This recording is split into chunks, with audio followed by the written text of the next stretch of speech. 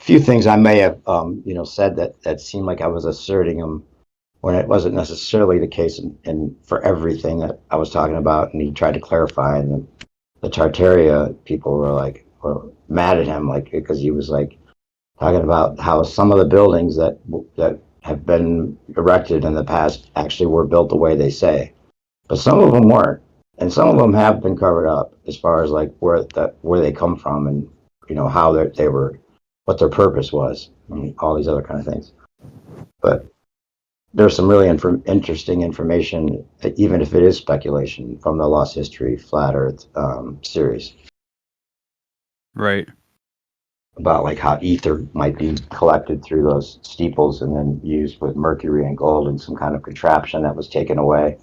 And they don't acknowledge that there was like a contraption put underneath, and these four windows would like actually, it was all like this idea of like how we might collect etheric energy, and that seems to be the case. Like that, it's not even like a conspiracy theory. That if you look into it, that you can do that.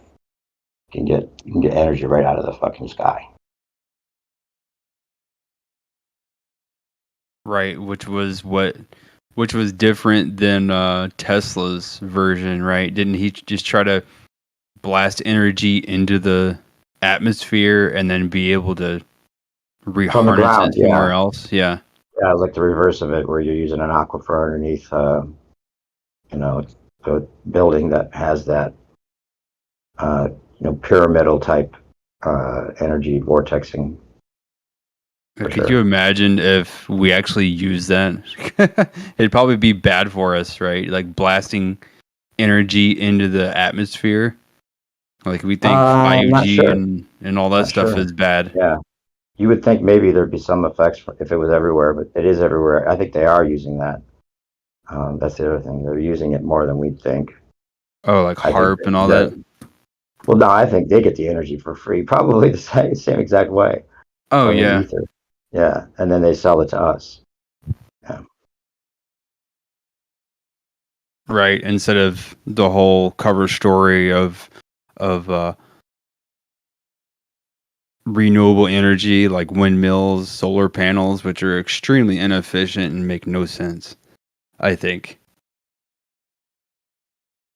Like solar panels, they're okay, but like they wear out in 20 years. Like you might get, Yeah. they might last over 20 years, but I mean, I don't know. I just downloaded something the other day. I'll have to try to find it if you're interested. It was basically saying that they have these panels on the mountains that's collecting way, way, way more than any solar panel could. And that's how they're doing it, right? They don't want to give that to us. They want to give us the solar panels, right? Right. I mean, because they're only working when sunlight is shining on them, and they're more efficient if they're at the right angle. So if you just have them fixed to a roof, I mean, it's only at its optimal, producing power at an optimal angle. Like it just doesn't seem very efficient to me. See the comp that I put in the live stream for the few of them. Okay, now if you, I think if you stare at that last picture I just posted long enough, you'll see what I'm talking about.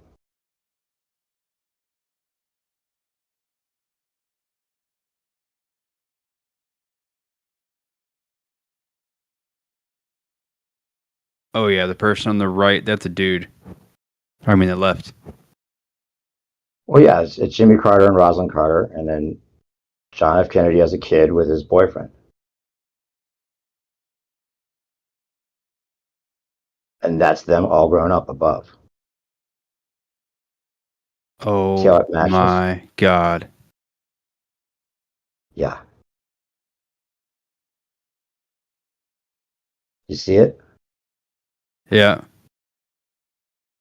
A lot of people can't see it because they're like hung up on the idea that it's impossible for JFK to become Jimmy Carter. But I think just that picture alone, anyone that's looking at it, and then you look at the comparisons I made, and that's just one picture out of the comparisons that lines up the best. But if you look at the rest, you're like, oh my God. There's no way that the boyfriend happened to have the same exact face as the wife, and Jimmy Carter and JFK has the exact same teeth, ears, face in general as Jimmy Carter with a little bit of plastic surgery.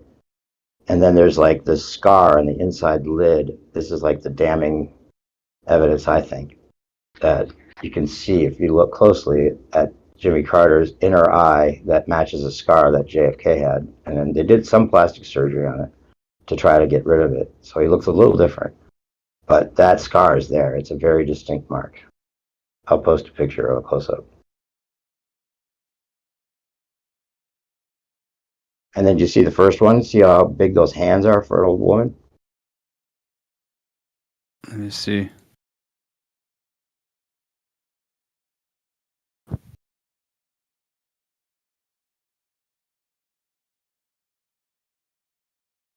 Jeez.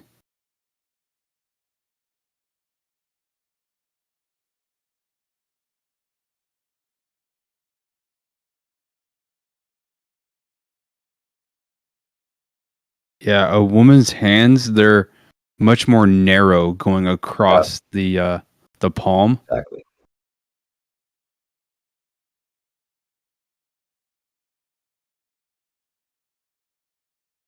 Their skull, their forehead goes straight up. It doesn't slant like a male's. The chin is usually more pointy. Now, Without a I'm rim. not somebody that thinks that there's like a definite, structure to a man compared to a woman, because I looked into this pretty deeply as far as that some of these people that aren't actually women, that they're saying are women, because I had a friend, one of our good friends in this community, went crazy with the trans investigations to the point where he thinks like almost everybody's trans, right? And I think that sometimes I found out that in the womb there's sometimes too much testosterone and or estrogen that have huge effects on the bone structure of a woman or a man to be more feminine or masculine. But some of them are true. And then I think there's people out there that are saying they're overplaying it on purpose to make them all seem untrue, because there's claims that aren't true. It's subterfuge. But do Just you see when what I'm saying with that eye? You see that little scar on the inner eye there? And I put the other comparison below. See that mark on the inside eye that's very distinct? You see it in all the JFK close-ups, or there's like a scar that he got. Not even when he's younger. It was like somehow, like maybe when he was a teenager, he got like looks like someone knifed him across the inner eye, and there's a scar there. And Jimmy has like the exact same mark, except you they've done talking a about little the bit of work. lower eyelid, like where the eye duct is? Right where the eye duct is, and then there's that crease, but then it goes up into the eyebrow. Oh yeah. Yeah, I see what you're saying. Very distinct, and it's not typical. It's not like everybody would have it. It's like a scar from the crease of the eyelid, right at the right at the very Where the eyebrow low meets spot. the bridge Yeah, of it the goes, nose. Like yeah, that line that exactly. goes, yeah. And Jimmy still has that same mark. They couldn't get rid of it completely.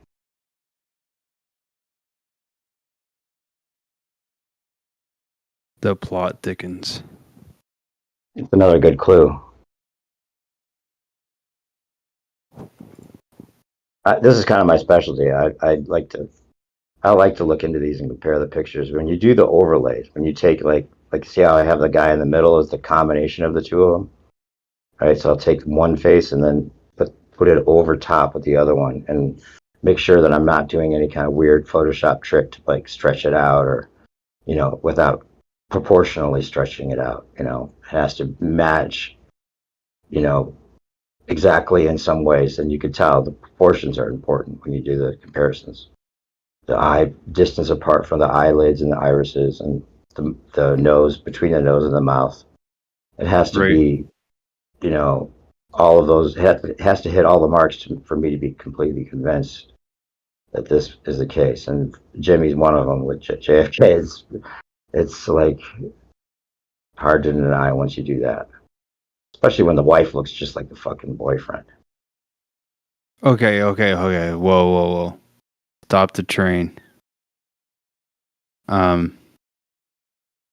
just one problem with all of this. That JFK, that Jimmy Carter had a career at the same time, they say. Okay, so they're saying Jimmy Carter is JFK? Yeah. So what you're saying is JFK never died. Nope. And that's something we were talking about in here. Gio did a really good job of breaking it down. He's looked into it like heavily, and there's a the Zapruder tape was fake, right? Like it was a planned conspiracy, right? So the conspiracy theory is the conspiracy, right? And that's how they got us down the truth path, right? Like they knew the Oh my internet was god. coming, and they made conspiracy theories a thing that they do. So like just like with 9/11, the conspiracy theories were planned along with the conspiracy, and they had controlled opposition from the very start, telling you this conspiracy, right? Right. Because then they could control the opposition and create the information age engine, which is conspiracy. What's the truth, right? People look up information because otherwise, if they just assumed that we were being told the truth about everything, why would they need to look into anything? Yeah. And then probably 80% of the alternative media is also controlled, right? Like Right. stuff that you think like the fucking Alex Jones and a lot of these channels that act like they're giving you the truth, and maybe Oh sometimes they yeah. are. They're Oh usually yeah, giving you like they're giving a lot that of the 80 truth. Like 20. Alex Jones, for instance, Yeah. he drops a lot of truth, but Yep. he's also a distraction because he never tells us what really matters. Exactly. Right. Yeah, he just That's the tells you whole who your point. daddy is. He tells you Yeah. who your daddy is. Like these people have you. You're controlled. There's nothing you Yeah. can do. No solutions. That's usually the mark Right. of a show.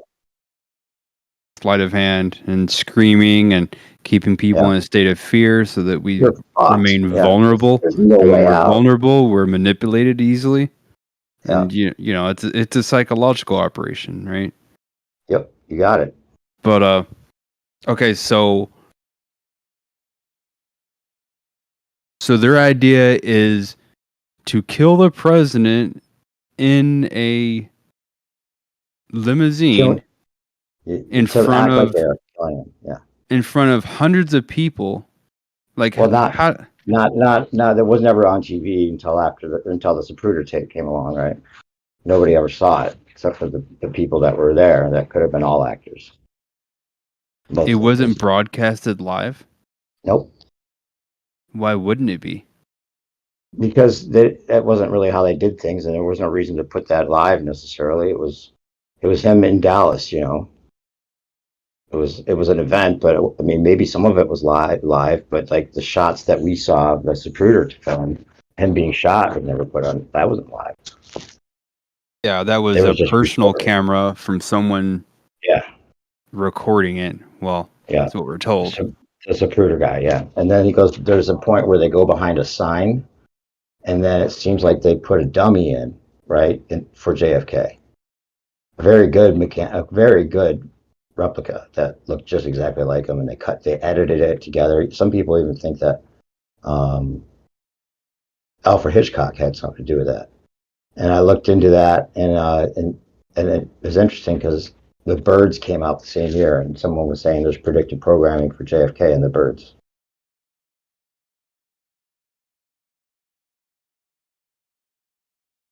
With that bird hitting someone's forehead, like the way they're riding on a boat or something. But regardless, so that yeah, it doesn't seem like I think you know if you look really closely at it, it doesn't seem like it's a natural thing. Like that, there's a dummy in place, and she goes to the neck where he gets shot in the neck, and maybe that's like him parting. It's him doing that to begin with. Puts his head down. They go right behind the sign.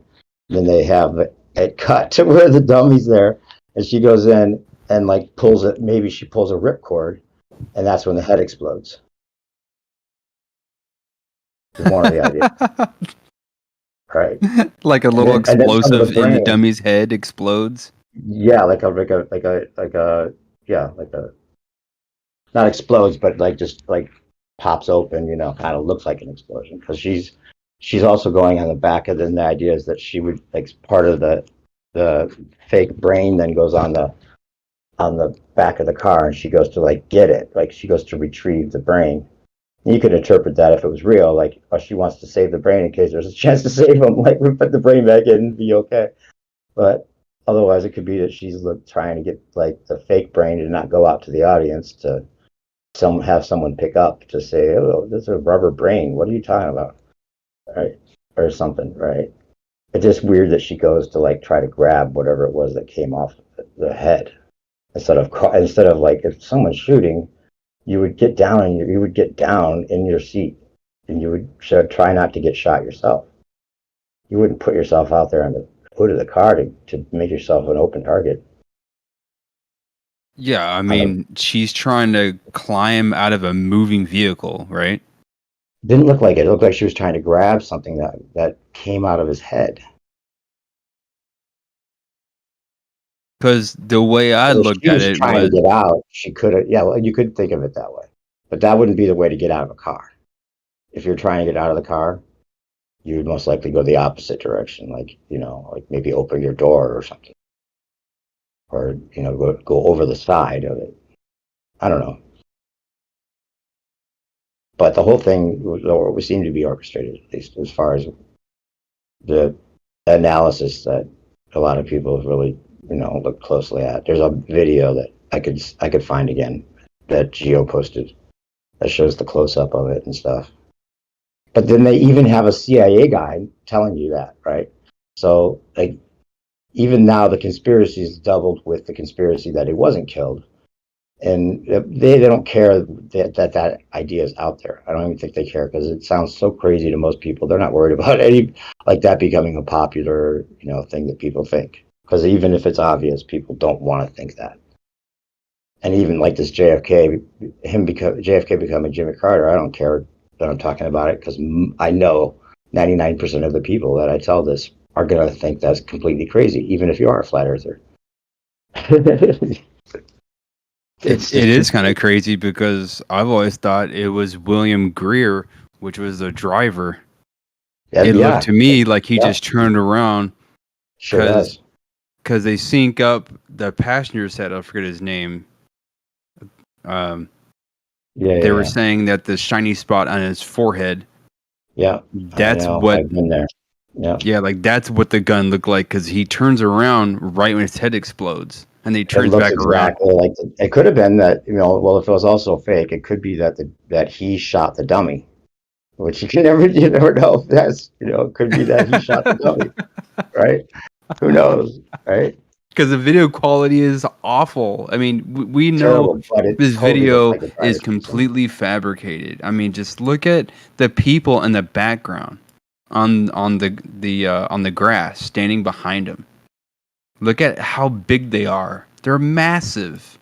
Yeah, that's what makes people think it's been edited, and there's Yeah, like there's like there's no also way. artifacts. So that There's means no what that way. They're these. the size of like an eighth of that car. Well, then there you Like go. Why would you that could be the line case? up 8 of them and it's the length of the freaking car. They're huge. Right. So that makes no sense. Yeah. And No there's sense at all. little artifacts like their legs are together, and then in the next frame they're totally apart. Wouldn't be possible. And there's also a whole thing that Russian Vids did on it, where he was showing that it was filmed twice. So like maybe he went through as the person. That's how they would have had to do it. They would have had him act like he's getting shot first time with the neck and the downwards, right?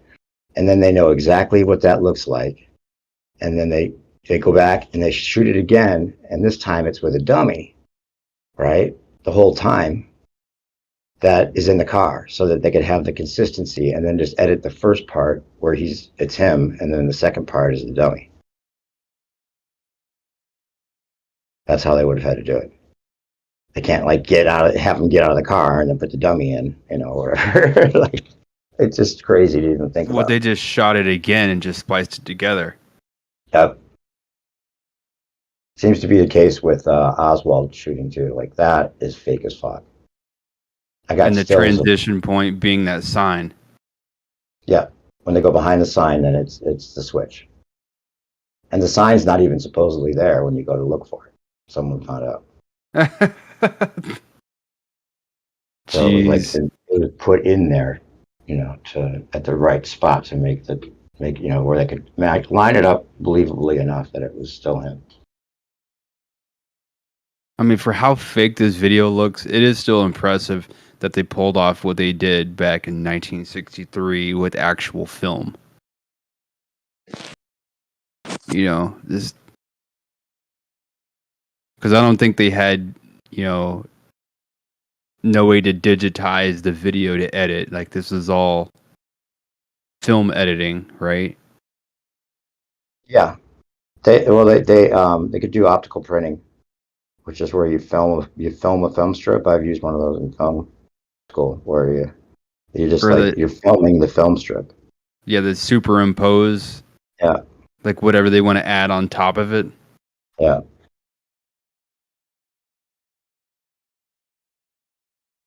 I mean, there's only so much you can do with film, right? It's pretty limited. So, but that's what's interesting about it. Okay, so if that is the case, if I'll say that is the case, that it was faked, well, that would make a lot more sense in a lot of ways, because then it's not about him being, um, like who would want to be president after that? Really, if you think about it, if they're killing their own that way, just for whatever he says, like if it was really that tenuous that like, you could just because he had that whole speech beforehand where he was talking about secret societies and everything, right? And so the message is this is what happens to people that tell the truth, or Right. right. So regardless if he was actually killed or not, the message is still there. Right.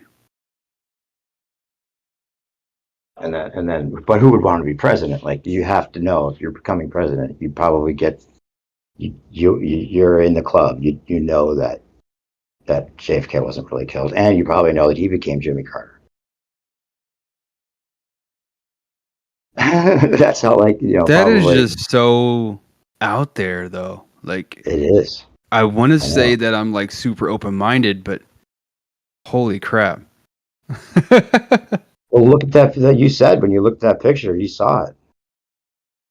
Yeah. That's them. That's those kid. That picture where you're seeing like the expression on their face. And if it wasn't Jimmy Carter and JFK, if I said, look, this is a tranny and a guy up top, and below is him as there they are as kids, you would be like, oh, okay, yeah, that makes sense. They look a lot alike.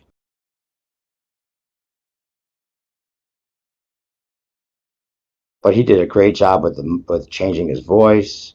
But the teeth are perfectly matched, dude, and the ears, everything. Like there's some Yeah. details. It just would be too coincidental. Yeah, that's a lot of work to change your teeth. Like that would require like braces to not correct them, but to like mess them up, and that takes time. Like what are you gonna do? Shave them down? Like there's so much you can do. Get your teeth pulled and have implants that are different. That's pretty invasive. There's a couple things that about teeth on this topic, like with the first one, the thing that got me interested in this is I found out that James Dean became Clint Eastwood. Oh my God, really? Yeah, Because I was just that was watching a like convenient one. I mean, look at Paul Walker. That's a weird one. I don't yeah, think that he doesn't seem like died he in died. that car. Like, there's too many inconsistencies. Like Yeah, Michael Jackson, same thing. yeah. He's not dead either. Did you see the Dave on Yeah, yeah, that and there was was someone else as well. There's Dave, Dave, and they used to there's call me Dave because I would show that to everybody. My name's Dave, so they'd go, hey Dave. Dave, Dave. I Man, that creeped me out I first time I watched that. changed, I showed I got rid of everybody my last name at my because work. It's like, look at this. my father did this to me, and I'm not Michael Jackson playing the part of the guy, but it was totally him like saying, and at the end where he talks about like Michael Jackson being misunderstood. And, like, it was like he was saying why he faked the death or why he went along with faking the death, because there's a lot of other reasons. You've looked into it, obviously. Yeah, his money was controlled by these guys, and he was gonna Well, never, I mean, he was never I gonna get like I sniffed it people are gonna out at the keep very taking him to beginning, court. right when he died. Like I started Yeah, looking into it. I was like, nothing adds up. It's like, why are they still at his house for hours and the ambulance is just sitting there? I was like, this is yeah, complete nonsense. yeah. The ambulance drove away like really slow, and then they have that cut of Yeah, him getting out, and that's it the other made thing. no sense. Even this, they knew, right? They knew that part of this whole thing with him dying was going to be that he didn't die, because right away they had TMZ showing him get out of the back of the car, out of the back of the ambulance. Remember that shot inside the like someone follows him up the gate and happens to get a shot of Michael jumping out of the ambulance. It looks just like him, but it's not very good quality, right? Do you remember that? And No, I don't. I TMZ can't believe I reported it missed right it. away. So like from the very start, they had this whole MJ Alive thing, and even on the album covers, there's like clues and all kinds of stuff. Like on the lips, you can look in on his bottom lip, and it says "Still Alive," and it's totally there. Like, so this whole like what the truth thing is something they play both sides of the whole time with a lot of these things. You know Right. that Prince didn't die, right? Diana? No, no, Princess Diana didn't either. That's another one. But a Prince, Jesus. Well, the Princess Diana Diana, funny thing, one. that didn't add up either. Nope.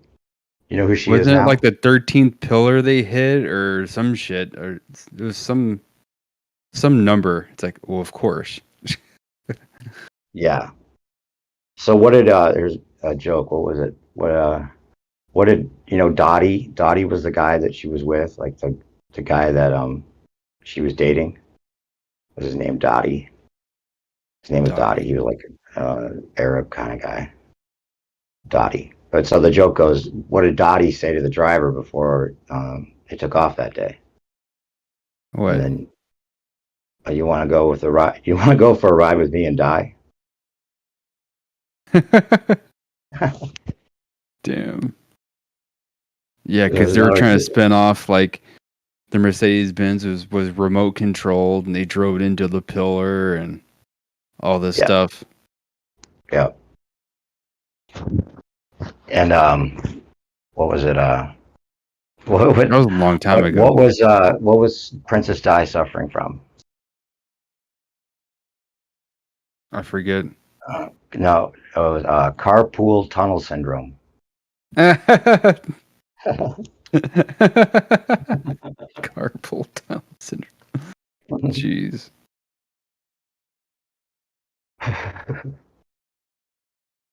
See, who did I say? Michael Jackson, who was Paul Walker. Did you ever look into him? Prince, not Prince Di, but Prince. Also is another one. Paul Walker, I looked into. Yeah, there's some claim that he's this gay actor in another country that might be true. Well, I mean, Or not an actor, a gay guy that was doing like some kind of workout. I don't know, there's some workout video. Somebody thought it was him, and I could see what they were saying. That one I'm not that interested in because I was never a big Paul Walker fan or fan of those movies necessarily. same. But the Because Prince one's the interesting. Prince became his sister Taika. Did you know that? You heard that one? became his sister. Okay, Prince. You know the musician Prince. Yeah, He died, right? They say right. in an elevator. In an elevator, no less, right? And I'm not going to let the elevator take me down is one of his songs. Oh, let's go. Not gonna Jeez. let the elevator take me down. Oh no. So he dies in an elevator, that lyric, right? And he tweets to his fans, the last tweet is, I've transitioned. Or I've transformed, or something like that. I've transformed. And then his sister, who was supposedly a crack addict, right? Which could be true, because there's a he did. It seems like he did have a sister, but there's no pictures of them together, so that right there is also questionable. Maybe as kids, but maybe to his sister Taika, who is now him in a fat suit, right, playing his fat sister, right? It's him, but his sister, supposedly a crackhead that he's not close with, that got all of the money, and all the brothers and sisters don't have any of the money, and she's living in his house, right? Jeez. It doesn't make any sense. And then she starts singing. She comes out, never been a singer before, but she starts coming out with like singing, right? So it's him singing with this like hormone shit, and and she comes out with that album called A Brand New Me. My God. They're not even trying to cover it up. They're just putting it right in our Yeah. faces. Right, that's what I'm saying. They do that. They do that with all these now because it's like this is the business. The business is the attention to it, regardless of whether they're telling the truth or not. Because telling the truth isn't it's not a requirement. It's about the interest in it, and telling it and telling not telling the truth is more useful because then they can put out videos about how they didn't tell the truth. Right. It's all subterfuge and manipulation of mass media or mass movements of people or whatever, just people's attention in general. They don't care about the truth really, and and in fact they care about the truth. They care about controlling the truth more than anything, right? Like they don't want to kill any narrative. They just want to control all the narratives. As long as they can control the narrative, they don't care about demolishing it and putting it. Unless it's the ether, then they would rather have people believe the ether is not a real thing at all. And they'd rather have people just assume that for probably good reason. It's a double-edged sword because it's also psychological manipulation. Because here we are thinking they're dead, and here they are still alive, masquerading as somebody else. It's just, man. Right? It makes no sense, but at the same time, it does because they're psychopaths, obviously. Because if they weren't the psychopaths of the psychopaths, well, they wouldn't be in the positions that they're in, because someone else would knock their head off, right? Well, yeah, that's the thing. I think that they see themselves as the central nervous system or the brain. The brain is the controlling the rest of the organ, the body of humanity, and sometimes you don't always, you can't always do the thing to keep every cell in the body. Like you have to shed your skin. They see it as like right. Like you can't always have all your skin from your birth to your, death because there's not enough room on your body for all the skin. So they see it as like cropped, like cropped. And I'm not saying they're not fucking psychopaths. That's for sure. They could do a lot better. But I think that they see them like necessary evils, and they could keep control for the few, and it's all about control. But I don't. I think if they just wanted our demise, is what I'm saying. If they just wanted, the worst for people, that they would do a lot worse. Right. I don't know. Giving them the best credit I can, I guess. Best benefit of the doubt. At least they're not killing us all, like, or torturing us, or making it like, and they are. I mean, they're stealing kids and doing all kinds of crazy shit. Yeah, it's a huge underground, multi-billion-dollar industry. Yep. It's really bad in Houston. But Of all places, why Houston? I mean, maybe because it's twice the size of Dallas alone. They have like over 2 million people. I'm not talking about DFW, just Dallas by itself. It's like a little over 1 million, and then Houston's like over 2 million, twice the size. Huge city. are you there? Is that where you're at? I lived there a few years, but no, I'm in Dallas myself. Right on. You like it? You? Yeah, I'm that's in all right. I'm in California, Southern California. Are you near Rancho Cucamonga by chance? Sort of, yeah. Yeah, Never heard I of it. went to school there for about 4 months. Oh yeah, nice. Yeah. Okay, so here's did you see the live stream? Here's the picture I think that is the not him as her. So that's either the real sister or another woman that they're saying is the earlier version of. Jeez. Whoever that is on the left, my God. That's who they're saying she is now, the one at the bottom. But it's actually more it looks more like it's Prince in a fat suit Yeah, my playing the brightness sister. turned down. The picture's a little dark. Hang on.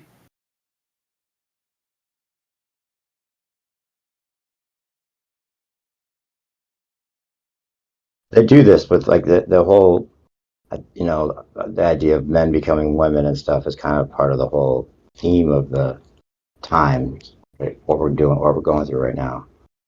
And I don't know if they tell them to do this or if this is like something that is like, their participation in this whole like reversal of genders and reality in general. I mean, he But already like, does look like a chick, yeah, he kind of. does have that. Maybe he was to begin with. Maybe he's now like a woman again, right? Like maybe he always was a woman. Who knows? Yeah, he's like kind of giving off like chick vibes for some reason. Yeah, they do have some of these. There does seem to be some of them that like their whole lives are spent as the opposite sex, which is part of like a weird cult of really, really crazy insider psychopaths that actually raise the kid, like they're doing now openly, as from a child on, as the opposite sex for the control that that person will have later in life, or whatever it is. It's a weird thing. I think that Yeah, does but happen. what's with the hormones though? That's where I draw the line. Like, if someone wants to be one gender or another, it's like whatever. Just like keep it in the bedroom. But like, Yeah. what I have an issue with is the hormones. That's where I Well, if they're draw the going to line. I'm if they're like, going to try to become the opposite sex, that's the only way to do it, or to some degree. Not that it makes them opposite sex. Yeah, we have a friend. The guy Alan comes in here. He was telling us his friend what transitioned, right? Like he was just like a bro, and like he's actually still friends with all this like this group that he knows, but now he's just a girl. Something not a girl, but like he, took the hormones and did all that. He didn't get his dick chopped off. He didn't think, but they like recommended it to him, right? Like he went to the doctor and was having all these weird like who's psychological they? feelings. The doctors basically said, "Here's a hormone. You want to transition? Here you go. This is what you should." They recommended he transition, like as like a first protocol, giving him What? all these hormones. Yeah, it was Hold on, hold crazy. on, hold on, hold on. Back up. Um, hold up. So, so whose idea was this? The doctor's or his idea? Well, it seemed like that was like according to his psychological profile, something they recommended. So maybe What? he was feeling like like whatever, if he was influenced by other people saying it, or if it was something he always felt like he was more a woman. Maybe that's something he said, but they recommended it based on his what he said, and they didn't tell him that he was going to be rendered basically asexual. Like he can't even get it up, right? He has no sex life whatsoever. So like if you want to become the opposite sex, it's not like you're now interested in men having sex with men. At least in his case, he's asexual. And like that is fucking crazy that they wouldn't tell him that could happen. I always thought asexual meant that they were they're not interested in either gender. They're just well, Well, yeah, well or because interested they in have no sex. sex drive. So Yeah, yeah, that's usually the okay, I case. get you. Yeah, and then now he's like miserable. He doesn't have any kind of sex drive whatsoever. That sounds But like he's got it. tits. But he's got tits. So Man, the world we live in. Yeah. But that's where I draw the line is the hormones because that messes with behavior, like everything. Like hormones is everything. I mean, like you went through puberty. Like that was freaking hell, man. When I turned 13 years old, I was like the spawn of Satan. Like I put my parents through all kinds of shit. Like and I still think back and go, "Damn, Shouldn't have done that. horrible." Shouldn't Huh? have done that. Shouldn't have done that. He was just a Yeah. boy. Um, did you download those pictures I put? Because I'm going to erase them from the. I usually don't leave these in the live stream of the Kennedy and wife, the boyfriend, and all that. Usually, if anybody wants them, take them before I delete them. All I don't right. want to get. I don't want to get put on blast for telling people about this kind of thing. Because this is he's a sacred cow. This is like one of the ones that, if it's true, this isn't something that they want. You want people to know that you're saying, I guess, even though I said it. Kind of weird. New age what would you even call that? Censorship. It's kind of weird. Well, this is a private platform. YouTube is a company that has a reputation that they can do whatever they want with, I guess. But I mean, Can't say that. you're talking about the Discord server, yeah? Discord as well is a company that they can do whatever they want to censor if they want. Oh You yeah, know, yeah. I get what you're saying. but no, it's more like the powers that be that would care about it, not what Discord would think. So I And there probably are some shouldn't things. put this stuff on my own channel. I don't know. You can if you want. Just don't tell them it came from me, I guess.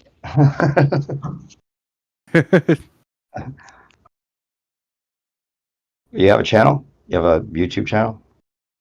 Oh no, no. Make I was videos? talking about Discord. No, I wouldn't dare put Oh this yeah, on I don't think YouTube. this is something Discord is gonna. I've left these on the Discord many times and I had a problem.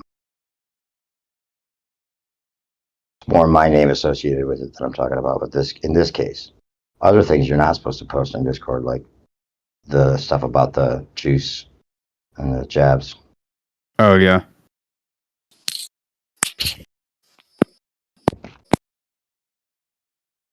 You got them now. I'm gonna read. I want to take these out. But if you're interested in any others, because I got other ones too that are interesting. Yeah, I'm saving them right now. Especially the JFK one. So you did all that? Yeah.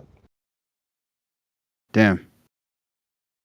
Oh, you should see my James Dean Clint Eastwood stuff.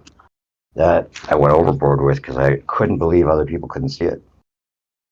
Boy, you wouldn't believe it if you really saw it. It'd be Yeah, blow your mind to blow your real mind. good. Yeah, you don't want to blow your mind unless you really want to blow your mind, and it's all right to blow your mind. You don't want to like make someone's mind blow without them like knowing they're gonna get the mind blown. Oh, That you could, gotta trick. You gotta trick them a little. You gotta yeah, trick them a little bit. yeah. You don't want to trick them like too much to the point Just where they can't handle. Some people just can't handle the truth. That's just the case. you just gotta trick them a little bit, and then you gotta boom, and All right, I then saved boom. it. You All can right, cool. exit.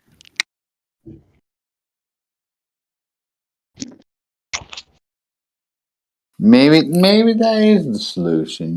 You pull people in like a fish, like a little fish, and then you pull them in, and they don't know what's going on, and then you be like, boom, this is the deal, and that's how you wake them up. That's how you wake them up. You pull them in like a fish. Maybe you pull them in like a good old fish. What's up, Et? I gotta go. Actually, good thing someone else is here to talk because I hate leaving somebody alone. Oh, you're leaving silently. Perfect. No, not because of you. I have to go actually up on her way too Shut long. I up. didn't even plan on It is coming on because yet. of me. Shut up. Don't lie. No, you can take Don't it that way lie if to you me. want. I will take it like that. Dude, don't. I will, and I will. Easy. I'm going to. Nope. Now that Easy. you're Don't showing how drunk you restrain are, I'm me. glad I'm Don't with restrain me. you. Okay. Yeah. Have a nice evening or Yeah, you too, morning. bro. Okay. Always See cool. ya. It was good talking Later. with you. Yeah, you too, bro. Talk to you soon. Peace. Later. Damn. He left right when I shut up. Can't help thinking it's something to do with me talking about fish. You know, pull the fish in, reel them in, see if they'll Smells fight or like not. fish. Finish the dish. Some fight, some fish fight, some fish don't. You know, I'm more interested in the fish that fight. You know, I want to see bitch has some fight in them. You know, then we got a little torment going on here. You know what I mean? Do this little torment.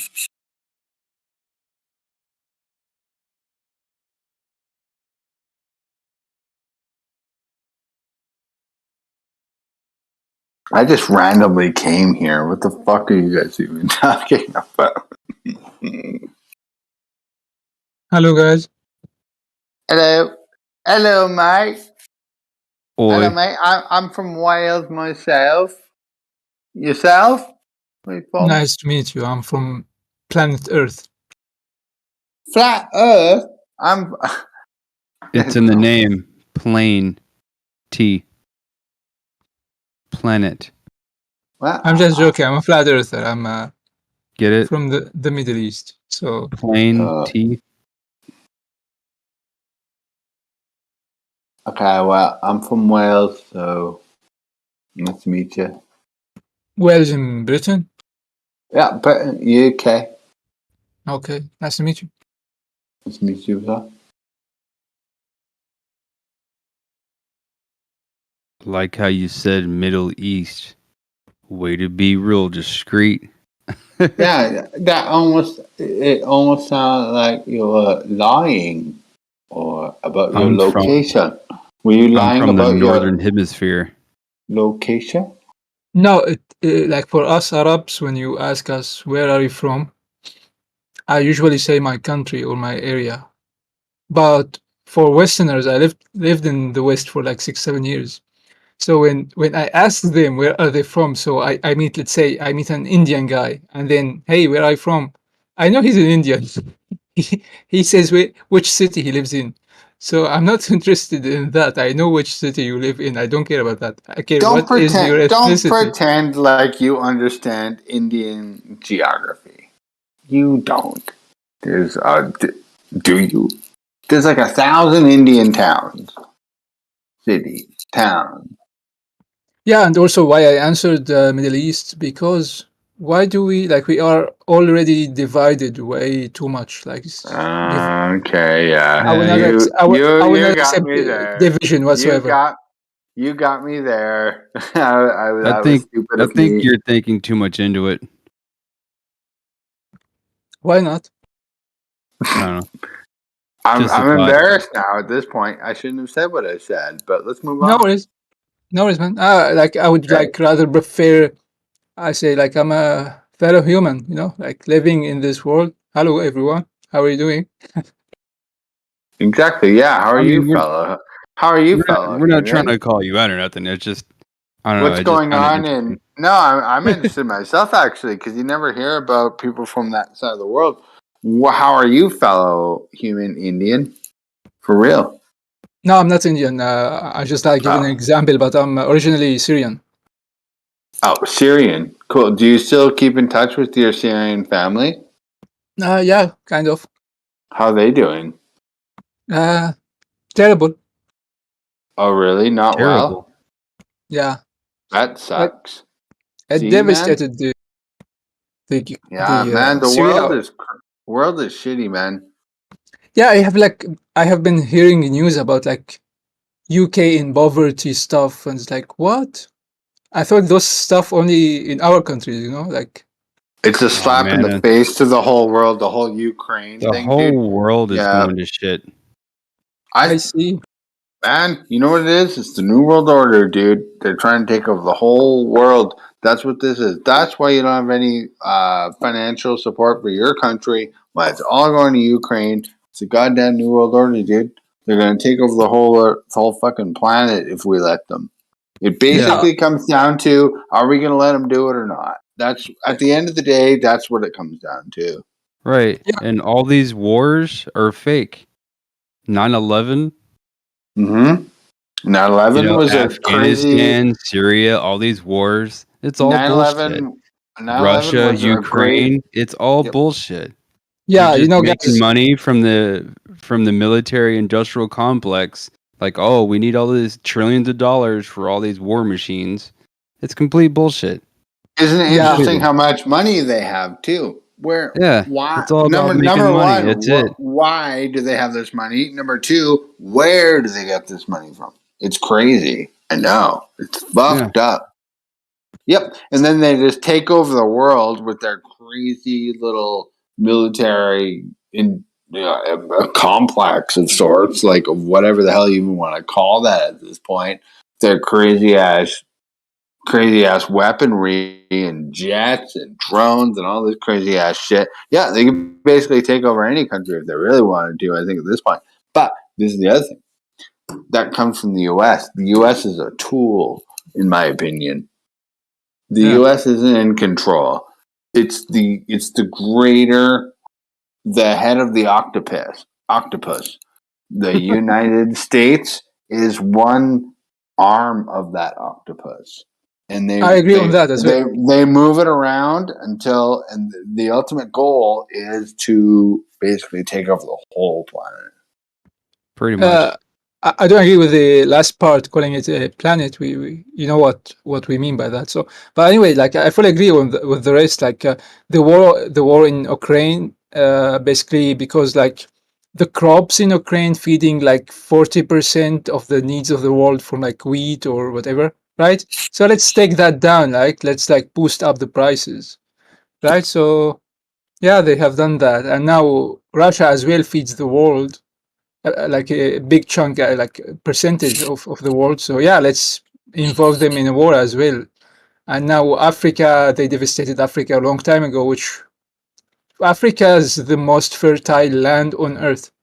So yeah, Because it's been They less adulterated than other countries, I can they imagine. know about all this. They know about all this with Africa, and Russia is another great source of soil. We're not running out of good soil. It's just the way that they're forced us all into. I agree. Listen, they're gonna. Oh my god! I'm sure everyone here, you guys are all smart individuals. I'm sure we have to stop these people because you guys know they're bringing back these COVID lockdowns, right? Oh yeah. Yeah, I heard like 100%. Joe Biden, that idiot, like he's like one Here of we people go. Here, to Well, look, retake. check it. Freaking what's his name? Bill listen. Gates. He put it out in Oh. plain English. He was with his supposed wife sitting right next to him, saying, "Oh Melinda. well, here comes round two." He just tells Yeah, it that's tells it to the old. world. That's years old footage, and she laughs and thinks it's funny. Yep, we've Yeah, all and seen it. they both have that shit eating grin, Listen, like, "Hey, we're the yeah, most evil listen, mofo's in guys. the world." This is what they're gonna do. They're It's gonna coming. all that hell that we all lived through a few years back. That's about to happen again. I don't know what country you live in, but I'm telling you, man, get prepared, man. That's this is me right now. They're gonna try it again. It doesn't mean they're gonna win, but it's probably gonna get weird this I think fall or winter, spring, sometime around this next little bit here. It's gonna get weird. Get prepared. Prepare your family. Get prepared with food and water and supplies. You're gonna need it because there's a damn good chance they're gonna pull it off. It's gonna try to attempt to pull it off either. And by the way, when I said attempt, I mean Warp we Speed messed up the rollout of their plan of world domination by having vaccine passports. I think it was too early. They didn't have it set up, so they abandoned it. It was too much hassle because that system was never set up. Yeah, yeah. But also, guys, like, just like a quick and small reminder to all of us, like, including me, because we are too dependent on their system, like they control us. Once like we go off grid, they have nothing over us. Exactly. I mean, We're look at so the dependent on Unabomber. them. You ever Look how- read the manifesto of the Unabomber from the 90s, Yeah. the mid 90s? Remember that? It was a school project right after it happened, Well, and they were talking about I how haven't crazy heard it was. it. And I go, "No, I actually happen to agree with him that we're too dependent on technology." yeah, the industrial quote unquote revolution, it's spiraling out of control. Like, dude, Fourth turning is coming. we got to turn Fourth things turning around usually because happens here when we they're are involved. completely dependent on the government for Okay, our but basic hold needs. on. Okay, You know? that may be true, and I don't know that much about the Unabomber, but for real, this is something that everyone can relate to because I know that was back in like 1994 or 5 or something like that. Okay, everyone can relate to what happened like 2-3 years ago, right? Yeah. Do you Mhm. want that to happen again? Because that's what they're trying to introduce. Is they're basically trying to introduce and repeat what they attempted to do 2-3 years ago. So if you thought you had fun back in 2020, go ahead and put up with that shit again. And there you go. Yep. You'll live in a mask. You'll take the vaccine. You won't be able to walk in a store normally. You'll do a lot of weird ass shit. Your kid won't go to school. Kids will get depressed. People commit suicide. Boom, boom, boom. There's no fucking end to it. Go ahead and agree with it again. Remember what happened last time? It was fucking hell for everyone, basically. Oh, don't worry. The aliens are coming. Don't worry. Don't be silly. The fake Don't be moon, silly. Okay, I'm being now serious. alien There's invasion, a mothership right? that just entered the solar system. That had nothing to do with aliens. It had to do a lot with the government bringing down the people, and they did a damn good job of it. And you know what the sad part is? They fucking put up with it. They fucking put up with This it was real good. This is just a This is an testing announcement. ground to do tests on How people to retarded we see are. how we react and respond to different stimulus. This is I all agree. just all kinds of data that they picked I up. actually agree with that. They're Yeah, going to see what we're going to do. Right. Yep. I agree with that. Just a big psychological operation. Have people wearing a bunch of masks. You know, we can't see their faces and their facial expressions. Because if they can get everyone there, like, boom, they'll all put up with it. You know, everybody And going once- to and- lockdown. Like, what is that? Wow, look at China. Do you remember that shit when they trapped them all in their apartments? And there were people Yeah. like jumping out of their buildings, their balconies, out of their buildings at like 84s, like 9/11. Dude, it's fucked up. Listen, you know what? Like, let me follow up real quick on what you said, Blue Car. So basically, they convinced everyone that they are like spinning monkey on a globe in the like meaningless space, what have you, right? So now they said like, okay, we are about to get ready to introduce our new friends from the nowhere, right? From the fictional world called aliens. But like we want to test a bit, like are they ready for it? So let's tell those like fuckheads, hey, there's a whatever nonsense and you need to take this shot for it. Guess what? Everybody took it. So hey, yeah, guys, they are ready. Let's introduce our friends. yeah, and your new friend is the New World Order, and they're not your friend. They're your enemy, and they are out to kill you. It's Yeah, really the that simple. extraterrestrials, the extra terrain, right? They're already here. I don't know. I kind of agree with them. I agree with them. Majority of these globe Earth believers need to go somewhere. Listen, for all that Well- flat Earth stuff, I think you need to almost forget that for a second. Maybe for the year, you need to maybe I would. You know what? I know there's a lot of hardcore flat Earth people. I know a lot of them. What I would do is I would take a little more seriously into what's happening with this whole COVID situation, because you know what they're going to do?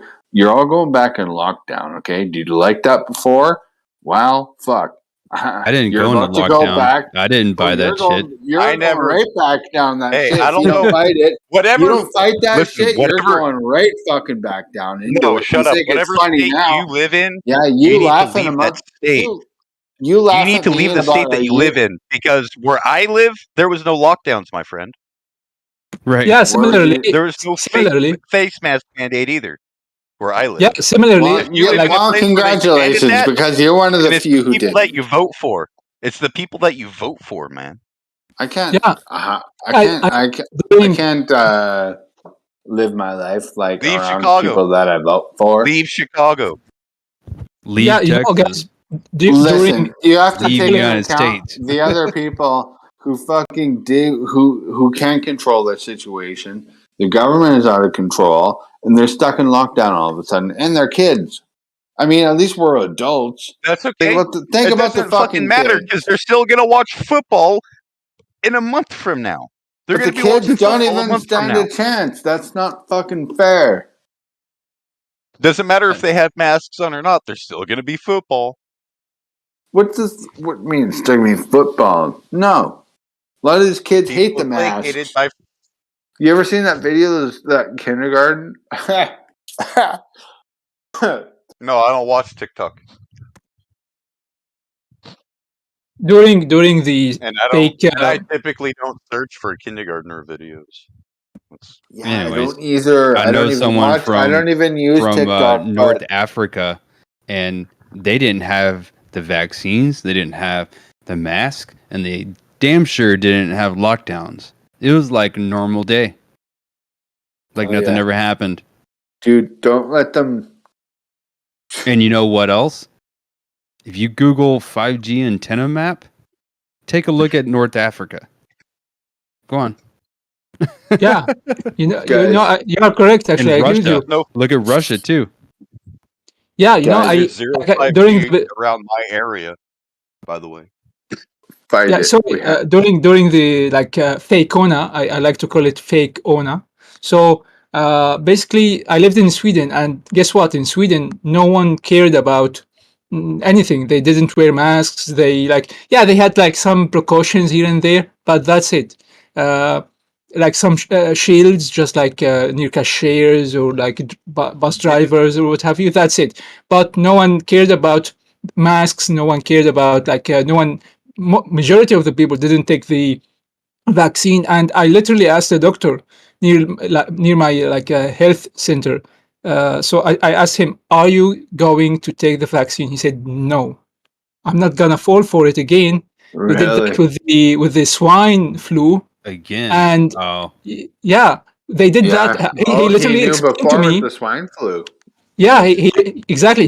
He linked it to the swine flu. He said like we fell for that before, and many of us lost driver license, got like strange, weird symptoms from it, and like majority of them, like medical crew, not taking the vaccine in Sweden.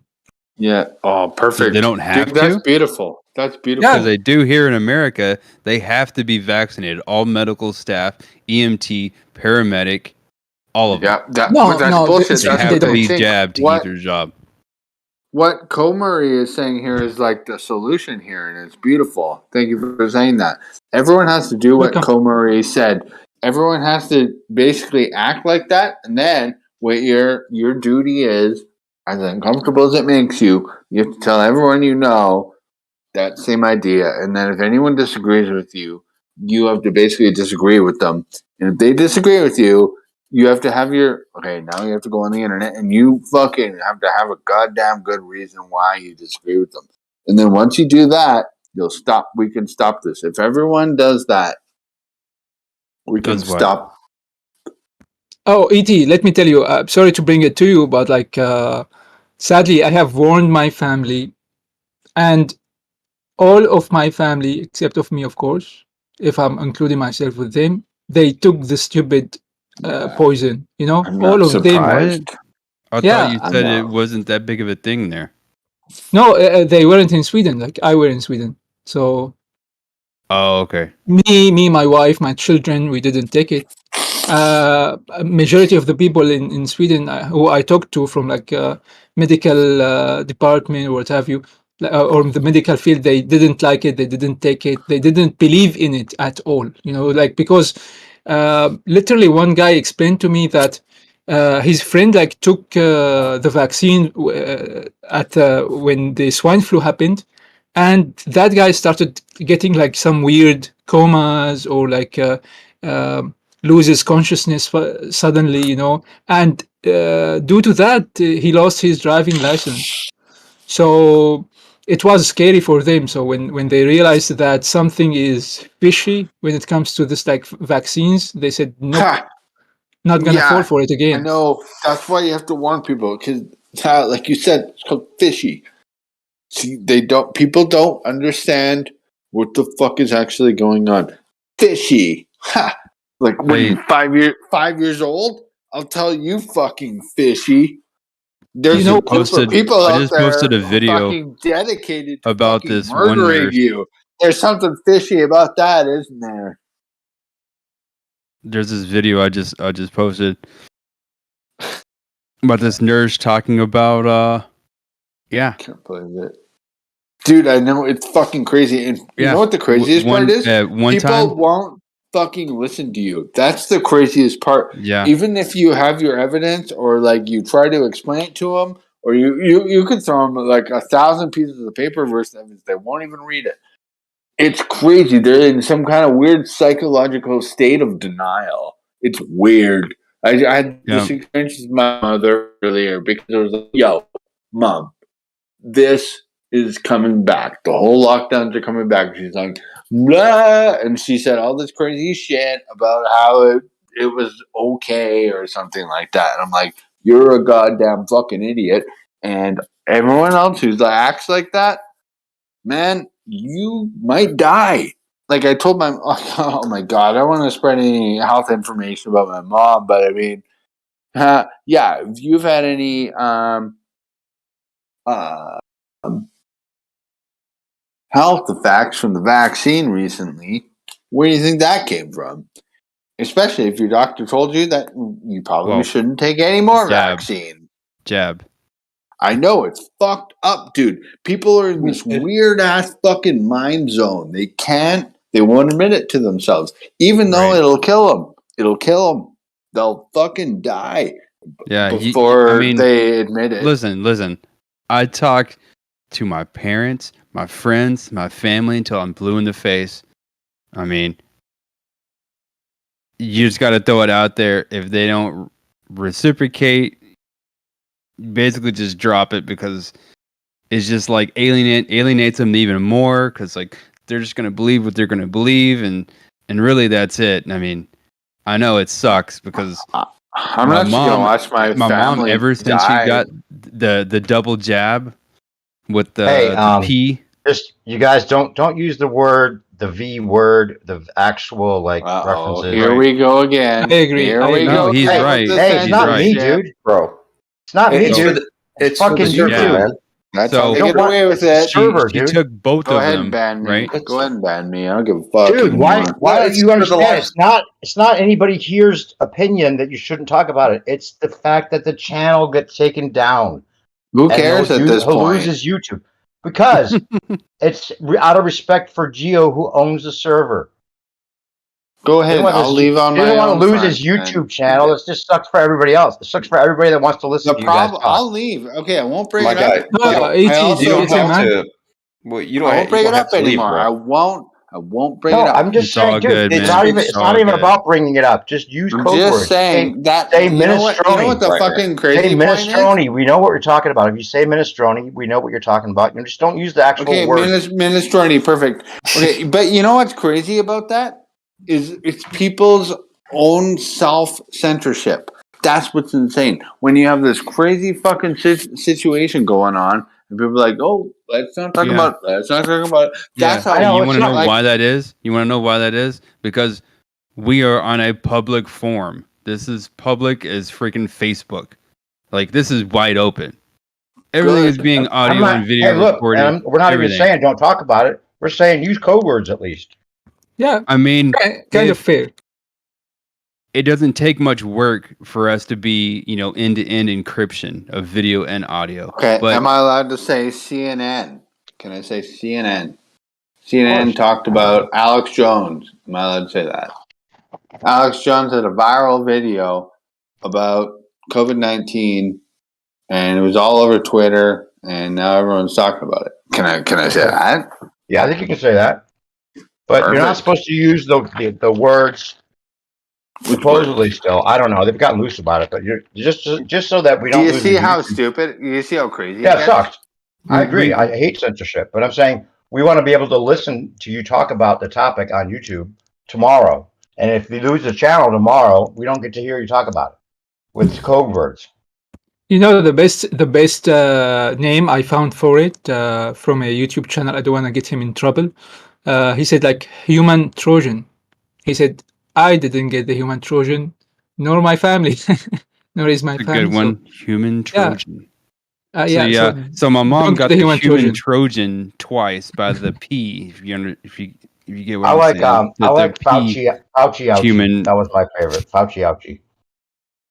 Fauci ouchie. So she got the double Fauci ouchie by the P. Zer. Oh, that's And- somehow allowed. and- I get it. She now has this persistent cough, and it's like it's getting worse. No shit. Yeah, you know what? I talked with my like family members, those idiots who got this like human Trojan. I talked with a couple of people who I met. The like common thing between them is like all of them regretted taking this garbage. I've heard that. Yeah. Mm-hmm. I said like I warned you, like don't. I know, And, and they half of them won't admit that they were wrong. No, man, they like sometimes they just can't deny it. I met a wonderful French guy, who just took it because he liked to travel, and that was his only his only way basically. So he took it, and then he cried in front of me. He said like, I don't feel myself again like after I took it. Yeah. You Yeah, guys should that's check out so that video I just posted. She's a nurse. One guy goes down.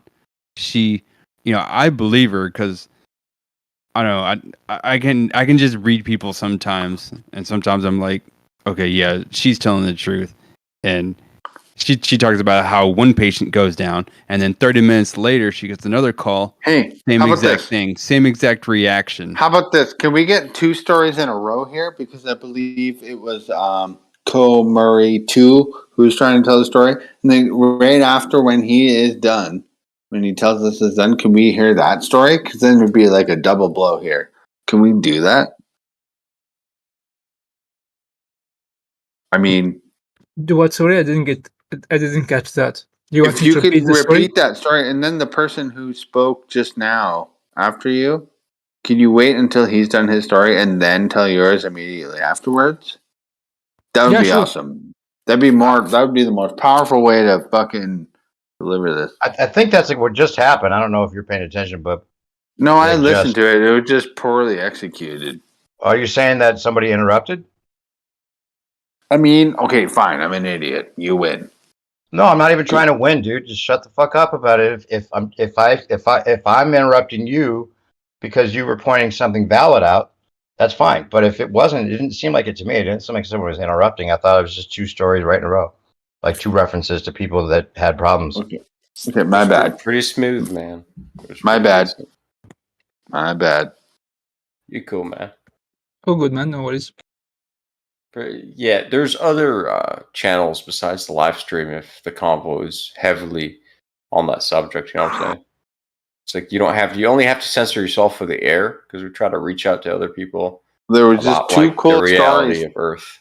I know Yeah. there's Oh, okay. two cool stories that just got thrown down now. I mean, I don't want to be selfish here, but I almost feel like I want those two last stories repeated because they were so important. All right, go ahead if you guys want to Can give you a repeat new the stories. tell you a new Starting story. with Q Murray too, and then whoever went after that, or maybe it's over now. Oh, Sure, whatever. don't worry. So basically, I warned my family, every single member, like I talked to, hey, don't take the stupid stuff, for the fakona, the human Trojan thing, that they stick it under your skin. So you know what I'm talking about. Every one of them took it and regretted it. And when I talked to them, they said like they don't feel themselves the same again. And I talked to a wonderful French guy who had to take that garbage just to be able to travel. And he cried in front of me because, like, he doesn't feel himself again. Something strange, he said. And he literally cried like for that. So it's like something serious happening.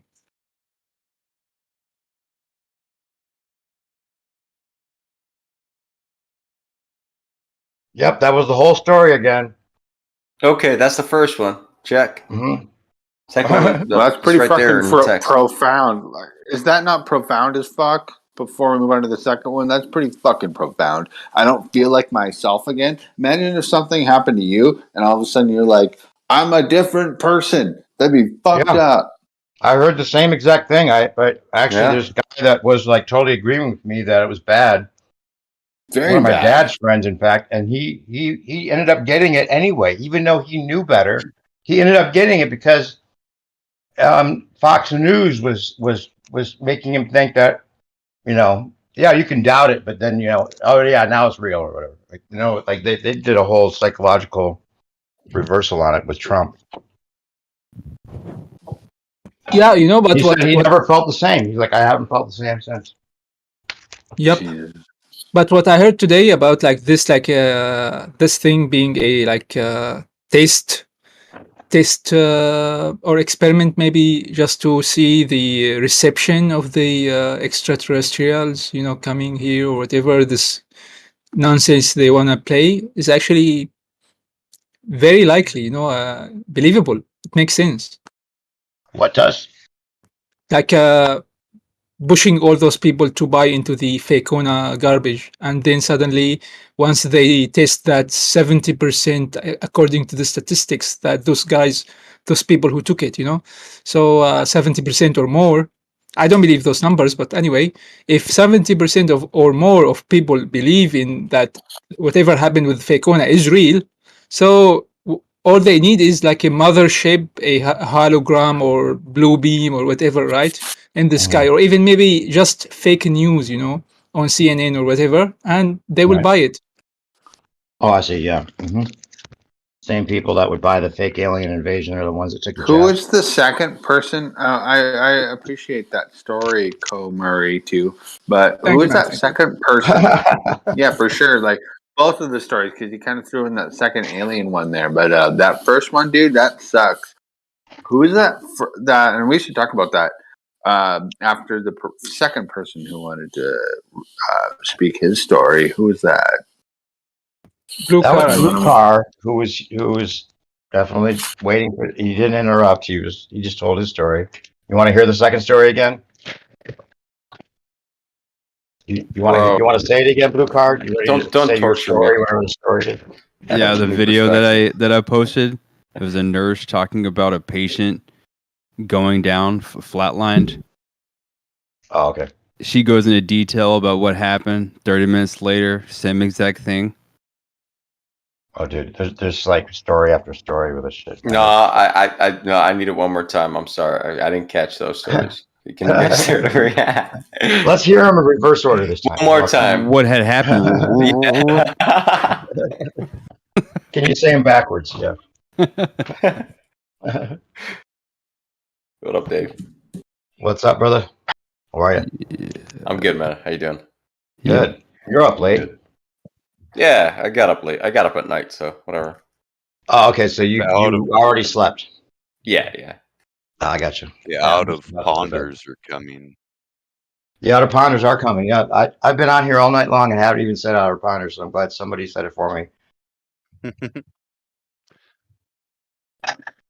Yeah, that's the thing. They might get us all with the outer ponders, like you were That's the saying about new. the alien invasion. If they make it outer ponders, the flat earthers might even believe it. Some of them. Are I mean, the I other got ponders the UK people? Is that what you guys mean by that?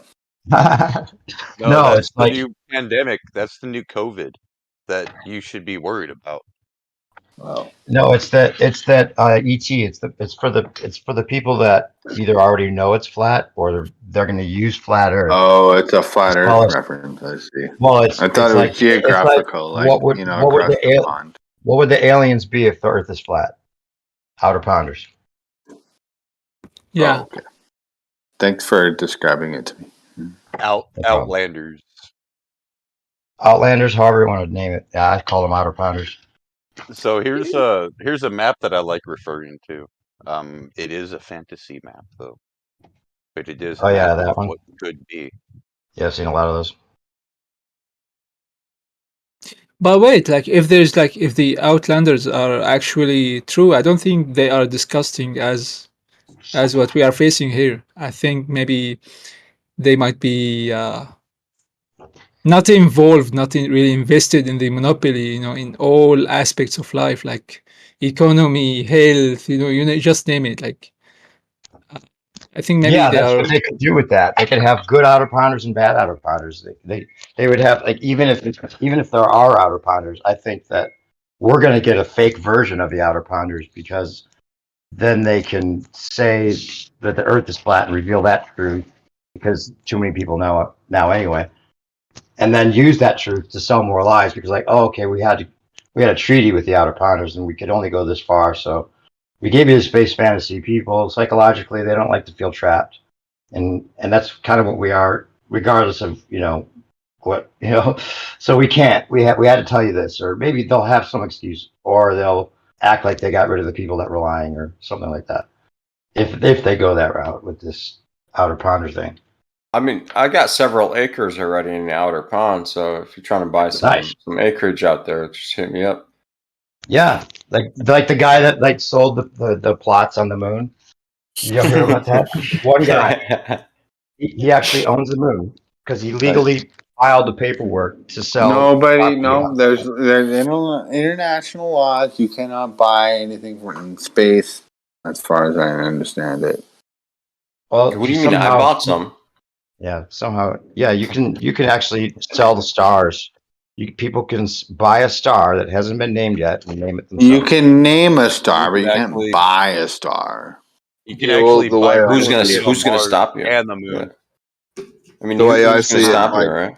I'll stop your These ass out- right now. Well, These, The these reason, outer the funny thing If you is want- they can sell plots on the moon because they know we're never going there and never have been there.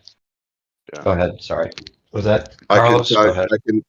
I can tell you exactly what the outer ponders will be like. Because if we know our governments and our governments know the truth, right? And they're the ones that are stopping us from going out there, right? With this heliocentric model and the world government system, is that if they know what's out there and they've been to other lands with the weapons that they have, the battleships and the the missiles and the guns and everything, like if they had an opportunity to take over or to intrude into any of those other lands, they would have been met with a higher power, for not sure. necessarily at all. Not necessarily at all. Like, who'd to say there was anyone there to even defend it in the first place? Let's pretend it is flat, and you somehow went beyond Antarctica. Who's to say there's going to be anyone there waiting for you? Okay, I have the answer for you. So, think about this. So you heard, of course, about Atlantis, right? Yeah. So, and as I heard it from you, so you are a globe earther. So do you believe in evolution and Darwinism and stuff like that as well? I believe in God. I can actually Okay. prove to you. Oh, I'm sorry. Go ahead. No worries. So basically, uh, I don't think the Earth is everything. flat. If that's what you want to know. No, Oh, my well, question is about. Go ahead, Sirius. My bad, dude. I thought, my bad. Go ahead. No worries. Oh. Okay, so when they taught us in school that about the cavemen and this like Stone Age and this garbage, which is not true. So Yep. the more we go back into history, the more advanced people were actually. And then you have the flood. There's many evidences about the flood, like religiously or scientifically. There's many evidences about a flood happening, or some like what is it called? Graham Hancock, like he said, like maybe something hit Earth Yeah, from Grant space. Hancock. I know the youngest Reyes event and all Yeah. that events. Yeah, I know about all that. Yeah. Yeah. So basically, if you think that the outbounders or the outlanders, those guys like far in the south, might be like cavemen or something like that. I tell you, maybe that's not true, because of that asteroid or whatever came from space hit Earth in this like in the middle of Earth, which is those like 5 continents we know of. So it did some destruction. Like consider it like a atomic bomb, So that's our world, or like this like 5 continents were the ground zero for that asteroids. Yeah, I But get it. the more you go out, they didn't get the same devastation like us. So maybe they still have technologies like existed at the time of Atlantis, or maybe the extension of Atlantis still exists, but like way south. I So suppose Have you so. ever- It's possible. Have you ever heard of the Box Saga? Because according to the Box Saga, they have an explanation of Atlantis. Atlantis is actually Finnish, and it means all land is ice. And it happens to be from, they have a tale from before the Ice Age that it was called the Paradise Time, or the Eden period, where the whole world was a lush paradise that had a vapor canopy, and when the vapor canopy fell, it created the Ice Age, and all land became ice except for a few places. One of them was this place called Hell. We call it Helsinki today. oh, that's funny. That's funny and interesting as well. Thank you for that. Yeah. The I Eeyore wanted Box to tell Saga. I've never heard that before. Well, I can prove to you actually with NASA footage that there are giants out there that guard space, the outer ponds. Go ahead. You're talking about See, the now remote that's giants? ridiculous. To the- Like, there's well, no that's giants out there guarding. Yes, there are. Yeah. Well, They're NASA red caught with dwarf NASA footage, giants. bro. Here, video Red- coming. they're- I'm Video. sorry, They're but red dwarf giants. I know a lot Check of it out. people Red believe a dwarf lot giants. of things. I'm gonna Look. have to just put my foot down here and say that Don't put your that foot is down. not real. Before you put your foot down, just click on the NASA video right there. This is Apollo. This on the way back from I have the a moon. problem. They encountered a giant in space. I don't even know if I can entertain it. See the outer protector. There you go. There you go. I've seen it. I didn't have to even watch the video. I know which one it is. you already know. Yeah. Okay, no, I'll watch it. Call on video. I already know what I'm gonna see. It's something ridiculous. I don't think you do. It's Hey, from you know, NASA. ET, It's an I think you authentic should video. watch it. I think you should watch it. This totally proves there's giants. Okay, 100%. where am I going here? Am I in? The The live Guardians. text. I'll tag you. The Guardians of the Outer Pond. Look. In call on video, bro. which Discord server am I in again? The one that you're in. I know. I'm Earth trying to figure out what that Earth is. Awakening. Earth Awakening. Thank you very much. And you Okay, go so by there. ET. You're known as ET here. Just to let you know. Yes, thank you. I know that. Yeah. Oh, okay. I didn't know if you do. No, do I click on the stream? thing E.T. now? So we found his grandpa. I see. Okay, I'm clicking on the. Okay. It's the last video right there, man. That's the Guardian of the Outer Ponds. NASA encountered that guy. And you know it's real footage because it's NASA. Well, I found it This now. is real footage. My bad, guys. My bad. Sorry it took so long. And if you type the same exact words on YouTube, giants in space, this video is not going to come up, by the way. So what am I looking at here? Right. The Guardian of the Outer Ponds in your globe Earth domain. Should I like put this on? Oh, I've He's bigger seen than that this ship. footage before. I've seen this He's bigger footage than that. before. He's bigger than the fucking ship. He must be a giant. Right, That's he can eat the shit. ridiculous. Look at him. Look how big his head is. It's ridiculous. What is that? What am I looking at? Film. It's not a giant in space. Don't be ridiculous. Why is there a know dude in it- space I then? know what that is. Because it's not in space. That's sitting in some kind of weird Where are they? laboratory or something. Oh, A weird So- laboratory? That's the fucking space shuttle putting a fucking satellite in orbit. What do you think that thing is then? Finally, you see a satellite being deployed that's not CGI, and you see a fucking giant. Listen, I've seen that years ago. I know exactly what that is. That's not NASA fucking footage, like proper.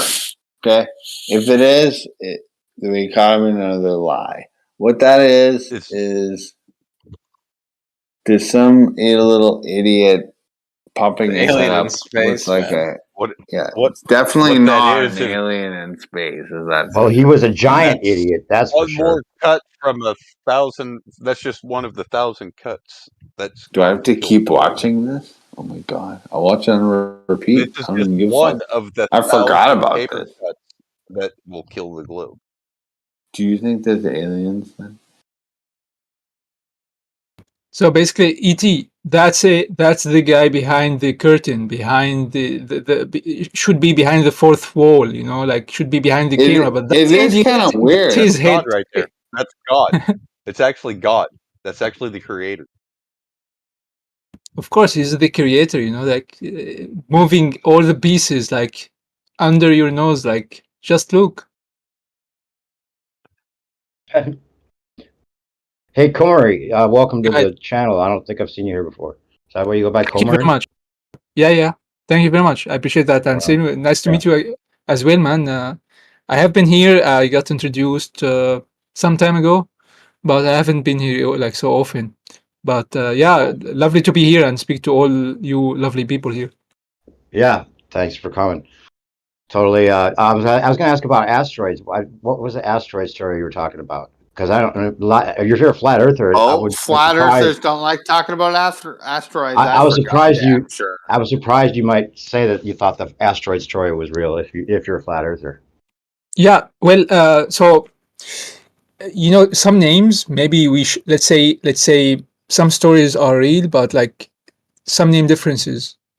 I believe it might involve some name differences. So basically, me as a flat earther, I believe there's like a flat plane, you know, stationary, immovable, vast, very vast, and above it there's a big dome, right? The firmament, Okay. basically the ceiling.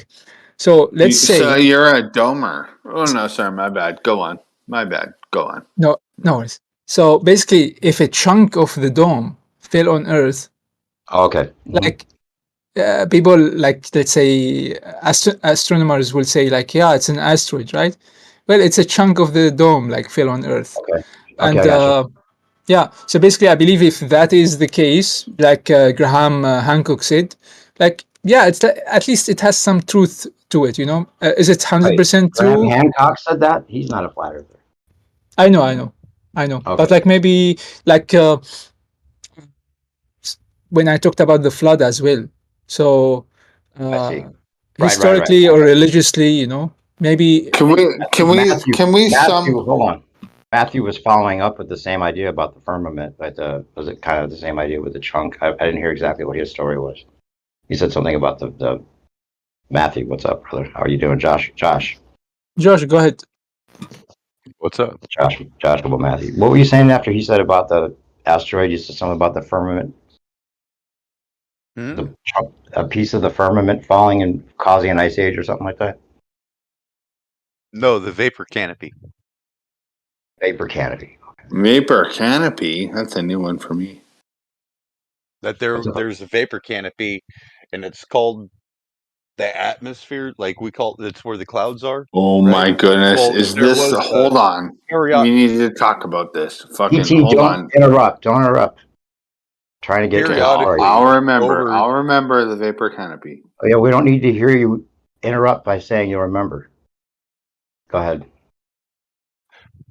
Periodically throughout the aeons or whatever, this vapor canopy has risen and fallen. It even talks about it in the Bible that a Interesting. vapor, a mist would rise up and fall and water everything because there was no rain during this paradise in the garden, which is alludes to this paradise time. Wow. Okay. So Never heard of that. something happened and it collapsed and it completely fell, and when it fell it brought extreme coldness down, and it was enough to cause large animals to be frozen with like food still in their mouth. Right. Okay. Interesting. And these guys are the survivors of that event. Which guys? And they The Outer say, Ponders? no, the Bach family. Oh, okay. What is And there a link for this? they say they're the oldest. No, you have to look it up on YouTube. There's BACH. actually no, there is no BOCK. Okay. How dare you There's misname them? there's a website boxsaga.info. Oh, okay. Cool. I'll look at that. It's interesting. Box There you Saga. go. Thanks. Yeah, this is a little bit different, and this Box Saga kind of coincides with what Anatoly Fomenko was saying. All right. Cool. I'm down with flamenco. Now, mind you, his dating is a little different, and he is not a flat earther. He's a globe earther because he grew up in the time when Right. man went to the moon, supposedly. Yeah. It sucks when there's good information from people that don't get that yet. Yeah. But So Like did- Graham Hey, Hancock. hey, come on. The Finnish language is the Phoenician language, which is the not the Prussian, but the Punic, which is runic, which ends up becoming this dialect that's brought to the Levant area in modern day Lebanon, which is called Phoenician, which was adopted by the Hebrews, even though modern day Hebrew, according to Fomenko, and you can see the similarity in the original Bible that was ever bound, the first one ever. It's the Russian Orthodox Bible, and it's got these block letters that is not Russian. It's a different alphabet altogether, and that's the origin of the block Hebrew characters today. So yes, Constantinople was the first temple, and the second one is the Kremlin, and it's still standing. It was never destroyed. That's interesting. Now According to I'm going to have to Yeah. put you on the case for something then, because you just said it was Slavic. It was called something, but Slavic. It was a Slavic runes for the origin. Punic. Punic. Okay. Because there's this I other. just, Yeah, do you I know just where feel like you I know who just the took a Russians really history are? lesson here. Do you know who the Russians truly are? The Russians are really the Vikings. They're part of the Vikings. The Vikings went inland, and the Bach pretty much explains it. But the Norse people, because where hell first of all is got 7 islands, and there's a city called Hell, and the city Hell is on 7 hills, just like it says in Christianity, right? However, this place called Hell, before the Ice Age, before the ice came down, before the vapor canopy collapsed, was the exact North Pole, meaning the North Star is directly above Helsinki. Wow. And after the vapor canopy fell, we had this wobble where true north and magnetic north are different. That's interesting. Does the saga has a movie or series regarding it? It's got a website. I posted the website. Yeah, I checked the website, but There's a book. yeah, did they make the book into a movie or series? No, they're still compiling a lot of things, but the book is available right now. Yeah. Yeah. Thank you for sharing. That and it's available on Amazon. It looks like it's in a couple of different languages, and then you have Temporarily Insane, which is another book, which is pretty good too. Because if the closer you get to understanding deity, the more insane you become. Because Wait, what you wait, find out, what did you just say? The more you nothing get to do with into reality. dating, the more insane you can become? Deity. Yes, deity. Oh, I thought you said dating. I was like, what Because the the things that heck? you find out do not coincide with what you were taught in your so-called religion, Okay, because your yeah, that religion is simply there to pull you away from God, to pull you away from understanding of deity, of Father, of the that makes Creator. more sense to me. Yeah, sorry, I misunderstood you at first. So So, I got to put you this on the Eeyore, case here, Josh. With the you said the rune, the Slavic runes. There's this 9x16 grid I just put in the live stream, and the guy that I make all the comps for, that I don't know if you checked that out. It's been a while since we've talked, but there's all these comps that I made of this flat earther that's been flat smacking on core since 2016. Scholar and studied mechanical engineering and linguistics at the University of Vienna, and he's got a lot of good information on all kinds of stuff, including what he says is the origin of language. You have to download these to actually get the resolution of for the writing. But in the middle column, where he talks about the symbol matrix, this 9x16 symbol matrix, he says that all our writing systems stem from the ancient Slavic runic system called Karuna, something that is completely off the record, of course, and forbidden knowledge. But once you the study stick it, alphabet, there's a little bit on it. There's a work called the stick alphabet. okay, and that's the Karuna, kind of, it's called Karuna. It goes into detail about the origin of runes and where they came from, because supposedly runes came when Odin hung himself through a sacrifice for 10 days on the Yggdrasil upside down. And while he was dead, ripped out his eye and hung himself upside down on the world tree for 10 days. He or was it a week? I can't remember which one it was. He was able to pluck out of the darkness from beneath the tree the runes and give mankind language. Well, that might be one version of it. This guy, but he's saying here that he says, once you study it, you realize these people understood everything about ether physics, right? So he's saying this is like an advanced ether physics breakdown that we're And looking that's at. the other thing. Odin, the Odon Hmm. is the land that has to do with the ringlands, like the land directly underneath the ringland, directly underneath the North Star, because the North Star is the Odon, and then beneath the Odon you have the Uko, and the Uko is who decides whether or not you pass on to heaven or hell. Interesting. So what do I Well, have to do to go into heaven? I was gonna Hmm? say that's when you lose Die in people. battle, Valhalla. What is Valhalla? Valhalla means you are a worthy warrior that died a worthy death, a warrior's death. You know what? I In the gotta cause say of what? this.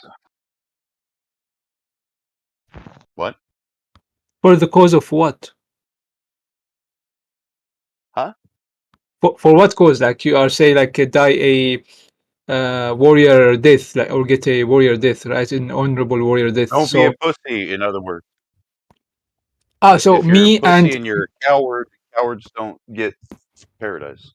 yeah, so me and my opponent, if we both die honorably fighting, we both go to heaven Nope, according to nope, him. that's not true. Nope, according to him, Yes, that is true, and it's because not true.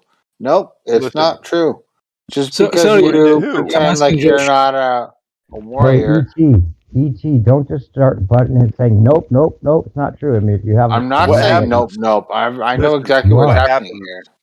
You're What saying, well, happens if you have a is reason to object to something someone says, don't interrupt them. Let them at least finish their thought. Okay, I'm sorry. what happens is there's two places. Like in Norse mythology, they don't have a concept of heaven or hell. What they have is a place where all mortals go, which is the halls of Odin, and then you have the banquet hall of Odin, which is Valhalla, which is filled with Valkyries, and every day you go out and you battle, right? Like, it doesn't have to be a physical battle, it can be a debate. Every day you go out and you battle to the death, right?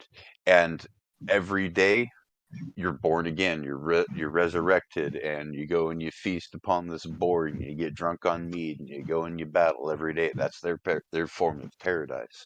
Or you have the halls of Odin, where you're fed on the milk of a goat, I see. Thank you which for is explaining. an intoxicating, and that's Sorry, I interrupted you. Go ahead. that has to do with Norse mythology. What do they call it? Astratu, or heathen is what it is. Heathenism. Yeah. Yeah, hedonism, right? Hedonism. Heathen, not hedon. Oh, it's, Hedonism I is thought it was There's a it could be difference. old. There's a hedonistic. difference between the two. I think it's called Yeah, hedonistic one. or heathenistic, right? Yeah, heathen is somebody that does not have the traditional Abrahamic God. See, and people tell me to shut up. I know the difference. I wasn't telling you to shut up. I was just saying don't Very. interrupt with, repetitive. I'm Where sorry. I'm sorry. I a heathen can interrupted. be both a heathen or a non-pagan. However, the heathen is overindulgent in everything in life. Like, instead of being able to have a beer, they go overboard and they have 30 of them, motherfuckers. But that's hedonism with a D, right? Yes. Yeah, Yes. gotcha. And you're saying the other one is that hedonism is when you're a non-believer. Right. Gotcha. Okay. They call it pagan. Gotcha. That's not necessarily true because paganism is its own other thing completely. It's called paganism. What does pagan mean? That's its own whole little world that I'm not even going to pretend to understand. Gone from the mountains. So, Josh, may I ask you, like, how does it start in the Norse, theology? Like, is there like a god like existed, or like how does it all start? Like from like Yeah, first there's moment. Umayyr. You have this being called Umayyr, and Umayyr is this giant. And next thing you know, out of the dead skin of Umayyr, there comes Odin, Vili, and they. And Odin, Vili, and they slay Ymir the giant, and out of the body of Ymir, the three brothers craft the entire cosmos with it and the world tree, and around the earth realm, which is Midgard, the middle ground, middle ground, the realm between the ice, is flat. It was created flat, and at the boundary of this flat land, they took the eyelashes of Ymir and planted it there like a fence to keep the frost giants out, because the frost giants are going to eat mankind at the end, at Ragnarok. And just before that fence, you have the world serpent, which is the offspring of Loki. I see, but like, so my question is more like even more deep. So when, let's say, I studied a lot about Islam, Christianity, Judaism. So both are Abrahamic, all of them, sorry, Abrahamic religions, and they all share uh, It's all the the same shit. creator, the father. I know, but like basically they have this like this somebody who wanted to create something and created everything and whatever, right? So when they The ask, demiurge. when you ask them, sorry. The demiurge.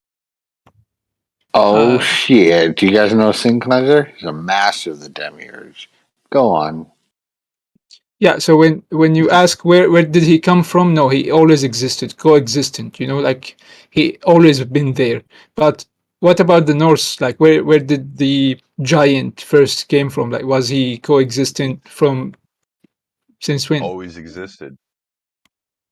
He was the only Ah, thing in existence. These questions are pointless. They're just as pointless as like how long have UFOs been flying around the world for 4,000 years? And Well, people if are like, you want to know, you oh, they can had look never for a book existed in on the first Odinism, place. Okay. Did they exist in astronomy. the ancient times? Did they exist in the recent times? Nobody knows. Like, did it 50 years ago even? And everyone's like, we don't know. I don't know about this thing. And then people think they have all these answers about these giants running around the world. It's basically the same thing. Not all around the world. Giant skeletons have only been found in America.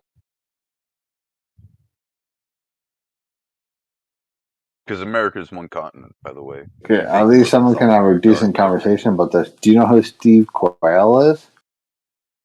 Yeah, he's a fucking idiot that, mind you, 30 years prior to Steve Quayle coming out, Mm-hmm. or wait, Dan Quayle, right? That's Steve Quayle. okay. Well, I'm talking Anyways, about Steve Quayle, but yeah, Clinton's vice whatever. president. Clinton's vice president. Um, no, that's I'm Al talking Gore. about Steve. Anyways, I'm talking about. that's I'm Bush. talking about Steve Go ahead. Quayle, the guy who's researched giants. Yeah, it was Bush's vice president. Yeah. But hey, No, ET, he wasn't. as soon as I leave, you start Bush's vice saying people have president. stupid questions. That someone has a Jesus question, Christ! if you have stupid questions, just try to control I yourself. was trying to No, talk to you're wasted. Joshua I for a hate I hate second. when you get on here wasted. Interrupt people. Try to take over the conversation. Repeat things. Correct people. Get people to repeat shit. Just please, just try to Dude, relax and I've been not sitting be so here for interruptive. not talking for like 30 minutes. What the hell are you even Yeah, but then talking when about, you do dude? talk, you're just like going on and on and on. It's drunkenness, dude. You're Chill. drunk. I don't mind that you're drunk, but just be cool, please. Try to watch yourself. That's all I'm saying. I like you. yeah, All right. I agree I'm with the new coolest perspective. motherfucker in town, bro. Huh? Yes, you are. Okay, fine. But ET, listen, I agree with new perspective. Actually, my question was like very deep because like, what if there is some other explanation other than what I know? Like someone coexistent all along from like whatever, no one knows nothing before him. So what if some other theologies or other like people know better? Like I want to know, do they? And that's it, man. Like if it's stupid for you or to Yeah, you, me too. it's not stupid for No, me. I want to badly know too. Like, I don't care, and I don't judge other people having different opinions. I really want to know, and that's really what it comes down to for me. I mean, I Well, just want to know the truth. why did you say it was a stupid question he asked him?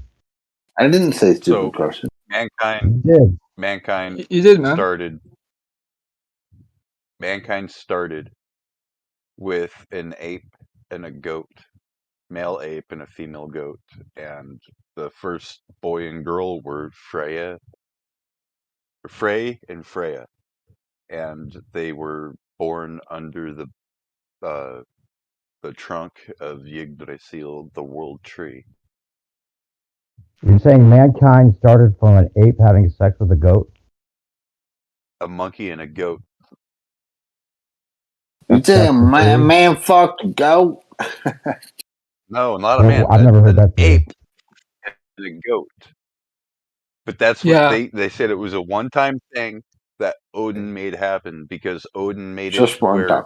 Just one time. only only One the time. same animal can breed with each other. Okay.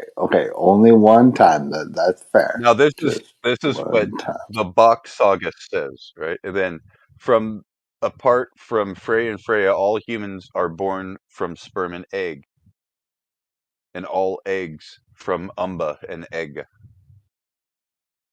and You know all what's weird animals about the from whole umba thing? and egg. I know my So name is ET. animal sperm is not sperm; it's emba. That every boy and girl becoming 7 years of age began daily rite of drinking their own sperm and sap. What the fuck? This is Norse mythology. The alphabet or the root language is the meaning and the mark for every sound. The Van language, today's Finnish, was the first language created out of natural root. It is the root of all other languages.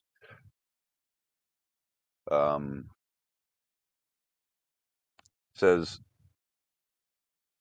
the original military system was a procreate and do not destructive organism, or not a destructive organism, but a procreative. That the human beings in our planet were one tropical race that spoke one language, Van language, and had one global information system before ice time. See, he keeps going on with the global. That root is the name of the first natural language, and it is called Germanic language of today directly comes from, which is Maybe actually maybe it was. Maybe it was. Pi, the Paleo Indo-European. That's the root language. That's what English comes from in German and all that. Yeah, prove In fact, it otherwise. English is just a dialect of German, by the way. Oh, you believe it, actually. Okay. Huh? You think I believe it? No, I was asking you, like, prove it, and then you said you do believe it. So, I mean, I don't know either. I'm not pretending to know. Go on. Hold on. I'm pulling up something for you.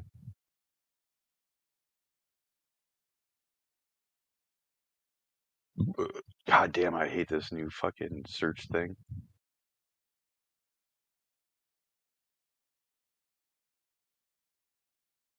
Anyways, there's a German dialect. I can't find the video, and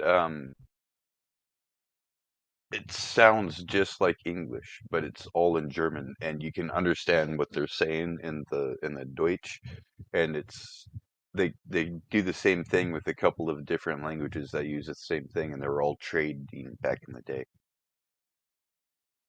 So,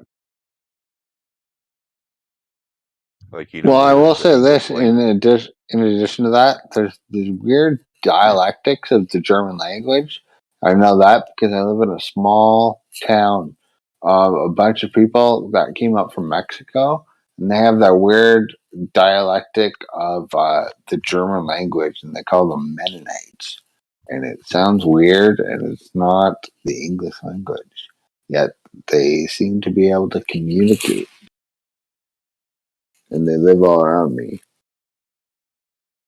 So they do exist. Yeah.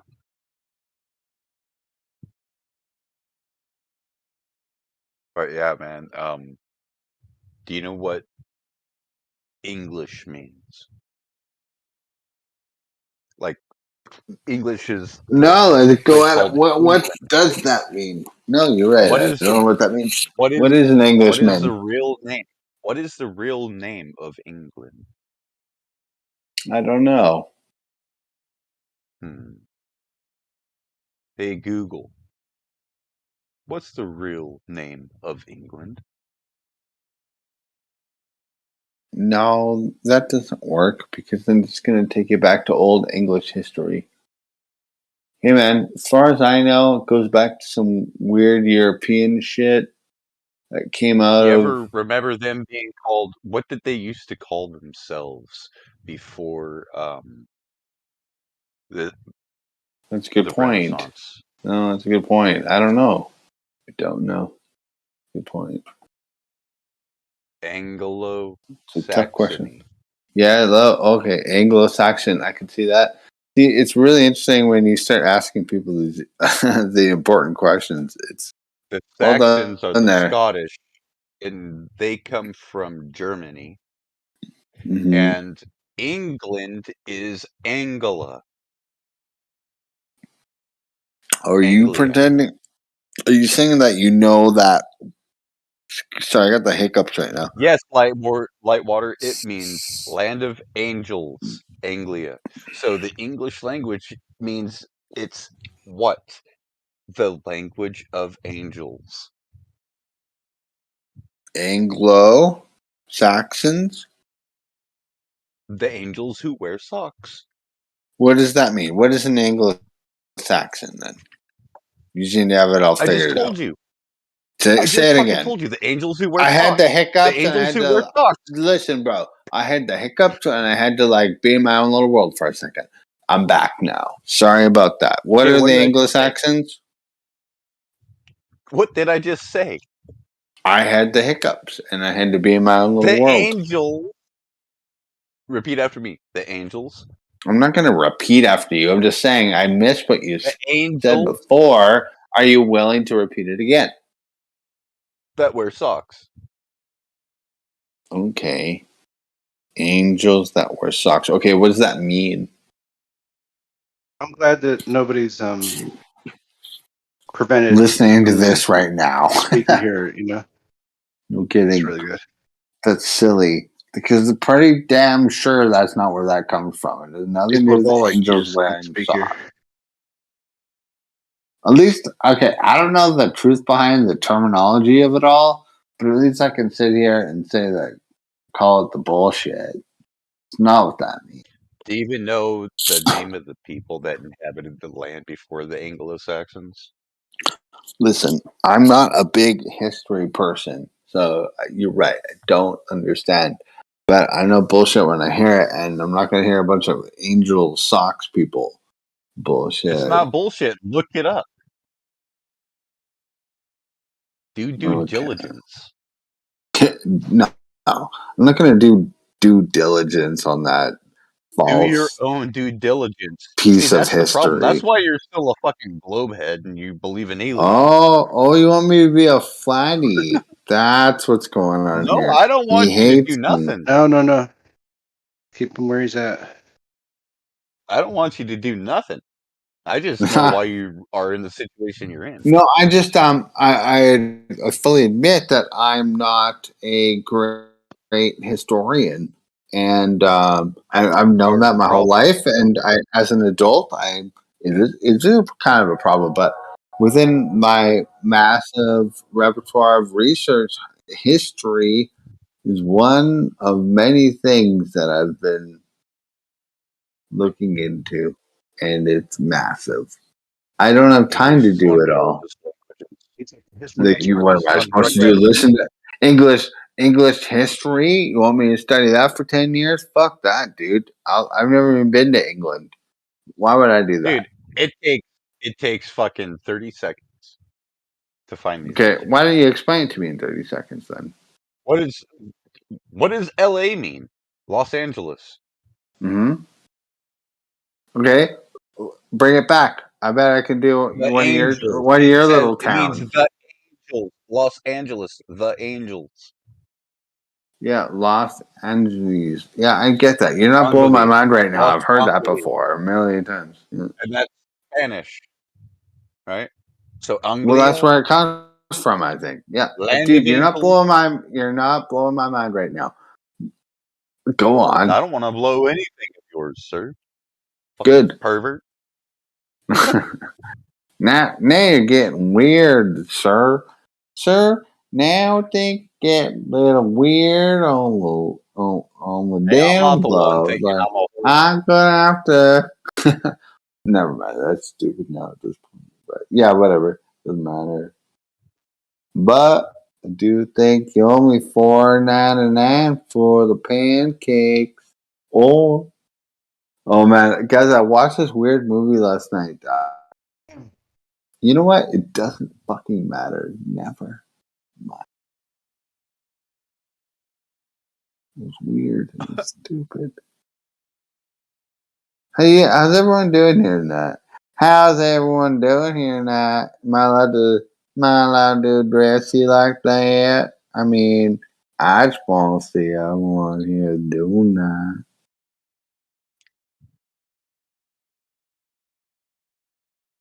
For real. Just want to see how everyone's doing. I mean, you could be doing good. You could be doing bad. You could be just doing okay. I just want to know how you Honestly, I doing. think the flat earthers are winning. How so? I'm meeting more and more people here locally that are actually flat earthers that I've never talked to. Well, And these are like people that you would think are normies, mhm. like old people and shit. I get you. Yeah. I get you. I know it's a thing now, dude. Don't think like I just jumped into this like yesterday. I've been here for a few years now, and the only reason I bring that up, I'm not trying to be an old school or anything like that. Oh, you blowing your own whistle? The fuck? No, I'm just saying, dude. I'm not trying to like act like I'm some big deal or anything like that. I'm saying I've been around you for a went. couple. Yeah, because actually I've been around for a few years, but I'm just telling you, dude. I'd be really careful about what you starting to believe in. You know what I mean? You don't know. You don't. Maybe you don't want to believe in what you're starting to believe in. You know, maybe it ain't. The only thing I Maybe it believe ain't in real. is God. God alone. Hell yeah, I love God. That's the only thing I believe in. There you go. You think I'm gonna I, take the word of another man? All men no are argue. liars. No argument there. I love God. God is the creator of all things. I love it. I love God. Now, at what time in the Bible did God say, at one point, I will send a replacement or a stand-in? I don't know. Maybe around the time Jesus came into the situation. No. Well, then In I fact, don't he know. said, you Moses? shall have no other gods before my face. I'm not a It big doesn't Bible say, you person. shall have But, no other yeah. gods before my face. But one day, another will come.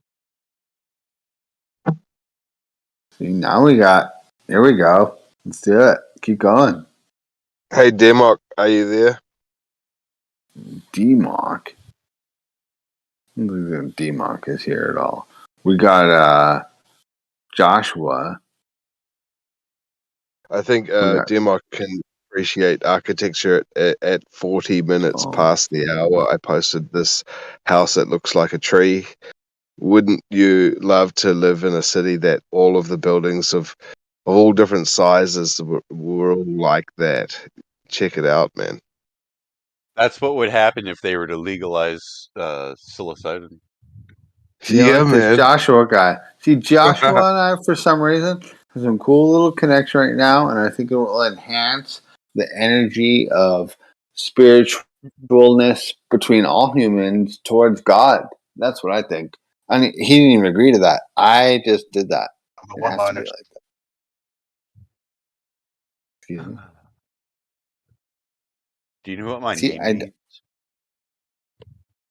yeah, you got some weird biblical name, but I'm just saying. Joshua Matthew? It's pretty two common names. Oh, you're right. Yeah. I was more right than I even thought. Biblical is all hell. Listen, everyone else, God of salvation, give to we've all made a man from God. teamship here. It's Joshua and ET, and we're all trying to spread the word. Here we go. Different forms of the word. He is his biblical version. I'm telling you another different version, but I think we're on the same page. See, Joshua, this is what's brilliant about this. I don't think this has ever been done before. Someone should record this, at least mentally. Why the fuck do you keep blowing whistles? Because Why are you whistling? I'm not whistling. I'm sighing because it's It intense sounds for like me. you're going. Okay, I'll stop doing that. I'll stop doing that. It's hard for me to. I'm just trying to breathe, bro. I'm literally trying to breathe. I'm sorry about that. I'll stop doing it, and then Have you had? I'm just Bud saying, Lights did you drink? man. How many Bud Lights? Only one Have you ever tranny or seen? two. Only Have one you or ever two seen? trannies. Have you ever No, seen someone nice with try. Nice dude? try with the tranny. Try that in a small town. Huh? Hey, dude. Hey, dude. Hey, dude. Have you ever What? seen a guy with a hole in his throat and they smoked a cigarette through the hole in their throat? Just get it away from me. Just get it away. I think me and Joshua are on the same page here. Nope. We're gonna bust this. Oh, we're not. Well, it's up to you. I think we are, but if he says no, I'm the one that Hey, wrote dude, the damn book. hey, dude, What are you what's your talking name? about? Can I ask him a question? Like, do you have like what are they? Are you into like facial, like what's it called? Uh, those big rings that they put through your cheek, and like, do you have like, those big earrings that they make a hole in your earlobe and they stretch them and it just looks like, and when you pull that big ring out, there's like a 1 inch or sometimes even bigger. Your ear looks like a basically like calamari, like squid. Jesus, When now it got fucked up. People told me I was fucked up. Did you guys hear that? Yeah. Oh, Who the fuck you're would up want to like pierce your fucking ears? calamari or That's a something symbol of like that. slavery. Okay. I know, it's fucked up. I think it's like a 2. That's what happens to Oh, your he ear. said it too. That's a 2. 2 out of 10. It's like, isn't it? 2 it's out of 10. facial, it's called Said a 2. facial mutilation. No, Facial but he said mutilation. it. He said a Yeah, no, 2. It could be a it's 2 your out ear. of 10. It's just your ear, Okay. not your face. Though face is not the ear. You. Some people have like a Hey, big this is nose like with except for your a, face. a massive big ring in the center of their nose, and it's so big it hangs down over their top lip. Yeah. What the hell is even going on here? But That's separate their weird. tongue into 2 pieces, but slightly, so that they Yeah, I don't like together. that. Like a Like snake. that. Yeah, if Yeah. you do that, I don't trust you. I will say this: if you You don't split your trust tongue, somebody like that? oh, Wait, absolutely not. wait. Have If you you even like slit had the I don't chance? care who the fuck you are. I You I don't slit your believe. tongue Hey, into half, and you okay. try to come into my house like with a Oh, snake. Look, no, you're not welcome in you're my like house. no. You look like a You goddamn reject somebody human on that snake. basis. How can you You can't judge a possibly? book by its cover.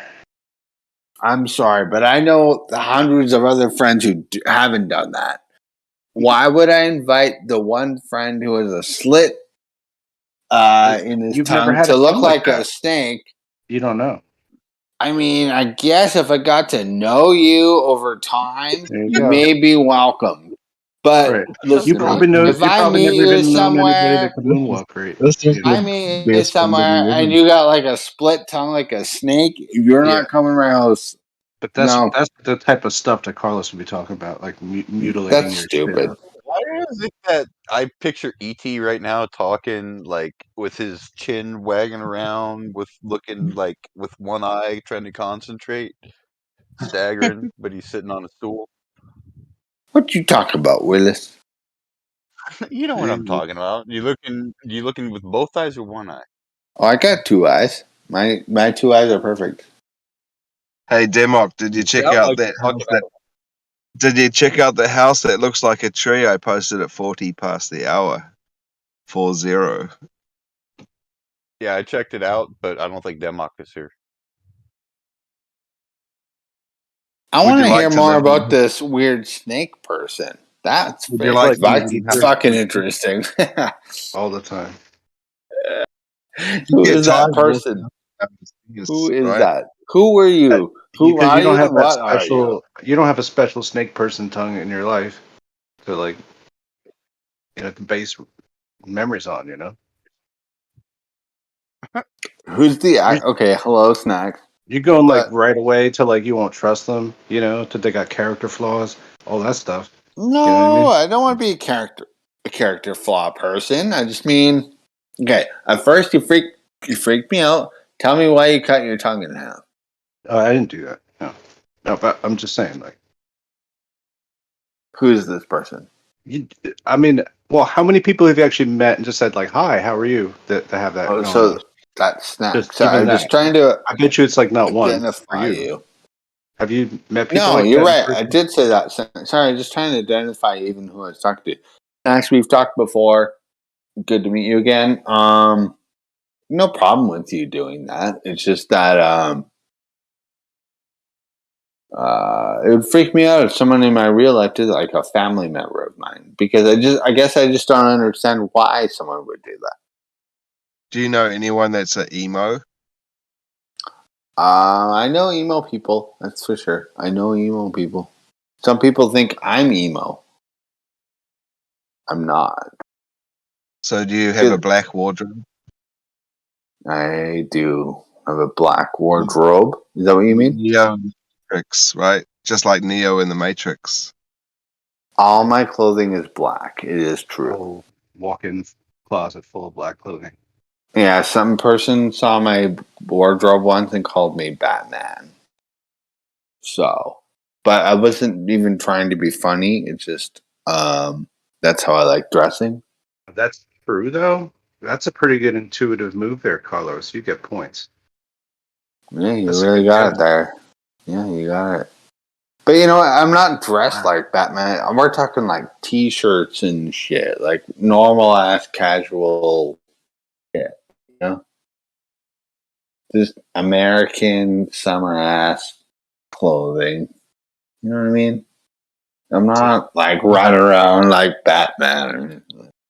What do you Statistics. wear when you mow the lawns? I don't mow the lawn. I refuse to.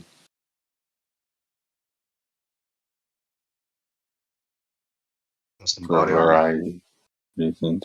Body armor. No, I refuse to mow lawns. I actually had a lawn mowing business when I was a child. And no, these days I wear a black t-shirt and some black pants or black shorts, depending on the time of the year. That's all I wear. Black jacket when it gets cold. It's really pretty simple. It's not. I'm Yeah, not. and if you always buy black socks, you'll never have a missing pair. You know, you'll always have a pair of socks. Well, I do actually own like 26 pairs of socks, so can't really lose there. What are you saying? I can't run out of socks. You know what's funny? I actually ran out of socks yesterday, and I put on a dirty pair of socks. I had to. Funny you say that just now because that hasn't happened to me in months. That's such a downer to hear. Sorry about that. It is When you it was a downer, and it's pair of weird that socks. he brought it up in the first place. Wow, he's That is weird. He's like remote viewing you, just like He is remote viewing me. Crazy. Okay, Yeah. what else do you know about my life? Name something else shitty that's about happened to macaroni. me. I know about this. No, keep going. Try another one. Try another one. You got this. You can maybe do it. Go.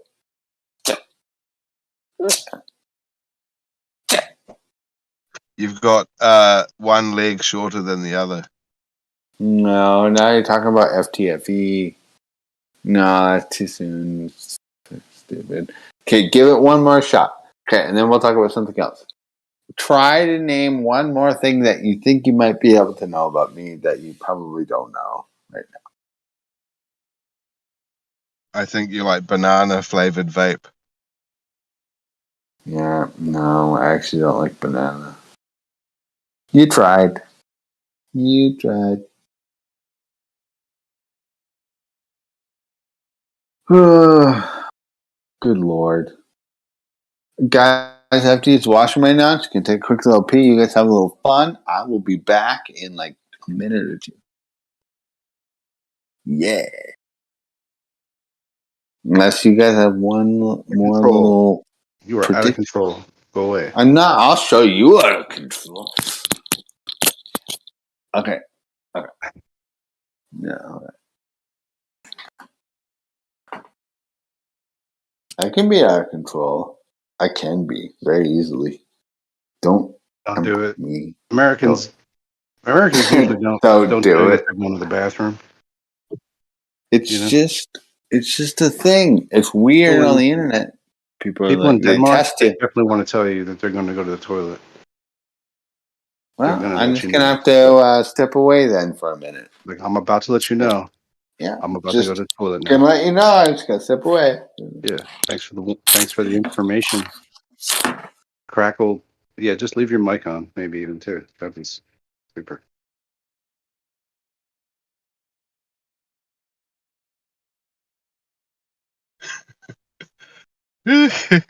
Have you ever been so busting for the loo that you're running from the bedroom to the bathroom, and you're so busting, you like under all your buttons, and just like you're all ready to go, and you're only halfway there.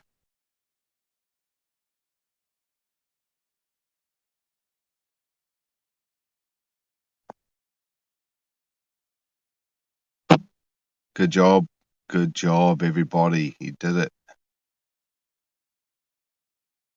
Wasn't easy.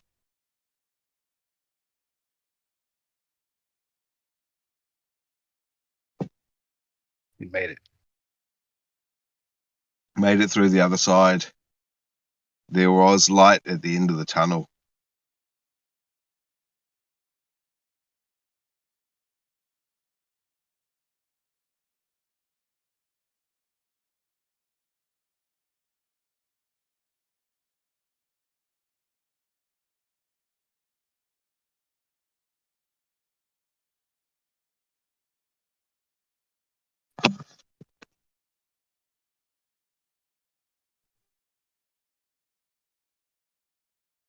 So what are the outer ponders like?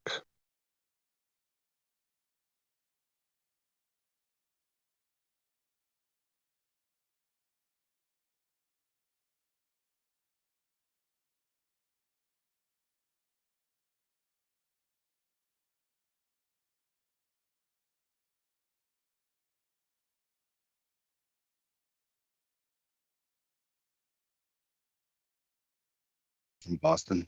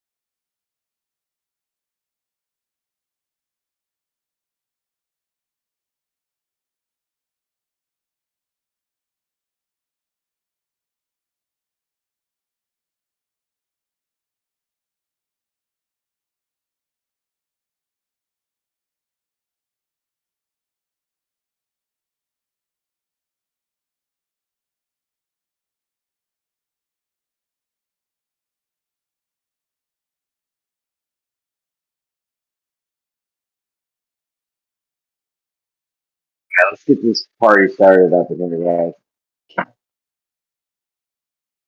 How we doing? Anything crazy happened last night?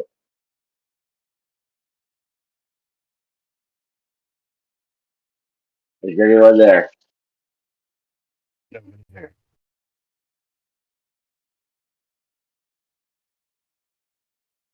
What's up? Copy. Mayor, copy. Yep. Should I copy that? What'd you say? Copy that. Copy that. Zach, you're always good with shit like that. I love it. You said some good fucking shit, bro. Those quick little things.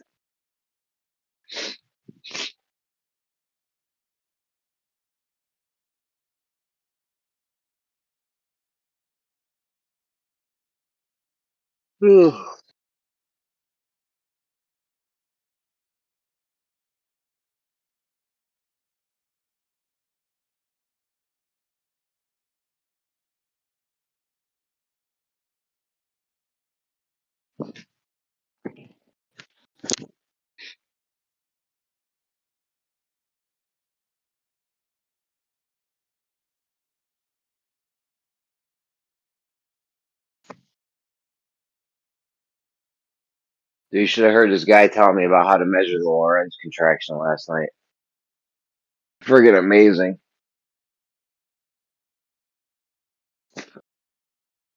You know what the Lorentz contraction is, right, Snacks? When you get in a cold pool, What's up? if you get like the ocean is too cold and your swimming trunks or whatever, you're just like, Well, yeah, it's when something shrinks, right, from movement. right. But it's definitely something shrinking, though. He told me what you do is how you measure something shrinking is you measure one thing and then you measure a different thing, and that's it.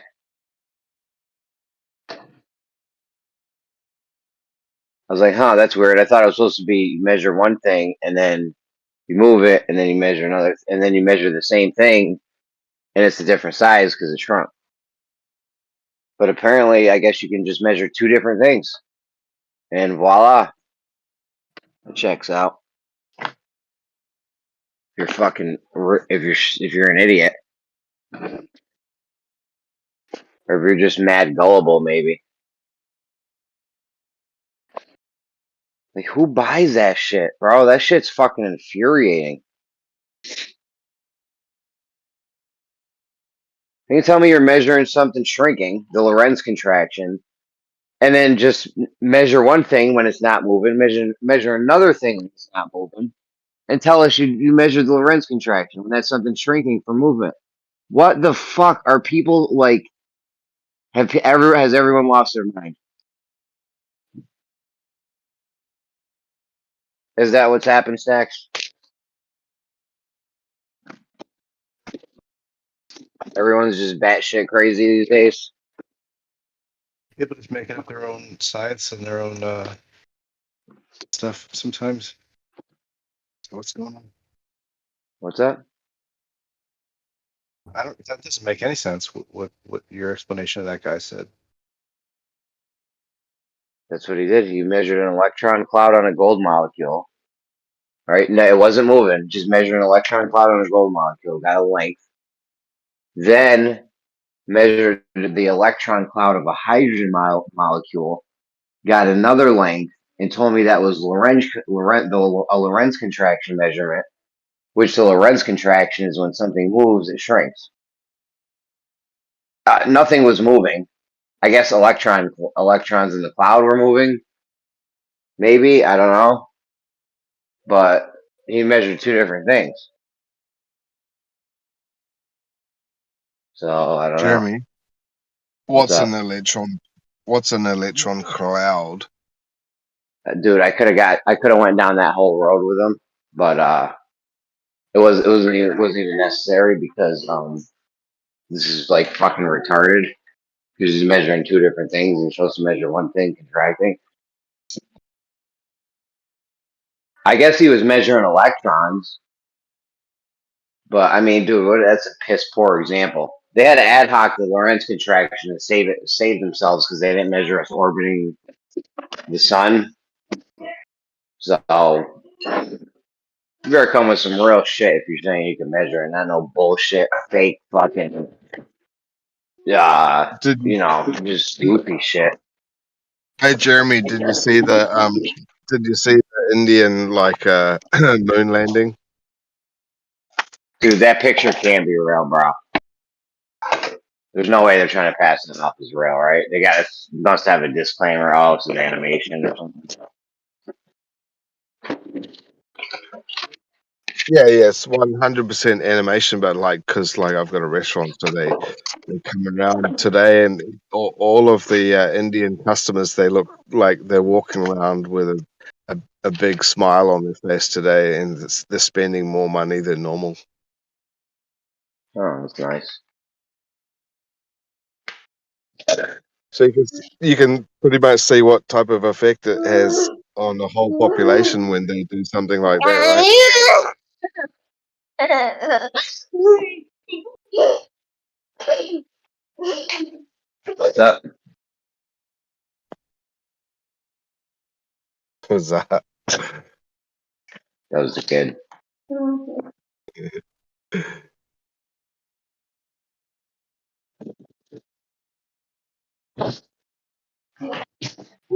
Were they being lion? What's up? They've been flying? Were they pretending to be a lion? Oh, no, I tickled them. Was I pretending to be a lion? Roar. Okay. Roar, I say. Roar.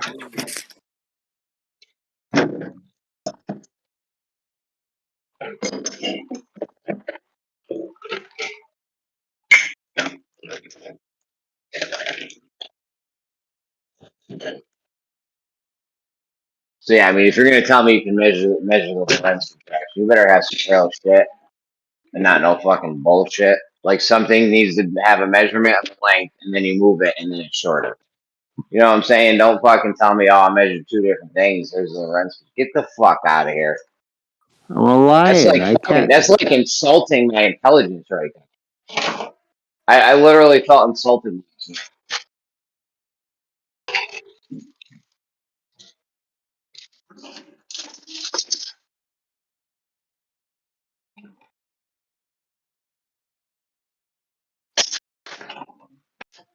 Well, I think we felt insulted many years ago when we found out that they've been trying to tell us that there's a curve and they've never been able to show it. Yeah. Uh-oh. I heard there was a curve and they tried to show it. And there you go. And now I'm a little bit insulted.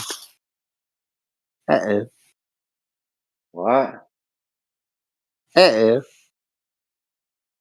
What are you doing? I don't know. Let's do trying my accent. ET, are you drunk?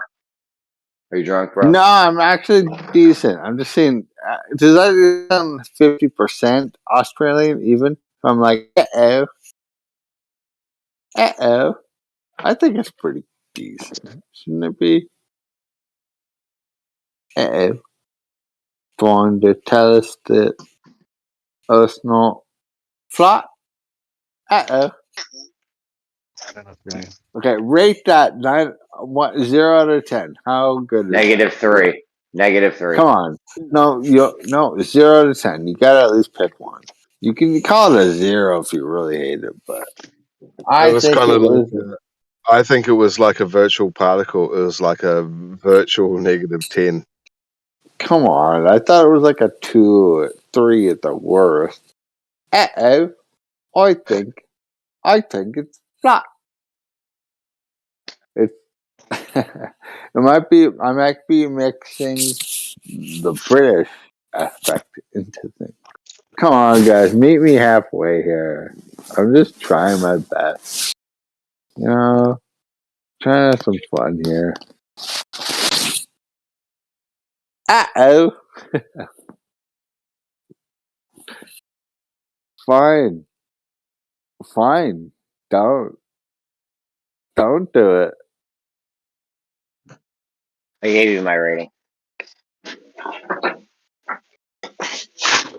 The more you do it, it just keeps getting worse too. So I mean, maybe just stop while you're ahead. Yeah, it's the average, Okay. is going lower. Fine. I can just stop I right got you at a now. negative 17 now. Yeah, you have me at 17.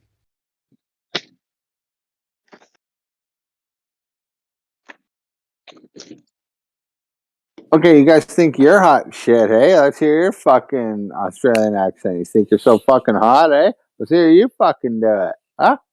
Ever think about that? Huh?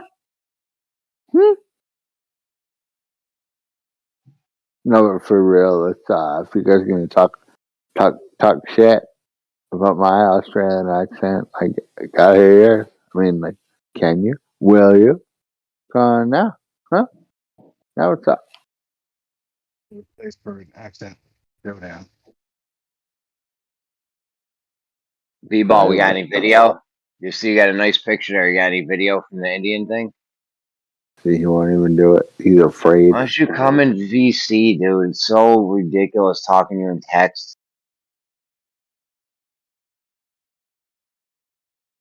See, Oh God, people are Pete's back. afraid of the Australian accent. It's difficult. I know it's difficult. It's taken me years to even attempt to do it. It's hard. It's weird. We know.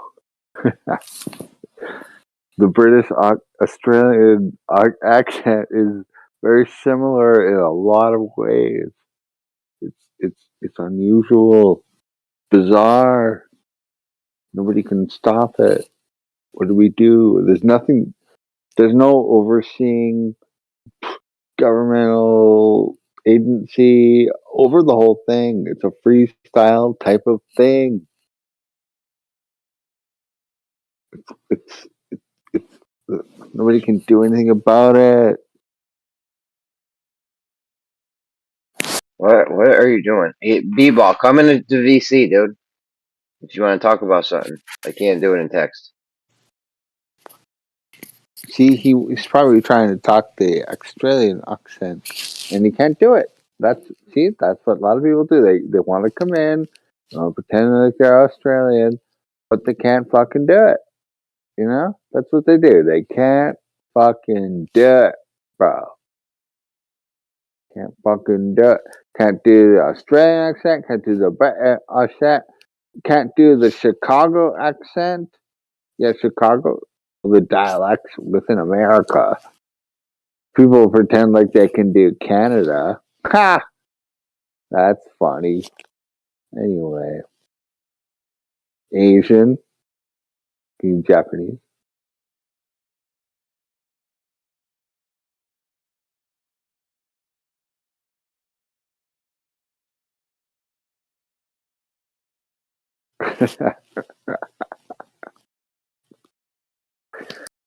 Oh my god, so funny. You know what's the one thing that I find that like brings people together across the world is the difference of our accents and our looks too. I know a lot of people look different, but in my opinion, the funniest thing about it, and people like laughing, right?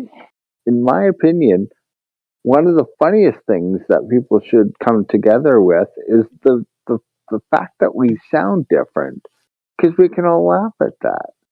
Like I could sit here and laugh at everyone could make fun of people with different vocal dialects. You know, it's hilarious.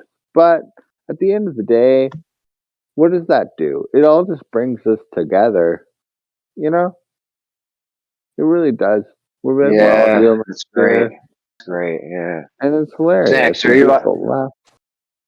Yeah, no, laughing's good. Comedy's good. Snacks, are you up on interferometry? Yeah, I'm all about it. What's going on? This is I'm just in my interferometer right now. Seriously, we need an interferometer. Because, what was the guy's name? They kept saying this one guy, but We need Um, a professional comedian here right now. Is what we need. It's not me, but I'm just ET, are you drunk? nope. I don't believe you. I'm laying in my bed. I haven't even drank that much. Well, then why'd you enter that much? I've had a couple drinks, but I'm not drunk. Okay, well, just relax. I don't know. I forget who his name was, but they said they were getting interferometry changes with seasons. It was changing with seasons. It was changing with altitude. Now the Goldberg had some cockamamie excuse for the altitude thing, but the season thing, I don't think there's any way they could talk their way out of that, right?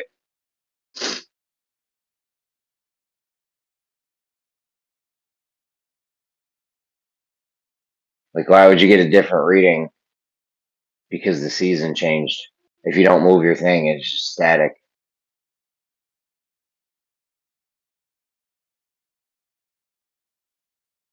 That's what she said. It depends on where you are in the world.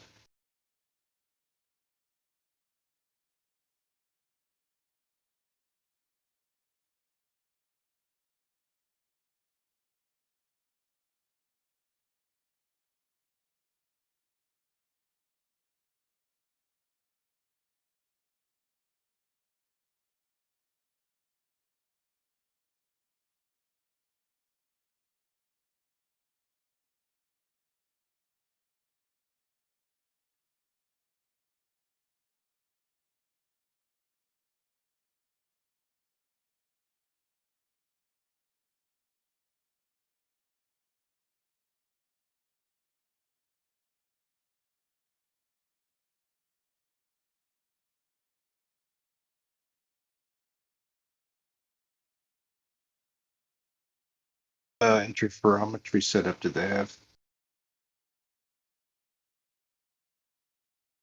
Are you in for interferometry? Just kidding. Are you actually? Is someone okay? Excuse me. I don't know who's actually doing this, but who's setting this up?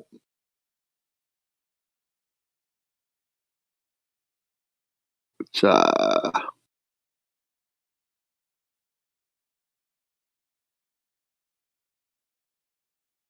I just can't keep track of this. Several people on Discord now doing this type of thing, and it just sometimes I can't remember who's doing everything. I do watch most of them when I can, if I'm available. Like that one guy. There's a couple guys I know.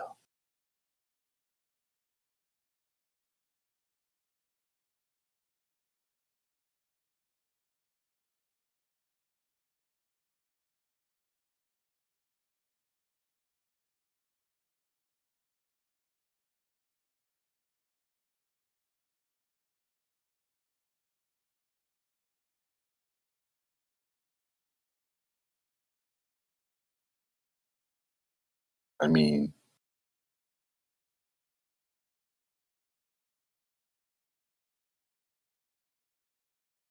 play a little song for the kitty.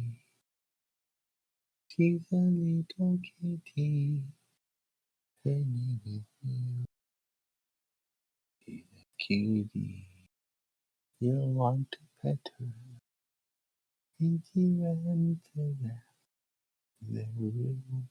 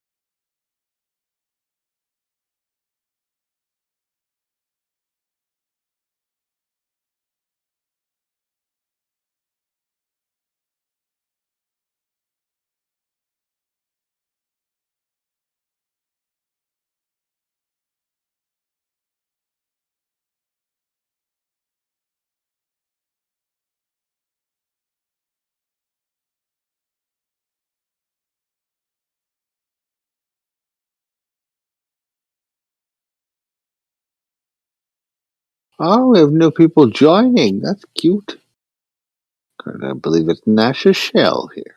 Look at that. That's just fun. It's fun.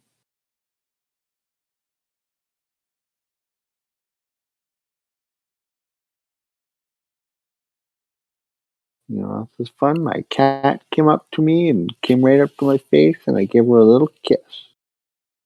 It was also fun, you know. Gave her a little kitty. It was nice. It was fun, you know.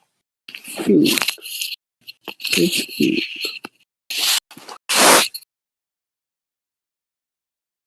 Mhm. You know what I did? I watched Con Air last night. The movie, I think, from the mid to late '90s. Good movie. Nicolas Cage, few others. Good movie.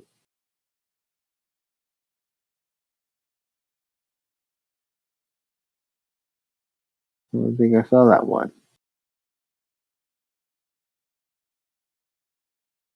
That son of a bitch. He left. He left just as quick as he came. He's not like us. Should serve a You know, purpose here. excuse me? It should serve some sort of purpose here. He didn't serve a purpose. It's true.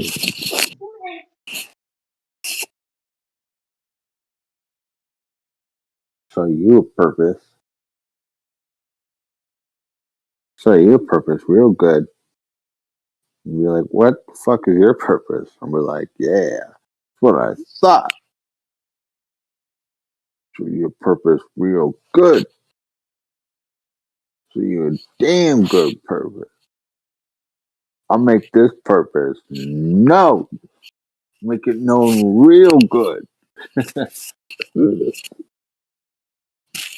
We can't start the day off like this. I don't know. Okay, I'll stop. It's not good for our health. I'm This sure. ain't gonna. We ain't getting it popping like this, bro. Well, it We depends gotta on your like say timeline. something good. Say I mean, it's something like, good. okay, I will say something good. It's like 7 a.m. No. If you and think about like it's just fucking working it up the great. ladder here, it's like if we start from here, then maybe we graduate to Demok coming in. Oh, no. You know Don't what I be mean? crazy. And then we Okay. can build No, back up to like no. the Build back that. better? No, okay. No, Look at where you're we at. could deal with ET See Cillian, where I'm but rating once you right ET now? comes in, no. If this is like an Olympic scoring committee. Okay, fine. I'll just stop. You know, I don't care. I won't do it anymore. I'll. You know what? I just want. Been You talking to the know, cat. the more I think about it, I'm just thinking maybe I just shouldn't even at this point. You know, like what's the 90s. point? Excuse me. See, what's the point anymore? You know, Happened. Oh, I don't even know what. I'm cat. listening. Cat. I heard cat. Talking to a cat. Yeah, I live with a cat. It's insane.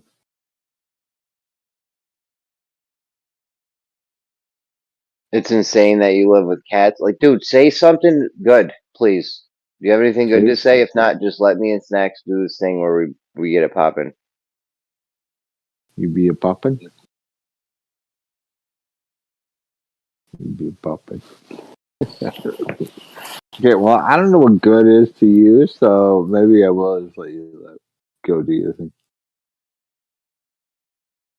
Do you have anything like what's new in the flat Earth front, or like what does anything good happen? What's new? What's good?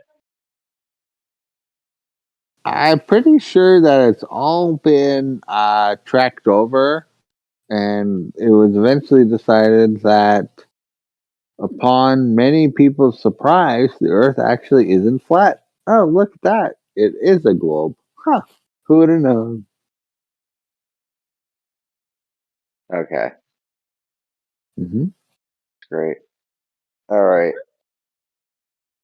So this interferometry thing next. Would the globe have any excuse as to why it would change throughout the season? Is there any like ad hoc bullshit they could throw in there? You're talking about inferiority or whatever you said? Excuse me? Infirmary, infirmary. Inferiority. If you can explain to me what that is, we could break it down, maybe.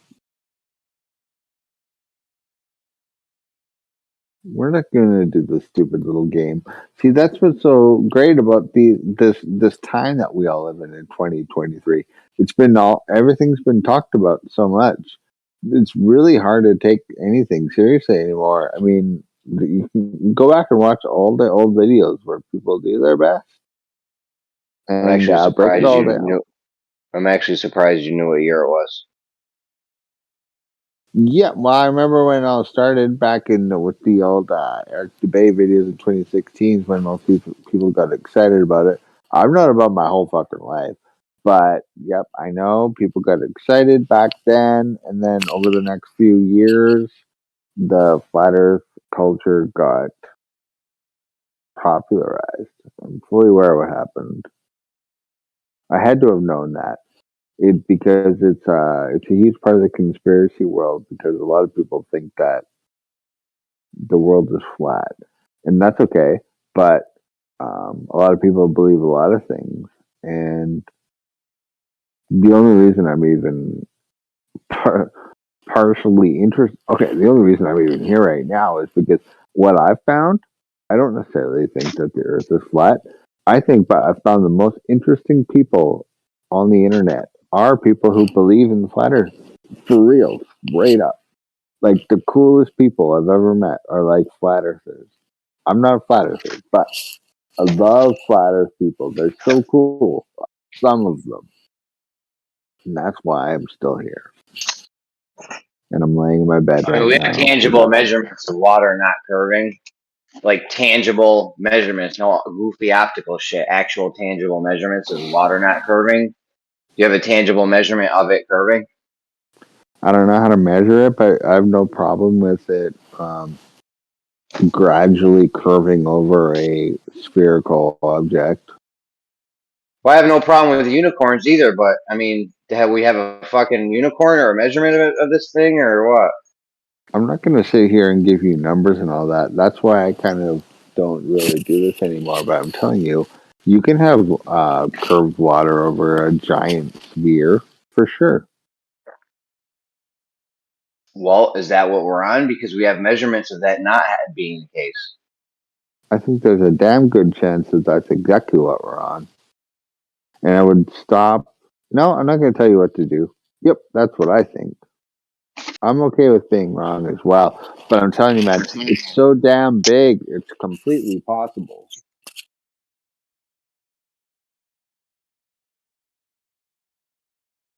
In my opinion.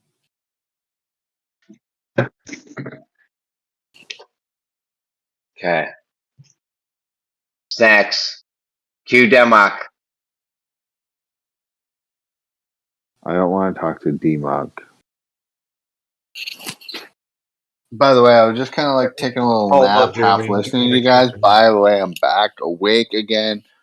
So you have my full attention, but at the same time, other people are joining in here. I don't really know what to do right now. Yeah, so we're gonna try to get it popping. Just give us like 5 minutes. I don't give a fuck who you bring in here. Oh God! Now, guess what? Right. Now You're I'm about to not get your getting sack out of tapped. bed. No, now I'm not getting out of bed. That's what you get. I could. I might. I probably will. I'll get out Sack of bed in like tappers in here. 5 You to wearing 10 your minutes. cup? Dude, all right, bro. All right, man. I'm trying to change my ways and be more patient. Please, Settle bear with me. down. Oh, don't You bring settle. this. No, you Don't settle bring my down. bed sitting into how the world is flat. That's a weak ass argument. Nothing to do with anything. What's a weak argument, dude? What are you You're a saying, weak man? argument. Oh, I gotta temp mute you or something. I don't know what to See, do here. he can't handle Geo, it. He can't handle it. I just don't know what to do. What do we do next? Q Democ or I mean, Pete's here. Pete. Denmark is here. See, I He's thought here. Denmark was Okay, a problem. I'm here I'll take doing Pete. almost I'll take. nothing at We can. all. Yeah, pizza step up. We'll do the. We do that. Yeah. Okay. I'll talk to anyone. I'm okay with being defeated in conversation or debate. Go ahead.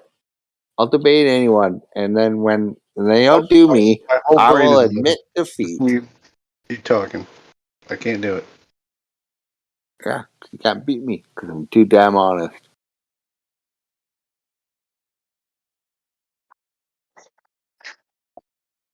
Stacks, is there any way with the interferometry that the globe could somehow make excuses for why it would change during seasons throughout the year?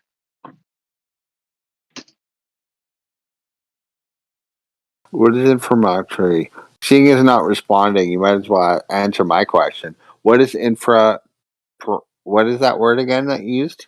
Infra. I'm not telling you till you can pronounce it. You son of a bitch. Well, say it again, and we'll see if I can repeat it at least. How about that?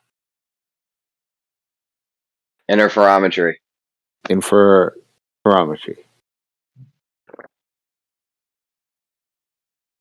I know it has something to do with like infrared and probably some other weird ass shit. Science is weird. I know.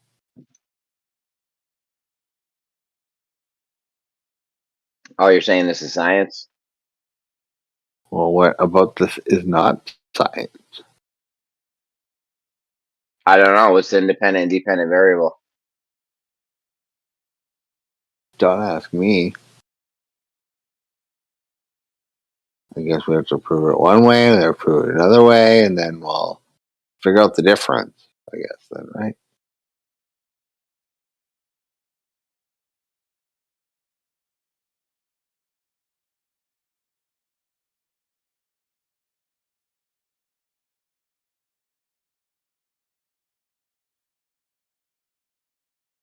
You know what Michelson Morley is? I've heard of that a lot, but I'm not actually familiar with it. No. Nah. I It's just a hear that come measurement. up all the time in debates. I actually don't know. I am a little ignorant. Yes. Michael Nenorius or something. All right, here we go. Here's a basic definition. An interferometer records the interference fringes created by combining the light from two or more telescopes. Basic measurements are the amplitude or height of the fringes and the phase or position of the peak in the fringe pattern. Okay? Easy peasy. Is it easy peasy? Because that sounds pretty goddamn scientific. All right, which part didn't you understand? Okay, may you please give me? Can you say it one more time for The whole thing? Do you mind? Bro, just Like, Google it. Just may I Google it. ask you to just do it one more time? I ask you a favor to do it one more time. I'm listening. Hold on. I'm just gonna ask it for a third time. No, it's just the second time, just twice. First time I kind of missed it. You don't have to. You should just Google this, ET, because there's a thing here where it says how do you say interferometry, and then it tells you how to even say it. I mean, this is a Google's. I'm laying in my bed underneath my blanket, and I'm trying to have a conversation, and I can't just walk up to my computer and go do that because for many reasons I don't want to do that. Right. I mean, I've heard all these little knickknacks. Yep, that's one of them. Michelson Morley. Yep, definitely heard that one.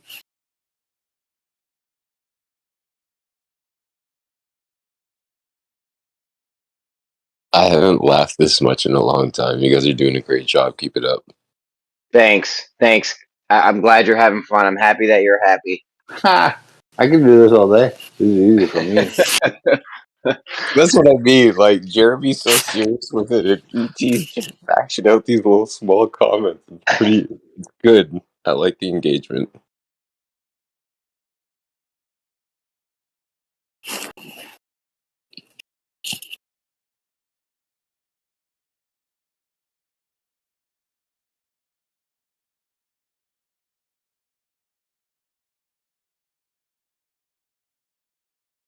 The thing is, it's just that for some reason I find this topic so engaging and so interesting, but I don't believe it.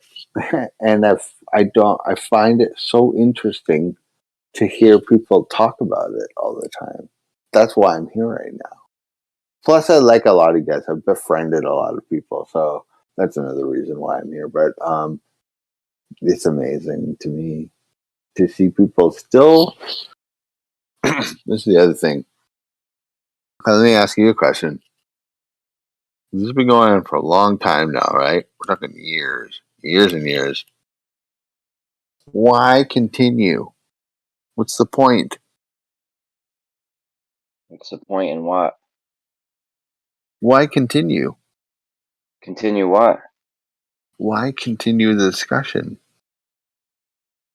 Dude, this is the dopest shit anyone's talking about on Earth.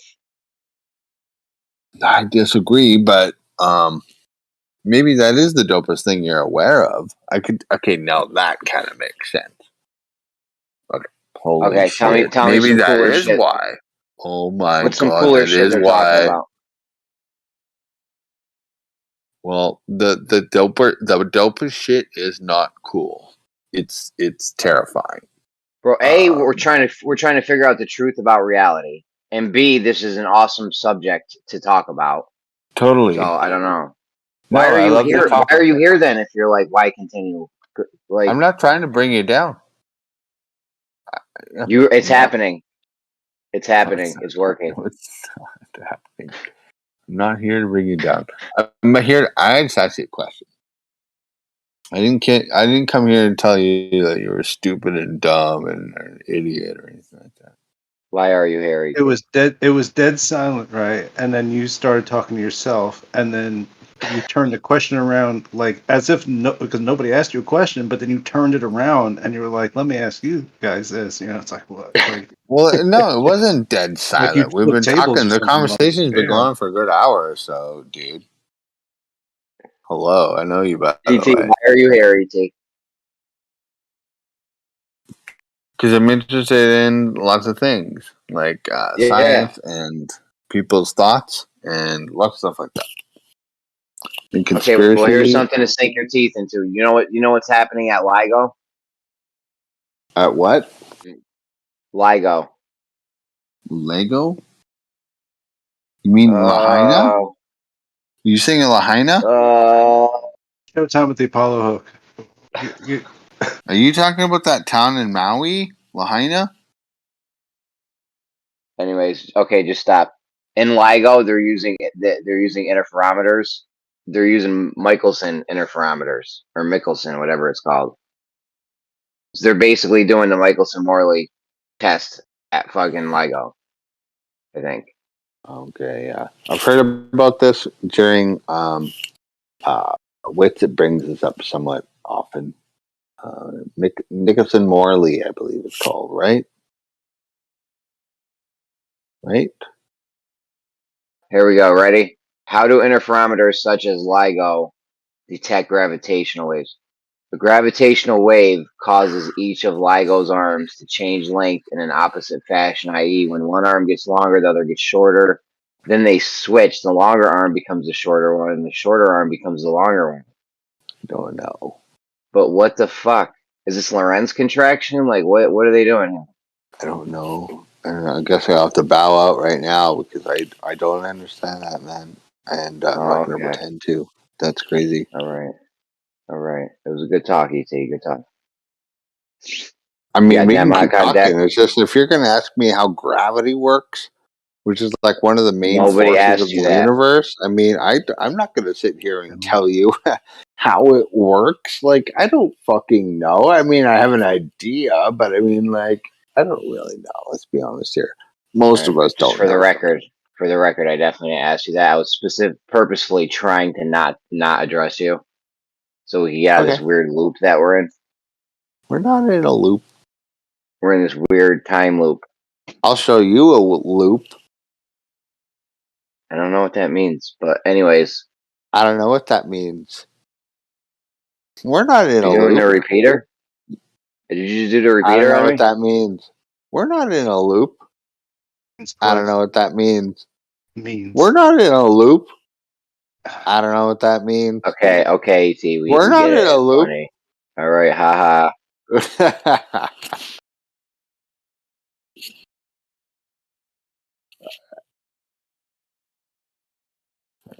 least he got it. Where's funny? Funny. 10 IQ area of effect. 10 IQ. More like 210 IQ. Piece of Wow. shit. So there's no reason if you have a static interferometer like at LIGO, there's no reason it would change. Well, they do get changes though. They do measure change. I'd love to see the data from LIGO. They run that thing all year round, right?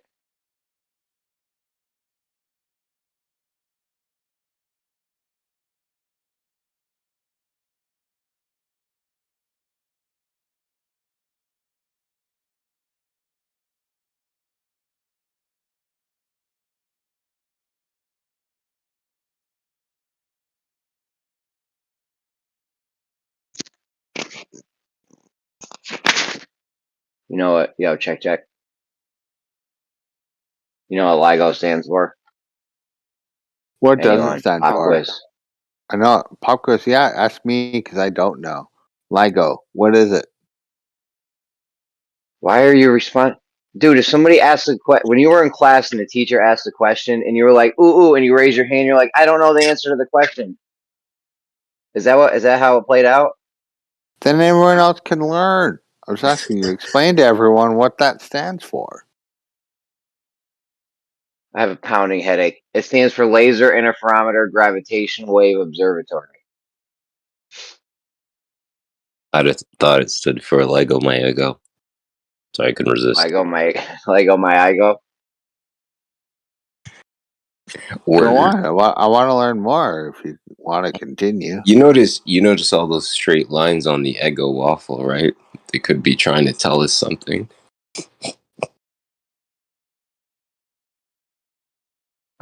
You know, it's so interesting because I'm not a flat earther, but I learn a lot of stuff from people who are flat earthers, such as things like this. It's such a wide world out there of people who that know about all this crazy stuff that I don't know about personally, just based out of ignorance All right. and just don't have the time to do it. And yeah, I never heard about that. Tell me something you've learned from being in this arena. I learned about Lager, I guess. What? You were just talking about Liger, weren't you? Or low infrared Yeah, what's it stand for? radar?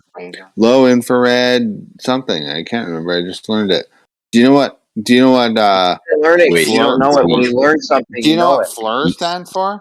Hold on, What's FLIR stand for? ET, right quick though. You said Liger. I just wanted to say that's actually something from Napoleon Dynamite. Actually, liger most is a form ferocious of a animals. tiger and a liger that they mix together, and then they get out in the wild and cause havoc in the neighborhood. Can you tell me Napoleon anything you Dynamite. learned? Can you tell me anything you learned since you've been in this arena? Do you know what FLIR stands for? FLIR. FLIR. Do you know what that is? I have a FLIR camera. I know it's not pronounced like that. Okay, what does it stand for? Really quickly. Forward-looking infrared. Boom, at least you can do it. Okay. Good job. Keep I have a camera. I have a FLIR camera. Fucking dope. Not really. I got a shitty one, but still, I it's still believe dope. you. No, I don't even have a Still good dope. camera. I don't even have a camera at all, barely. So It's not even a camera, really. It's like a sensor. It's like one of those. It's one of those digital thermometers, but it's got a giant screen on the back, and it shows you the thing. let me ask you this: why would you even have a camera? Because the only interest I would have in a camera at this point would be going out into the darkness away from the light pollution, and trying to capture UFOs. That's the only reason I would ever do it. Okay. All right. I don't know even where to go from there. What were we talking about? Oh, Don't on know a where side you even note, go from there. What are you going to do? Like prove flat Earth with your $1,000 or $2,000 camera, dude? That's already been done before. You know what the most interesting thing would be? Go into the middle of a field, away from light pollution, capture weird ass shit going on in the sky. Because I fucking guarantee you'll find it if you spend enough time out there. Then you'll be like, well, what the hell is that? And then, yeah. I don't You'll think get some interesting this can answers. happen. I don't Let's think we can pretend get it it did. popping. What? Is it Excuse me? possible, Snacks? No, it's like when you get like water in your gas tank or something.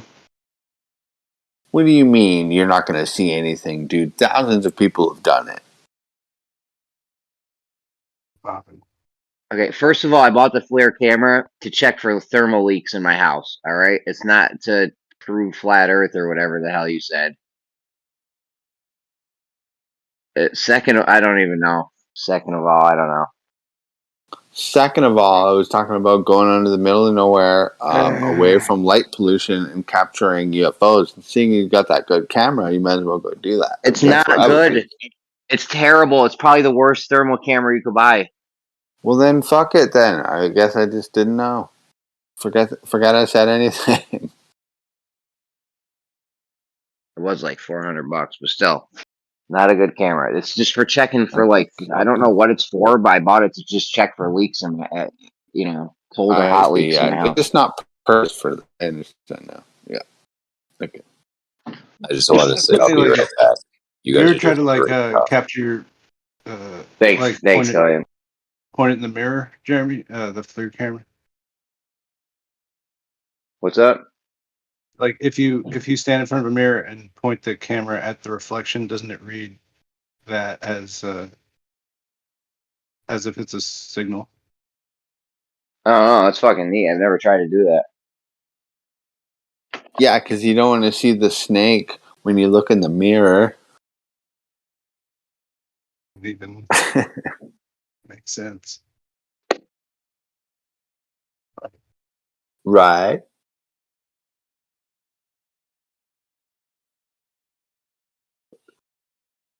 I'm just kidding. Talking about. I'm just kidding. It's just Jeremy's, not Jim Morrison. Like on an acid trip with an infrared thermometer. Look,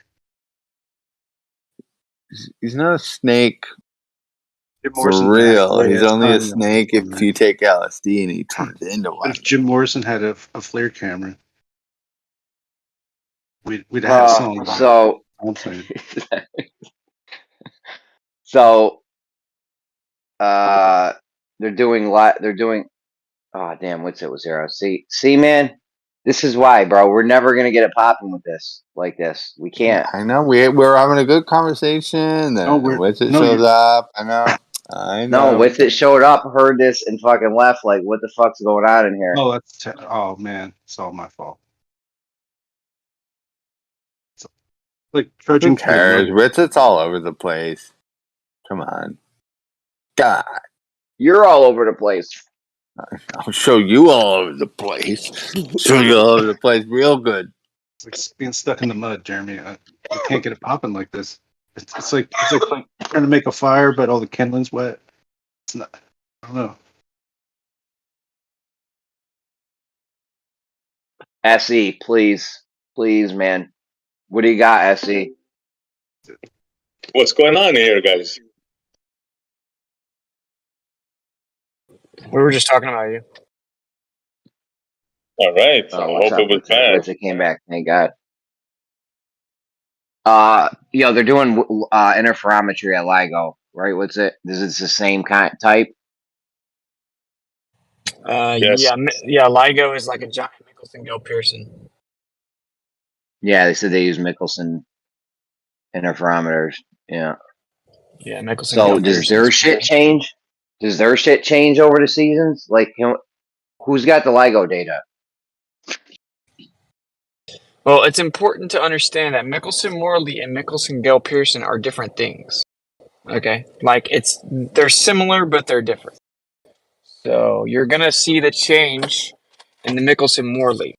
Michelson Gil is gonna be detecting the sidereal rotation. So they're different things. Like they're not going to see the change throughout the season. Just like I have to fill my Jeep. I'll be right back. Because it's a different type of interferometer. Oh. It's just a different setup. It's a different setup. Just a second. Give me just a second. All right. Okay, guys, he's gonna be right back. See, this is what I was kind of talking about earlier. Dude, it's so insane, and I'm not talking trash on anyone or any concept. Okay, maybe I didn't actually say this, but this needs to be documented properly. I mean, I know there's been some documentaries made and many a video and plenty of debate videos. That's not going to do the trick. I'm getting out of my bed right now. I'm standing up, and I'm awake now. I'm a vertical.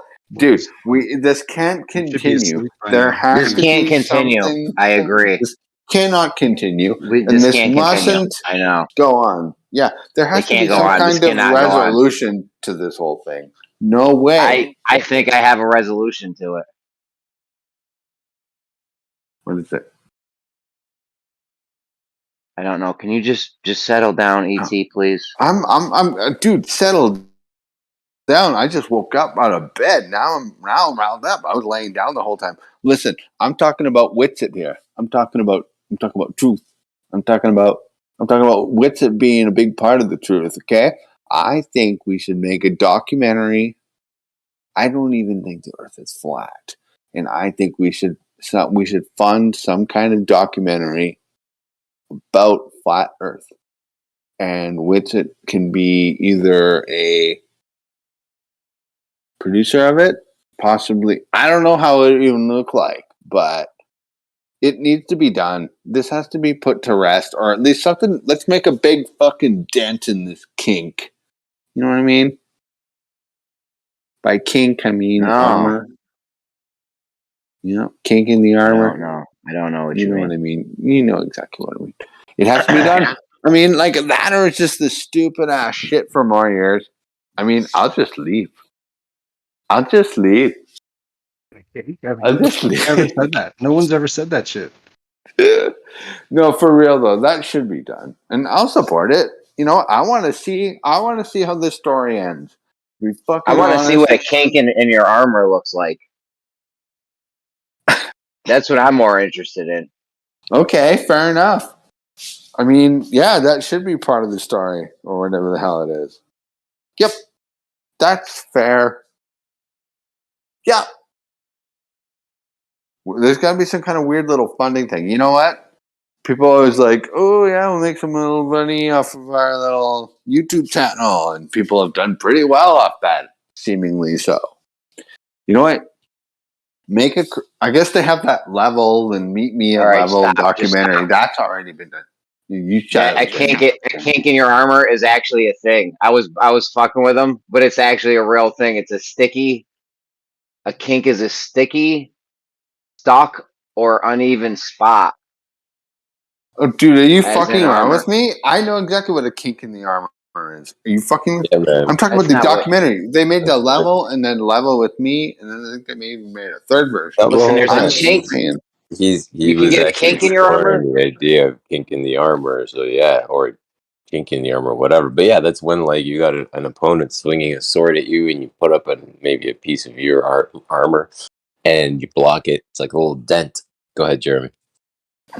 Yeah, no, you can have a kink in your armor. It's a sticky, stuck, or uneven spot. Actually, they call it a chink in your armor. And then you can have it. No, it's a chink. And then you can That's have where it gets racist. It's a chink in your armor. I know, you misspoke. I was fucking with you, and I was like, hold on, let me check. A chink in your armor refers to a narrow opening. Yes. Often using the phrase chink in one's armor. And that's where they planted the sword. Both are funny. Both are funny. I think it's originally chink in your armor, and I know they made that level documentary and or meet me on the level. Or I can't remember. They made like 2 or 3 of them. Guys, you guys fit in the Europeans' armor. You know. Wait a minute. Yeah, as soon as Witsit guys, comes back, we're switching this right back to where Yeah. we were. Fucking, hold on, Well, have an I'm, idea, guys. that's you know Just what? so Have an I everyone want to knows. put What my if point yeah, in no, before I'm he fi- I'm comes with back. you. Because I know when he comes back, I want to have my word in. I'm going to tell you guys fucking this right back. I've talked to Witsit before. Me and him are on good terms, I believe. Hey, all right, the hold whole on. thing, I have a question, real quick. Before there you go needs there, to be PT, hold on. Before you go there, what? what happens if you have a chick in your armor? What happens then? A chink in my armor? No, what happens if you have a chick in your armor? What A happens then? chick in my armor? Well, she would be like a couple centimeters tall. She'd be like a little Lego girl. And be like, hey, it's a little chick in my armor. Hey, what's up? And, you know, running around. Little chick I in was my kind of armor. hoping. Oh my gosh, I was kind of hoping Jeremy was gonna pop it on that one. Chick in your armor. Hey, let's go. Never mind. I withdraw. Love you. Love ya. Well, I mean, they're so small. All you can do is make them little pet, you know. So it's like, hey, what's up, little lady? Let's go for a fucking war. Fucking do this. That kind of thing. Before we get into this interferometry thing, though, I gotta tell Witsit about how J8 told me to measure the Lorentz contraction. Shit was hilarious. Yeah, just settle down, ET, for 5 minutes, please, bro. I see you just came off mute. Just tell me. Thank you. It's all relax. SE heard it. That shit was crazy. Unbelievable. You ad hoc that shit. bro. Dude, they ad hoc that in to get rid of the because they didn't find Earth's orbit. Like, what the fuck? You're about to ad hoc. You're about to tell me you measured it with some wild ad hoc shit. An electron cloud from two different fucking things. Oh Two my different god, bro! things, yeah. I was pissed, dude. I was so pissed last night. I know, bro. What the fuck? Don't forget who started that convo with him, right? And I told him, well, how about interferometry? And he's like, huh? No, I told him the Lorentz contraction, and he's like, yeah? Oh yeah, it actually contracts, but no, it doesn't. And then he's telling you all kinds of crap of two different things contracting, not one single thing. Yeah, What up, bro? yeah. People are delusional. That's what up. Oh, I think Witsit's back. Witsit's back. Yeah. What is up? I was saying, There we go. never mind. Brother, just a second. Jeremy, what were you asking me? I totally forgot, dude. Oh, about the interferometers, like which one measures the change in the seasons, like you were talking about yesterday? Mickelson Morley. But let me clarify And so that's we the understand. So they're both interferometers, right? So Mickelson invented the interferometer. They're both interferometers, right? The difference is the setup. So, like in Mickelson Morley, they had these tables on floating on Mercury, and then it was rotating. And then in Mickelson Gale Pearson, it's not rotating, and it's a rectangle instead of just like a cross pattern. It's like a rectangle, and they tilted the mirror at 45 degrees to make it like a rectangle. So it's just a different setup, right? And so with the Mickelson Morley, in theory, since you're establishing this own frame of reference by spinning, then you should be able to detect the orbit based on the direction that the light beams are moving. In Mickelson Gale Pearson, it's supposedly just detecting the rotation of the Earth. So the Mickelson Morley experiment is what changes throughout the year. And I think that hold on. even Mickelson Gale Pearson slightly does, ironically, but that's where you get the 98% accuracy thing, but I'm not positive. All right, the one that they spin and it establishes its own frame. That's the one that's supposed to detect the orbit but doesn't, and that's also the one that changes throughout the season, or no? Correct, yeah. Okay. Okay. Yeah, they took like these stone blocks and they put them on some mercury, floating on mercury, and then they rotated the table. So it's supposed to, yeah, measure the orbit. That was the plan. This is another thing that gets left out of all of this. So the Sagnac effect and Michelson-Gell-Pearson, this test was set up to detect the relative motion of Earth's rotation and the ether. So it was the same as Michelson-Morley in the sense that it was supposed to detect Earth's movement relative to ether. That's literally the same setup. That's where the predictions came from. They used the framework of ether to get the prediction of Michelson-Gell-Pearson. And it worked. It matched the data, and it works every time to this day. So the Globers leave that part out. Even with the Right, new that- interferometers and the more high tech, the shit, Yeah, we're because still, they're it's still using measuring. it's using the Sagnac effect. So I'm saying that, okay, you know how Michelson-Morley, the Globers say it debunked the ether, but it didn't do. And they said it was only about the ether, had nothing to do with the Earth's orbit, right? Because they're just like retarded. They just say things. The name of Michelson-Morley's paper is "The Relative Motion of Earth and the Luminiferous Ether." Don't Okay? call people retarded. Okay, well, we your complaint has been filed with the complaint department, and we will reach back to you within 24 to 48 hours. So, geez Louise, ET, are you kidding right now? So, the Michelson-Morley paper is titled "The Relative Motion of Earth and the Luminiferous Ether." The Michelson-Gell-Pearson test is also the alleged rotation of Earth and the luminiferous ether relative to the luminiferous ether. So the very Michelson-Gell-Pearson test was that supposedly they invoked to measure rotation. It's literally built upon an ether. That's where they assumed an ether, like an absolute frame, like a background medium, in which they were going to measure this rotation against. That's where they got the prediction. They got the number that it should give us, and then it did give us that rotation and the prediction within 98% every time. So the Globers always leave that part of it out. That's why Bob used to always say, "Wait a minute, how can you explain the Michelson-Morley and the Michelson-Gell together if you're a Glober?" Because they both assumed an ether. The Michelson-Gell shows the rotation, but the Michelson-Morley does not. If the Earth's a tilted, wobbling, spinning ball that's orbiting, it should show in both tests. So anyway, The orbit so that's or why the orbit or the rotation? the orbit should show in the first one. The rotation should show in the Michelson-Gell-Pearson, the second one. Okay. So a lot to like, digest. okay, I'm trying to. So basically, Michelson-Morley was supposed to detect the orbit of the Earth. Okay, Michelson-Gell-Pearson is to detect the rotation. Okay, so MMX, orbit. MGP, rotation. The acronyms make it or less, more difficult, I don't know, but are you with me so far? Yeah. The first test with Michelson-Morley, that was 1887. They were expecting to get a fringe shift based on the orbit of the Earth. They did not.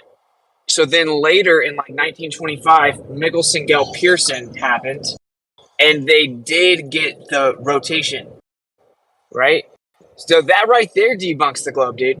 Right there. The test from almost a century ago debunked the globe.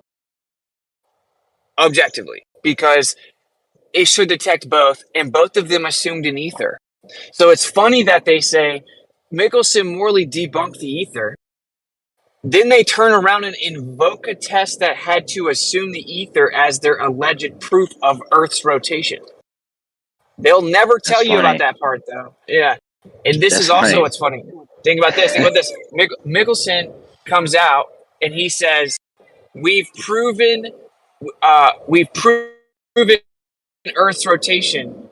But that's how they'll tell you what he said. But what he actually said was, our test has our test is accurate, thus proving our assumptions. Okay, and so when he says that, his assumption was that an ether exists. He said he goes in detail saying that it proved the ether. So when he says that we've proved the ether in 1925, okay, well, if there's an ether, that debunks the claim the Earth is orbiting based on Michelson-Morley. It's my opinion, he actually knew. He knew after Michelson-Gale-Pearson the Earth was not rotating and orbiting. That's what I think, right? Because he's not stupid, right? So he said that we proved the ether. Well, if there's an ether, then Michelson-Morley debunks the rotation, the orbit. So anyway, that's like a part of it that never gets discussed. But to this day, that's why Bob used to always say, we do have evidence for the ether. It's literally required for technology that we use. Anything that uses the Sagnac effect, it assumes an ether. Like ether was required to even invent it. Does that make sense? So like, as it works, as your ring laser gyro works, as everything with Sagnac effect works to show us, to match the rotation of the sky, that proves, it doesn't actually prove it though, right? It's just indirect evidence that supports the ether. Because that's the only way we came up with it. We assumed an ether. So that's how, like, think about this. You know how the Globers like to say, like, oh, we made a novel prediction and then we saw it was true. That validates relativity. And then you ask them what novel prediction and they can't name anything. This actually was a novel prediction. They literally did the math. They were like, okay, let's assume an ether, like a fixed background. And now let's assume like an absolute frame to measure against, an ether, a background medium. And now let's do the math. Aaliyah's tripping, bro. Like, now let's do the math and determine what the fringe shift should be based on the rotation inside of an ether. And they got a number, then they went and did the test, and it matched the number. The odds, the statistical odds of that are like mind-blowing, right? They couldn't have just guessed the number, luckily. They got the number like almost exactly right, within 98% accuracy every time. And that's because this ideal rotation slightly fluctuates based on location even throughout the year. So that's why it can't be 100%. So I know it's a lot. I'm kind of overloading you. Yeah, no, it's a lot. It's a lot to take in. What do they say they're measuring in the Michelson in that one you were just talking about? The Earth's rotation. They claim that in Michelson-Gale-Pearson, that's just a second. Take your time. No, you're good.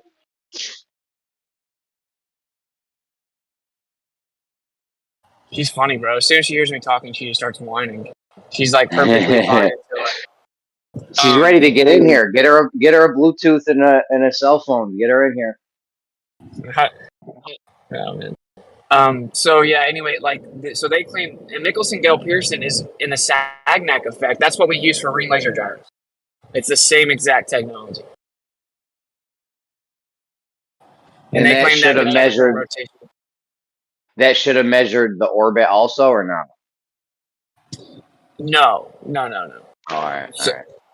Certainly not according to their current model. You know what I'm saying? But Yeah. it can be argued that it would detect a slight variation. But it's not. It's gonna get this ideal rotation. So Michelson-Gale-Pearson is different. I mean, Michelson-Morley is different because it isn't set up in such a way. It basically counters the sidereal rotation because it's rotating. So what you're now detecting is a change from, like, a change additional to that. Does that make sense? And that's where now we see, oh, wait a minute. Even when we account for the sidereal rotation, we're still seeing a fringe shift. And that fringe shift is changing throughout the year. Now, in the globe model, that would be because that's our proximity to the sun as we orbit around it. That's what they claim causes the seasons, right?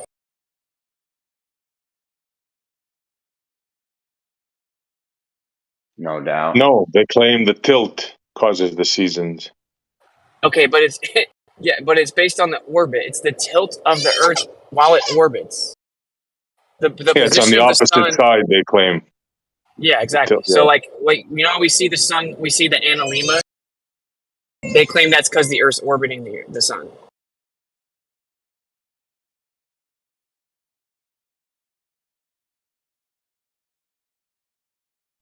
I think Yeah, so she's being so funny, bro. this is interesting. Like, I'm interested in the difference in the speed and in the direction. What evidence do we have of that? Yeah, when Michelson-Morley is replicated, which Dayton Miller did it like millions of times, seemingly. I think it's 5,200,000 times.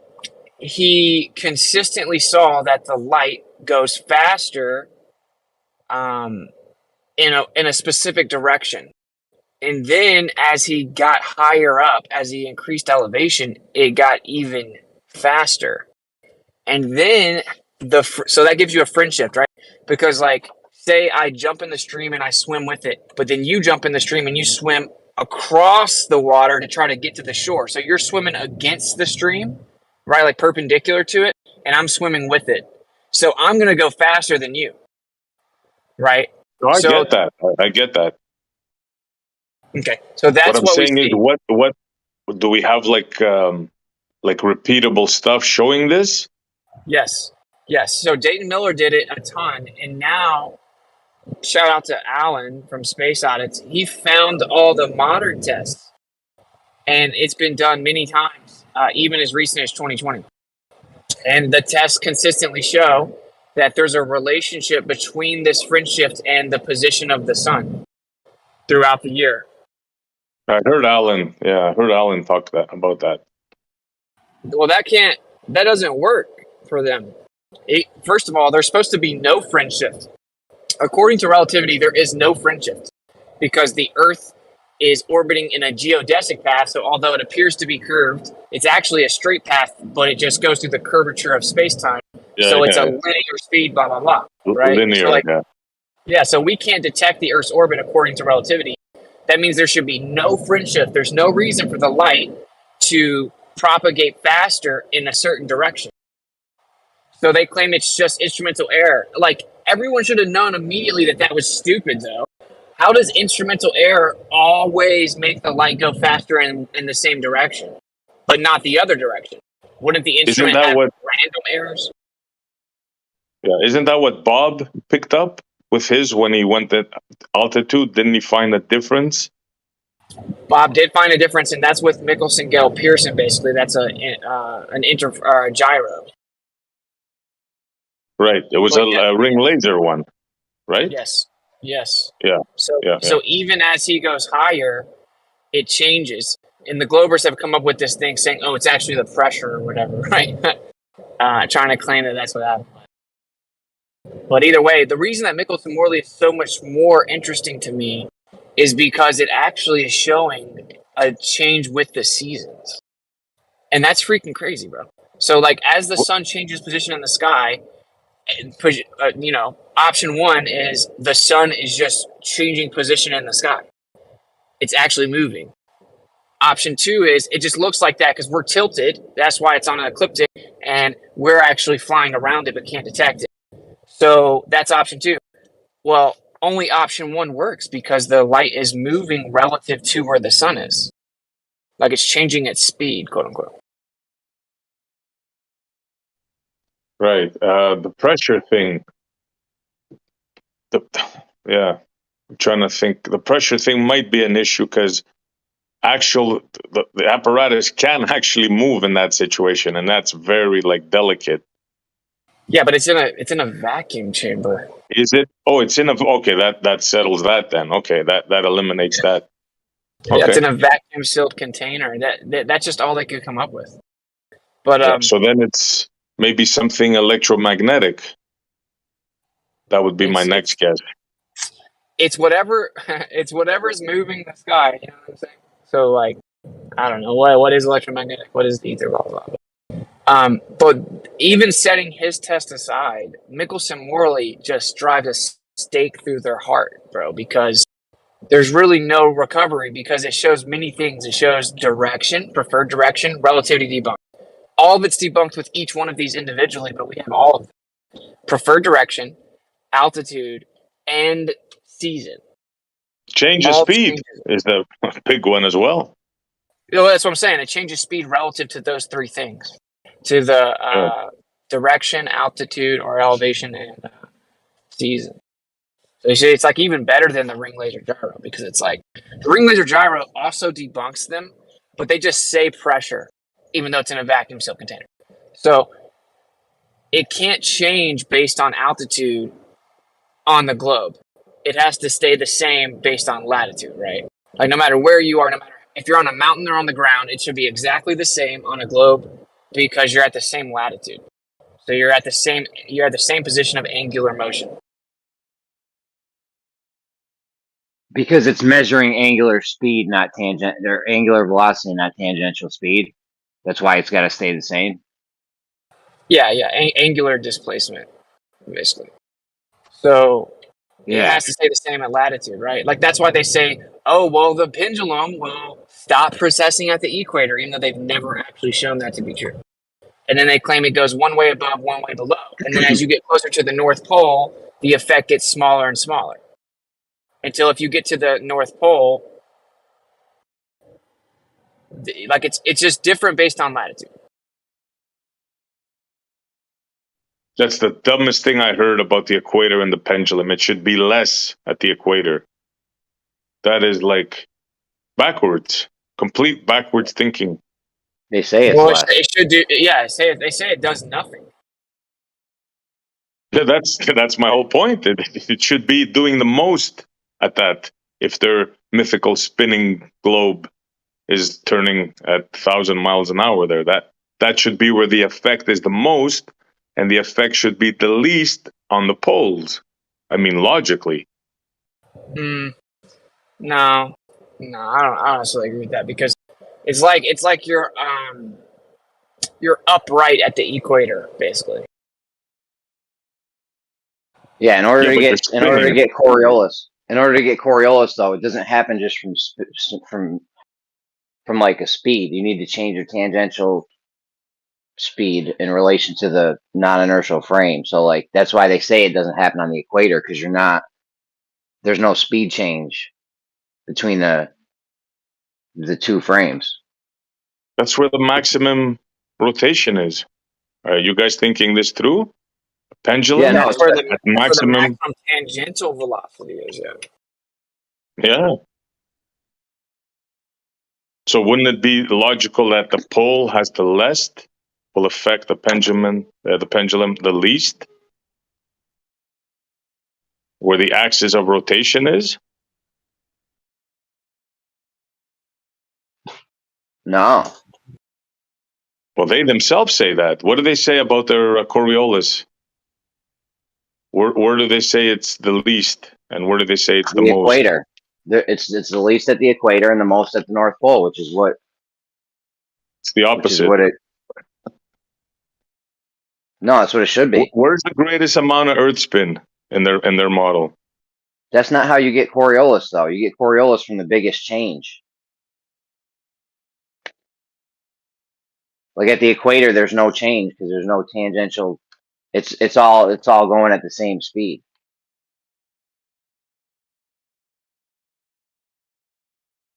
All right, this is the truth, man. They've never shown it doing that at the equator, and they've never shown tests. They've never shown tests below the equator. So, like, they don't do the pendulum. But like, good luck trying to find evidence of replication of the pendulum below the equator. So, what they call the southern hemisphere. Good luck trying to find the ring laser gyro test intricately done there, and good luck trying to find Michelson-Morley done there. All the replications of Michelson-Morley just come in the north. It's like they know not to actually do it in the south and release it. When I say they know, I mean most people just live in the north. So the people that are replicating it, they're just doing it where they live. But why would we not go do it in the south? Because in my opinion, it would destroy everything. It has to be symmetrical below the equator for them. But it's not gonna be. But it's gonna be very close though, in my opinion, because of I don't even know. I don't even want to make a prediction. I don't know. But if you look at like I'll drop the picture, but there's like centripetal convergence down towards the vortex. The reason that we're detecting an angle is because there is an angle to the vortex. I'll have to give a picture. But anyway, like I just want to make sure we kind of are on the same page with the Michelson-Morley. We kind of all get that the replications of Michelson-Morley consistently show a fringe shift. The globe claims there should be no fringe shift. So if there's a change that is consistent, it's changing based on direction, altitude, and season. It cannot be instrumental error. So Does that the it's just change predict their orbital speed? no. The fringe is way too small for the orbital speed, which is why they Exactly. claim Yeah. that's why they claim that it's not actually there and that it must be instrumental error. Exactly. The contraction. And what's the percentage? Do you remember the percentage of that? Okay, but the What it instrumental error. is and what it should? Yeah. Oh, it's The not even. instrument. The instrumental error thing doesn't even follow though, because why would it just happen to get an instrument error for the seasons changing or the height or whatever? Yeah, but That's every correct. time as well. Yeah. That's right. You Yeah. get the error every time. Yeah. Yeah, Kosho tried to say this to me one time. When I first brought up Dayton Miller in here, like half a year ago, whatever, Kosho was trying to tell me that the reason that it changes with the seasons is because the temperatures change. And then I talked through it with him, and he ended up conceding it wouldn't work. But then he said, "Oh well, there's no actual evidence that happens." And Elias just said that that's what it was, but he didn't provide any math. Well, Dayton Miller did provide math. And that's why Jace was in here yesterday, like, just repeating Kosho, because that's been Kosho's response to it for, like, the last half year now, after we had the convo. So Jace just repeats it. Jace is, like, in the chat yesterday talking about Dayton Miller didn't actually show any of the math. That's a lie. He showed all the math. It was Elias who looked back over it in like 99 and then wrote a paper about it. He didn't show the math. He said, he cited the paper. He said, I looked at the math and here is what it shows. It shows that it changes with season. It's been done since then. So we don't even need that. We don't even need Dayton Miller. And I told Jace Done that. with And the then he seasons. That's freaked out, man. And the only explanation is that the sun is closer. That's right. Yeah, the actual where the sun actually is changing position, and it's affecting the light, Right. which is crazy. Yeah. But it's not crazy if you think about it from our perspective. Whatever the sun is, it's clearly got energy. It's like got an energy field, and so how close it is to you is going to affect that light relative to the ether drift. Like, it makes sense from my perspective, but it doesn't make sense from their perspective. Yeah, I'm trying to think of it as if it is an effect, somehow it affects the the electromagnetic, like whatever we're on, right? Whatever the compass points to, whenever we see the northern lights and stuff. Maybe a proximity charges and changes somehow like that. I'm trying to think of a non-ether solution. That's what I'm trying to think. Good luck. Because you could explain that change maybe like without the ether, but how do you explain the change in general, right? Like the sun is changing it throughout the year, but what's causing the fringe shift to change in the direction of the sky? Just in general. Yeah, that's yeah. See, I'm thinking more charge due to the sun closer, but now that the directionality, that's if that's true, that's definitely something. It's just like so bad for them. That's why Jaren's not really wrong when he says FED is a scam, because they kind of are, right? They're like, well, they didn't come up with this. They talked out against it, so now no one's allowed to talk about it. Well, that's kind of scammy. But anyway, I'm not trying to get into that. So you've heard of the Elias effect. Yeah. So the Elias effect is the idea that the pendulum changes during the eclipse. Well, this would tie right in with this, right? Like, oh, well, whatever's going on with the sun, it changes the motion we detect here on the Earth. It's like we're in an energy field that's like a vortex, I would say.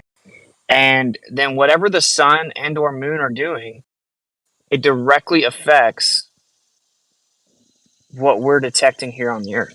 That can Well, that's only what I just happen if said. those are, yeah, that's what I'm saying. Like, those can only happen if that's local.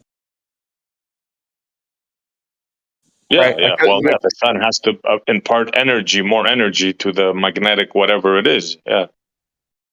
That is an absolute globe killer right there. The Elias effect. If we measure that, that's what I'm saying, dude. Next time there's eclipses and shit, lunar, solar, whatever, just we should be swinging pendulums all over the fucking place. Has anybody ever done a pendulum? Because remember what I say, right? I say you can never get the same shape twice, no matter where you're at. Even if you do it in the exact location, I say two of them, but let's try even with one. Has anybody ever done it and got the same effects?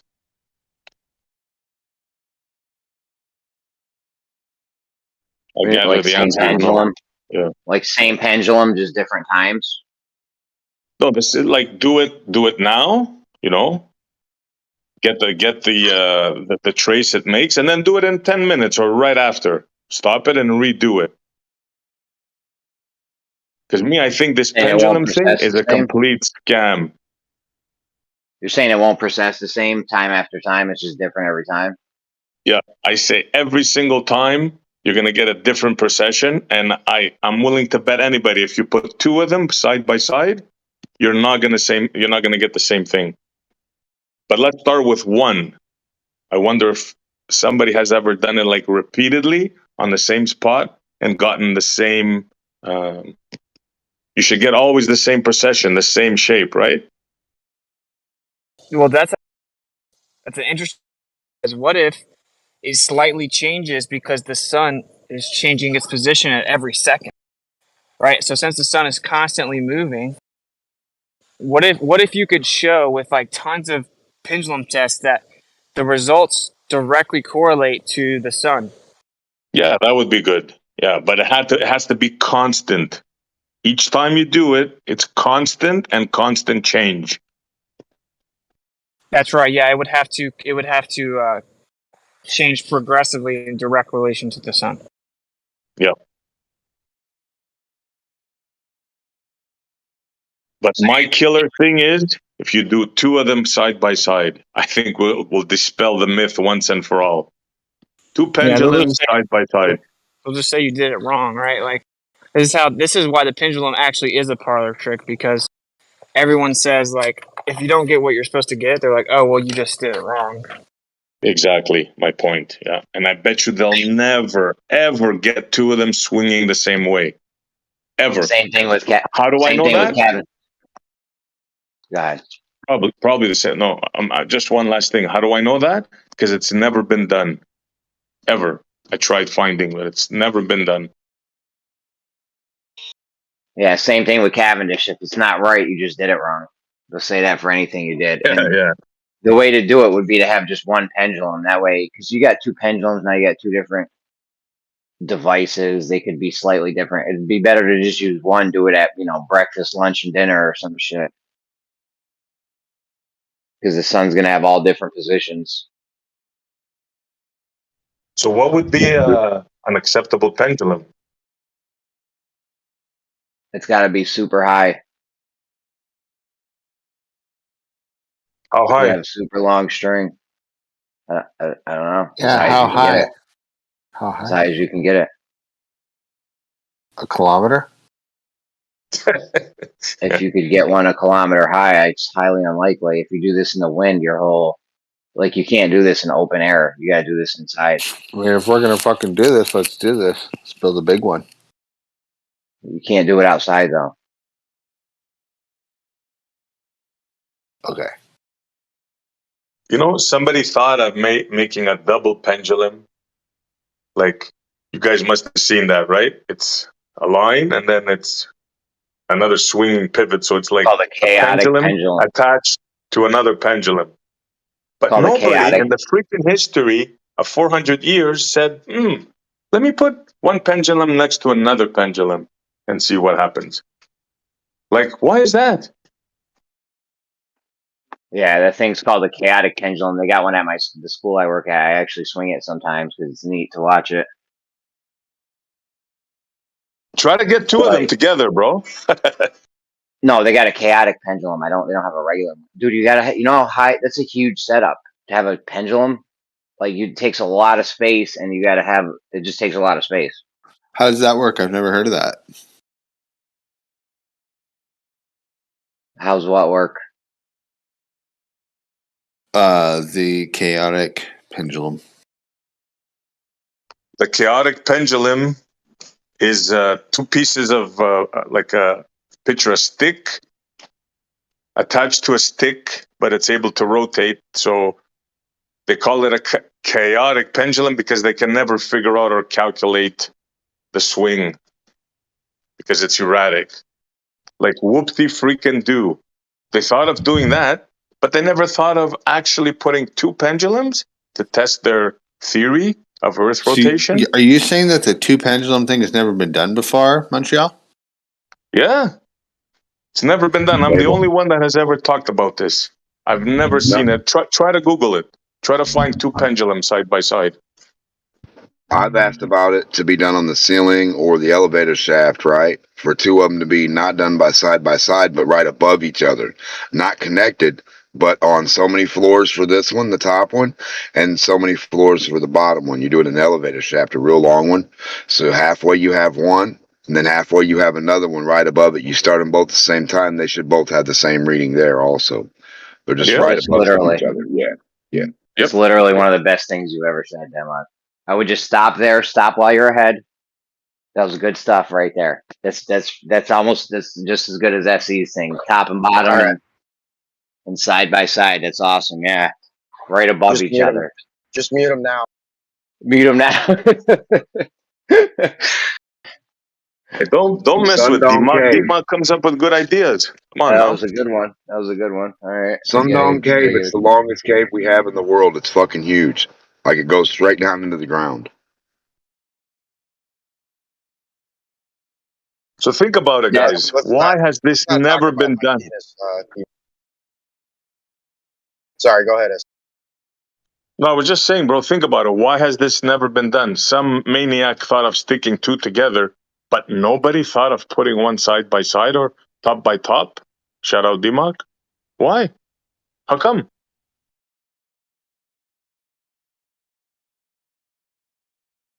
You know why?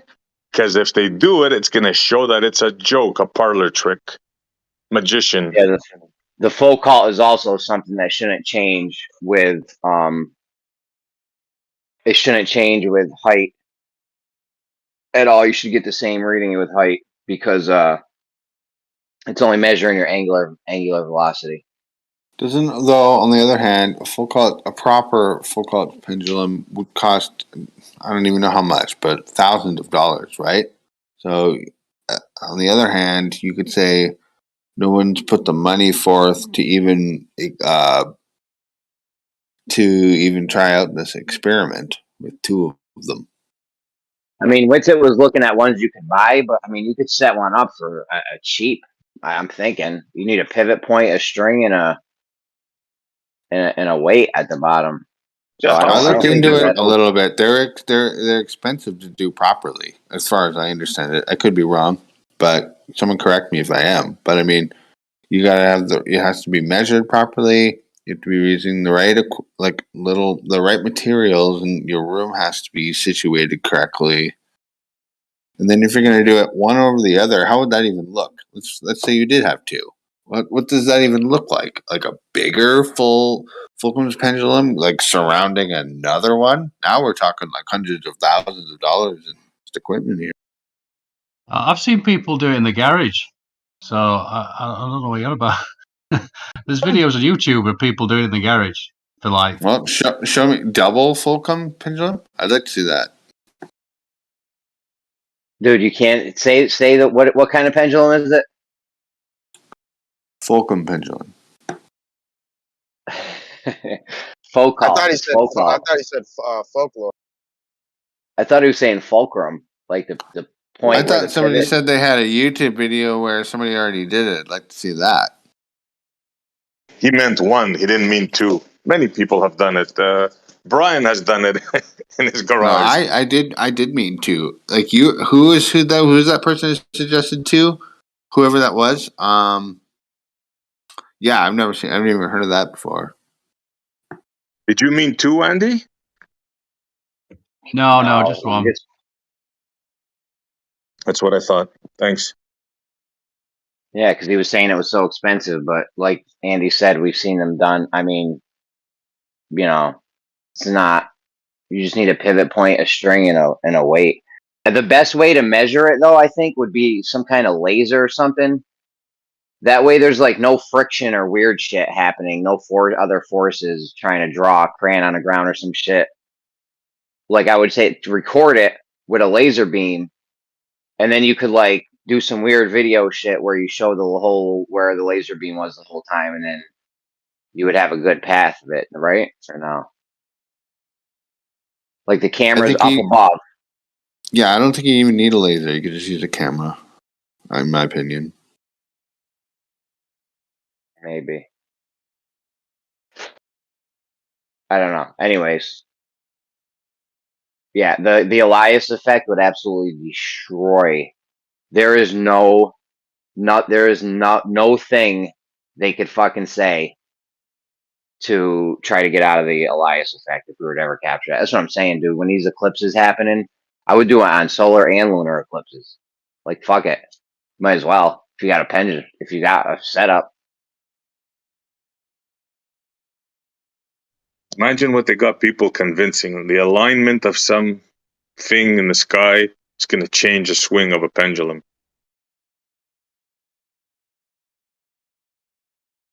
What's that? Yep, that's what a lot of people believe. Aren't you a Glober, ET? I'm not a proud flat earther, that's for sure. So you're a Glober, right? I don't have all the answers, but I know I found this discussion is very interesting. Like I wouldn't be here if I wasn't trying to learn something or gain something from this conversation. But you'll never concede when evidence presents itself, right? No, I can concede. I'm good at conceding. E.T., Does that mean don't you conceded? Listen, this isn't about me. Don't talk about me. I'm just here to listen, okay? Well, I just gotta let the guys know, you know what I mean, who they're dealing with. They mostly all know who I am. It's cool. I'm just here to listen. Okay. I'm not spying on you if you're getting paranoid. I'm not spying. I'm just here to listen and learn. Okay? Oh, E.T., you're cool because you actually... Mike, check. I can hear you loud and well. I was going to say, E.T., I believe you actually don't believe in the moon landings. You're a Glober that doesn't believe in the moon landings. Am I right or wrong? 100%. Yeah, I think it's an absolute sham. I know, it's crazy. You see, people think that people that don't believe in flat Earth are like people who don't believe that any conspiracy ever exists. Like, think of forget flat Earth for a second here. Right. Okay, for a second, and then all these fucking conspiracies that you're aware of. Think of that random idiot that that doesn't believe in any of it. I can't. Half of people who are like flat earthers to me, they're like, "Yep, that's what you are if you're a Glober." Well, now you're the fucking idiot. That's how I kind of see it. You're cool. I definitely respect that you actually saw the evidence of why the moon landings never happened and a whole bunch of other stuff. So that's good. Do you know what I mean, though? When a lot of flat earthers called globe earthers basically like retard normies. That's what a lot of like conspiracy theories call it. Nah, we don't do that here. We don't. They haven't. Oh yeah, we don't use the R word. My You're bad. hanging out My with bad. Harp and My Sin bad. too much, bro. That's My the problem. bad. It was my bad. Okay, but you know how they say that like they've never taken like the red pill or whatever. that's so like okay. A lot of flat earther people think that researchers haven't taken the red pill. That's a big mistake for a lot of flat earthers, but I've seen it time and time again, like throughout like the whole community. They think it's like if you don't believe in flat Earth, you must be still blue pilled or something like that, or whatever. It's so ignorant. That's There's I would actually say that a most lot of of the good people. researchers out there that don't believe in flat Earth, and that doesn't mean you can't flip them around if you're obsessed with convincing them into it for some reason, which I don't understand why flat Earthers are in the first fucking place. All right, bro. All That right. doesn't mean. Just ET, how be about concise. how about this? How about you tell everybody here, like, what is like the best piece of evidence you have that's keeping you on the globe side? And then maybe some of the boys here can help break it down for you. I'm not going to play your little game. I've spent hundreds of hours listening to this debate, and there's no purpose of me even doing it anymore. So what's your best evidence, bro? Come on. Yo, Exactly. Yeah, there's no purpose, man. I can't even argue as well. Witz is in the room, for God's sake. Or I guess he's gone now. Yeah. Why would I even do that? What's the Well, purpose? are you just trying to hold on to your beliefs, or are you actually trying to get to some sort of truth here? Listen, I'm okay with my stance right now. If that makes you uncomfortable, that's not my problem. I'm not uncomfortable by it, but we're not here to just assert our beliefs and wave them over others' heads without evidence. Like, if that's what you're gonna do, then just sit back, bro. Like, sit back, enjoy the show. I'm the one on mute right now. Okay. All right, you stay there. D-Mock, you're off mute. Go ahead. I'll show you stay there. Nah, ET, you could talk, bro. I mean, you know Most what of the people. Go ahead.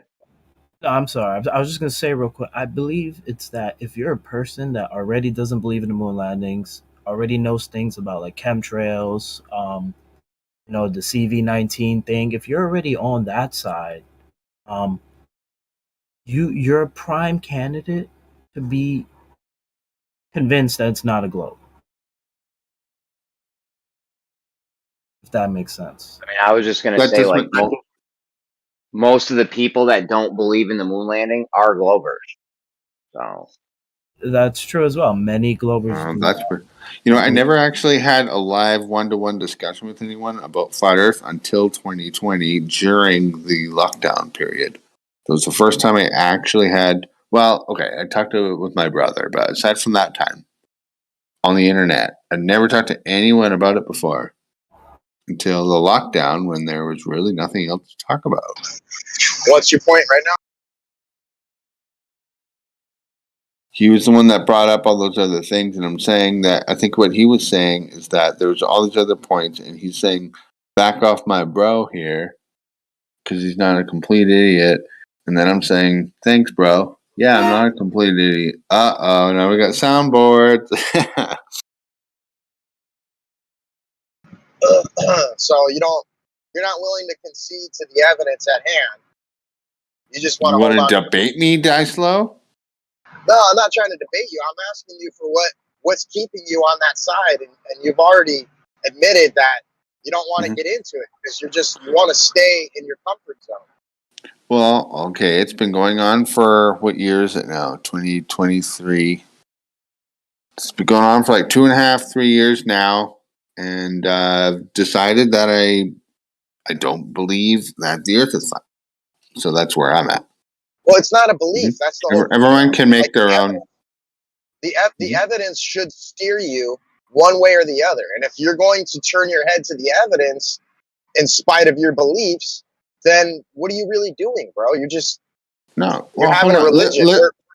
Listen to yourself. Why do you feel like? Imagine if you just said what you said to me into the mirror. Now repeat what you just said, because I can't even remember the whole thing. But say what you just said again, or something close to it, and then imagine as if you're looking into the mirror. The limelight's on you, bud, not me. I can't remember exactly what you said. You basically just asked me something like, "Why do you still believe this after all this time?" or something like that. Yo, why do you? Right? Am I even close? I asked you to repeat yourself, and you couldn't. But from that. It's the opposite of that. I asked you, why are you still holding on to your beliefs despite the evidence at hand? Like I'll tell you. Okay. Okay. Decent you're, question. Decent you're question. turning, Yep. you're turning your head to the evidence and holding on to your comfortable beliefs. No, they're not more And then comfortable for me. I'm already uncomfortable. You don't have to worry about that. I'm uncomfortable one way or the other I'm at just this saying, point. you're in a flat Earth server, and you don't want to. You just want to listen. Even, I mean, it makes no sense, bro. Like, I you're barely contradicting talk yourself. in here. I come in here fairly often. I used to come in here more, but generally I just listen. It's rare that I come in here and speak up. Listen, now that you're fucking confronting me, I'll tell you. Listen, dude. There's a lot of fucking reasons why I don't think the Earth is flat, and usually what happens is when I can present this information to people, they don't want to fucking hear it at all. Like, for example, just to give one example, just so I don't sound completely stupid. This I have a lot of information about the SR-71 Blackbird, which proves that the Earth is not flat. Nobody wants to go read about this book that I have about the whole thing. Sled Driver. Boom. Get back to me when you read Sled Driver. I haven't even read it myself, but I've glanced over it, especially the pictures. And then, give a You ever response to talk that. to I mean, you Bill came Rich? right at me. Now you came at me. Now I came at you. Now what do you want to say? So you need to read a picture book, bro, and So, then you'll know the Earth's who's closed. Bill? Read the picture book, bro. It's a total picture book. It's a total picture ET, book, let me bro. ask you this. Let me ask you this. You Yeah. brought up the SR-71 as some sort of evidence. Yes. Who's Bill Rich? Who's Bill Bill Rich? Rich. I believe he. Oh, I think. Are you confusing him with Ben Rich? Ben Rich, by chance? Possibly. I'm pretty sure his name's Bill Rich, but it could be Ben Rich. So who's Ben Rich then? I'm not playing this little game with you. I'm not going to let you do it. I won't do it. Well, it's not a game. It's not a game. Ben Rich. Come on. Who's Ben Rich? Ben Rich is one of the heads, just off the top of my head right now. I'm sure Diceless would know this, but he's one of the heads of the old aerospace programs from like the 60s, I believe. Ben Rich. Yep. I think it was the 60s. Yep. He was the head of Skunk Works, who was responsible for building the SR-71. That's what I'm talking about. Exactly. Yep. Ben Rich. He's well known in the UFO world. See, I knew you were going to do that. I knew you were going to do that. You'd be like, see, you didn't even know all the fucking details, you piece of shit, idiot. Of course I knew who that is. Alex Jones fucking talks about him all the time. Yeah, but don't call names, though. What are you doing? Oh, you're right. I misspoke. I take that back. He's just used to hanging out with Harvey. Son of a bee, my bad. I'm used to just riffing like that. My bad. Sorry, Jeremy. Sorry, anyone involved. How does it prove Well, I the just globe, don't. though, specifically, this plane? Excuse me? How does it prove the globe? Okay. You didn't even read the picture book, Andy. You have like one of the main pilots of the SR-71 Blackbird that go up with their so they run on two pilots and they go up. And I know you guys aren't going to believe this in the first place, but I'll give it my best shot right now.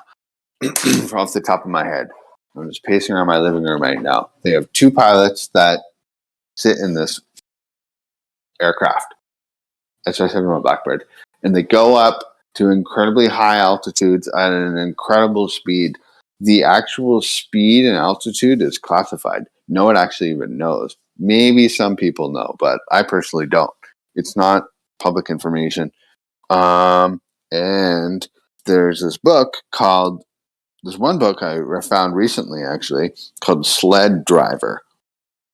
That's what it's called. You can download the PDF online for free if you just want to type in sleddriver.pdf or whatever. It's not that hard to find. So anyway, picture book. No, half of it's a picture. But what's interesting about it is that you have an SR-71 pilot who has like long ass descriptions about some of these pictures. It's crazy. Don't just call it a picture book. Don't undermine it like that. That's You said you only read the that's selfish. pictures. I've yet to read the whole thing. You're right. I don't even have scratch and sniff in the book, bro. Excuse me? Dice slow your mic cut out. But how does this, Yeah, that's right. as to Andy's question, how does this prove, or how does this show us because they see a Earth curve? Oh, well, I'm not trying to prove fucking disprove all your guys' theories. All I'm saying is that yes, part of this book, within this book, this guy's taking pictures, and in some of those, and he called it a picture book. Like whoever Yeah, said the that. picture book. Yeah, he describes. Sorry, I'm eating a tum right now because I have heartburn. But he describes how when he was flying this thing, he could see the curvature of the world, and he photographed it multiple times in his in a camera while flying. Yeah, laugh it up in the SR-71 Blackbird. Because do you know how high those fuckers went, dude? They went way higher than your How high? 50 to 60,000, maybe. I don't know exactly the number.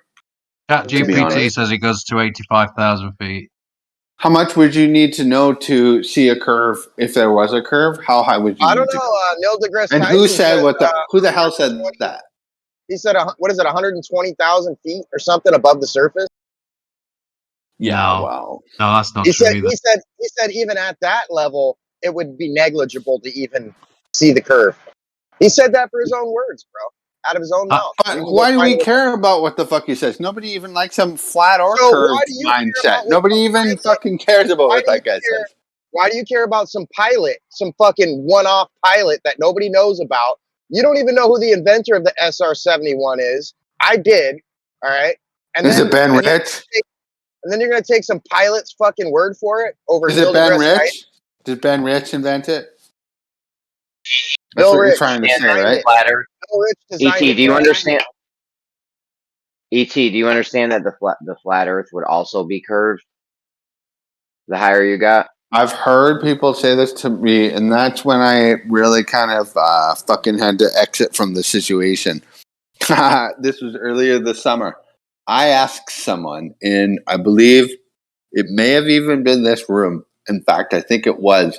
Can't remember who said it. It was because it was earlier this summer because I remember the space agent, Japanese space agent, or some kind of Japanese company had announced. And I don't think it's happened yet, but I hope to God it comes back up into my newsfeed so I don't Dude, forget you're about off it. the rails. You're off the friggin' rails, I'm bro. not fucking off anything, Do you know why? dude. Do you know why the flat Earth would appear to be curved also? Why?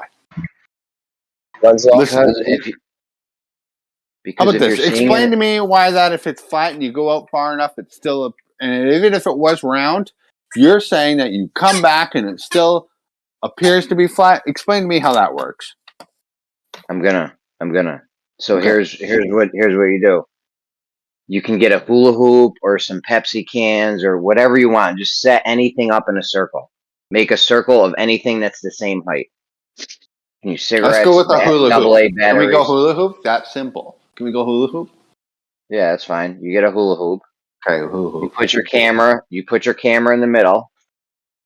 In the middle of the hula hoop. What direction? Is it coming out from the center or the side or what?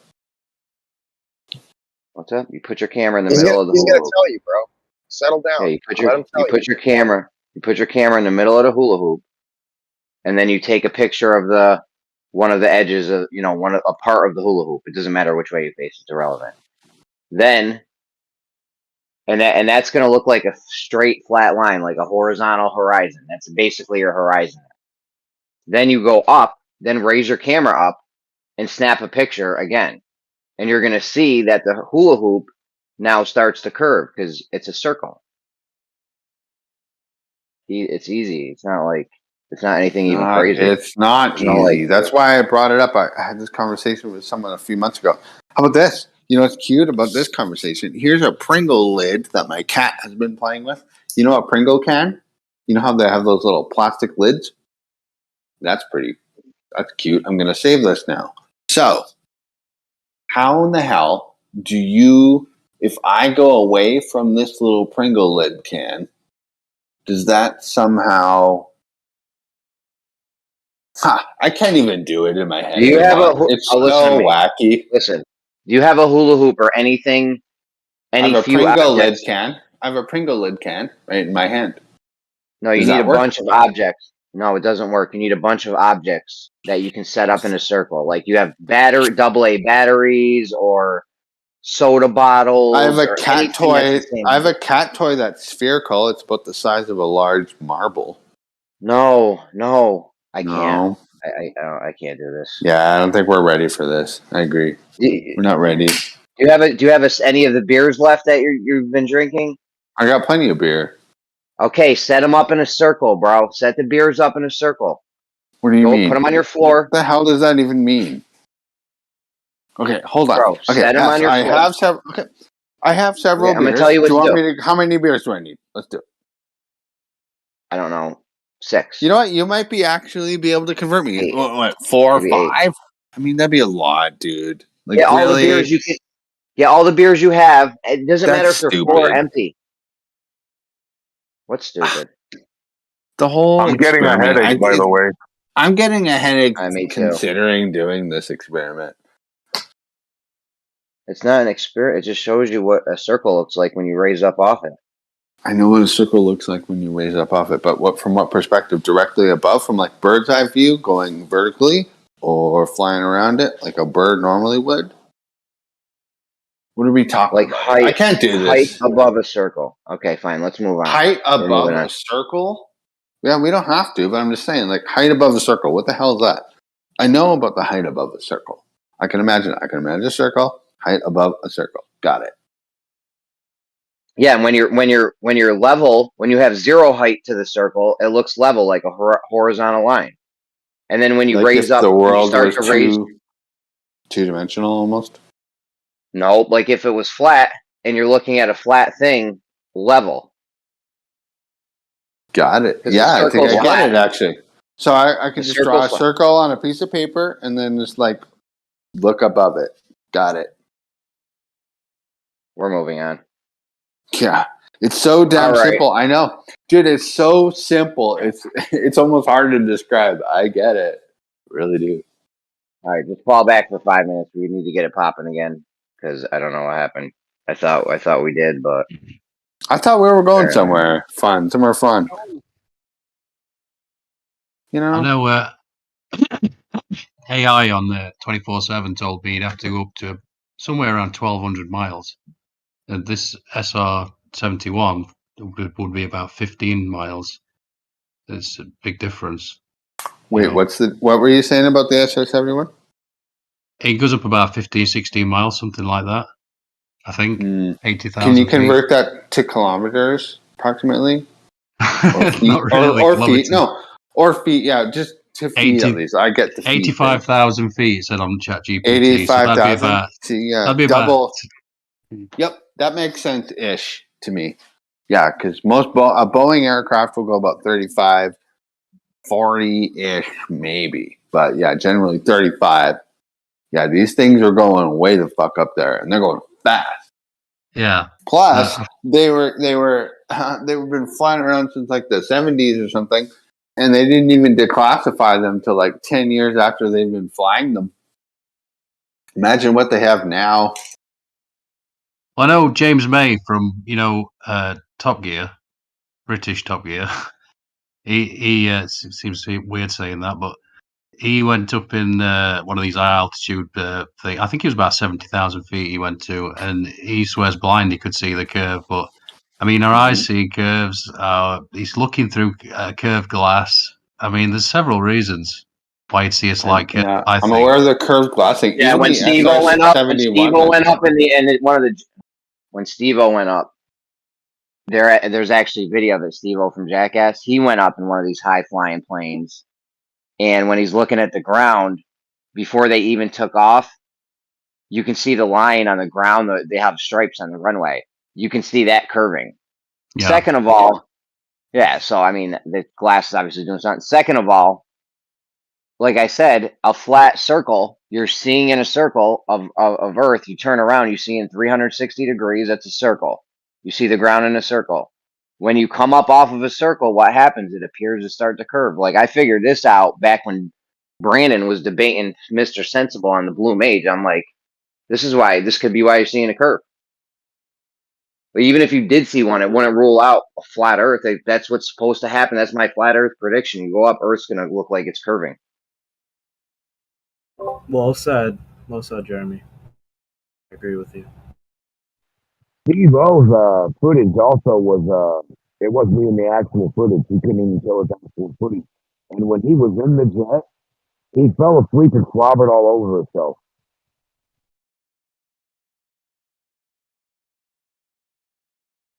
I'd probably do the same thing. I'd slobber all over myself. I'm sure I would. You sound like you're doing that right now. Well, my point is if you go up D-Mock, in the, it's hard to hear you, bro. oh, I'm sorry. D-Mock always has audio issues every time. D-Mock. I like how his name is Nacho Physics, but we know still call him changed his name or something. Yeah, So I think he's like got a bunch of nachos in his mouth. That's why you can't hear him. Like I'll prove you, Nacho Physics. No. I like his old pick with the penny. Yo, D-Mock, you gotta change your picture back to the penny. Those days are gone, bro. He's a nacho man now. I can change it back. Nacho, bro. You don't. All right, E.T. I thought you were just here to listen, bro. What's your evidence, dude? Give us your evidence. Good Lord, you're back again like that? Yeah, I just got off the phone. Well, that's cute because my cat just pushed my laptop lid down and it's going to take 5 minutes for it to start back up. But that's cool. I don't need the internet. Where did we leave off, Dies Low? I don't know. You had a picture, but yeah, we were some having a good pilot. conversation. We were talking about SR-71 Blackbird. Everyone thing was good until you came right back. I'm not saying it's bad now. I'm just saying. All right. Okay. Do this. Fucking talk about this, you know? Yeah, we don't like hold hands here, rubbing each other's backs, bro. Like we actually get into it. Dude, I need you to hold my hand through this. I need you to walk me through this journey. You know, it's tough. My back hurts. I need you to hold my hand and walk me through this difficult path. Are you trolling us or are you drunk? Like I can't tell what's happening. It's a fine combo, Jeremy. Fine combo. Dude, what are you talking about, Die Slow? What do you want from me? We just talked about the SR-71 Blackbird for like 10 minutes. So should we keep talking about that? What do we do? I think it's lousy evidence. I'm just wondering if that's all you got. That the Earth is not flat? Is that what we're talking about? Yeah, we're talking about your biased beliefs here and what's brought you to this realization. I mean, let's not talk about all the do you really want to do this? Okay, fine. Let's what another reason why I don't believe that the Earth is flat is because of all the several space agencies who have set satellites up into space and have taken a lot of different forms of information from those satellites, like not even just like photographical, or we're talking about all sorts of different types of information here, like topographical. We're talking about lots of weird ass shit here, you know. So appealing to authority fallacy, that's what you're going to invoke. How is that appealing to authority fallacy? What is that? We got space agencies and they say stuff and they're smart. If you just want to end it at that, man, I'm just looking for some hard evidence, bro. Like I don't want some anecdotal like fallacy type shit. Well, you're the one that asked.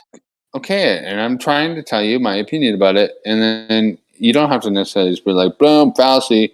Like I'm telling you what I think, why I think this. Yeah, I've never heard of flat Earth before? I didn't just welcome this community like a week ago. I'm fully aware of most of the arguments. I'm asking for evidence. I'm not asking for like what weird shit changed your mind, bro. Like I'm asking for some like hard empirical evidence, not like some subjective opinionated nonsense that you come to realize is enough for you to confirm your So belief. you've already decided they're nonsense. By the way, when I said evidence, I meant arguments. My bad. So you want? Excuse me. No, I was gonna say you're basically saying like one huge reason or one huge piece of evidence for you for the globe is satellites, basically. Yeah, and I you know what? And Okay, people if I don't may. like talking about that. And I have a couple other things that people don't like talking about, but yeah, that's one of them. Okay, if I may, real quick, and then I'll just and then I got to go back on mute. You do No, know. let's just go because like Dyslo just seems to trying to want to break me down. I'd rather chat with No, you, to be honest. ET, just let him go, bro. Go ahead, I Chatty. wish I could engage more, but I really got to go back on mute. I'm really busy. I was gonna say, so ET satellites. Let's just talk about their functionality, and I'm sure you've heard this many times, but you do realize like 99% of our internet is not satellites. Is not from satellites. Our cell phone service has nothing to do with satellites. Our television service has nothing to do with satellites. I'm here to And ask you, what do satellites do? What is their functionality? I hear a lot GPS. Okay, let me answer that first with the statement, and then well, I'll just answer it really quickly, easily. I never said that satellites did any of those things. Really, I'm aware of satellite television back in the mid '90s. Like all our friends had if you didn't have it yourself, you knew one friend that had satellite television. Blah blah blah. I don't know how the hell that worked. Okay, not pretending like I do, but I'm fully aware that most of that shit was like cable grounded shit, like with television and telephone and landlines and all that stuff. And I don't know, I'm also fully aware that a lot of the cell phone stuff is tower based, and a lot of the radar stuff is too. I'm fully aware of all these concepts. It doesn't really change the fact that satellites aren't up there doing something. Now you're asking me, what are they doing? Correct. It's some crazy military ass shit that most normal people don't know about, and know what they're probably doing, in my opinion. I think, because I'm not a military person, okay, so I'm just a layman, just like you, but I'm a bit of a studier, researcher type layman. I think they're doing a lot of like surveillance, and there's probably a lot of communication stuff going on there between the satellites, spying. Well, I guess that's the same thing as the surveillance, and then this is the weird part: is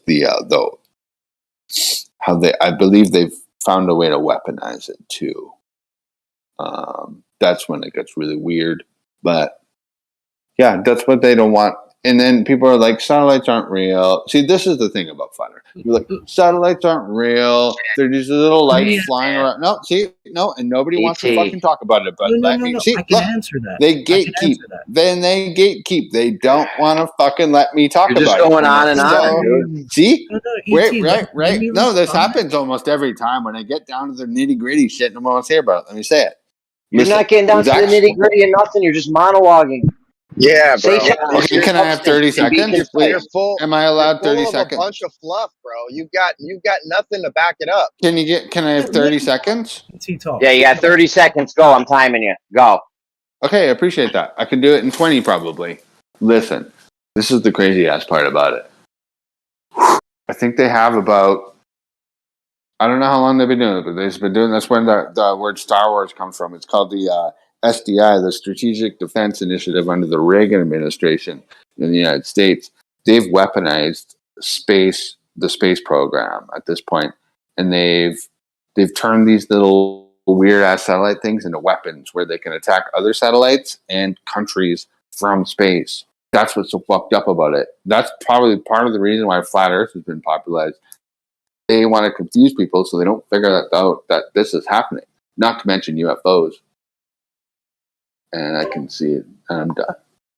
ET, real quick, just because you're saying, hey, I saw the ISS fly by on the video. Hey, I saw this satellite flying by in another video. Just because you're saying like you see satellites and you know they're up there, it doesn't prove the shape of the Earth.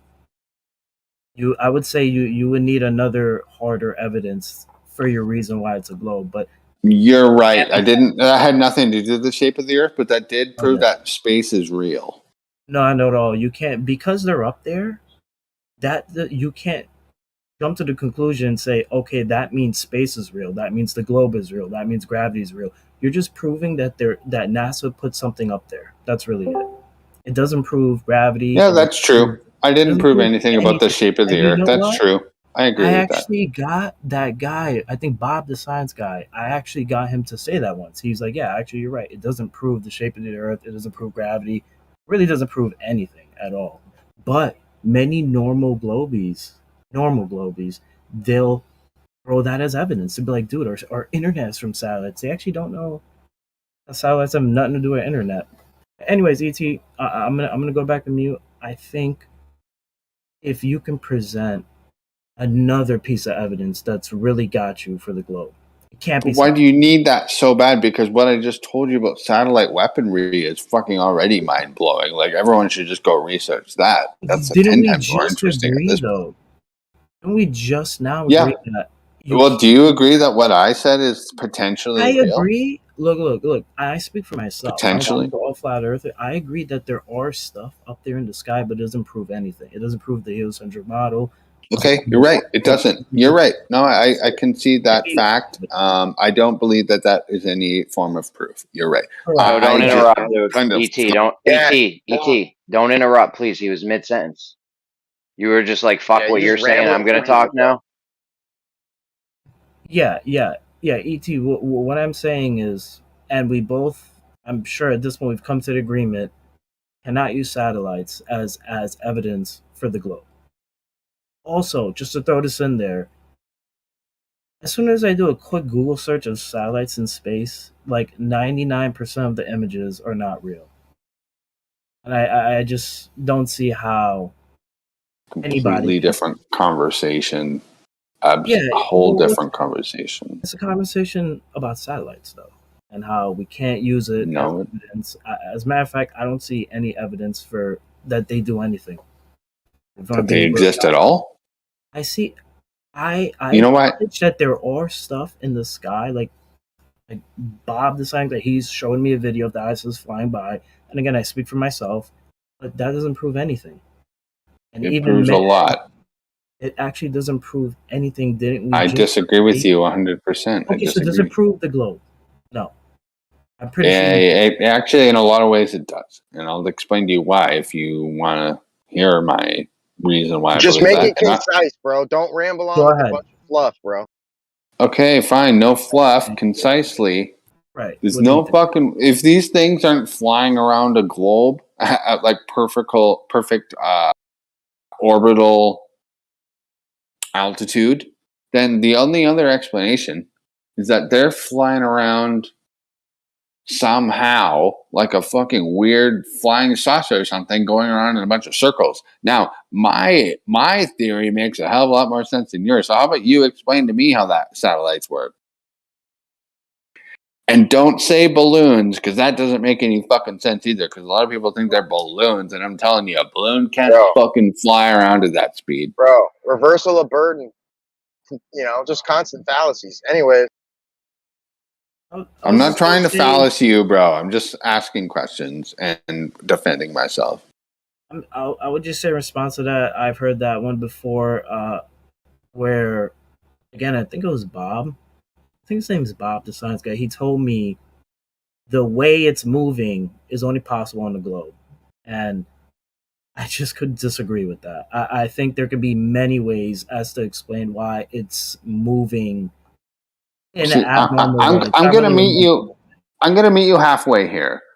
I'm gonna we're really kind of want to understand your mind, because I'm not trying to prove you wrong. That's not my goal here. I really want to understand what the hell you're thinking about. How can we get these? What are these satellites, and how can we get them going around in like perfect rotation around Earth? How do we do that then? How? Because we've already proven they can't be balloons. I'm the only person I'm the first person that I know that even brought that up. I'm sure someone else did at some other point, but no, that would have disintegrated the balloon, going at that speed. Not to mention the fact that they would have been flying all over the sky and you wouldn't be able to detect them properly because you wouldn't be able to control them. I would just respond. I'm sorry. Just real quick, I would just basically say I understand what you're saying there. You're saying like again the movement of whatever we're seeing in the sky. To me, it doesn't mean you can jump to the conclusion and now say, okay, that it has to be because it's in orbit around the globe, flying through space, blah blah blah.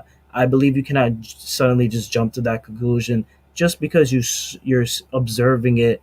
I suppose moving. that's fair. No, you know what? That's reasonable.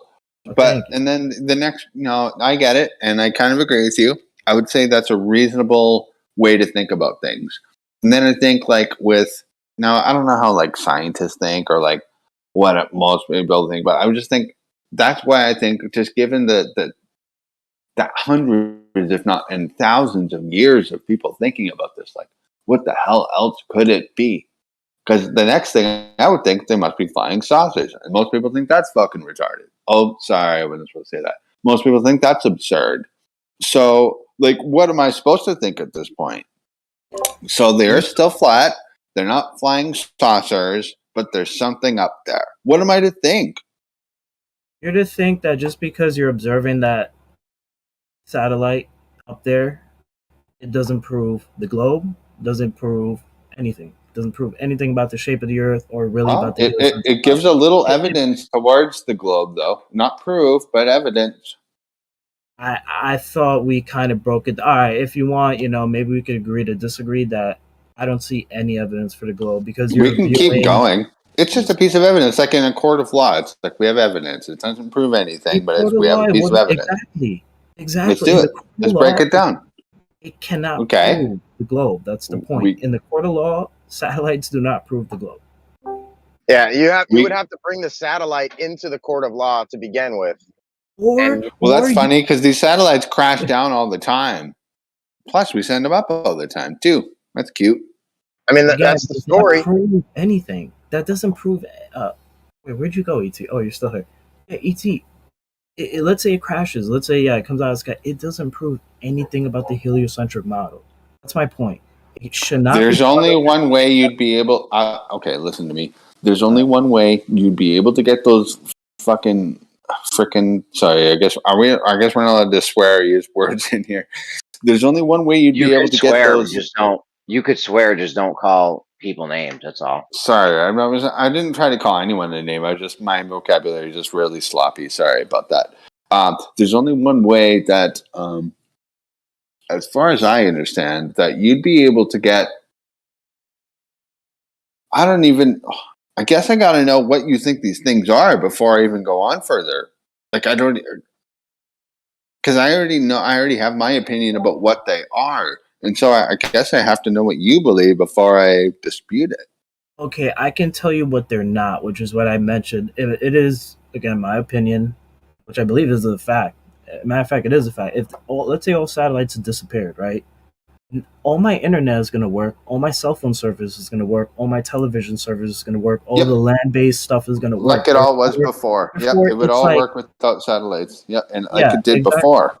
Mm-hmm. Correct. Like it'll work right now. So I will stand by my statement. If they all disappeared, 99% of everything is going to function normally, as if they were 100%. never. Yep, so I totally agree with you. See, the best evidence, you guys, you saw something flying in the sky, and again, you came to the conclusion it really doesn't prove anything. As a matter of fact, prove anything. Okay, what's your point then? So you're right. You have your television, your internet, and your telephones still work. What's your point? What's the point? What was that thing we keep going to? The point is you brought up satellites as why you believe it's a globe or a piece of evidence, and it's a good piece of evidence. I keep hearing you agree with me, though. That's why I don't understand. I think you agreed that it doesn't prove the globe, but you just said it. It basically does. What you're saying is that you think that you can still use your technology without these satellites, and I'm agreeing with you. Yes, all your internet and your television and your phones and everything will still work without the satellites. I totally agree with that. They would. What I'm telling you is that I believe that these satellites exist and they're functioning on a different purpose that probably have nothing to do with you, to be perfectly honest. Okay, yeah, If they do, it would be for nefarious purposes that you have no idea about.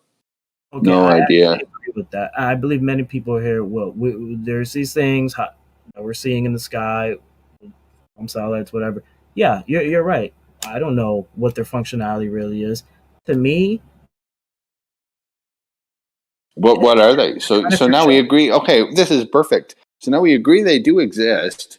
What are they, and how are they flying around so perfectly with perfect timing? That's a cool question, but I'm gonna keep reverting back to Go doesn't ahead. prove anything. If you want, we can keep talking about Let's do it. Let's break this down, dude, because I think we're on a cool little trajectory here, and I think we respect each other. I like this, and there's other people listening, which makes it kind of fun. Why don't we keep breaking this down? Do you want to get down to the nitty gritty until one of us is eventually just says, "You're right, bro. I don't know," because I'm willing to say that. If you can do that, I'm willing to do it. Okay, I'll tell you why. Like, I'm sitting on a stack of paper towels right now, just so you know. It is kind of cool, but I'll just say this for you. You're a cool guy. I like you're a cool guy. I'm not gonna keep talking about sides because I believe we got to the point. It doesn't prove the shape of the earth, and that's the main point. That was my point.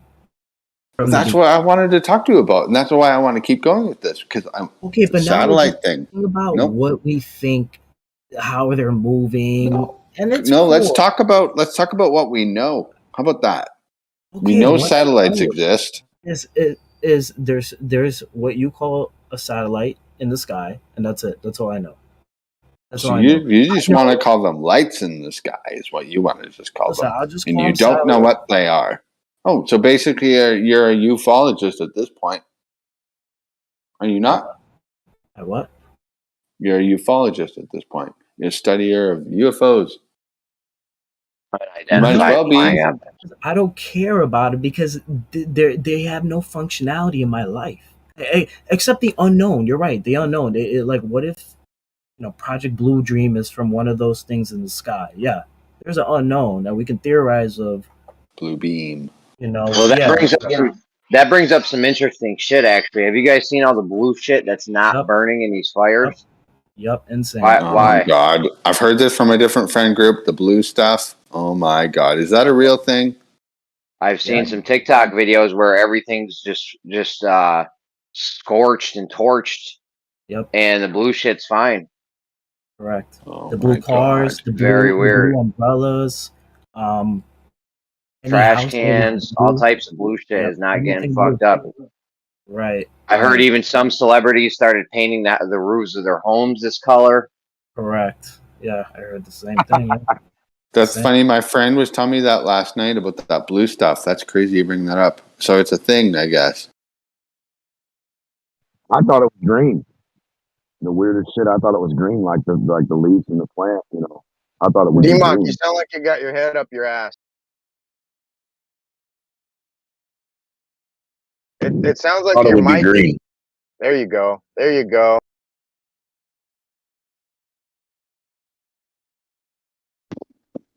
Yeah, Blue Dream is a cannabis strain. Just saying, bro. But that's crazy shit. I didn't hear about all the blue stuff not burning. That's crazy, guys. Oh yeah, yeah. How sure that is, because I just saw a few TikToks and shit, but I even saw that, like I said, some of the celebrities are painting the roofs of their house this blue color. So That could almost be celebrities this. I'm just throwing ideas out there. That could be like a signifier, like just a visual thing for someone above. Just throwing ideas out there.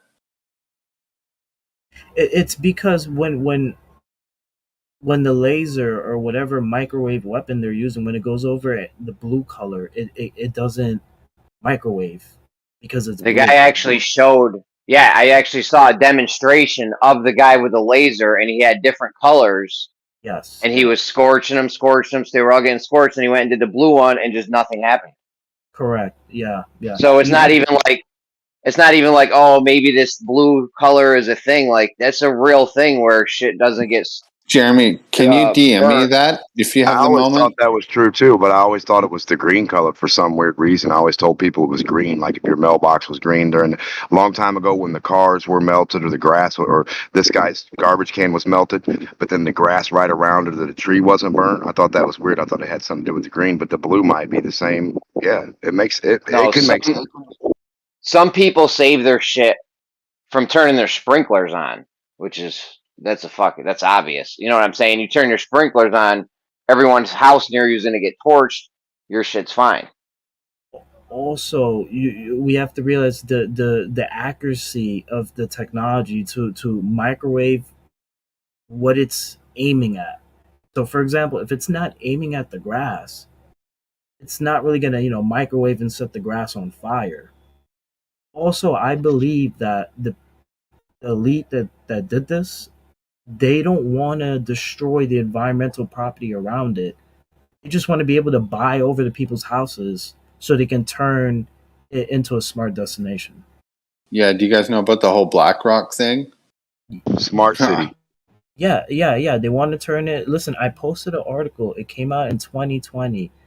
The article was, "Can Hawaii rise from the ashes of CV-19?" And this was in 2020. Oh Just my find the god, name of those that very interesting. bastards. Are you serious? I'll post the article again. Holy shit. Those motherfuckers. Yeah, Dude, I was like, wow, this is 2020. man, it's unspeakable. And they still haven't even announced the how many people lost their lives. This is almost like another 9/11. It's just like a hidden 9/11. Mini one, yeah. Oh yeah, no, there's It's just hidden. It's weird. It's fucking crazy, dude. I think they said what, like 100 dead and somehow 800 Well, they think missing. they're guessing it's up to 1 to 2,000 dead is what they're saying, from what I understand. We'll figure it out later, but it's fucking disturbing. That's for fucking sure. And yeah, Hold up, there's really no words. gentlemen. It's really, this is what they wanted. They wanted to destroy the town so it could be bought over, and in a couple years it'll be a smart destination. Yep, you're exactly right about that. That's when I brought up that BlackRock thing earlier. They had already designated that area to be like exactly what you just said. Yes, like a smart city, and BlackRock had investments in that area. What a coincidence! Exactly. Pretty goddamn sure the whole thing was done on purpose, and that explains all the weird anomalies with them not turning the power off, turning the water off, not letting people leave the area, the cops blocking off the roads. Do you guys hear about that?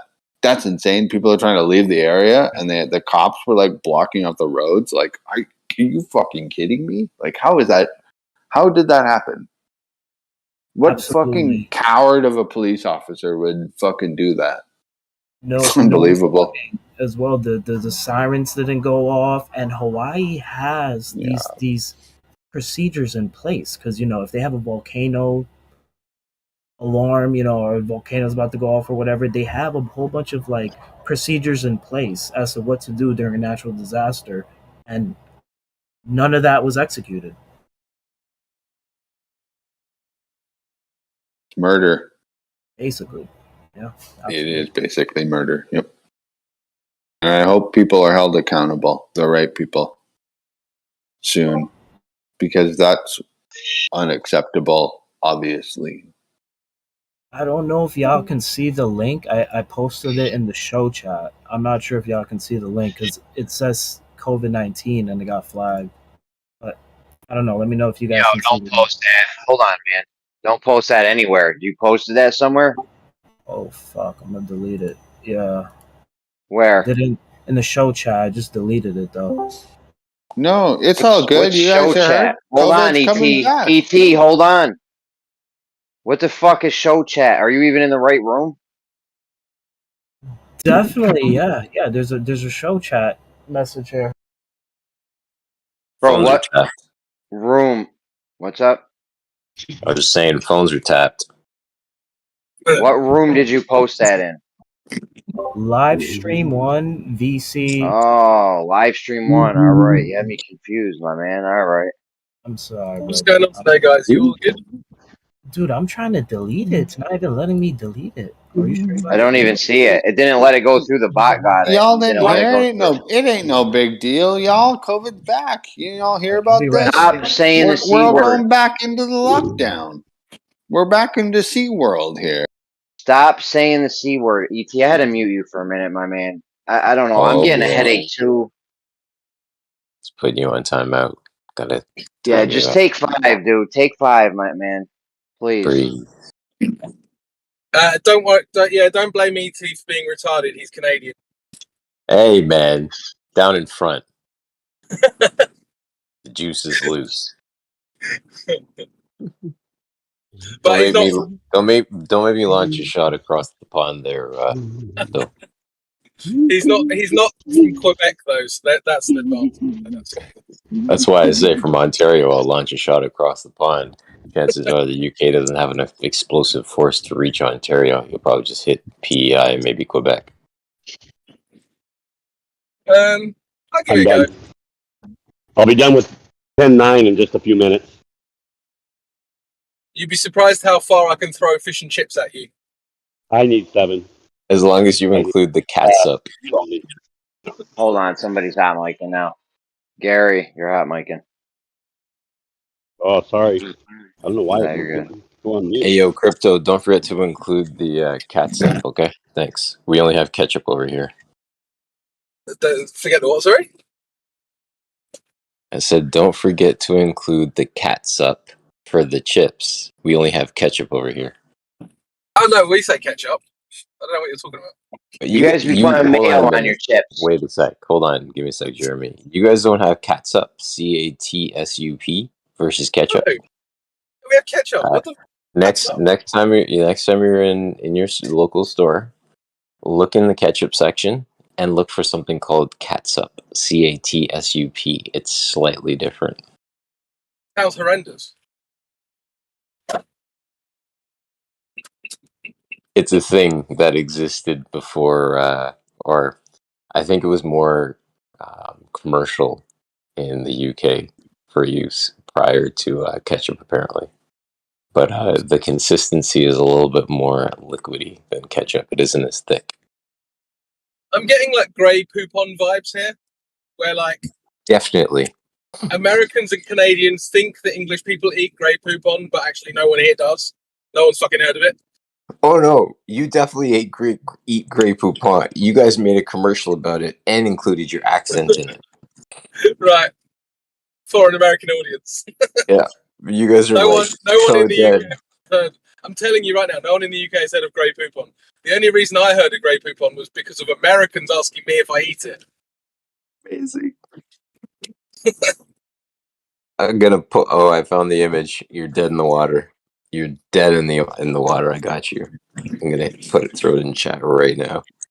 I got 4 different kinds of catsup. Is this the start of the Canadian UK 2023 war?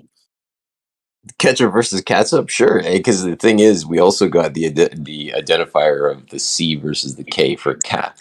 We got cat for catsup and for ketchup. Well, let me just stir the pot a little bit. Golden syrup is way better than maple syrup.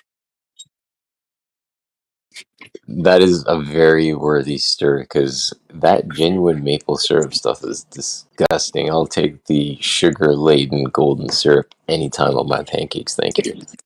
I'll tell you what the worst is: Canadian bacon. Bro, it's just a slice of ham. It's not even bacon. British bacon is so much better.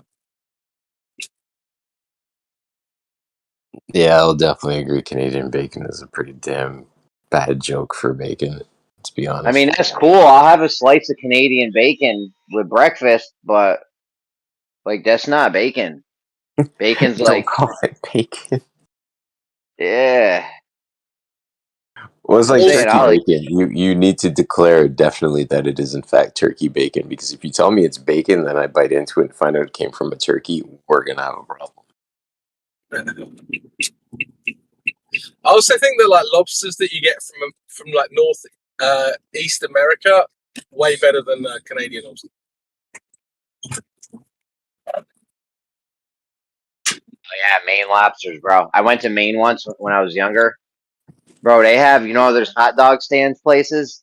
They got them shits, but there ain't no hot dogs in them. It's all like seafood in a hot dog bun. It's fucking dope, bro.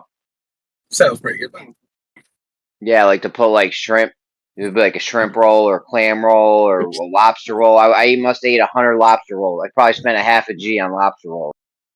And you always got the white sauce, and you're always asking the guy what's in the white sauce, and he's like, "If I tell you, I'm gonna have to kill you." So, do you not get that as far south as you are, Jeremy? You don't get the kind of hella seafood in New York? Is that not a thing there? Not like it is in Maine. Like they had lobster at McDonald's in Maine. Really? Wow. Yeah, bro. Shit was real deal Holyfield out there. I know. It's cheaper for them to sell authentic seafood than it is for them to import the fake stuff. That's awesome. I mean, that's the place where you want to live, right? It's literally efficient for the business to not feed you poisonous food. And they are different. They are different from other lobsters that you get. Like I think there's like two different types mainly, like a Maine lobster and then like a rock lobster. I think the other one's called. I'm not sure, but the Maine ones are way better. No, it's not even close. Yeah, you're right, dude. The rock lobster is the other kind.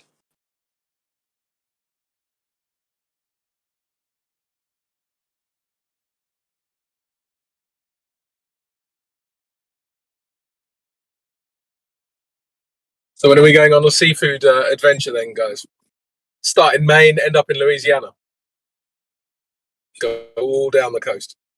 Bro, I just ate mad seafood, dude. I had the first night we were there, I had salmon. Then I had swordfish.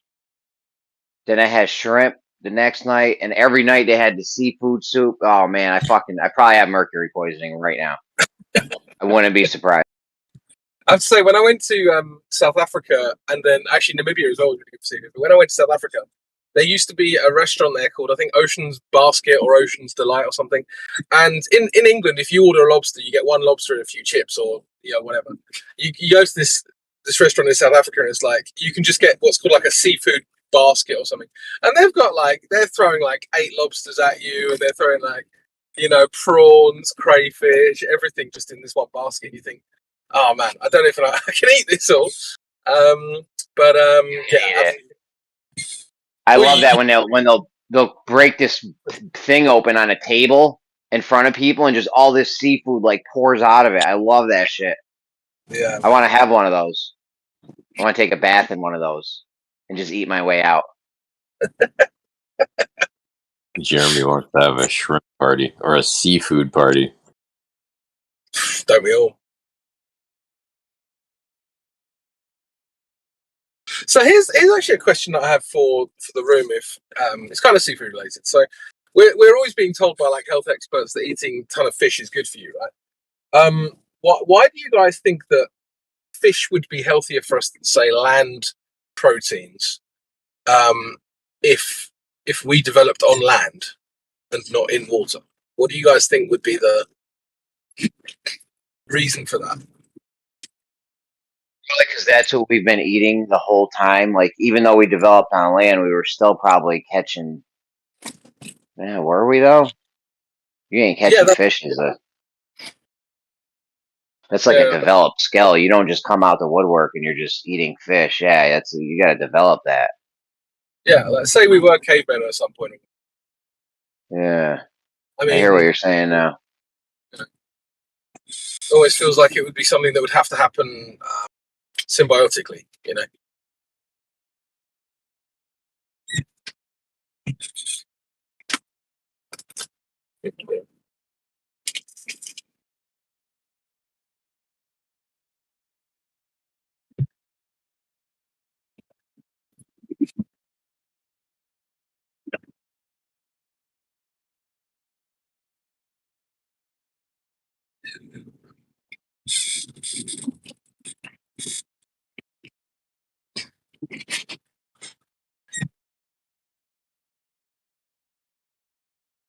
I noticed Blaze has just popped in the room. Hello, Blaze. Hey, good morning or good How you doing? afternoon. Blaze Yeah. is in the building. What's up, Blaze?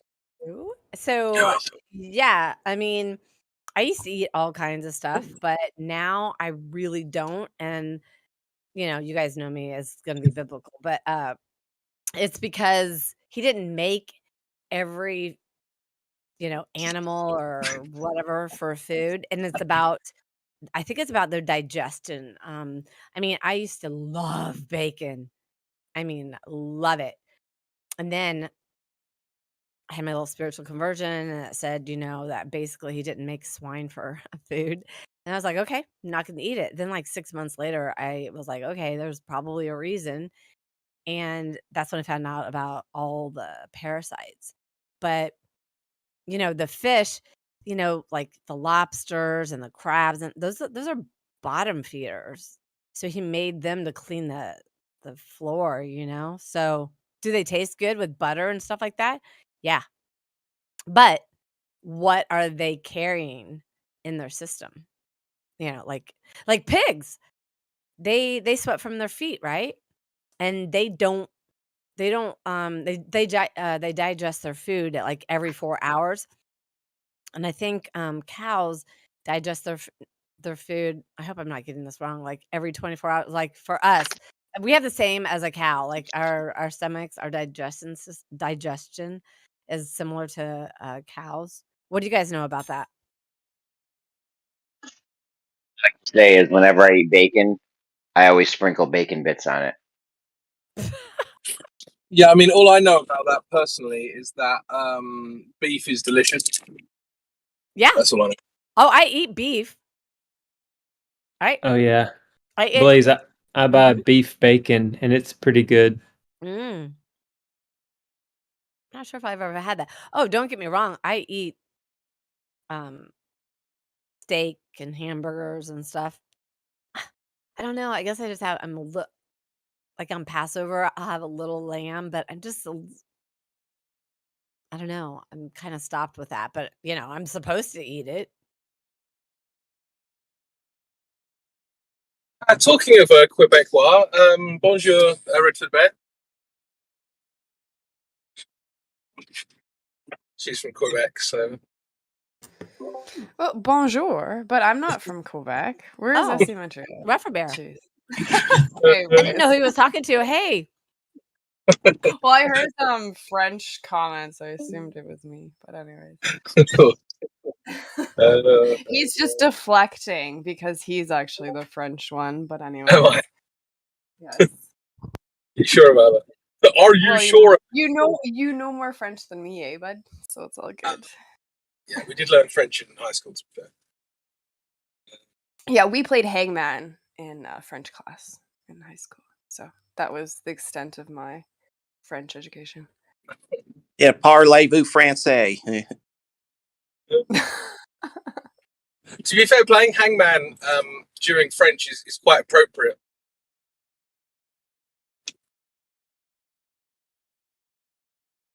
Do you want to elaborate more? Or, I mean, Is there a history with the French and hanging people? I mean, I'm English, so Yeah.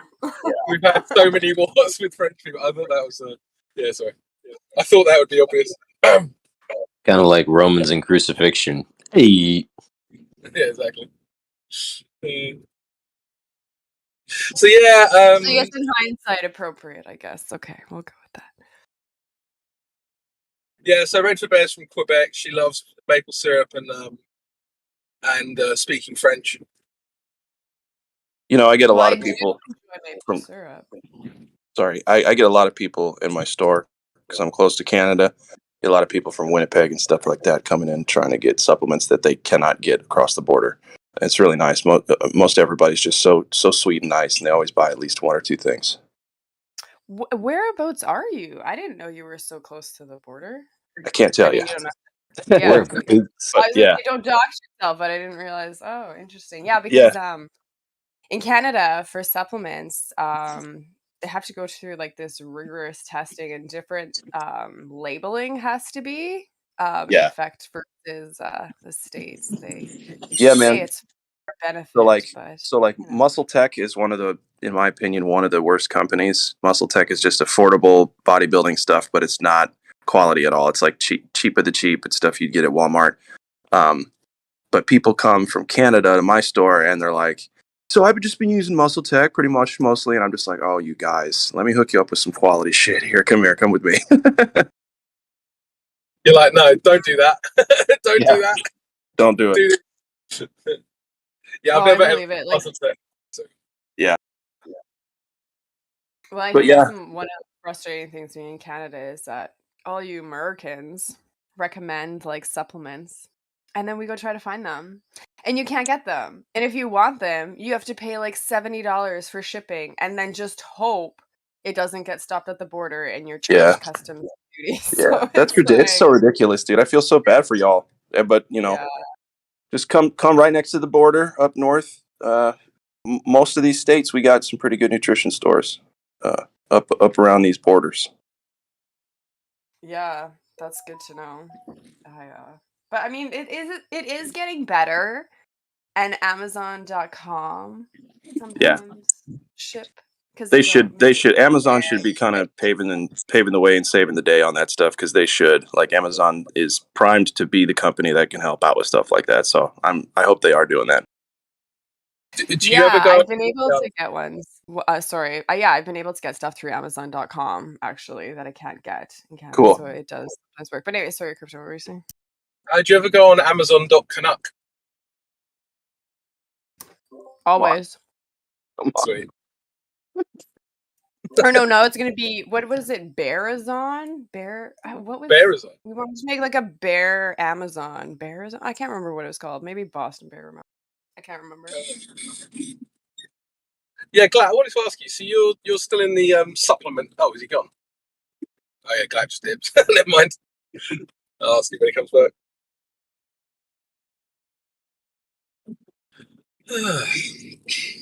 So Bearazon, What? is that a Owen Benjamin thing? Of course. Well, it's more of a community thing, right? It's all about the community. Okay. Is that where you buy all of your fluoride toothpaste? No, it would only be fluoride free toothpaste. It would have to be. Oh, Glad's back. Aha, Sensei Glad. I have a question for you. Yes, sir. Sorry, I had to switch devices. What's going on? Yeah, because I remember you said a while back you were kind of selling the the workout stuff, right? Supplements and all that. Yeah. Just wanted to ask, how's it going for you? You still doing all right with that? Yeah, man. I'm averaging about $800 a day for the store. Oh, very So nice. my goal is to make sure every sale is at least $100 or more. And if that's going on, then I guess my store is better than all the stores in the region. That's what my boss says. So he's like, all you got to do is stay above 100 each sale, and we're good. I'm like, fuck yeah, dude. What about my $300 sales? He's like, well, never stop those either. Yeah, cool. But But I yeah, mean, so it's going well. Sorry, go ahead. what's the profit on your stuff? Like, is it? Oh, it's all over the place, dude. Like a pre-workout that will sell for $70, we might make $10, $20 tops off, maybe. But with our protein powder, we'll sell a big tub for $100 and make 80 from it. So it all depends. It depends. It's just the margin markups and such. Yeah, that's kind of, so. Do you have like an idea of an average profit, or is it really I dependent on don't resale? know. I wish I did. I'm just a lowly salesperson. My boss, the only other employee in the store. He does everything else. He takes care of literally everything that I don't want to have to. So I don't know the numbers there. Okay. And it's a physical shop, yeah. Yeah, I'm in the shop. Oh, cool. Yes, Yeah, sir. interesting. Yeah, probably making some nice money for if you're less than 50% is your average profit, and you're doing $800 in sales. That's $400 a day, right? So Right. I think so. All I know is I get 3% commission, and I get an hourly as well. That isn't. It's fine. I can live on it. So you know. Yeah. Happy Hopefully I days. can get hopefully I can get bumped up to 4 or 5% commission, or just get like 10 more hours added to my schedule. We'll see. It's just a two-man shop though. It's barely a two-man shop too. Really, you only need one guy. So, but yeah, I like it. Lovely, yeah. And do you go down the gym yourself? And Oh yeah. get Yep. jacked? I put on probably 45 pounds of muscle in the last 7 months. Kept it. Wow, it's pretty good. Yeah, well, I just know my body, my metabolism's nuts, right? So as long as I eat right at the right times, get enough sleep. It's really all about sleep, dude. Like when I don't get enough sleep, I'm like, fuck, I can't train for 2 days now. You know what I mean? Yeah, I know exactly how that feels. Yep. Yeah, I got back into working pretty hard physically in the gym probably around March time, I'd say. So Yeah. March time's now, and yeah, no, it's amazing how much just better you feel day to day when you're training regularly. You know, Yeah. Yeah, it's and also crazy. I always feel more like I feel more focused. I feel more energetic. I can just do everything easier. You know, there's like Yeah. no disadvantage to training regularly. Dude, yeah, it's like it calms me down but peps me up. It's like the best way to, you know, like when we're searching for what we want to get from a cup of coffee or something, right? Um, to get that little boost. Well, that wears off immediately. Like this boost is constant and it's not speedy. I'm more relaxed, but I'm more perky at the same time than Yeah. I am when I'm not training. And the other thing is, if you have a really nasty interaction with someone, that's I don't know what it is. You go into a shop and someone's an arsehole. Best way to relieve that: 3 sets of 10 incline dumbbell bench press or something. You know, and you just Yeah. like knock those reps out. By the time you're finished, you're just like, back Yeah. to normal. Like I'm glad I didn't have to go to jail for that exertion. Exactly. I'm just gonna lift some heavy ass weight for 20 minutes now. Now I'm good. Good.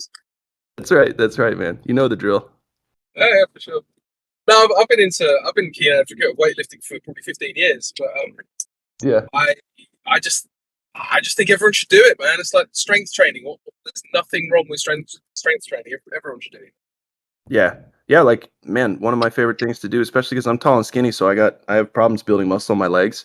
So instead of like two leg days, what I'll do is on a non-leg day, I'll wake up, I'll put a backpack full of weights on, and I'll do just as many squats till failure 2 or 3 times that I can, and then get in the shower and go about my day, and then do another workout later. But and then have my leg day. But like just getting those hormones going, men or women, because when you do squats, it releases your sex hormones, your growth hormones, your healing hormones. Just Yeah, doing squats is crazy good for anybody.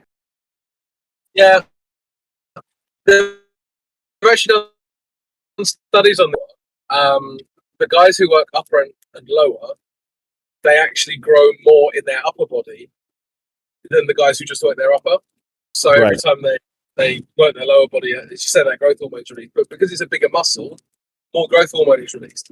So that's why it has an effect on the upper body too. Yes, sir. Absolutely right. That's good. Yeah, brother. Hey, I always love talking to you, Crypto. I got to do some things here at work, but I appreciate the short little combo there, man. Always a pleasure.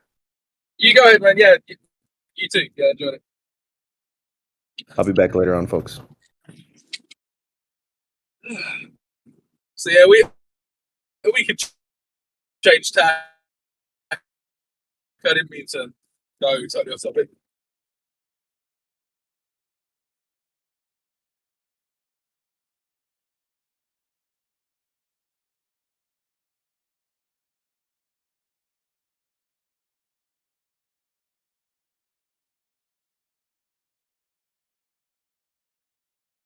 What do you guys want to talk about? Let's have a new conversation.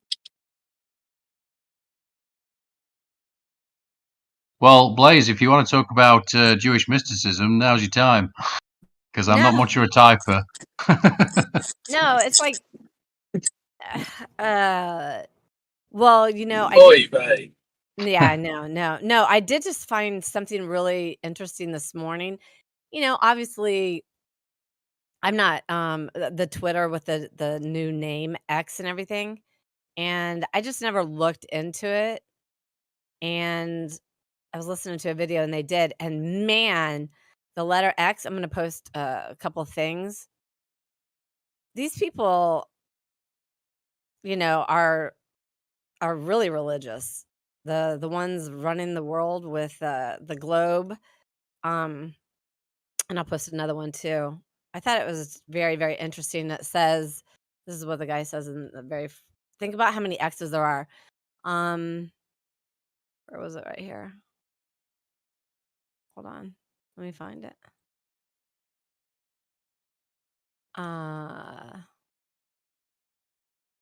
That's interesting. Literally the first line. An X is an ancient symbol for change or transformation. Think of X-Men. That's what it makes me think of. Well, I mean, yeah, that's what I was going to read, but look at that, all of it, like Xbox, X-Men, Brand X, Generation X. I mean, well, but you didn't read it far enough. Long associated in medieval and Renaissance art with the coming of the Messiah who shall make all things new. Right. And so they have a Messiah, right? And then so the next line, read the next line. The Illuminist/Masonic meaning of X is simply this. It is a sign of Osiris, the great Egyptian sun god.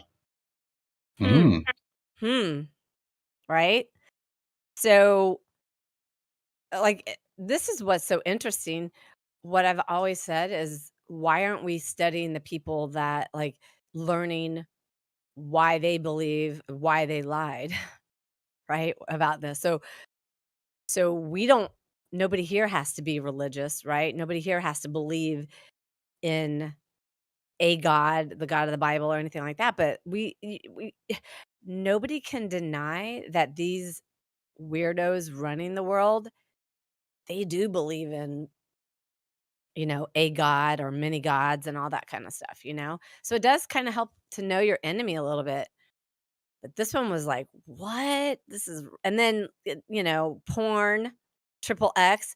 And then you have in the Bible, it's 666. It's Chi Sigma Chi, I think. Those are all X's, I think. Yeah. So it's just weird. These people are definitely making their moves, in my opinion. Don't you think so? Yeah, for sure. What's this? Is that an X under the skull and bones, or am I imagining that? Yeah, like the right. And then this video was stating, what was that movie with Guy Fawkes? What was it? Oh, V for Vendetta. V for Vendetta. Yeah. Well, they were saying that,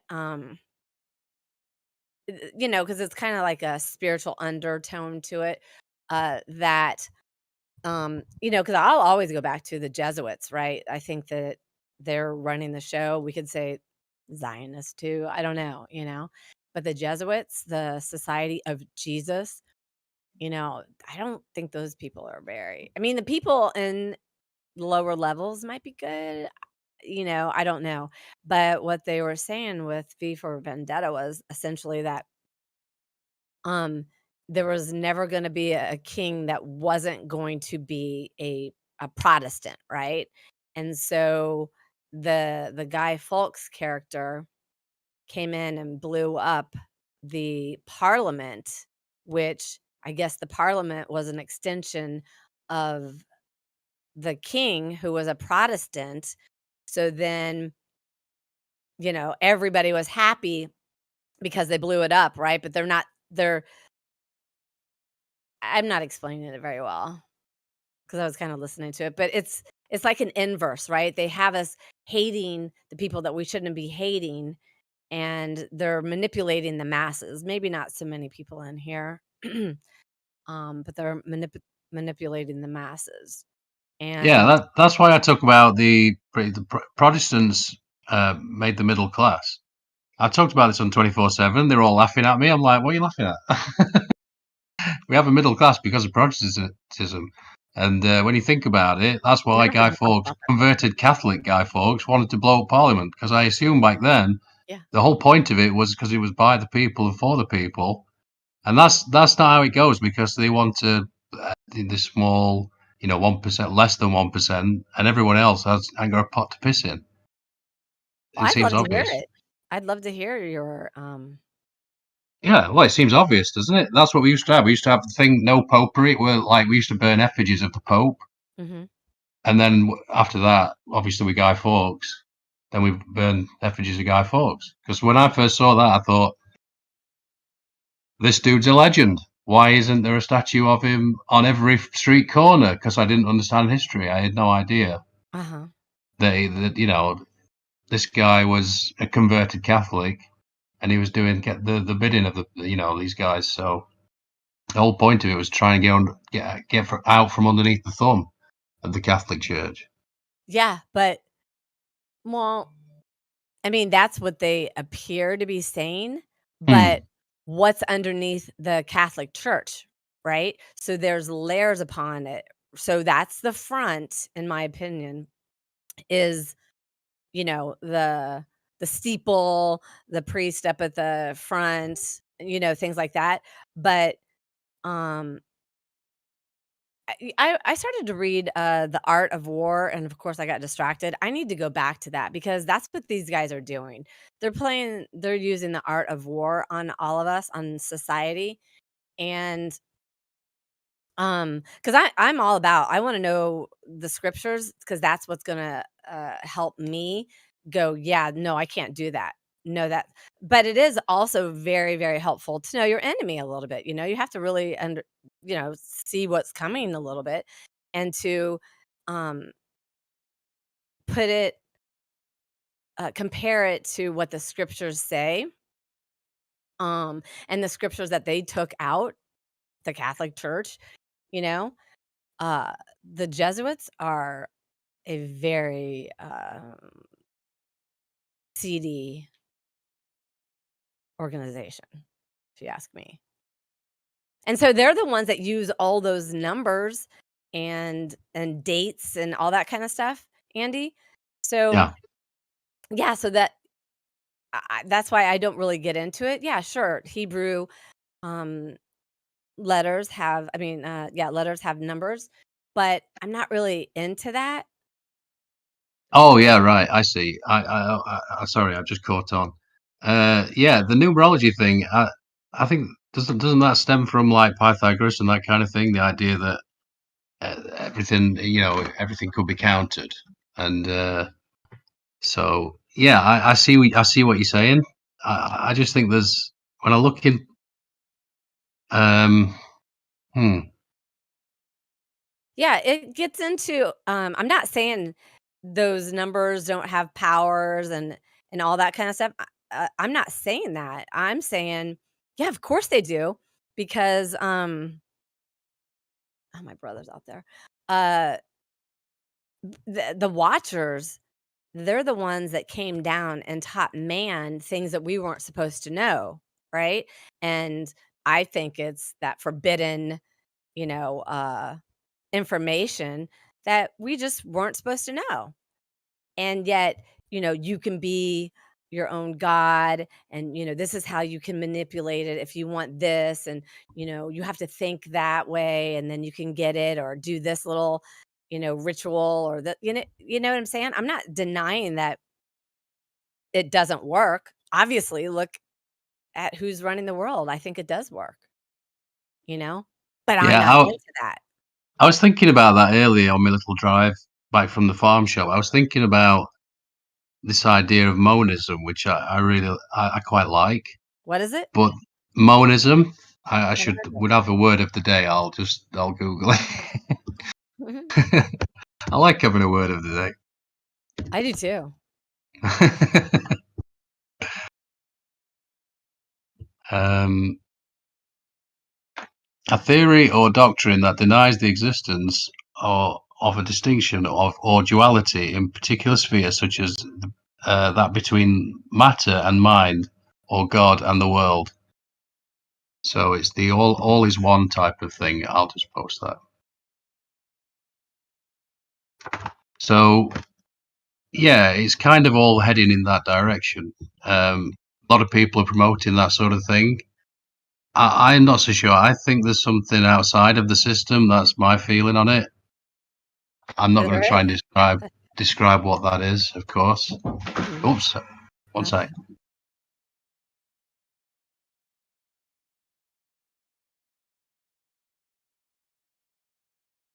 Yeah, I think it's like the My brother just rise. made me a smoothie. Bless him. What's that? My brother just made me a smoothie. Oh, that's nice. Put some Mm. protein powder in it. It's got like MSM in it as well. You know the MSM? Oh yeah. And he's all into his beetroot and all sorts of stuff. Anyway, MSM. posted the wrong thing. But that video I just posted there, that's kind of interesting. Dice Low might like to look at it. It's about dielectric and magnetic fields, how they act on the body. Mhm. And we like closed circuits with certain hand signals. That's super interesting. I just watched that. Mhm. But yeah, I do think there's something outside of the system. I think obviously you do, Blaze. Oh yeah. But it's interesting that people are pushing this. You know, Ken Wheeler and many. We were just talking about that, I think, yesterday. The sort of the philosophy that's being pushed at the moment. You know, AI talks about it a lot on 24/7. Mhm. I don't know. I'm just trying to post that fucking definition. Did you see what I just posted just now? Meaning of the letter X. Mhm. Yep. I mean, it's kind of weird. It's kind of like it could represent 11 and a cross and things like that. It's just we need to be aware because things are facilitating quickly. And I'll tell you this, a lot of people, my Instagram, I love Instagram, is like filled with people saying, I'm not going to comply this next time. And I'm not. And you know what? Here's the deal. This next one, in my opinion, is going to be real. I'm not into masks. So please don't think that. I had the police call on me during the whole last couple of years because I wouldn't, and I won. But you know, we have to remember the psychopath, you know, guardian, self-proclaimed guardian of the earth, Gates, smirked. Oh, the next one's going to get their attention. I implore everybody to take this next one very seriously. I'm not saying wear a mask because they don't work. I'm saying buy whatever you need to build your immune system. Maybe get it from Glat, from Sensei. Like order it. I don't know what to do, but you know, they made a thing for children that they put it in the schedule, and so I think the next one's going to involve children. That's what I think. And you know, if you're not going to comply, you're going to be a child murderer. You're going to be like, you know, something like that. But I really think the next one, you guys, just be careful. That's all I have to say. Yeah, man. And I got some advice for people and such. And there's a lot of people around here who know a shitload about health, just tons and tons. So you hear someone talking about it, like myself or anybody. Blaze knows a lot of stuff. Napalm, just tons of people that are always here. DM these people and you know, get together. There's so many things, so many easy things too. You can grow your own garlic, grow your own broccoli. If you grow most of your food, you're going to be fine. You know, there's colloidal silver. There's make sure you get the right kinds of vitamin D, get a lot of sunlight, go out and ground, distill your water. If not, drink from a well. You know what I mean? Just like people can give advice back and forth. This is not medical advice. This is, I guess you could call this homesteading advice or just advice to, in general, be healthier. There's a ton of us in here. So you hear us talking about it, send us a DM. I mean, my DMs are always open for stuff like that. For sure. I don't give a fuck. Glober, hey, you know what? I don't want you to try to prove the glow to me again. But if you want to try to stay healthy through this next fucking thing coming, give me a shout. Yep. Right on. Yep. Definitely. I mean, is anybody else going to take it seriously? I mean, I'm not doing the mask situation. I can't. I just can't wear those. No, I'm not doing that. Listen, I worked for 14 weeks as a CNA during that time in a long-term care facility. I'm never gonna touch another mask again in my fucking life. If you want me to like go to jail for that night, cool, let's go. Yeah. Because I'm not doing it. I can't. I just can't. I just. Mm-mm. You know what's funny? I was thinking I never wore a mask once, and I'm not, whatever. I'm not. You, you shouldn't be breathing your own exhaust. Exactly. I think that's obvious, but it's funny to think that if there's any truth to the chemtrail thing, they drop in barium, strontium, aluminum, and aluminium, as we'd say, these metals that smart dust, I think, is the thing that the truther community, I've heard so many times, they've took sort of water samples, soil samples, and this seems to be the thing that's been, dropped on us and settling on the lungs. So ironically, who knows, maybe a mask could have actually helped. But Yeah, no, right. I'm kidding, of course. Yeah.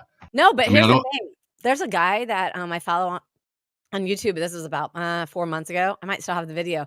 And he was like, "What the heck is flying from the sky?" He was going scraping his window off of his car, putting it on a piece of paper, and then putting a magnet there. And I was like, "Well, I just have that stuff on my car." Scraped it, put it on a piece of paper, and sure enough, I had my own magnet, and it moved. It stuck to the magnet. I was like, "What is that?" I was like, "Oh my gosh, maybe I should be wearing a mask," but I can't. I can't wear a mask. I hate it. Like, I'm claustrophobic. Not to mention, you are technically breathing back in the some CO2 that like you're releasing and all that. Yeah. Yeah, I had a German brain specialist say that you could actually damage your brain permanently if you have one of them masks on for more than 3 hours at a time. So I don't know if that's true, of course, but I always wonder, imagine how many people got themselves sick because they wore a mask. And then when they get sick because of the mask, it's count as a COVID sickness. So it's like lose both ways right there.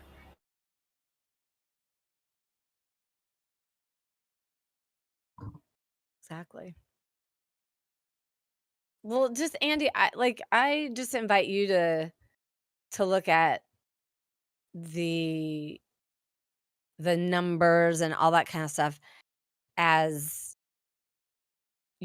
like it could be being used, it's being used for bad, put it that way, against us, right? It's like their code. It's like their God. I mean, like, yeah, I see what you're saying. But like, that I put in live stream too, it takes two. Why does it say Jesus saying cast your net over to the right side? Why is that? Well, I mean, I don't really see the significance of that, right? So the occult, they try to make everything mean something, that they spiritualize a lot of things that it doesn't necessarily mean, right? So they're going to that next level of like they want enlightenment themselves, and the apostate Judaism and like the other Vatican dynasty, these people don't worship the God of the Bible, right? They worship we would say the bad guy of the Bible, right? They think that he got a raw deal. And so they're getting let's say they're getting their rewards and their power here. So I'm not denying that stuff doesn't work and everything. It's witchcraft. I'm not denying that people don't get results from witchcraft. I'm not denying that at all. I'm just saying I wish you wouldn't, because Yeah. it's going to go nowhere. Listen, nobody likes a cheater, right? So maybe you're gonna cheat, maybe you're gonna win a little bit, but nobody likes a fucking cheater. Eventually, you be taken out. You feel me? I like that. I like it. Yeah.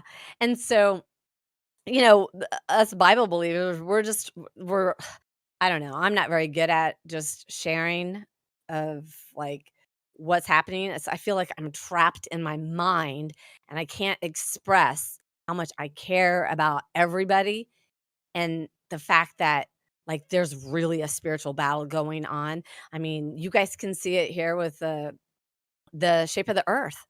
I know my friends in here that you guys know the shape of the earth is a lie, and that we're contained, and there has to be a creator. I just know that.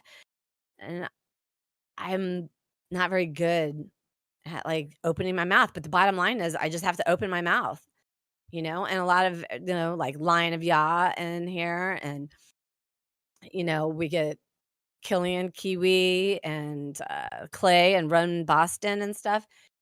They're probably way better at it than me, but the bottom line is things are facilitating. You got to choose who you're going to serve, man.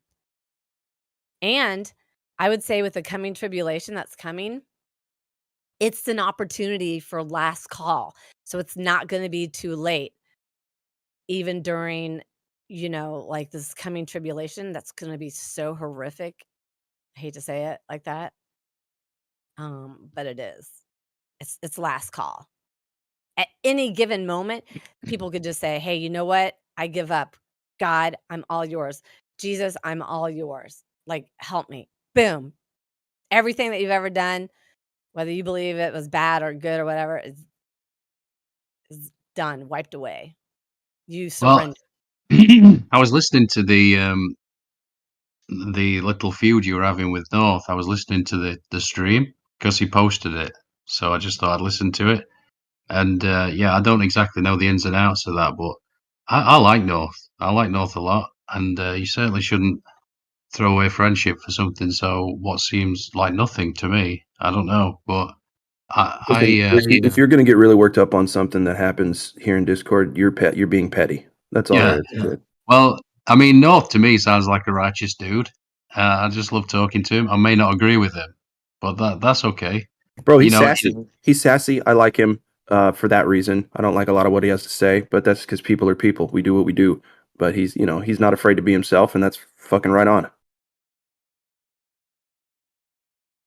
Yeah. And there's just I don't know much about that book Yeah. too much. Not like North or you or some of you guys. So I just treat it like something. Oh, maybe perhaps I can learn a bit of something, because I know there's some good stuff in there. I know there is. So Yeah. it's just the stuff about like the whatever it might be, born of a virgin, resurrection, that kind of stuff. I can't believe that. Can't believe that stuff. But Why? People believe in an afterlife. Why wouldn't you want to believe in a resurrection? Why couldn't you? If people think of what's it called? Reincarnation. yeah, I see what you're saying, but I don't know. I just feel like to me, I think of him. I think of Jesus as like a mystic, and so this is why I keep saying to you or everybody else, why can't you see your Jesus? I mean, and that might sound like I don't know, terrible, What is a but mystic to you? someone with a higher state of awareness, I guess. Well, I look at a mystic as like occultic, right? And so I think right now there's a rise in the occult. The occult is rising up, and they're not hidden anymore. So Messiah is like, he was the most person full of wisdom and love and truth, and followed the instructions. He wasn't some kind of secretive guy like, "Hey, read between the lines of what I'm saying." I don't see that. So, hey, listen, back to you guys brought up North. I have known him for a long time. I will back him scripturally all day long. I can't back up consistent anger behavior. I'm not. So shoot me, right? Shoot me. I'm not about banging somebody over the head with my word, with with my truth. I'm not going to be potentially a stumbling block for people. Sure, I can share the word. I can get, a little worked up or whatever, but continuously over and over and over again, not doing it, you know? Like, I'm just not doing it. I'm not going to support it either. So, if you guys want to listen to it, cool. I'll just probably show myself out of the chat if that's the case. And, I just don't understand why we can't have, uh, you know, chill conversations, and not have to always have a debate over it. And, like, I get called a liar. I don't care. So what? It's the internet. Somebody's going to block me and continually telling me that I'm another way. Block them. We're adults. We should be able to self-manage, in my opinion. Yeah, and here's the thing. What they do, you let them throw a big enough tantrum to the point where they're so embarrassed they just block you, right? And then you're like, oh, okay, later. Yeah. But you got to know how to get under their skin pretty good. Then they'll do that. Then they'll just be like, and they'll run from you. You don't have to block anybody. Well, that's not going to work between these two people. No, that's different. I know. I'm talking more to trolls. Right. Exactly. Life is. Well, listen. People come here for validation too a lot. All of us, at least in my opinion, and I've done it before. Right? Come on here and agree with some friends about some stuff, and I feel better about the rest of my day. Right? Let's not lie about that. We like to talk to our friends about things that we like to talk about, and we agree, and it's fun. And it's nice. But after a while, it's not about being right. After a while, it's about watching someone struggle with what the truth is and accepting that. In fact, it becomes not about being right at all. If I was just to be right, if I was just to debate and then end up winning the debates and shit, that I don't care. I don't want to even do that because a lot of times people win debates, but they didn't get to the truth. So, yeah. Anyway. Yeah. For sure. I come for the good conversations. I don't come for the drama. Right. Sometimes it's just too drama filled. It's like, oh my gosh, I come here for the camaraderie, to plug into you guys just because nobody else understands you. Nobody wants to hear what you have to say in real life with your friends and family. I come here for the fellowship, to tell you the truth. Right. Well, that's what when I was getting sober and helping others get sober, I said, if you don't believe in a God, higher power, creator thing, what can you assign? What I did was I assigned my higher power is the fellowship because it's not an individual. It's higher than that. It's a group of individuals. That's a bunch of people. So that's a lot more love than just with one heart. It's a bunch of hearts. And that's technically, scientifically, a higher power than me. I'm just one power, but if you add, get 10 people together, that's more power than one with one power, right? So higher power. It makes sense to me. So the fellowship becomes the reason to show up in the first place, in my opinion. But yeah, I mean, see, that's the other issue. A lot of folks come here just to let off steam, right? They just come here to laugh at flat earthers and act like that's righteous. Number one, which is such a fatal flaw in their thinking. But then the second part is they do it for therapy. They come to, like I said, blow off steam. And it's sad to watch. Anyway, go ahead. Yeah, no. I was just saying, I didn't know that you were in the Bill group. I have a friend, unfortunately, she had a year under her belt and she keeps hanging out with the same old friends, and she just told me that she drank, and I had to be like, oh, well, don't worry about it. You'll get back on the saddle and you can do it again. Like, I just don't know what to say. Well, my suggestion is to start getting mad at them. And not to the point where it ruins your friendship, but be stern. Like at this point, it's like, you had the year, you'll get back up there, but you got to put the work in. And I was really disappointed to hear that. You know what I mean? Like just almost scold them a little bit, just as a friend. You know what I mean? Mm-hmm. because Okay. that's what I needed. I needed to feel bad about my mistakes, not just because I'd hurt other people, but because I was hurting myself. I needed to feel just emotionally bad about all of that. And it's not one of those things. Oh, you'll be okay. I didn't need coddling. If I relapsed, I needed to have another punch in my fucking gut real quick. Be like, yo, bro, you had a whole year, and what? You're back to square one. That sucks. Let me give you this punch in the gut, and then when you're done thinking about that, think about if you want another drink. You know what I mean? Mm-hmm. Yeah, because she didn't answer me last night, and she's usually really good. So, and she just called me a few minutes ago, Yeah. and I just told her to call her back. So, yeah, thank you so much. Don't Because and don't be a dick, but definitely don't just let it slide. That's my opinion. right, thank you. You got it.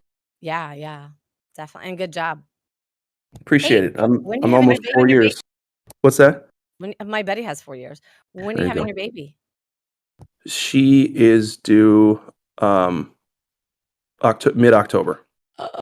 How exciting! Yeah, we're getting there. Yeah. Congratulations. Thank you, sir. Much obliged. Congratulations. I'd happily talk to your friend if. Well, I don't mind. I'd happily talk to anybody, as you know. So, but I was talking to Loggy about this the other day. Something weird happened with me with forgiveness. Like I had this. I don't know what you want to call it. I'm going to use the words born again, and I realize everyone's just cringing now. That's okay. I don't mind. I don't know how else to say it. Well, I went through this thing, and then all of a sudden, I completely forgave myself, and then forgiving others just happened automatically. Yeah, I didn't even. There was no effort involved. There was. Do you see what I'm saying? There was no effort. Yeah, What a wonderful thing. that's great. Hey, I'll be right back. I'm gonna listen. I just have to go to the kitchen for a second. I'll be right back. Alrighty. Yeah, I do kind of feel a bit obligated to talk to people struggling with drink. That's why I often bring it up and try and talk about it, because I imagine now, especially, people are really struggling with it. And yeah, I don't even have. There's no urge. There's no urge in me to drink whatsoever. But I suppose the thing is, I was only doing it because I was trying to cover. It's like I was hiding in the bottle because I didn't want to deal with this old emotion that was trapped inside, that needed to be addressed, that needed to be dealt with.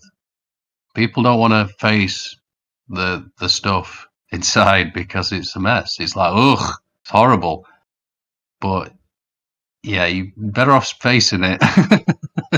Much better off facing it, because what you run from in the day is going to come and hunt you in the night.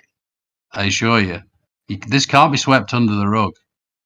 And this attitude of, well, we're just going to, keep marching forward. No, it's What are not you going on to work. about? Philosophy? How you doing, Snacks? Hey, what's up? Just try to mitigate your points. Continue on, please. Thanks. No, I'm just telling you, it just needs to be faced. It can't. I had that issue with my ex-girlfriend, my long-term ex-girlfriend. I was with her for ages, and she had this attitude of sweeping it under the carpet. Oh, it's fine. Everything's fine. No, it fucking ain't fine. Can we at least talk about it? No, everything's fine. And I don't know. I don't know if that's. I assume that's an issue with some people, and I get it. There's a lot of stuff in there. Don't want to be faced. Perhaps you've locked it in a box, never to be seen again. That was the point of it. But yeah, it really just it's got to be freed up. You've got to free it up, or else it's going to fuck you up. Excuse my language. Like, new perspective.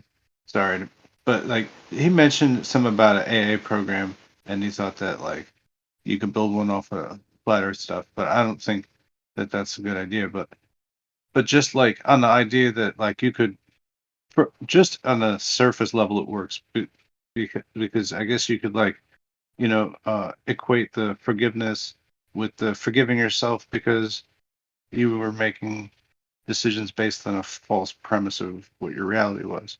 So instead of you're still surrendering to like sort of a higher, not a higher power, but just a higher order of things. I don't know. Just throwing it out there. I don't know what you think. Yeah, you kind of you kind of are there ish. Kind of. Yeah. But the thing is the will to drink left because the root of the issue was addressed. That's why the forgiveness thing came later. But the it's like taking like I got offered antidepressants, for instance, and I knew that was nothing more than a band-aid. I knew that wasn't going to do anything except, well, it probably won't be good because I'd already looked into Big Pharma because my then girlfriend was on the pill, and so I'd kind of researched a little bit about birth control, and that's quite horrific. I mean, look, tricking nature's never going to be a good outcome. That's the way I see it, and I don't care how clever these people think they are.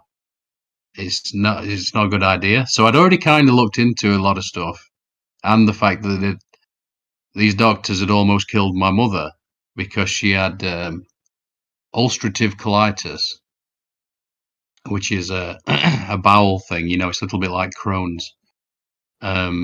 And so they'd almost killed my mother with steroids and all kinds of shit when she had to have this evasive last minute sort of life-saving surgery where they chopped most of her intestines out, and she had to have a colostomy bag. And she was a skinny woman, and they gave her all these steroids, and it blew her up like a bloody beach ball. Just watching her go through that, it was like, oh my, what the fuck are they doing? And then they almost killed my brother after. And I was like, okay, I'm just going to look into these. What is this thing, this system? Obviously, I'm not going to talk about it too much. So maybe save that for something else. I don't even know where I was going with that.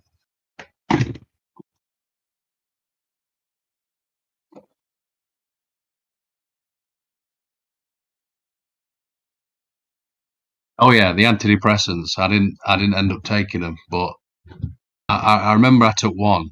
I actually took one, and it was the fucking weirdest thing. I can't even describe how it made me feel. I had to lay down on the floor, and I was so weirdly off balance, and I don't know. It felt like a 50-ton brick had landed on me, and I phoned the surgery. I remember, and I said to this secretary or nurse, whatever it were. I told her what happened, and she said, "Yeah, that's normal. That'll go away after about 3 days." I was like, "Oh, okay." Needless to say, that was it. I was done with that. So I kind of already knew it wasn't the answer, though. But now I feel bad because if there's somebody out there using it and it's actually getting him over a hump, there's a part of me that's like, yeah, maybe it's not so bad. But it wasn't for me. I should say that.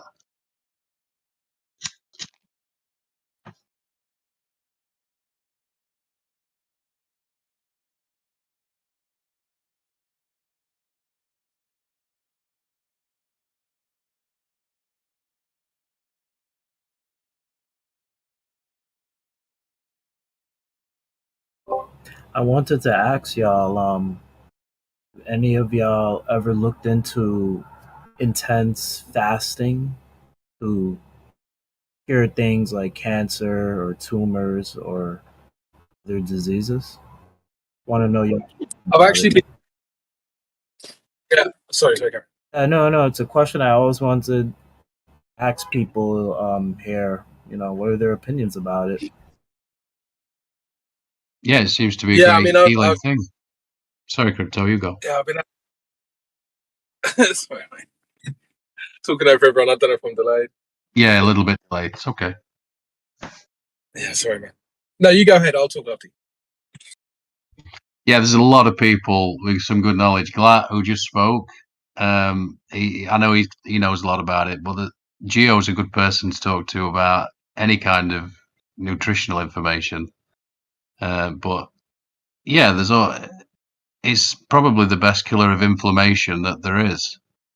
And I really need to do. I really want to do a 3-day fast. And I do intermittent fasting every day. So, and it's so easy. It's not even I don't even like calling it a diet. I get a bit passionate when I talk to people in the street, and they're like, "Oh, who's this dude?" Because I'm like, "Look, it's not even a diet. It's not even a diet. All you do is skip your breakfast, and it's brilliant. Just don't have your breakfast till way later. Like if I have my breakfast at like 4 o'clock I normally have it like 2 o'clock in the afternoon.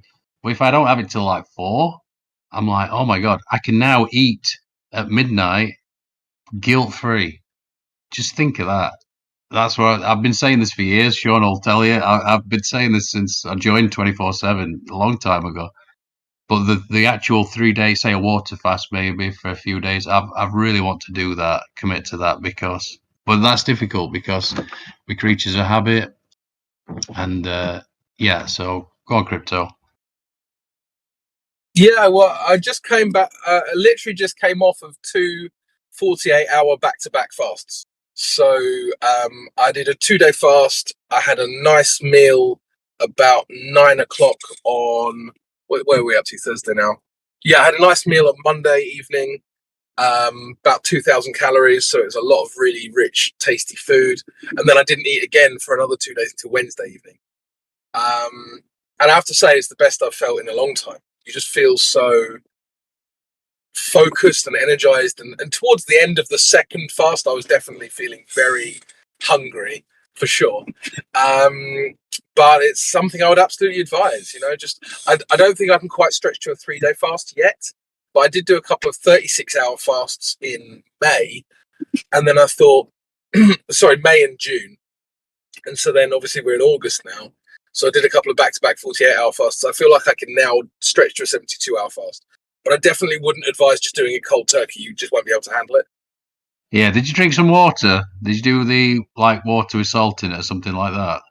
Yeah, so electrolytes. I've got these really nice lemon and lime electrolyte tablets that you get off Amazon.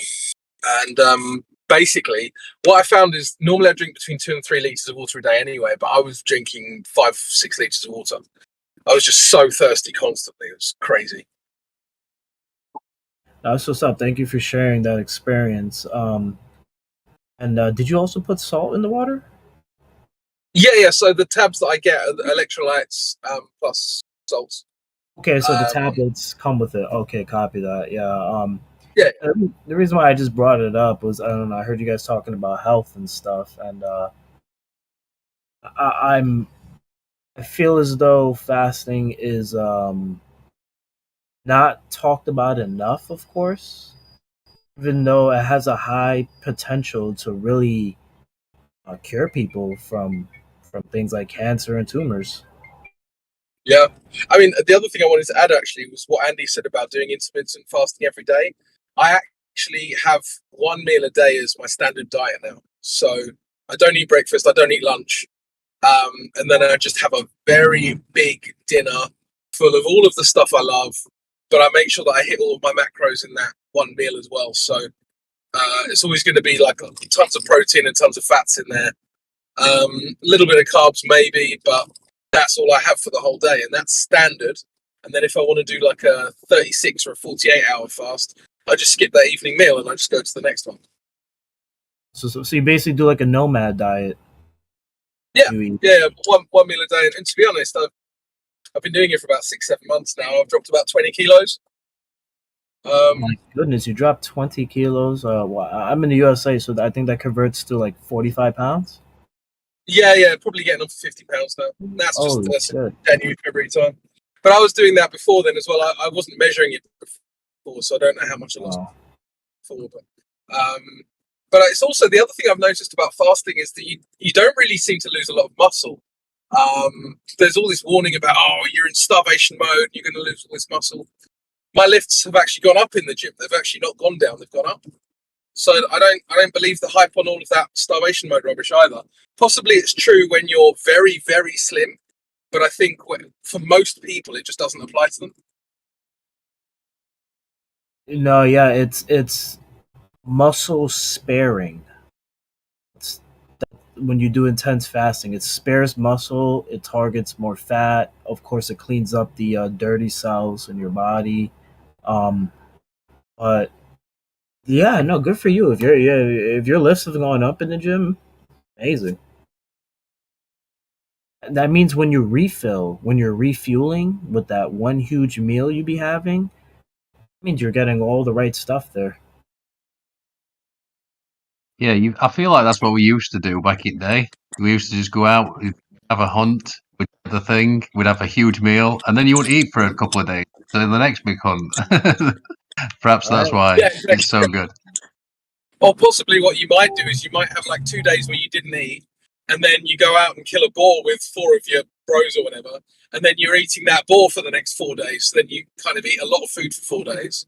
Yeah. And then the boar runs out, you got to go find more food, but that might take 3 days, right? So it's very much like you're not eating 3 square meals a day and all this propaganda, which is basically exists to sell more food, right? So the food industry knows what they're doing. They want to sell you as much food as possible because it makes them money, but that's not what's good for us. Right. I mean, it's in the name when you, I think Andy, you said you did intermittent fasting. I do as well. I try to do that every day. Morning, you're breaking your fast when you eat. Yeah.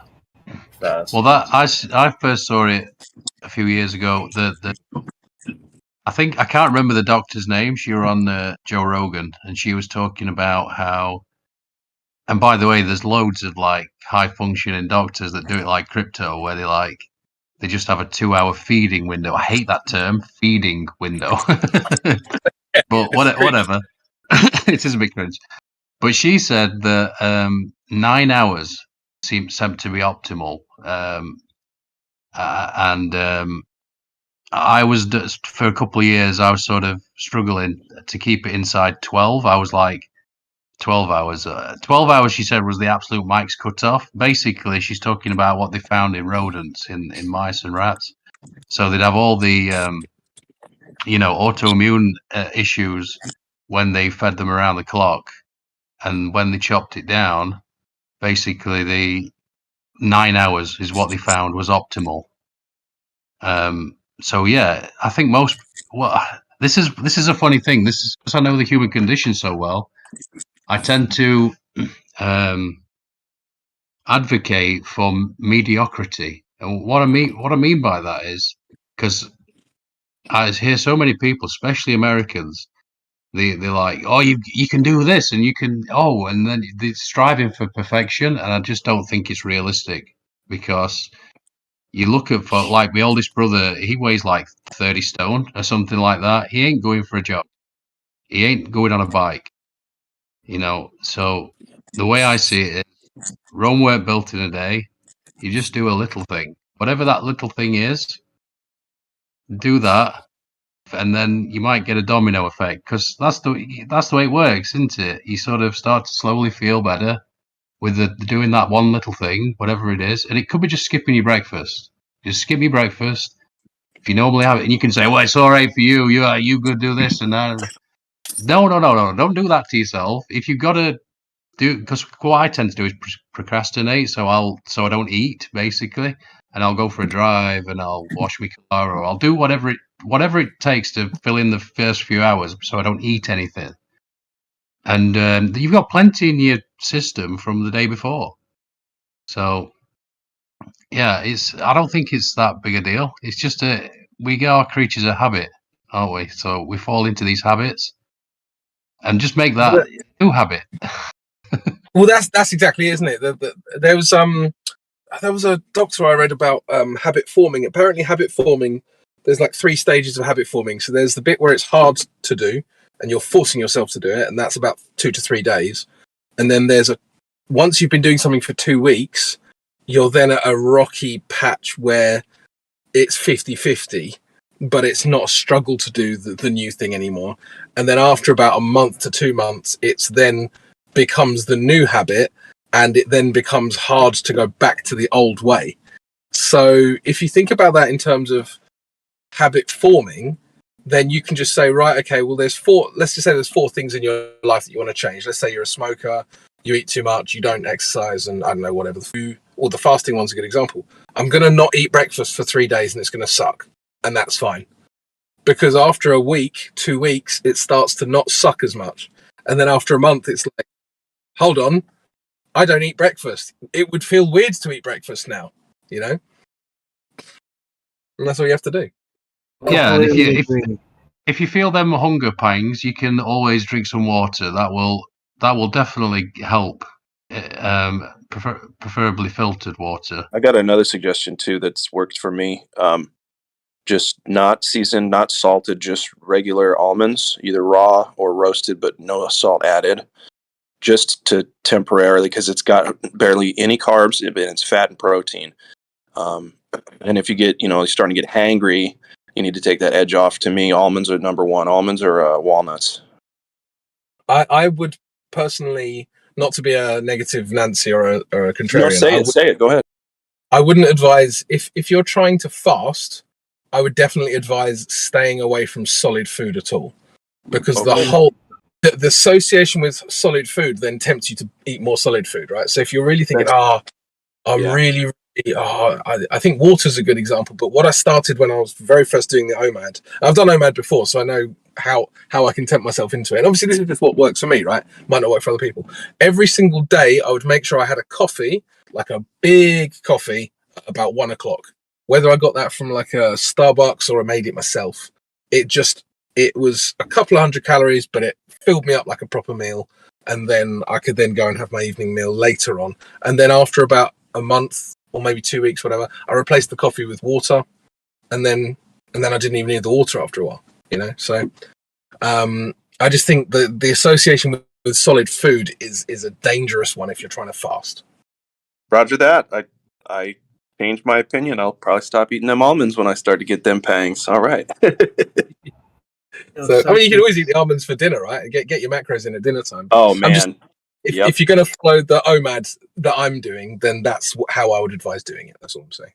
Word life. I agree. Cool. Sensei Crypto, if I may add, I do agree with you, Crypto. Yeah, I believe once you eat that solid food, I believe technically you are breaking your fast at that point. As minute as it is, even though you're probably only eating a bit of almonds, I still believe technically it breaks your fast. And I forgot what the term was. I think Crypto said that your impulse kicks up to want more food. Forgot what it right. So what happens is you spike your insulin and your body says, "Oh, we're digesting food for energy now. Let's go." And it's gonna want to keep digesting and keep going, and you're not going to be able to supply it because you're only having a snack, and so then it actually might make the problem worse. So I defer to Crypto on that one. Thank you. Yeah. I mean, look, technically you're probably breaking your fast with the coffee, right? For 200-300 calories, whatever it is. Obviously, it depends on sugar, cream, milk, whatever you put in. Black coffee. I'm sorry, Crypto. I'm sorry to cut you off. You can have black coffee. Could, right? Yeah, but what I did to get into the OMAD was I was just having coffee however I wanted it, right? So, and technically, again, you'd be breaking your fast, but because it's liquid, there's like a different psychological effect that it had on me. Because I was thinking, this is kind of the same as water. I'll just have this, and okay, it's a bit creamy and there's a bit of sugar in there. Okay, cool, whatever. But there's only a couple 100 calories in there, and it's filled me up. And so that's just as a coping mechanism to get rid of the hunger pangs when you're starting OMAD, right? You shouldn't be doing that later on. Right. I tend to just drink black coffee because I know, based on my research and reading the label, there's no calories, no carbs, nothing in the black coffee. But okay. I'm on the edge. I don't mean to change topics, but I don't even know if coffee is good for you or not. Well, maybe that's a topic for another day. But I think it's important that you're really trying not to break the fast. if you feel hunger, salt water. Your body needs salt. Give it some salt. After some time, usually the hunger goes away, from my experience. Yeah, sure. You're probably right. Yeah. Sensei, give it a shot. Give it a shot, boss. Try to stay away from the almonds. If you honestly feel hungry, put some salt in like maybe a cup of water. Just drink that cup of water. It should hopefully curate the hunger.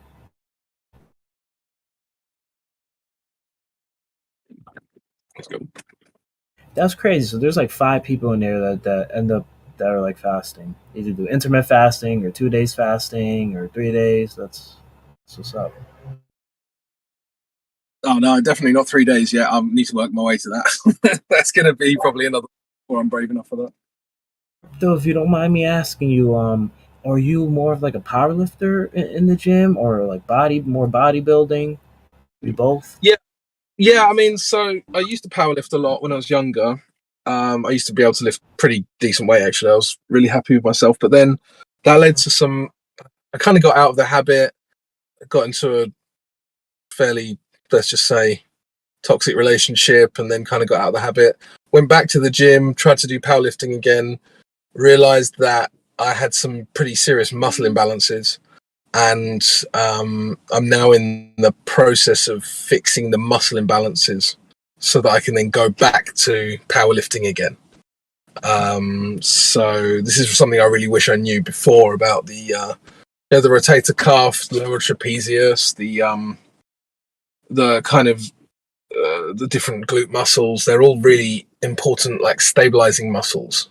So let's just say that you squat really heavy. Let's say you squat 140 kilos or more for reps. You tend to be working your quads more than you are your hamstrings or your glutes.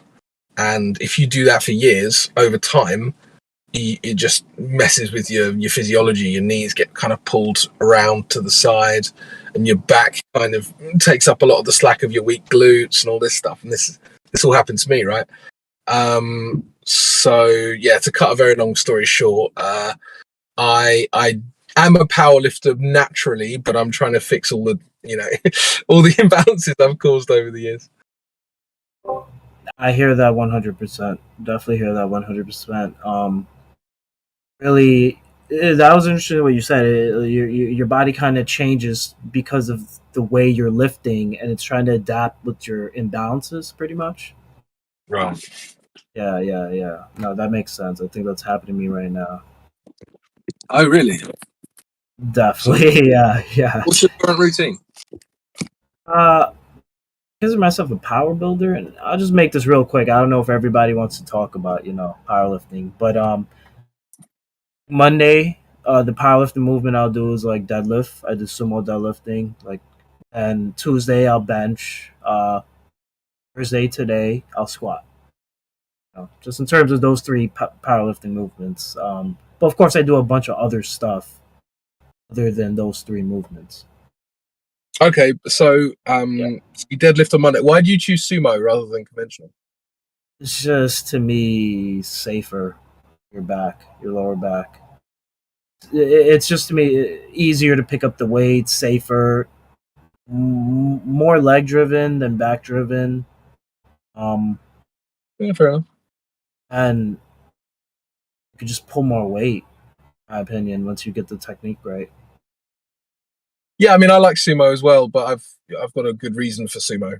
So some people just choose sumo because they think, oh, this is kind of funky and different to the conventional. But if you're a taller guy, then sumo's better generally, because say if you're over 6 foot tall and you're deadlifting, then it can be a bit of a awkward movement.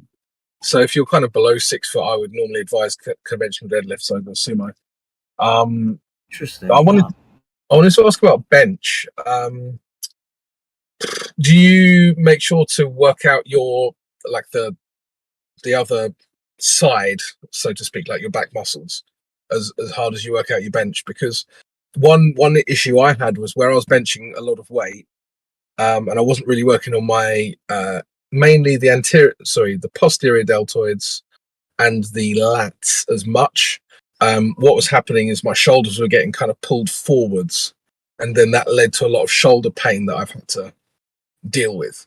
By basically working my back as hard as as hard as I was working my front. So I just wanted to know, like, what's your back routine like with regards to balancing out your bench? Absolutely, I definitely hit back. Back attack is very important. I'll do back on Monday, the day I do my deadlifting. For example, I'll do bent over rows. Sure, you Okay. definitely, yeah, I'll do bent over rows. So that's like my main back workout. T-bar, another big back workout. Pull-ups, for the lats, lat pull downs, and then just a shit ton of back machines. Okay, yeah, that's fair enough. And how do you ever train your rotator cuff? I'm not even sure if I do, to be honest. Okay, my rotator cuff is pretty much on my shoulder. No, so there's four kind of like small muscles between your deltoids and your lats and your traps. They're kind of like in the middle of that area. And I can't remember the exact. There's four of them. I can't remember the names individually, but they're collectively known as the rotator cuff. And if you're not training them deliberately, then you aren't training them. And that was something that led to my shoulder problems that I had. So I would say normally what I used to run for 10 minutes on the treadmill at the start of a lifting session. Now I don't bother with that at all. If I'm going to lift, I train my rotator cuffs, my lower trapezius, and my glutes. Isn't the rotator cuff a ligament or a tendon, not necessarily a muscle? No, it's a group of four muscles. Okay, because I had a friend that had rotator cuff surgery. From what he explained, it was orthoscopic, and they essentially just attached a tendon or a ligament that was torn almost completely. So I don't know. Sounds nasty, man. But no, for sure, you train your rotator cuff. There's three really good movements you can do for it. But it's something that I had to learn later on, is that if you want to bench, you do not neglect the rotator cuff long term, because it will just mess with you. Like it'll be a bad time for you. Yeah. No, I thankfully excuse me, sorry. No, thankfully when I bench, like, I have no chest, shoulder injuries. But I'm not really doing 1 rep maxes out here, Now I go for more reps than heavy weight. But it doesn't really matter. Like the way that you build muscle, again, this has been verified many is just volume and intensity over time. So if you're doing, say, lower weights but higher reps, or higher weights and lower reps, that's going to build muscle either way, as long as you're training to a certain intensity. So and if you want to get stronger and you want to get better, gym, then you're going to grow those muscles. And if you neglect the rotator cuff, then there's going to be an imbalance sooner or later. So like, I'm just saying, just don't neglect it, because I did it. I did it, and then I had really messed up shoulders, and then I had to fix it. Yeah, no, I'm definitely gonna look into that. In the end, it's all about long term. Wanna keep lifting injury free, pain free. Really don't think a lot of people achieve that. I think most people, they get older, the pain, the injuries really start to show. But I'm definitely gonna look into working out. So you tell me working out my rotator cuff. Yeah, rotator cuff. You probably need to do it once a week just to keep the balance right, because they're quite small muscles, but for sure, don't neglect them. And your lower traps as well. If you're doing a lot of back work, your lower traps are probably still going to be neglected, which can lead to like back rounding. So you know how you see like a lot of old people and they're walking around and they're really hunched over. Oh yeah. Yeah, that's because there's like a tightness through their posterior chains. There's a tightness in the lower traps, there's a tightness in the upper traps, and there's like a tightness in their shoulders, and that's why they're all hunched. And obviously you don't want that to happen to you. So I'm just saying, yeah, make sure you don't neglect it. Definitely. Anyways, if you guys keep talking about globe stuff, I don't know if any of y'all seen the Indian moon landing stuff, but no, it's hilarious to me. Did they come out with any actual video of it yet, or is it just that little Okay, cartoon thing? so uh, I saw a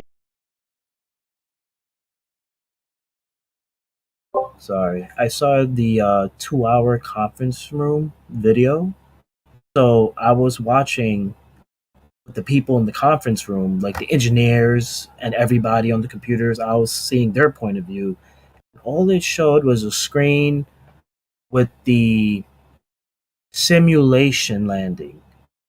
Then another screen was showing the thing that they're landing on the moon. It's showing like the cutout picture images. So each image it just shows it getting closer, closer, closer, closer. So basically, there's no video of the landing.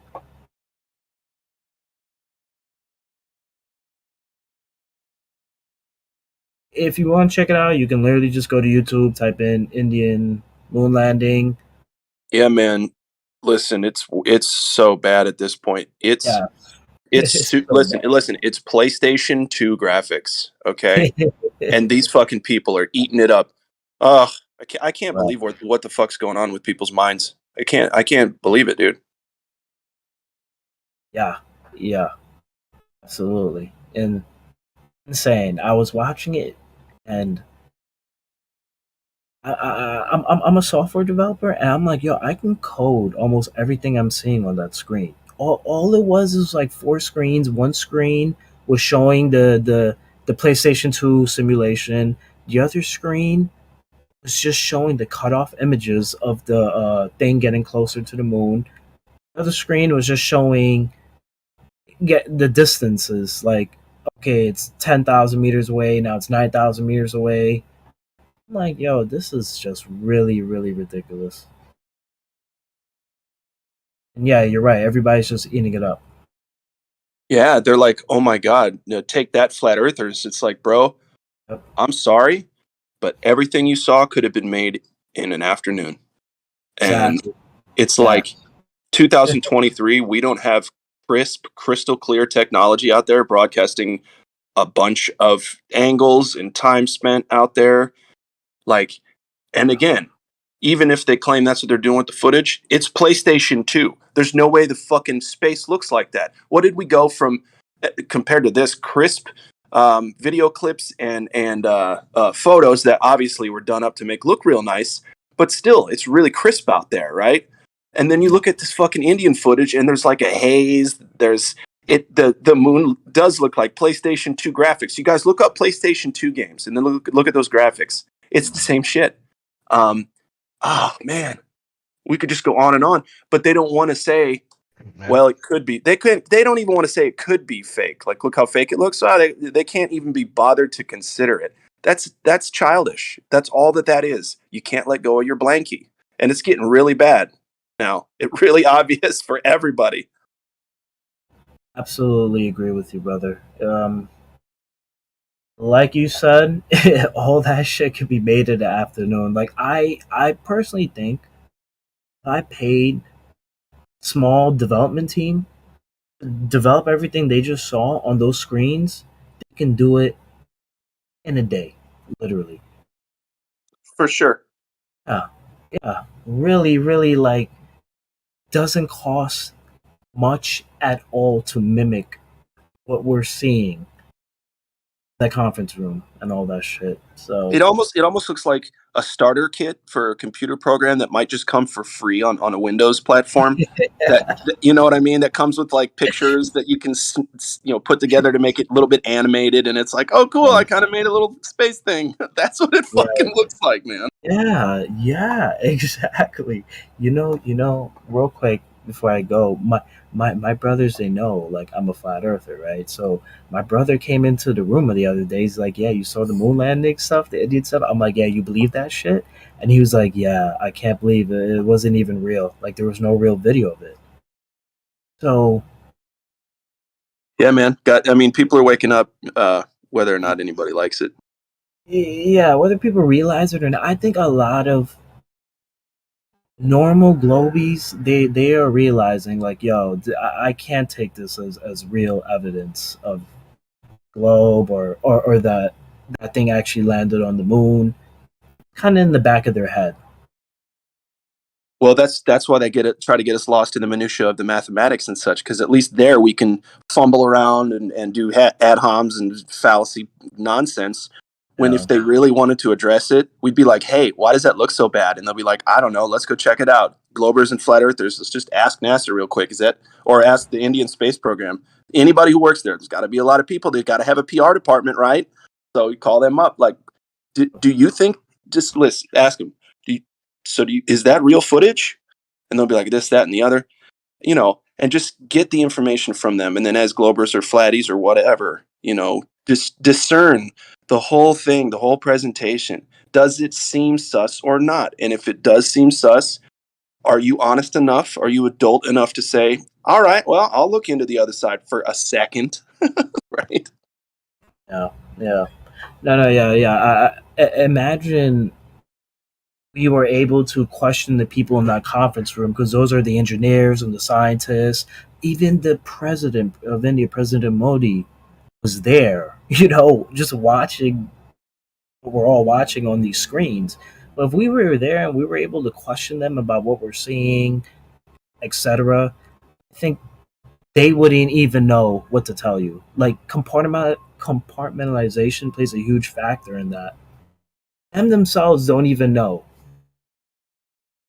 That makes Yeah, I sense. think that's part of it. I think that's part of it. I think that there are a ton of people who do know that they're pretty much faking it, and they may or may not be morally on board, but because their lives, their families' lives, their friends' lives all kind of depend on supporting the story, they're not going to budge on it, no matter what they know. Right.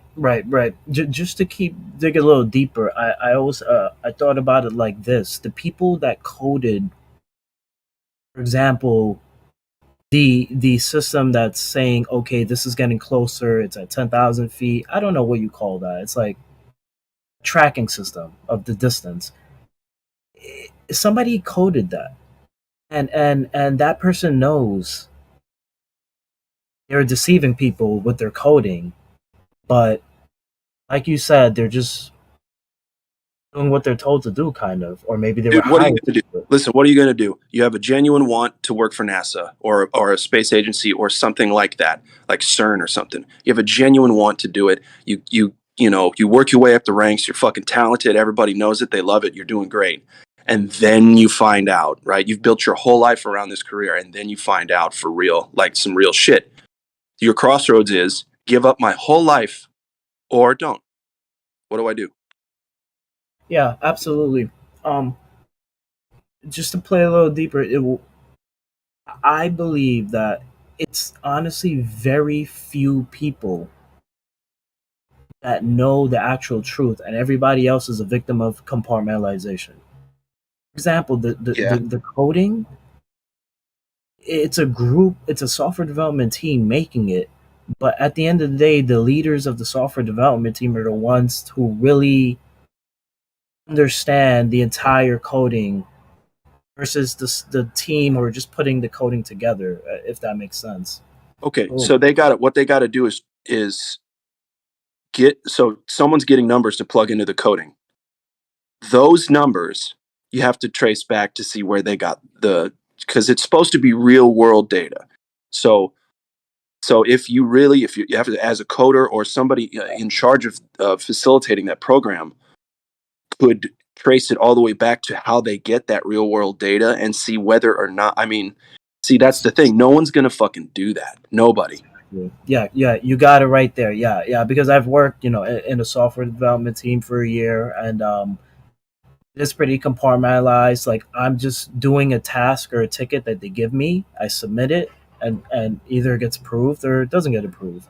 Um, yeah, if you trace it all the way back to where's this coding coming from, where's this real life data coming from, guarantee you you'll see that the coding is created and not based on anything real. pretty much. Well, right. So it's going to be based on the presupposition of outer space and globe and planets, distances to stuff. And that is a model that has been computerized to be a functioning computer model. All it is though is equations plugged in so it works with itself. Okay, it doesn't represent reality. It's the program they plug these equations into that make the model that they're going to base a lot of stuff off. So like if you take a real world measurement of our flat Earth, and then you take it to a surveyor and say, does this work with the globe? They're going to say, no, you have to correct for this, this, and this. But that means you're already bastardizing the measurement you took directly from the world, right? So I think that this is just my opinion alone, so you're right. Someone knows the real deal, but then right below that person might not even know it. And then everybody below doesn't really know. They're just told what to do, toe the line. Here's your assignment, and get her done. Exactly. That's Oh, if any Goldie tells you how are all these people in the conference room in on it, I just get like, yo, now I have to explain to them what the fucking pet moralization is, and explain to them how few can deceive many. I don't feel man. Man. Go ahead. No, it's just they can't even. Many of them can't even understand like what we're talking about here. Like it just goes way past their head. Yeah. They are under the impression that we believe all those people in the conference room, the president of India, President Modi, all of them are in on it, and it's like, yo, are you retarded? Yeah, man, it's just a crazy thing we're having to deal with. I never thought I'd see this side of my fellow adult men and women, mostly just man, but there's some crazy chicks out there too going nuts on the internet. Not too many, but anyway, I never thought I'd have to like censor myself for the sake of a relationship that I have to keep in, with my mother or anybody. I never thought I'd have to get that far. It was masks. First, it was flat Earth, and actually, first it was 7-Eleven was a part-time job a long time ago, and then it all it builds up and builds up. Finally, I'm the crazy black sheep conspiracy theorist. When most of the shit that I predicted came true, especially with the last 3-4 years. Oh man, my mom sat me down. She was like, "You were right. I'm so sorry." And I'm like, I'm not going to tell you I told you so because I love you, and the only reason I told you so was because I love you. But shoot, and this psychology these people bring to the table, I really hope a lot of these anti-flat earthers don't truly feel this way or act this way in real life. I really, really, really don't. I think many of them. It's mostly when they're here on Discord. It's I call it a guilty pleasure. They enjoy coming to the Discord to try and make fun or try to quote unquote school a flat earther. It's called guilty. You know what it is, though. You know what it is. Remember being on the playground and the big chubby ugly bully come kick sand in your face? Well, that's what they're doing to us. It's the same thing. It's true. Yeah, that's true. Yo, listen, brother, it was fun talking, man. I have 100 things I gotta do. Yeah, man. Likewise, I need to get back to work too. That was a great conversation. I do appreciate it. Oh hell yeah, absolutely. And if anybody's bored, I highly recommend everybody look at the conference room video. I'll drop in the show chat. Put it on time speed. Put it on time speed, so it's not 2 hours, it's 1 hour. And just look at what the fuck these people are looking at, and it's completely ridiculous. You see the PlayStation 2 graphics simulation. You see just numbers on the other screen. If you look closely at their computers are showing the same thing. All their computers are showing the same screen. It's like, are you sure? Like, you're not looking at anything else, just kicking back, sipping some coffee. Everybody's got the same screen. Dude. Oh my fucking god. Yo, I'm just gonna drop in. You know. Yeah, man. Great I talking just with you, want. Teddy. Yeah. Likewise, brother. Likewise. All right, man. See you later. Get her done.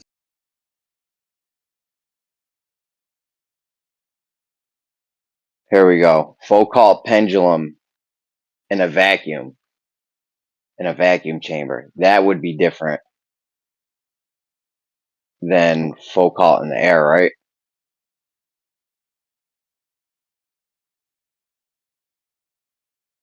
We would all expect to see a difference. It'd be different. What do you Yeah, think? I'd like to see that. That'd be cool. What difference do you think there would be? Brother, I have no idea. I really do need to get back to work, but I am listening. No doubt. I mean, I would expect to see I mean, just going off the globe model, you should see a faster precession rate, right?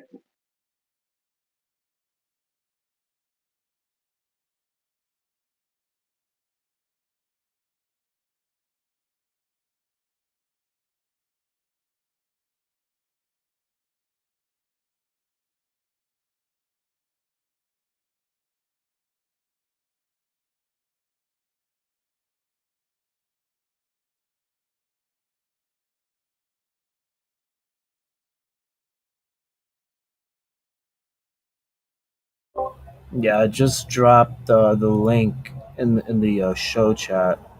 It's the 2-hour news conference of the whole fucking Indian landing.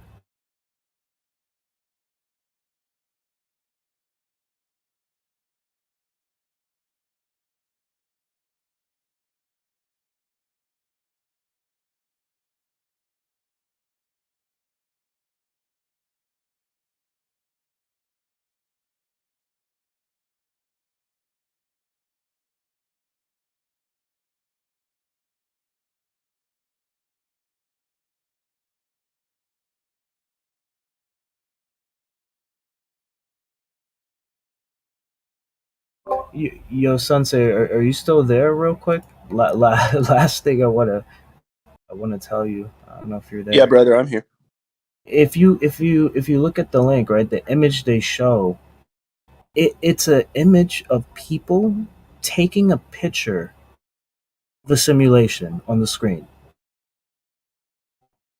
I'm gonna say something like that. They're taking a picture of a simulation, and they're gonna say, "Look, we did it. We landed." Oh, And they're buying it, hook, line, and sinker. oh my god! All right, man, I'm out. Me too, man. I'll be listening though, guys.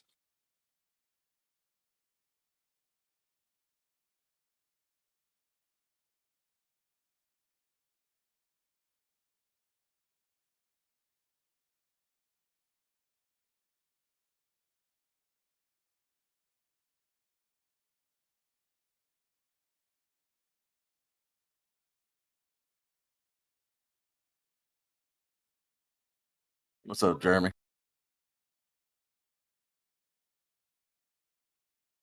What up? Bro, Foucault pendulum in a vacuum.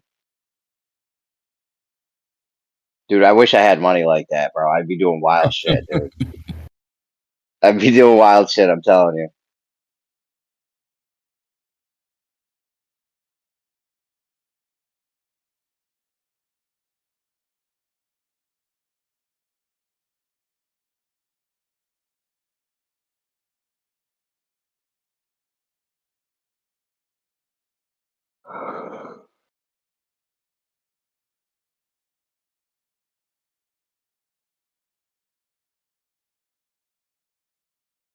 Hey, on that I mean, video that I sent you with the trello, the trellis, the camera with the light. yeah.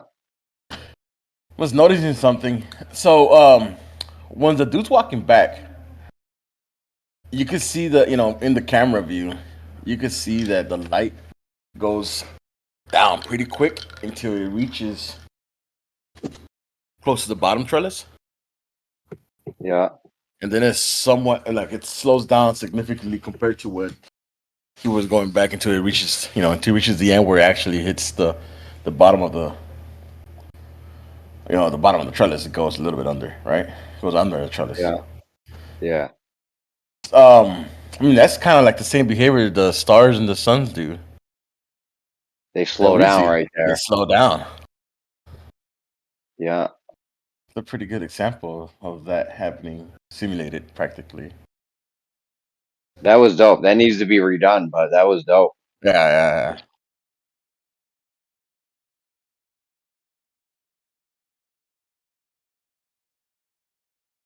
Yeah, that was some cool ass shit.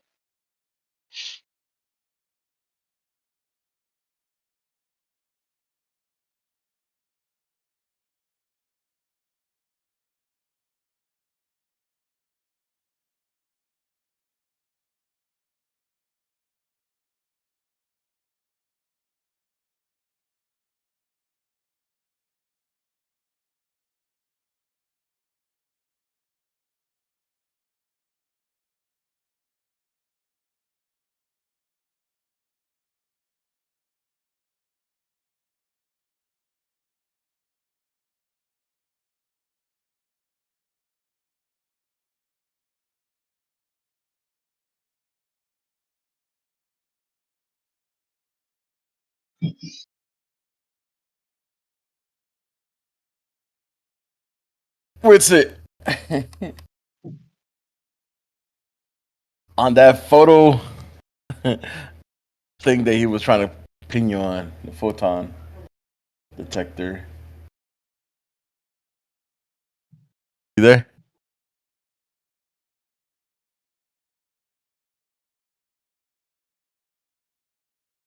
What's it?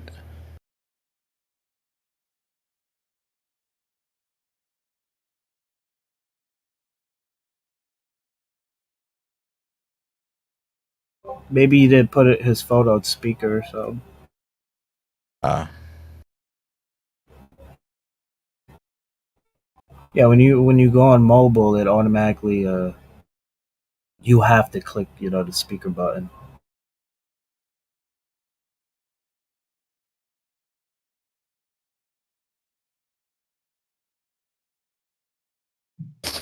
I wish we would have came up with like the response that, well, they call it now a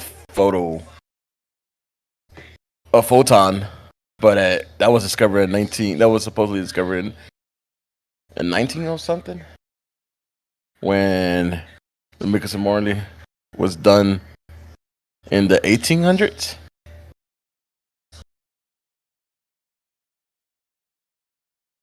Just because they name it a photon.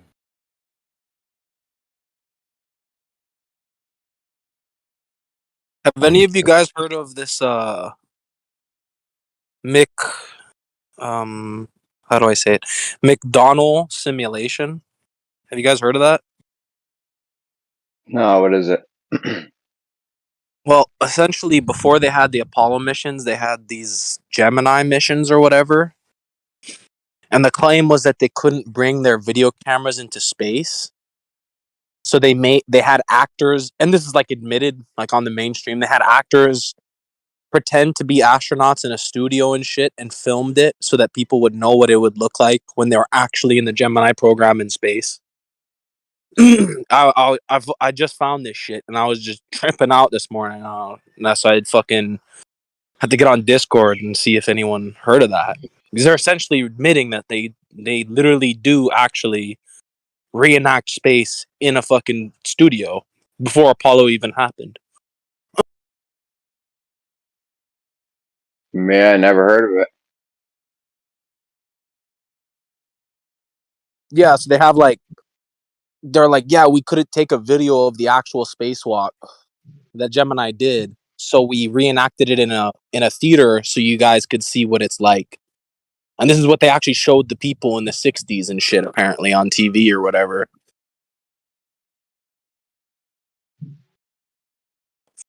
And when you look at these videos, bro, it's like, it is hilariously fake. But, like, they admit it's fake, right?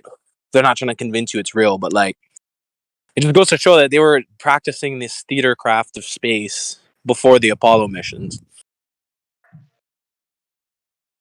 Yeah, definitely. Hollywood has existed way before NASA, and they make magic happen. Literally, they make magic happen on the screen. They make things that we cannot do on Earth.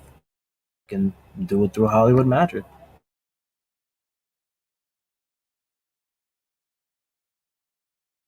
Lesser magic, right? Illusory illusions and shit. Yeah, But of course, yeah. But yeah, no, isn't that weird though? Because the Gemini was the preceding missions to Apollo, and Apollo is the big moon landing that everyone thinks was fake. Well, there's a contention that even fucking Globers think it's fake. Like, it's one of those things that like a lot of people think is kind of sus, right? And they think that it was filmed in like they have a Chili Pepper song or whatever that was filmed in a Hollywood basement. But then this Gemini missions that were right before the Apollo missions, they actually admit that there was no video of it and that they had actors in Hollywood pretend to do it. And then they sent it out to people on their black and white TV screens to watch and imagine what it would be like. And I don't know, dude. I'm just fucking. It's just too many coincidences, and I just wanted to stack this other coincidence on stack. Give my contribution. Thank you. I definitely get what you're saying. I actually didn't know about that Gemini missions. I'm definitely gonna look it up. That's crazy. It's called the McDonnell simulate or simulation. McDonnell.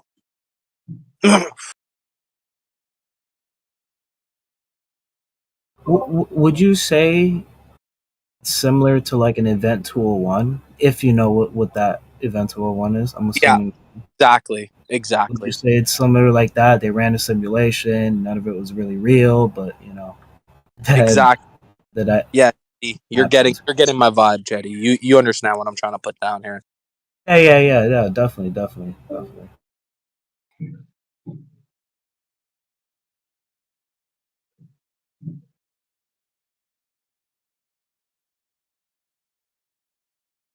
That's a good find.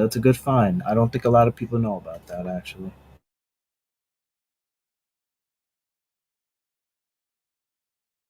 Dude, there's always this shit that you dig up that's like no one else told you about, but it's so practically adjacent to what everyone else has been telling you. It's like this is the same shit right here, like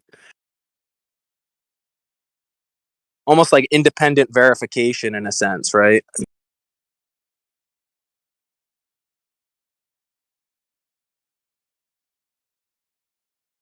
Yeah, definitely.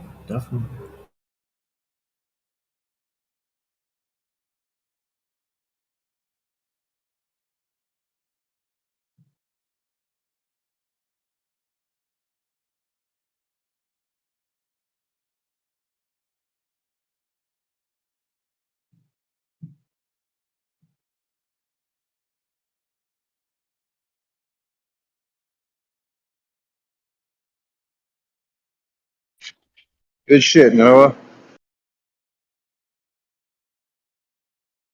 Thanks, bro.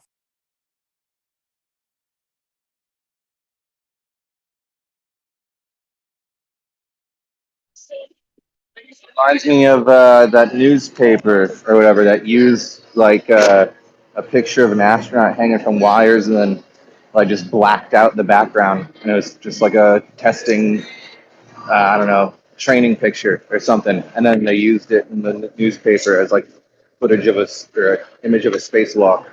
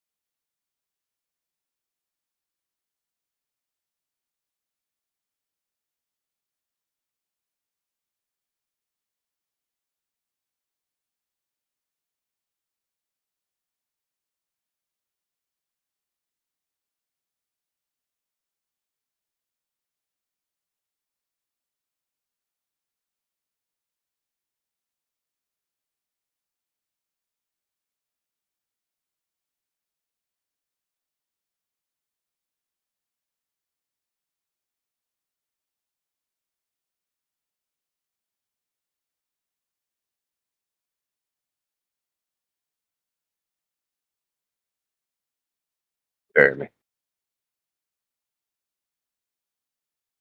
On this interferometer thing, man.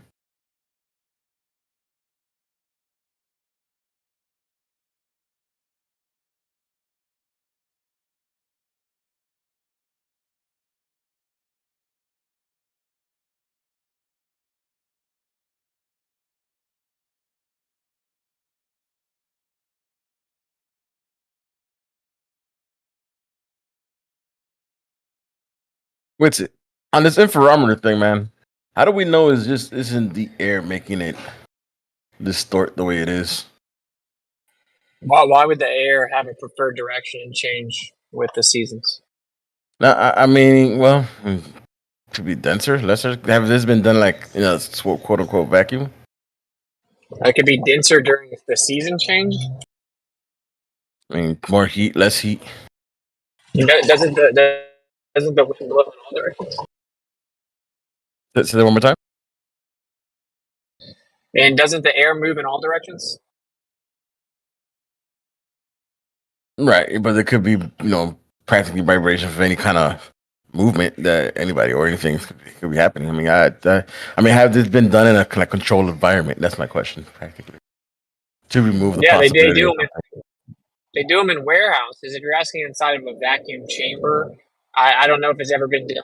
The Michelson Morley is a pretty big test, pretty big chamber. I don't know. I'm sure it has been, but like the light changing with a specific direction can't be explained with air because the air is the same in all directions. So if I shoot it to the left and then to the right, it should be the same, right? If it's just the air. I mean, just if you move around, there's a ripple, right? Because it's a fluid, it's a fluid like it's fluid like. So this should be wouldn't it cause ripples by just moving or vibrations or anything like that?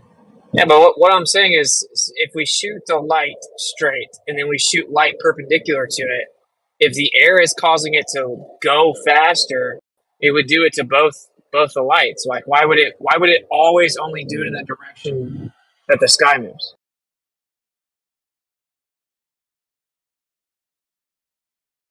Like the air's not always drifting east to west, These values of this speed, are you basing that on the claimed variance of this error that they thought was below the margin of error?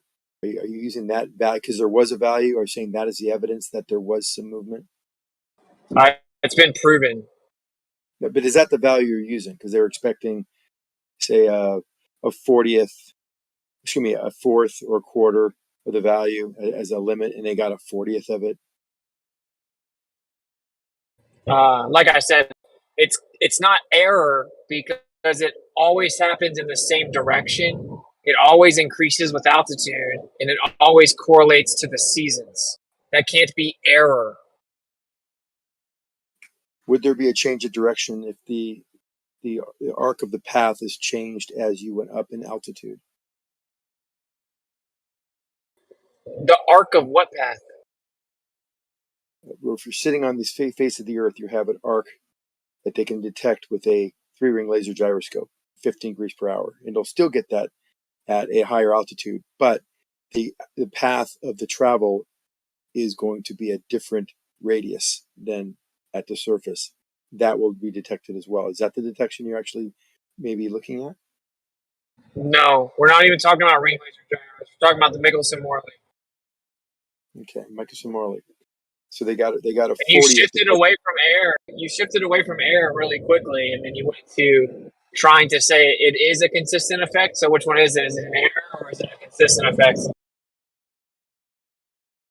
I didn't shift away from air. I just said that they got a value when they faced in the direction of travel around the sun and took a 90-degree angle opposed to that and got a different value. Yeah.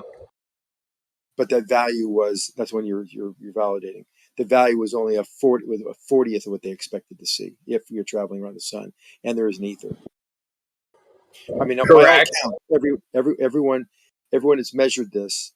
Everyone has seen the same effect and has validated it to be the no result for the test, that there is an ether, that you're traveling through some medium. But you're telling me that A because of lot of the air, people go. you're A lot of saying people because of, go into a basement. A lot of people in modern times, they do it in a basement. They run it through crystals and change the medium. They change the length of the arm, and they keep messing with the test until they get it as close to zero as possible because they think that zero is the correct answer. But the well, the people that friendship, actually replicate the real test consistently get the result. That's correct. who's they? Who are they? Have you done this test?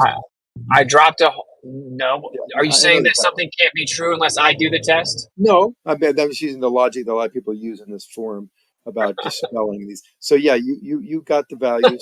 We have a value that was expected to be 0.4 for friendship, and we ended up getting 0.04 or 0.01, whatever the value was, but 40 times less of a value. They say that's within the margin of error. They say it's zero. You're saying because it's biased to one particular direction that's the evidence that there is some type of effect of the ether. That's Well, your it's logic. biased. It's biased to a direction. It increases with altitude, and it changes throughout the year relative to the season. I haven't seen It the change.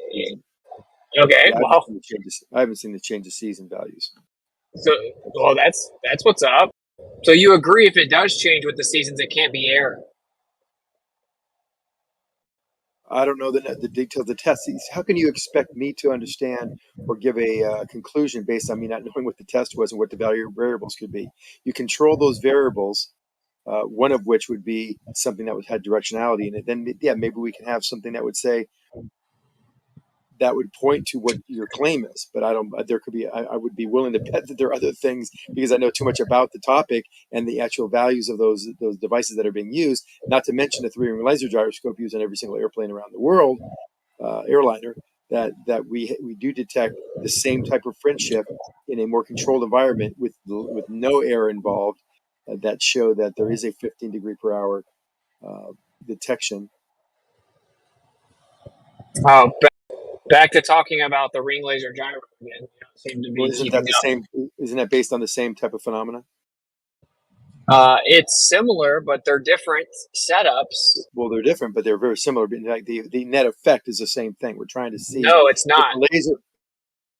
a laser shot from an emitter going through a series of fiber optics and getting into a target that is when the target is moved any direction that you'll see a fringe shift because the laser, right? Oh, okay, what happens when the target's not moved? Pardon me? What about when the target doesn't move? Well, then you wouldn't have a fringe shift. Okay, but we do. It has been replicated hundreds of thousands of times. Not in a three-ring laser gyroscope. There's not a Back to talking about the gyro. because we're not. You know what the gyro is, though, right? You know the 3-ring how it works. There's No, nothing. We're not playing this game of like, let me pretend I need to teach Austin how a gyro works. Well, no, Address the fact it's that called the gyro. It can't be error because it changes with direction, it increases with altitude, and it changes throughout the year relative to the seasons, meaning the position of the sun throughout the year, the results change in direct relation to that. It cannot be error. Is the laser traveling in the test it's had at altitude? Is the laser traveling through air?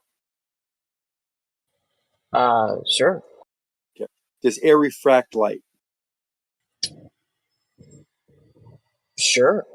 Is there less air at altitude? Yes.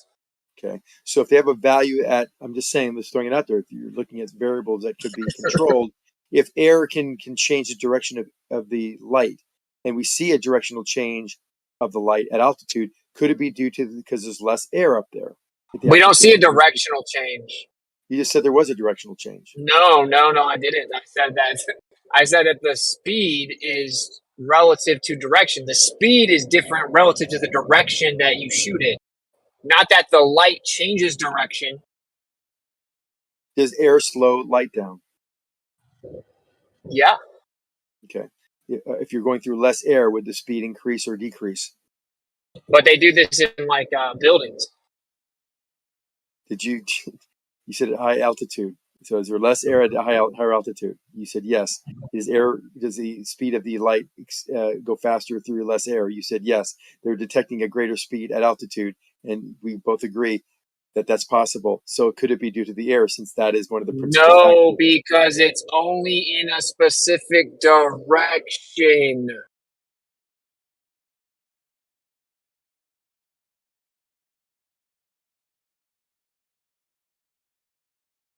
But in the test, is it within a margin of error? You're saying because it's biased always one direction, which could be due to a multitude of other factors. That's your evidence. You're Really, hanging your hat. You're Name hanging one. your hat on an error that is always positive. Maybe See, there's a reason for this. Hold this on. is Maybe what's so there's a funny, reason. right?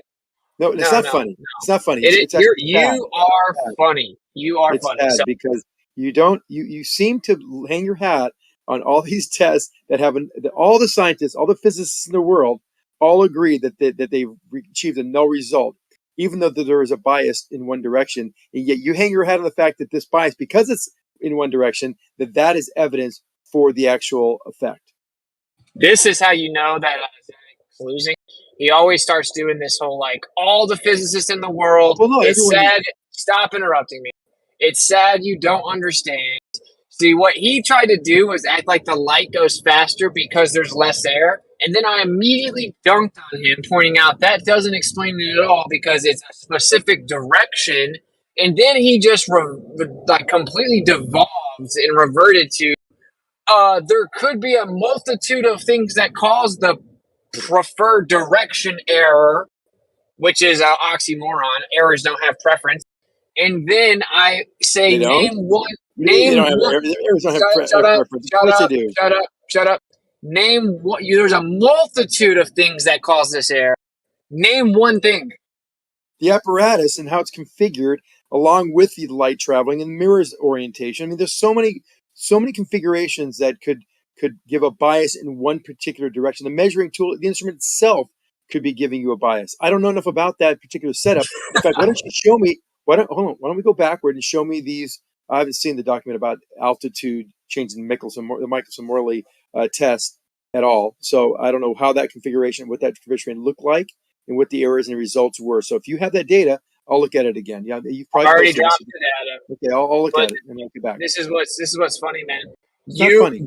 You don't actually know an answer, right? Like what you're doing is just vaguely saying things. Oh, the mirror and the apparatus. I mean, that obviously doesn't make any sense, right? You couldn't actually specifically explain how the apparatus gives an error with the preferred direction. You're just baselessly saying things. Well, you have constantly shown evidence in your replies to these type of topics to misunderstand the data, misunderstand what has been said, mix words, and take things out of context. So that's your track record. So that's why I'm mentioning it, that maybe you misunderstood what the data said, and what the reasons for it having a preferred direction could be the apparatus itself. Back you don't know. to I just don't know. I have to claiming look at that it. I don't Wait, you understand. just given me a picture of a generalized schematic of the Michelson-Morley. Do you have one that actually shows the actual setup for how they did it altitude? Buddy, I dropped you a screenshot with all the tests. And this is Xanax tactic. Whenever he doesn't know something, he starts just projecting it onto you. Like, do you just keep a change of clothes in your office? That's Because incorrect. you must have vomit That's all incorrect. over you with the amount that you project. That's incorrect. First of all, you said you left all the authors, and that's what you dropped in. Do you want me to look at those? There are papers, specific papers from Which specific paper do you want me to tests. look at? Which paper do you want me to look at? Well, I mean, you said that This you wanted. is what you do. You do a shotgunning. You say someone did this test, and then you throw all the tests that have been done, which probably none of them will say or agree with anything you've said, but you throw it there anyway, thinking that backs up your mistaken claim or mistaken. Dude, your confusion You of got the data nothing, buddy. and the results has history back to the original discussion of the Foucault pendulum. You've used the same tactics and same techniques in your discussions Shut up, to give just shut up. validity to your conclusions. You're just poisoning the well now. I'm not poisoning the well. I'm giving you a dose of your own medicine. No, I'm actually talking about the actual specific argument. You're doing everything in your power to avoid it. You claim that the actual apparatus can cause an error with the preferred direction? How so, Zanuck? Is it possible that there could be an error due to the apparatus that has a preferred direction? Or are you saying it's No. impossible? I'm saying it's impossible. You're Yes. saying there's no. So that just shows that you're not being very scientific either. Has that been tested? Have you tested Yes. that? Yeah, dude, the apparatus, dude, it's symmetrical. It has no preferred direction with the apparatus itself. It's symmetrical.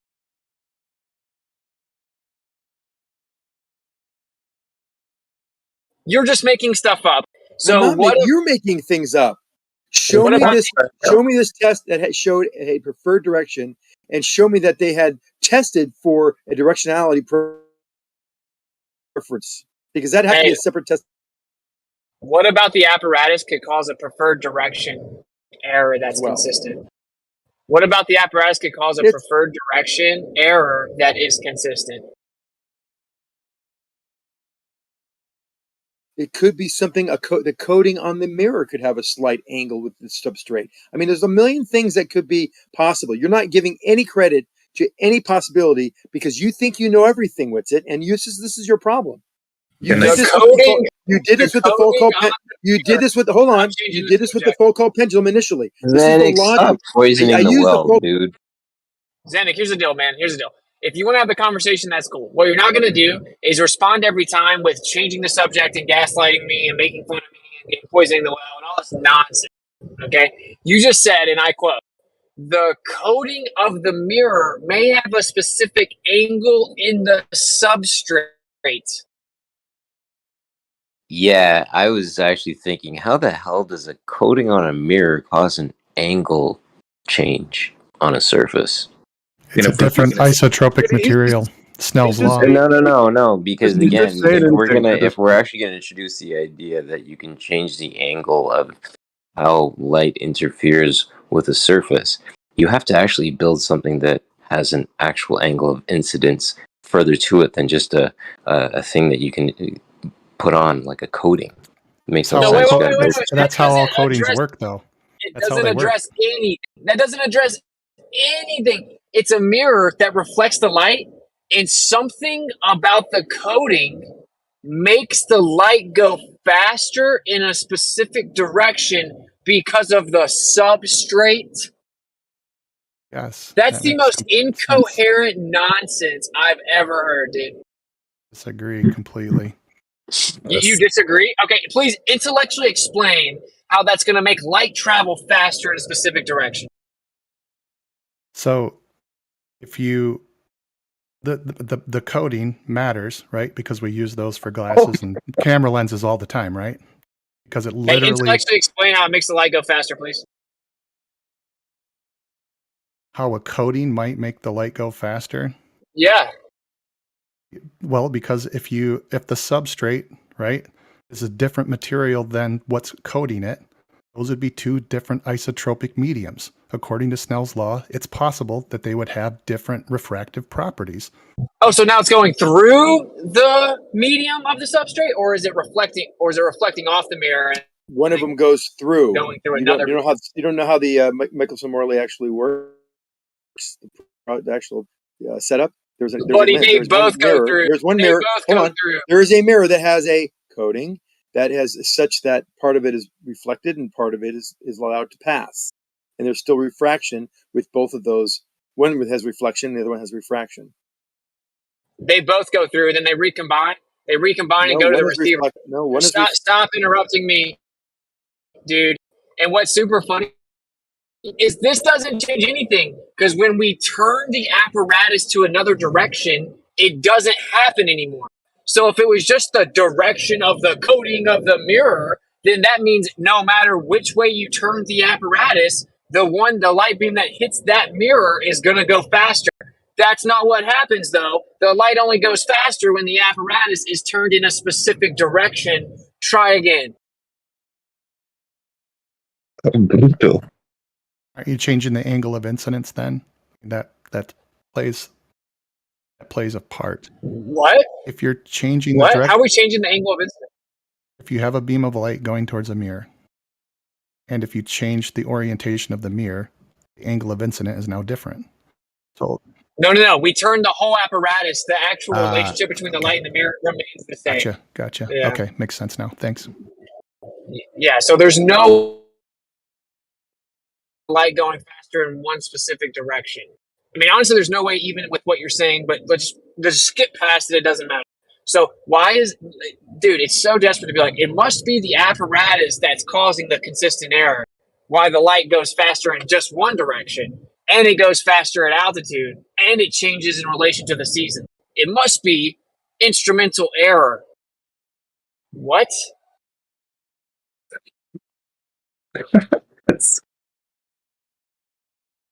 So desperate, dude. And honestly, that's why when Einstein said it, he was like, but I can't think of anything, though. But if it's not an error, then I can't explain it. It debunks relativity. So I'm just going to assume it must be an error or something, because without it being an error, relativity is wrong. Well, there's so that's also basically what you guys are doing. Well, I don't think you really. I don't mean the bad way, but I don't think you understand why the error occurs and how the repetition of the test creates a positive error and never a negative error. There's plenty of tests that cannot go past zero and go the other direction, even though this orientation is the only thing that's changing it.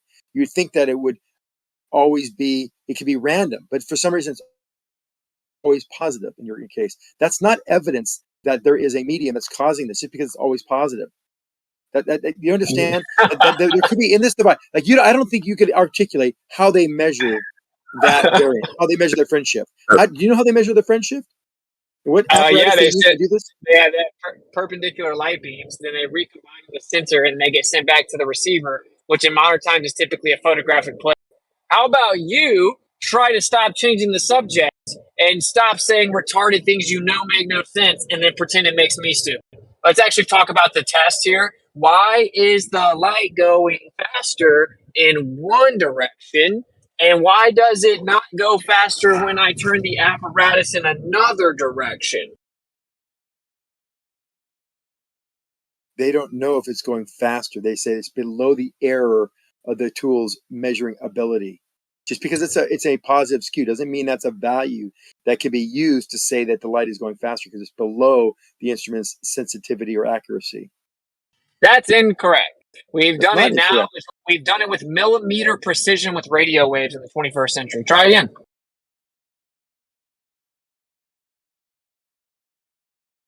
Modern tests of the Michelson-Morley did not show that there's any difference between traveling 90 degrees opposed to one measurement to the other. They're not seeing the fringe shift that you would see for traveling through around the sun of 30 kilometers per second is not being seen.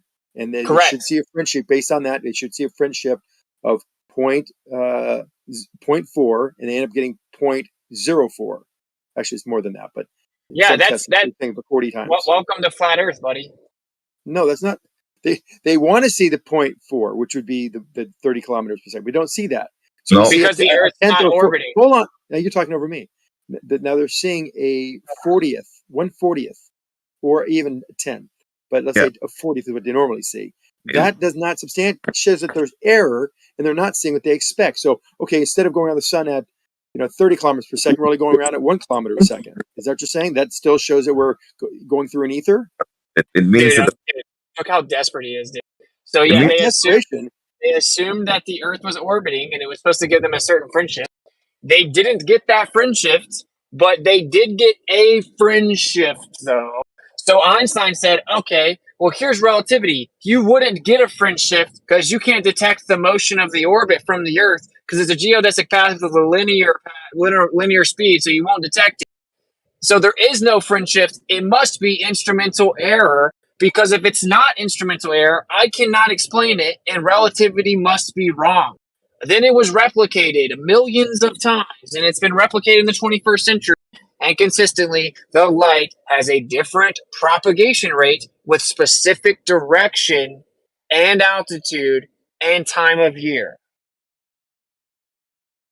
Was it if the apparatus, you said, only changes direction?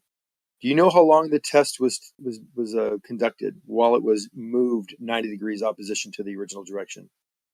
They did all kinds of different time frames, all kinds of different locations. They did it throughout the year. They did all kinds of stuff. Now, if they move directions, and is this apparatus fixed on some kind of structure or a building or a ground or something? So there's no movement, right? I didn't hear you because I'm really just waiting until someone's going to respond with how could it be instrumental error if it's consistent? How can it be instrumental error if it's consistent and it's been replicated millions of times and it only happens when the apparatus is in a specific orientation and the light moves in a specific direction and changes with altitude and changes with season. How could it be instrumental error that has a preferred direction and is consistent? Okay, so you would. Yeah, I could see if this was I could see it being instrumental error if it just stayed in one spot and got a reading in one direction, like, oh, it's faster in this direction. But yeah, if you turn the device around, if you raise an altitude, that can't be instrumental error. Could the Earth rotation, if it is rotating, that would be a movement. That would be an orientation movement. Could that be due to the instrumental error? Could that cause? It goes in the opposite. It speeds up in the opposite direction of the alleged rotation of the Earth. Brutal. Would that change the value? Could that change the value if it is moving? So you're saying it over these lengthy tests. If the Earth is rotating, there would be a fringe shift due to the rotation because it would be actually changing position with every moment.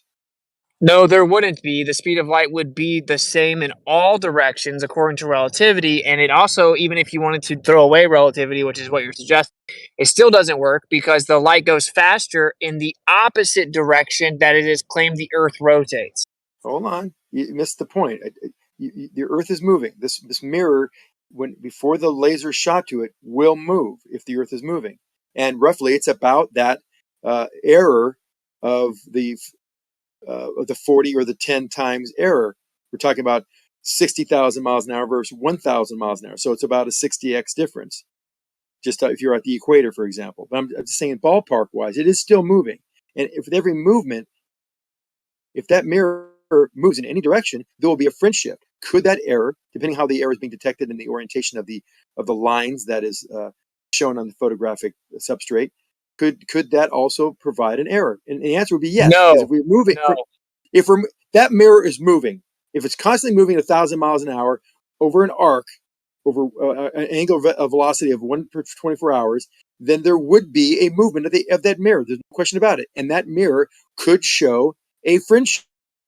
No. It would show a fringe shift if it is moving. No. Of course it can. If you're denying the fact that the stagnant effect is not real, is that what you're doing? No. Now I'll be the first to admit I have not seen this altitude. Okay, so you're just gonna talk over me. No, I'm right, you're wrong. All the physicists are wrong. Which it's right. You talked over me, actually. You talked over me. No, I went to respond, and then you immediately talked over me twice in a row. Per usual, though. What's new, So anyway, I just debunked this, right? If you want to claim that the light changes speed relative to the Earth spinning, you're denying relativity. Secondly, it goes faster in the direction that goes against the supposed rotation of the Earth.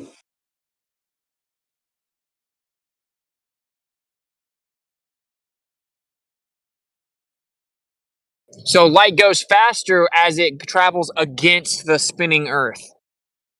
Is that your claim? Would it seem plausible that if the light is No, traveling through a substrate, or there's a substrate or some sort of medium required to sustain light's propagation, that if it's moving in the same direction as that medium might be moving, that it could be traveling faster in that direction? Would that make logical sense? Yeah. Also, what's funny, bro, is he doesn't even understand the difference in the Michelson-Morley and Michelson-Go. So their paradigm claims a Sagnac effect. Stop interrupting me, buddy. Don't say that. Stop interrupting me, buddy. I'm proving that you don't. So their Don't lie. Stop interrupting me. Their paradigm claims the Sagnac effect can only be observed with a circular path. Right. But it's been proven that it can be demonstrated with a linear motion, right? Correct. And even in Michelson-Morley, what's the circular path? It's a The good light's going in question. straight. The light's going straight. I mean, they could try to say that the orbit around No. the sun is considered circular, but Uh-oh. Second effect does not Uh-oh. depend on a circular path. Are you kidding me? Michelson-Morley's what'd you say? You said a Sagnick effect can be detected in a Magnet linear effect does path? not need a circular path. It's any movement. Okay, It could be a linear path. You can measure any kind of. Anytime that mirror. Stop talking over me. I'm trying to be polite with you. You keep on muting me. I'm not interrupting you. Don't interrupt me. Cite If it. that mirror moves in any direction, that's set. You will get a fringe shift. It'd be a circular or any kind of a turn or any kind of movement away from the laser. It'll show the fringe. Okay. And you're saying that the laser is its own frame of reference, even when it's on the Earth? Laser is a frame of reference. Yeah. In that shoot a laser and you're gonna hit a mirror and the mirror moves. You'll have a fringe shift. Is he roboting because of me, or is he That's just why you can. No, he's breaking up. Okay. You're breaking up, Zanuck. If you have if the mirror moves, you will have a fringe shift. Okay, so is the laser its own frame of reference? I don't know what that means. Well, you're seeming to suggest that the laser moves independent of the Earth, and so as the Earth moves, then you get a differentiation because it's its own frame of reference. All things are in all frames of reference. You're speaking about the laser. If you want to think that's an inertial frame, or are you talking about that just being its own frame for which you're looking at that possible motion? Wait. That's fine. So you have a laser. You shoot a laser. It goes straight. Uh-huh. And it goes straight with respect to another mirror which moves. That mirror is attached to the Earth. The laser is now in space between mirrors. So if the laser moves, if the mirror moves, you will have a fringe shift because the target will have moved. Okay. Is the light, so the light's not moving with the Earth, it's its own frame of reference. It moves independent of the Earth. Yes, the light moves independent of the Earth. Okay, nice. So we don't need a circular path for the Sagnick effect. The laser is moving independent of the Earth and has its own frame of reference. So why can't we detect the Earth's orbit then?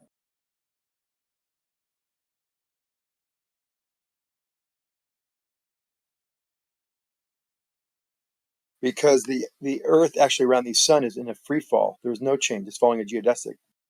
You just said no it doesn't actual have to. change. You said it doesn't have to have a change of direction. It doesn't have to be a circular path. You just said that. Yeah, but that's a circular path with the Earth moving. It's not doing a circular path around the sun. So you just said we don't need it to be a circular path, that we can observe and measure the Sagnick effect even without a circular path. You just said that. Yes, if it moves one way or the other, it moves away from that target, it will show a fringe shift. So then why can't we detect the orbit of the Earth? Because all it's detecting is a rotation, not an orbit. You just said you don't need a circular path. It just has to move. Through a circular path, there is an acceleration. There is a change of position with respect to that other mirror. But you just said that the Sagnick effect can be measured without a circular path. Yes, all you have to have is that mirror move in respect to the emitter over time, move in any direction. Okay, and so It'll is be the Earth circular. moving? Is the Earth moving around the sun? Yes. Is the laser moving independent of the Earth? Yes. Okay, why can't it detect the orbit? Because the path around the sun is a geodesic. It's going straight. It's not moving with respect to the mirror. You just wait. You just said that the laser's moving on its own. You just said we can detect and measure the Sagnick effect even without a circular path. You can measure it in a straight path. And then every time I ask you, then okay, if the laser's moving independent I of didn't the say Earth, straight path. I didn't. Hold on. Just because I said it wasn't circular doesn't mean it was straight. you literally said movement. straight. Okay, any movement. So what about the Earth's orbit?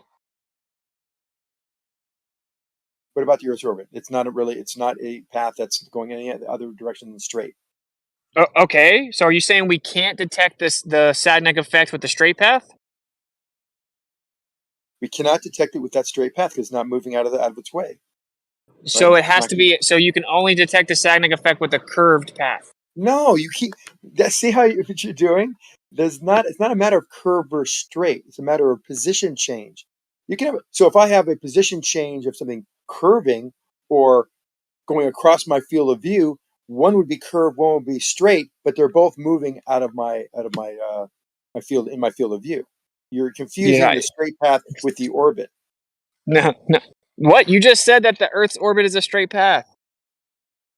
It's a geodesic. Yes, it's a straight path for all practical purposes. We can't detect. So any I'm kind not of turn. confusing. I'm not confusing the orbit with the straight You path. That's are. what you just said. No. That's what you just said. That's what your model said. Your model claims that the Earth's orbit is a straight path and that it's going through the curvature of space and time. So it appears to be a curved path, but actually it's going in a straight path and it has a linear speed. So if you're claiming that you said as long as it's moving in relation to the mirror, right? As long as there's displacement. Okay, well, the mirror's moving with the Earth as it rotates. The mirror's moving with the Earth as it orbits, but you claim the laser moves independent of the Earth's movement. So why can't it detect the orbit? Because all it detects is the rotation. It doesn't detect a orbit. The orbit is a geodesic. But you just said it could detect straight paths. Oh, it's like who's on first? What's it? Seriously, the mirror. You said it only can detect a curved path. It doesn't have to be a curved path. It just has to be a mirror moving with respect to the emitter. If it moves in a straight line or a curved path, it still detects it. If we're following the straight path, then there's no movement. Then there's no displacement. If you're curving, you would see a displacement. Wait. When you say moving in relation to the emitter, the mirror and the emitter are moving together with the Earth. So that the mirror will move after the light has been emitted from the emitter, and its target being the mirror will have moved. So the mirror is not moving in relation to the emitter; it's to the light itself. There you go. Now you're getting it. Okay, so if the light laser is moving independent of the Earth, why can't it detect the orbit? Because the orbit is a straight path. It's not moving. The emitter is not moving with respect to the mirror. It's always in line. So then it can only detect a curved path. It doesn't have to be a curved path. It could be a straight path opposed to it. At a night, for example, you keep on saying straight and forgetting about the fact that the movement, if it's being straight, is 90 degrees opposed to the direction of the emitter. That's how you would detect it. That is not a curved path, to be a straight path, but it's still moving out of its position with respect to the emitter. Okay, so we can detect the Sagnac effect with a straight path as long as it's like perpendicular to the original path. Well, that's convenient because that's what Michelson-Morley is. So why can't we detect the orbit? Because the path that the Earth is taking is straight. Nothing's moving out of its way. Well, what about the light? What about the laser that's going perpendicular to that straight path? Well, now you're measuring the Earth rotation. What? Now you're just measuring Earth rotation. The whole thing is moving with the Earth's rotation. Right, and the mirror would actually have to be moving with respect to the emitter. But we don't detect the Earth's rotation with the Michelson-Morley. Yes, they do. When they turned it 90, Michelson, Gale, Pierce did detect that. They actually changed it 90 degrees and detected the Earth's rotation. Did you not read that? No, it's a different test. It's a totally different setup. Michelson-Morley is two stones floating on Mercury that's rotating. Michelson-Gale Pearson is not, and they actually made it a rectangle as opposed to just the intersection perpendicularly. They made it a rectangle, and in Michelson-Morley, it's spinning. It's rotating. That's why they're called different tests, because they're not the same thing. Michelson-Gale Pearson detects the sidereal rotation. Michelson-Morley does not detect the rotation at all. But that could be the influence for the error they saw that you said they tested at different altitudes, the rotation. Even though it's not designed for that, and they're not purposely building that to detect rotation, that the rotation would change the position of the mirror with respect to the emitter of the laser and could give you an error. a fraction of the rotation that they're expecting around the sun, if that's what we're looking for. Mickus and Gale Pearson would detect the rotation of the Earth, even though it's rectangular. They change directions of it, 90 degrees opposition to each other, and they will start getting a value that was rotation of the Earth.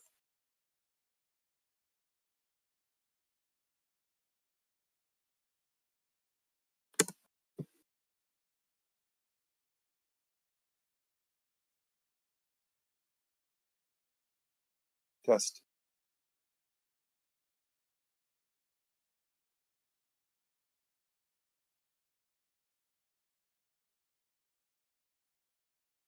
Hear me?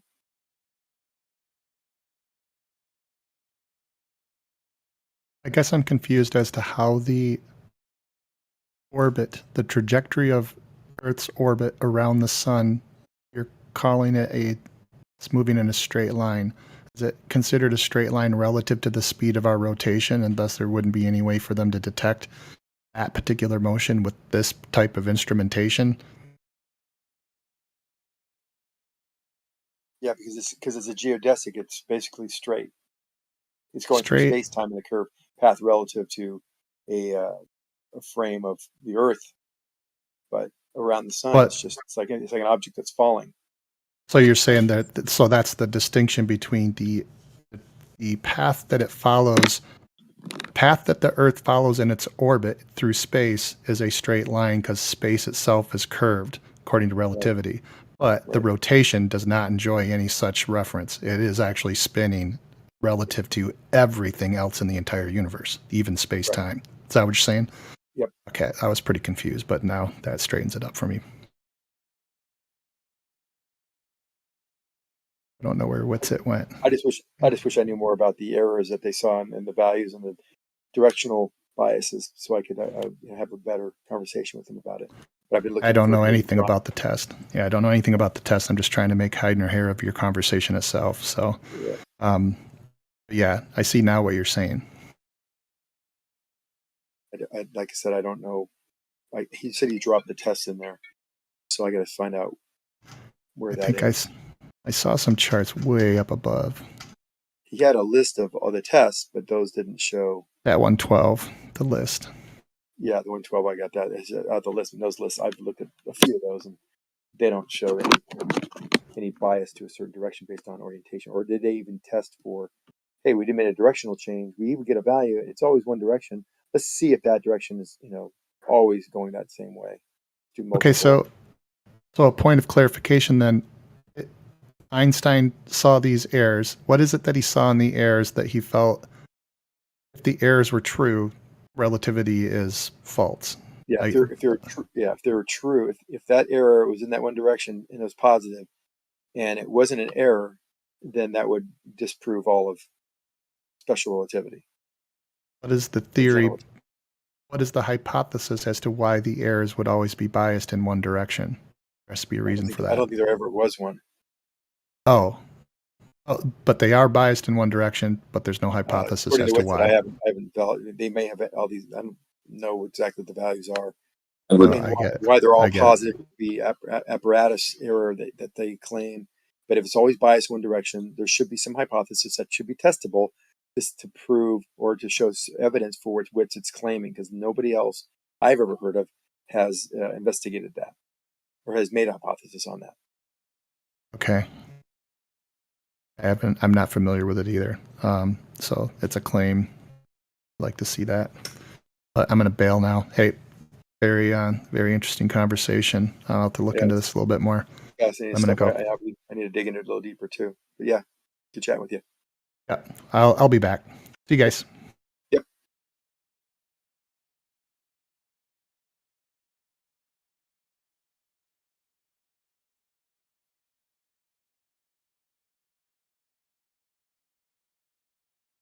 Meanwhile, the Indians landed on the moon. Sorry, I got a call. Did we ever discover whether or not it could detect the orbit? Can't detect the orbit. Oh, okay. So, if interferometry can in fact detect linear speed in a straight path, would that debunk the claim the Earth orbits the Sun? Yes, that could possibly debunk it. Yes. Have you seen the test? Which one? Got to give a little props to Danik. He actually did just say that. That's pretty. That's something. A lot of the other guys won't even say that. He'll actually say, "Yep, it would debunk it." Yeah, but what do you think he's going to say when I send my test, though? Right. You won't know until I see it. You could guess what I'm going to say. I'm just saying you're at least a step further. You're at least one step closer, Danik. At least. I don't know. Like Gio, you noticed how he said, "Yeah, it would do," and then it might do, and then he started walking it back instantly. So there's like he realized he fucked up, and then he tried to walk it back. No, I didn't do that. No, you can't tell me what I think I did. I'll tell you what I did. There's the test, bro. It's clearly what you did, Sally. Everyone heard it. Bro. No, it's not. Not clear to me, anyway. It's okay. Your secret's safe. I got a little lost in there. Of course it is. I got a little lost in there. An orbit is when something does a circle around another thing. Yeah, where's when an object circles another? The question. Then you say Earth's orbiting the sun. If we could detect motion in a straight line with interferometry, that could disprove the general relativity. Could debunk Einstein. Yeah, just hold on a second, bro, because I'm trying to figure out what's going on here. You said an orbit is a circle. When Earth's orbiting the sun, that's an orbit. So an orbit is a circle. But you're saying Earth's going in a straight line? Yep, because it's going through. It's just following a geodesic path. No, that checks out. I just wanted to make clear I had it all straight. That makes total sense. All right. Of course, it's like the shortest path. It's a spherical straight line, like on the Earth, that they claim its circle is like the shortest path. It's still not a straight line, though. It's a curved path. It's a circle. No, in space time, it is actually straight. Oh, space time is just like this magic exception. Kind of, yeah. That's convenient. Well, that you guys should go over the Wang paper. Yeah, I dropped the paper. It's only 3 pages long. It's only 3 pages long. You guys should go over that. Yeah. But you just gave me another list of a bunch of the things I've actually looked at before. Give me the one. You haven't looked at this stuff. Give me. Oh, okay. Maybe there's something different here. You didn't look at any of these, man. What are you talking about? Anyway, I dropped the paper. I didn't click on the PDF. Sorry. Please save us with. I've seen it. I've looked at all these paper things. No, I did not say I looked at all of them. I said a few of those I've actually looked into deeply. Okay. But I haven't looked at all of them. So this one I haven't looked at. Actually, this one I've seen before. You've posted this before. I've got this PDF in my file. Probably. I don't think you do. If you looked at it, then you would not have answered the question that it would have debunked the orbit. He detected linear speed, man. I mean, that would be awesome. That would be fucking sick if we had Zanuck on our side all of a sudden. What would the Globers say then? Oh my. I'm gonna pass on that because we basically have to mute and unmute Zanuck. Dude, when Whitsitt and Zanuck first started going back and forth, I was on my phone and I was like, all right, I'm gonna have to do it. Mute and unmute. I'm mute and unmute Zanuck every single time. It's the only thing that allows Whitsitt to speak uninterrupted. Otherwise, because Zanuck's tactic is to explode it with interruptions when he can't refute the topic or rebut it or whatever it may be every time. I then switched from my phone to my computer. In about that 20-second period that I switched to my phone, he already was when I switched to my computer and I couldn't mute and unmute him, he already was interrupting and causing that. So I don't care what side he's on. The moderation for him is just beyond the pale of what anyone should even have to do. But it's like we either just restrict him or just time him out forever and he's not in the convo, or babysit him with mute and unmutes. It's unbelievably unfortunate that it's like this. That was mean-spirited. It's not mean-spirited at all, dude. It's totally honest. I could have been much ruder. I'm actually trying to be nice, dude. You know what? I literally have to sit here and mute and unmute you so you can have a conversation, bro. It's totally unfair. And you always tell me in DMs you'll work on it, you'll fix it, and you never change. So it's unbelievable. No, today, actually, I noticed maybe 8 out of the 10 times you muted, I was actually quiet. I had stopped talking completely, and you'd muted me. But it's because you wouldn't have been quiet until I was finished, though. Right? You don't know that. Your mind's fucking no, dude, they can't trust you, Zanuck. Sorry, it's just how it is. You're gonna have to accept that. You got to behave for like at least twice as long as you've been doing the dumb shit before they'll be like, okay, maybe he's changed. This is very similar to when people were messaging me today. They were like, Oakley apologized to you today. And I'm like, oh, yeah, that's legit. That's super real. He's like, yeah, he's saying sorry, dude. Come on, man. I'm like, no, dude, he's just saying that because he realized he looked bad, but he isn't actually sorry. He would do it again. And they're like, nah, man, come on. You don't know his thoughts, bro. Like, he said he's sorry. He means it. He's going to stop doing it. I was like, okay, so if your girlfriend cheats on you and then you catch her and she says, I'm sorry, and then goes and sleeps with someone the next day, and then she just keeps doing that, like, is she really sorry? And then they were like, they didn't believe it. So I'm like, okay, watch, I'll just prove it. I'll jump in there right now and he'll do it again. And then literally that's what happened. And yeah, so it's kind of like that. But I will just read this part. It's believed that the Sagnac effect exists only in circular motion.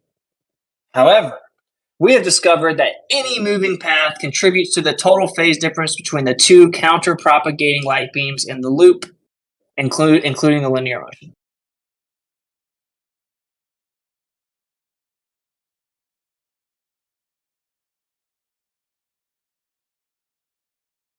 But we don't have to get to all this. None of this even matters. We see fringe shift. It's consistent based on a certain direction. It changes with altitude and throughout the year with the seasons. It can't be instrumental error. Can we do the Sagnac effect on a train? Like, can we put this device on a train or no? Yeah. This paper proves that you could actually do that. Yeah. And it's detecting the motion? Yes.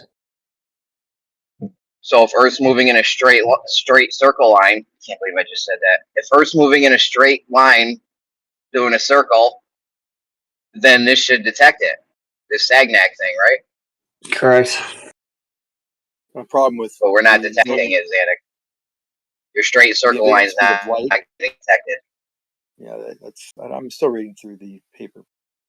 Speed of light is invariant. It's the same in all reference frames, and theoretically, you should not be able to detect a difference. There shouldn't be a Sagnac effect that would be measurable in two straight path items, any on the Earth or in space or anywhere else.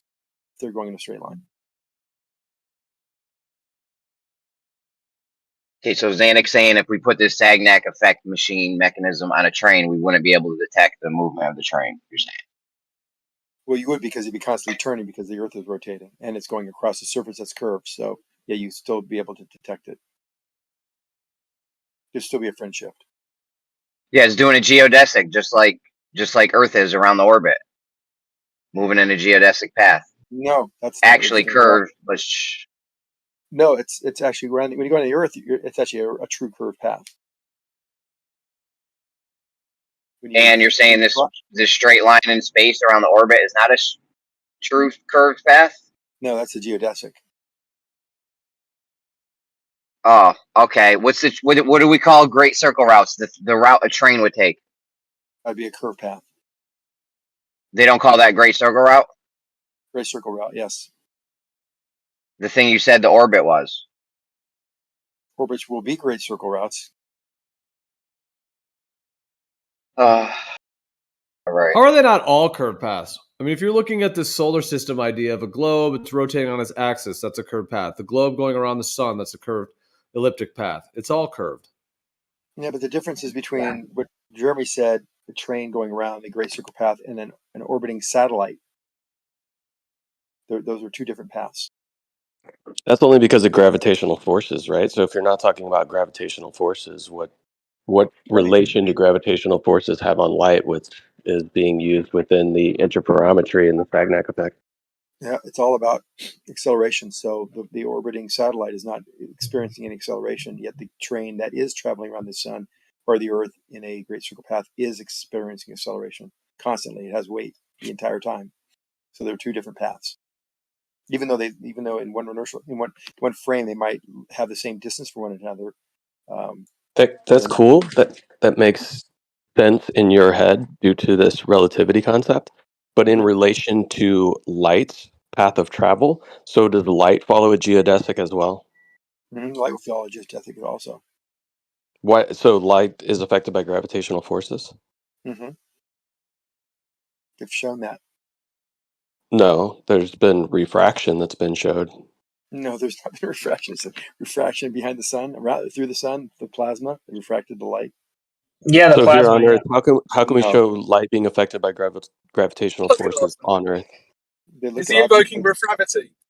Okay, so you're disputing some of the fundamental reasons for this whole theory to be talked about. You're disputing, saying that's just because of refraction.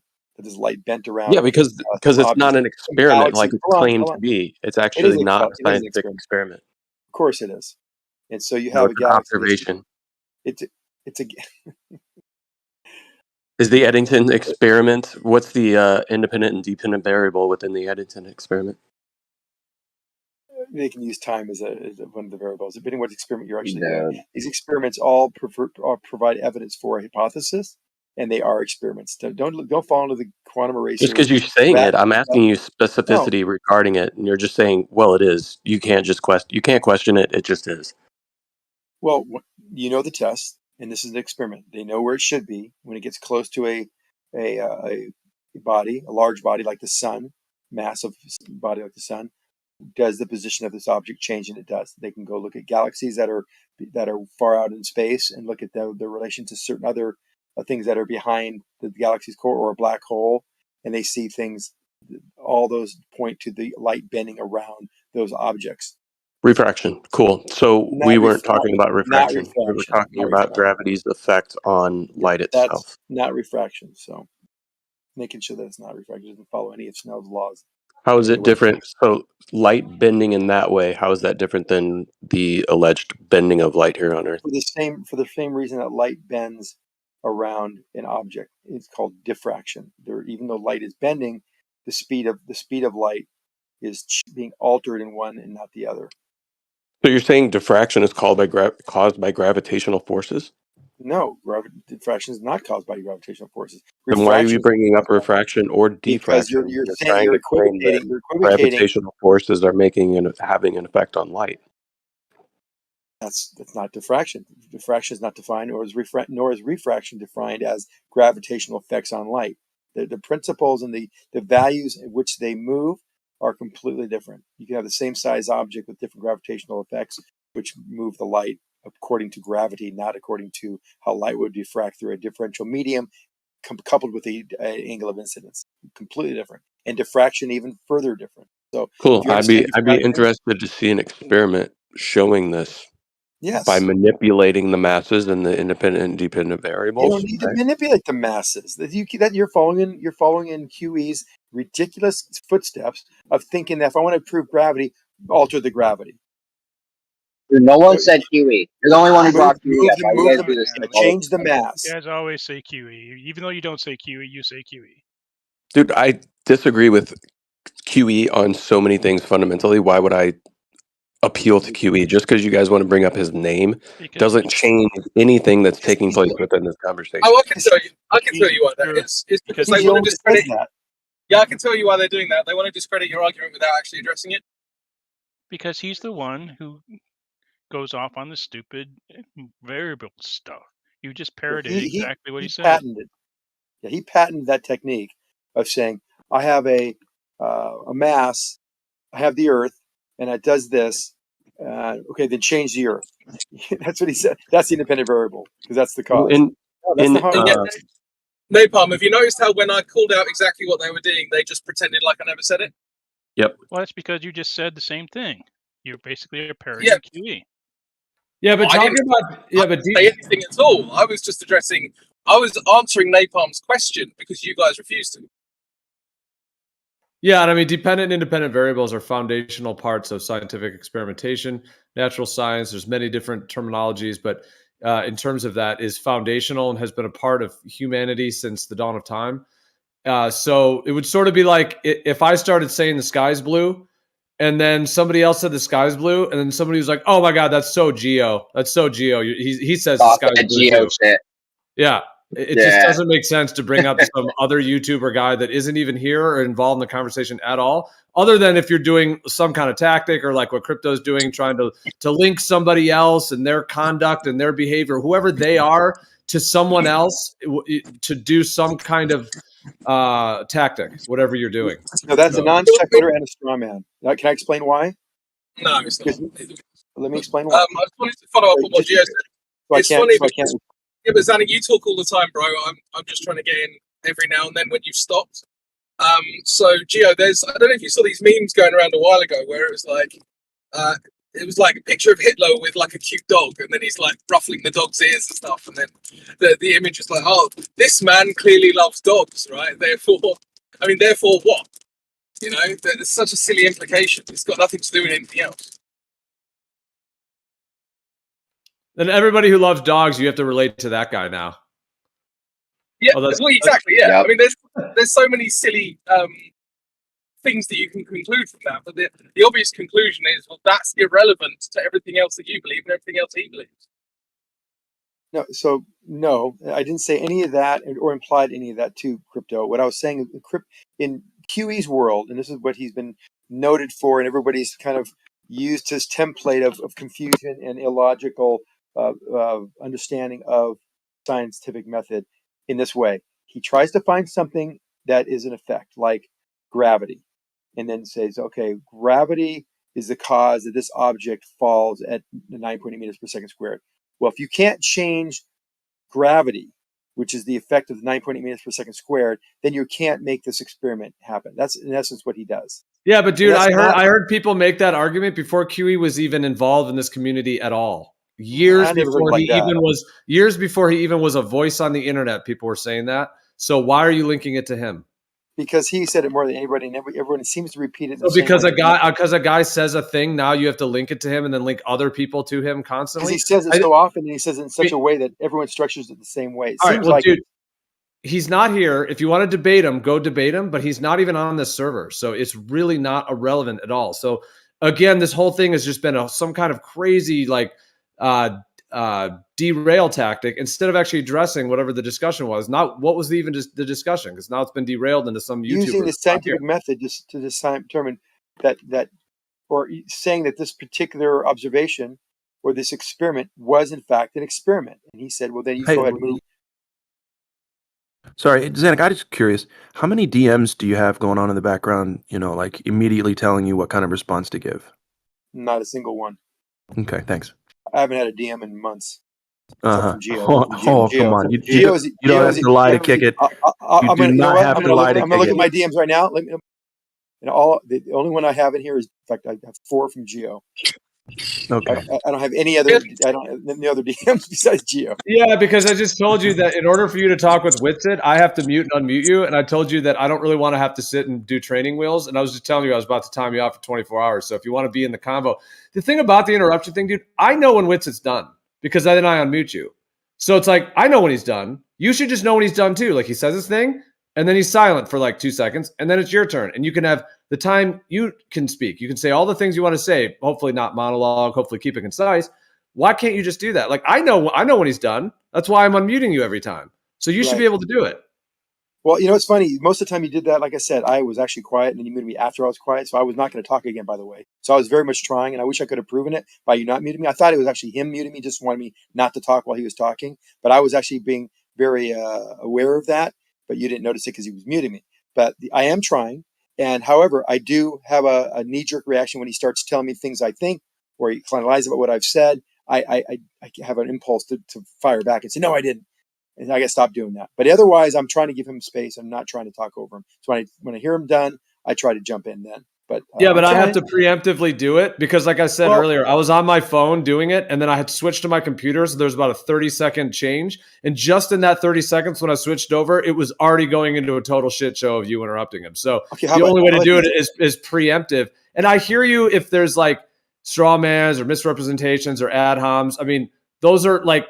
There are some subtleties to these conversations that way. We've talked about doing it like you could do it more in like a court fashion where you have, objection and then overruled, sustained. So like we could have debates like that. Like you could do an event or have it that structured like that to where objections are a part of it. So if you think that he's misrepresenting or whatever the rules of it would be, the structure, then validly you could say objection. Then you get your chance to say whatever, let's say someone says objection, fallacy, and then the judge, would have to sort of, okay, is this sustained or overruled? etc. So that is a whole structure and a way to do it, because I do understand there's a thing that people, because I feel it too sometimes when like you're right in the middle, like you're going back and forth, the other guy gets 30 seconds, you get 30 seconds. And when you pass the mic, he starts his 30 seconds with, like straw mans and misrepresentations and ad homs and tactics. It is frustrating because now the whole audience is just listening to that. And then it ends, and then especially if they're linking like 10 ideas together, it can really start to turn into a tactic where it's like this, a lot of that. And that's where the objections could make sense. But I don't know, we'd have to talk about that or figure out that type of structure. We could just do that structure spontaneously in the middle of the live stream as well. Like we could just say, hey, let's employ this structure, in that way. However, without that structure, we have to not interrupt so everybody can hear what's being said. So that's why, like, unless it's an egregious ad hom or an egregious kind of thing, you should be able just to wait the 30 seconds and then rebut it when you have your chance. So you muted me right there? Was that you muted me, Gio? I had to mute you because you were interrupting Gio in the middle of him telling you how much you interrupt. No, and Winston never mutes you, dude. So I don't think I'm pretty sure if I looked in the audit logs, he's probably never muted you once. Okay, that's fair. So here's the thing. I'll make it easy on you, and I will give you this one promise. If you're listening and you have the ability to talk, just say Zanuck, and I'll boom. I'll just like I was muted. I will be like you just push the mute button. That way you don't have to mute me anymore because I will respond instantly to that. If I hear your voice say Zanuck, just like that, boom, I'll be out. Promise. Yeah, no, man. I mean, trying to make other people adjust their behavior because you can't control yours. No, that's not exactly true. No, Yeah, don't jump on the bandwagon. I was done, dude. It's so funny, man. Like we're literally trying to have like an intervention with you to help you, and you can't help yourself. I don't think anyone here can help you. Okay, I'm rooting for you, Zanuck. Like I know you love it. I know you love the talks and shit, and I know you want to be here. So I mean, I'm rooting for you. Just appreciate it. Get it together. Look, like I said today, if you would have not muted those times, I said 90% of the times I get muted today so far, I was not saying anything. I was not about to say anything until he was done. Well, dude, I don't really want to take up more live stream on this, but just to show how much of a falseness what you just said is the case, is I told you I literally transferred from my phone to my computer 30 seconds, and in those 30 seconds of me not muting you every time Witsit spoke, in those 30 seconds I came back when I turned my computer on. You were interrupting him. It was a shit show. It was total chaos, and then I had to fix it again. So I'm just saying, like the preemptive muting is the only thing that lets Witsit even gets his points out. So it's pretty clear that, like, in whatever way you are, I don't want to how to say that, you have some kind of like when you think something's wrong or you think you disagree, you just have to it's like an impulse control thing. You just have to erupt. So all I'm suggesting is just like be patient. If you want the audience to hear what you're saying and we can hear what Witsit's saying, we can actually go through the information. You just have to wait. Just be patient. And then when it's your time, you can have your time, just like he does. I get it. So, but your point was well taken earlier. You said that, I know it's hard to impulse control when people, you finish your sentence, your thought, whatever, and then person jumps in immediately, like you said, the ad-hom, the straw man, he said, I have to say no, because you're starting off, and they don't want to hold back because you don't want the audience to be looking and listening to something that's completely false to begin with. So it's a little bit of a hard time I have with, trying to, bite my tongue, wait till it can be finished to dive back in. So I'm working on that. Yeah, but that part of it, I know, but that part of it, like I was saying, if we don't have to spend all the time on live stream, we could get back. I believe the whole thing was derailed. Napalm was actually talking about something. Someone brought up QE, and the whole thing was derailed into some QE tactic thing. So I didn't do that. It kind of is unfortunate it all got derailed. But just to what I was saying before, though, just to respond to what you said there, you're not the only one that has that tension. Others do, and that's partly why they interrupt too. And like I said, if we had, I'll just say it again briefly. If we have a structure that has objections involved, then that would be valid. Meaning the structure is, if there's two people debating, if the one guy says objection, the whole thing stops. They get to say what their objection is. It either gets sustained or overruled, similar to like a court case. And if it's sustained, then maybe there's a rule where, like, okay, then that person who did the objection, then he gets his turn to speak to set the record straight or whatever. He gets 30 seconds. If he's wrong or whatever, then the other guy maybe gets double time. If it's not a valid fallacy or whatever it is, the other guy gets a whole minute to speak or something like that. There's ways to do that. But we have to, if we're going to do that, we can do it on the fly. We can, that's a structure that needs to be employed for that. So all I'm saying is if that structure isn't employed, then we have to just go back and forth. And get it. you know, as long as there's not egregious ad homs, because I agree with you, dude. If someone starts off, well, you do this a lot. You start off your thing, well, you don't understand and you don't have the education. You start off with like a load of gaslighting, which is just like setting the audience to try to like defame the other person you're talking about on a personal level. Try to make it seem it's such classic deep gaslighting stuff because you're trying to like make the audience like trying to manipulate their minds into thinking, oh my gosh, this guy, the guy he's debating must be crazy. He must just not know what he's talking about. He must be uneducated. He must Leo, be this is a monologue. all these things. No, it's not a monologue. You're interrupting me. I'm pointing out you're interrupting me because I'm getting right to the heart of what you do a lot of the times. No, I get it. I really do get it. I'm not trying to interrupt you. I'm just saying I get it. You don't have to go on and on and on about it. I get it. I just really do. I'm sorry that I've done that. I really am.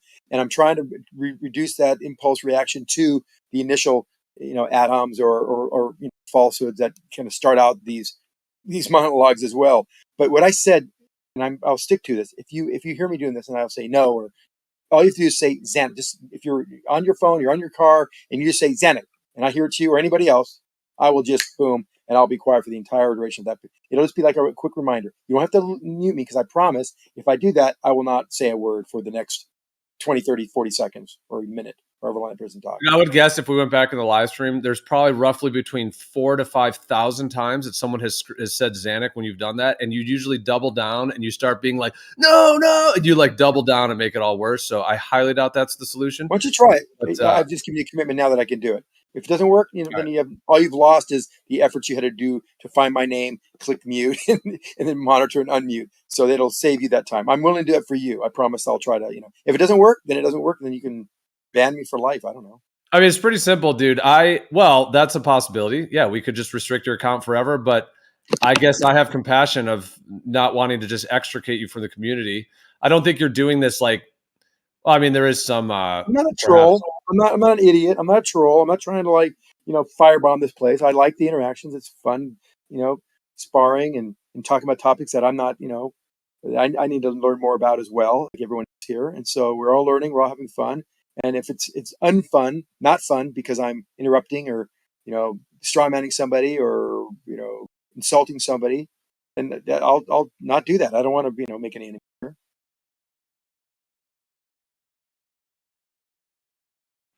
Yeah, I mean, at the end of the day, it's pretty straightforward. Like I know when Wit's done, so I unmute you. Everybody knows when he's done. You should know when he's done too. And then just obviously all the gaslighting, the ad homs, all that stuff is totally because it's just trying to taint the other person. That's trying to taint the view of the way other people try to view them. We know all that stuff. So if you just keep it to the content and keep it clean, then it's the best because then it's actually intellectually stimulating. We can get to the truth that way. Every time there's a shit show, we can't get to the truth of anything because it's just screaming and personal fighting and egos.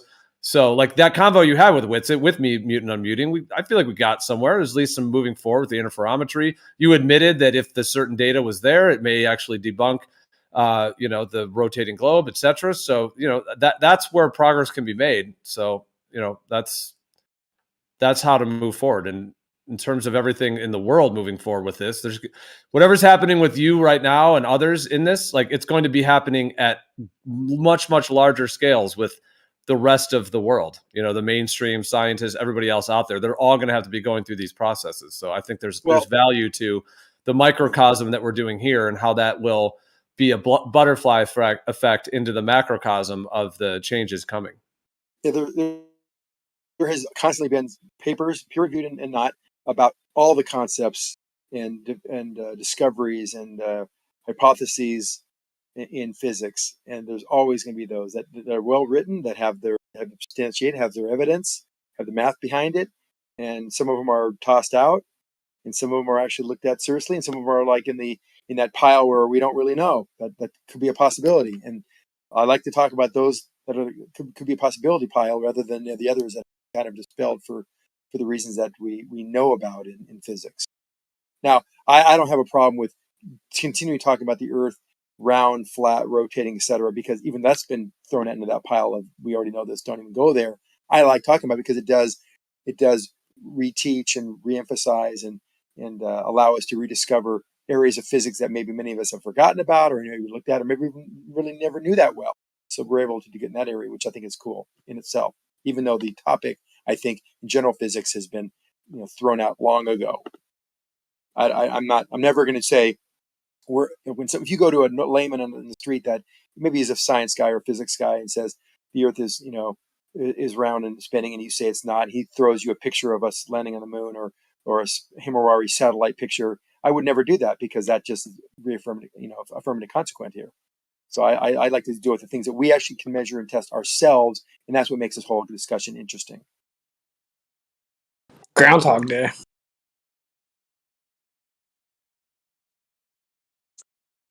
Test for ourselves. So, how can we test the gravitational effect on light ourselves here on Earth? Well, you'd have to have some, decent equipment, but you could look at these stars that are known to be behind the sun during an eclipse and see Whoa. them when you shouldn't be seeing them. Here on Earth, And so a mass should be affecting it. So there should be no upward refraction really ever, right? refraction always moves toward the denser medium. That's based on Snell's law. It always moves toward the denser medium. So the densest medium is always going to be down. There's always going to be a larger mass lower than you. You never would ever experience upward refraction.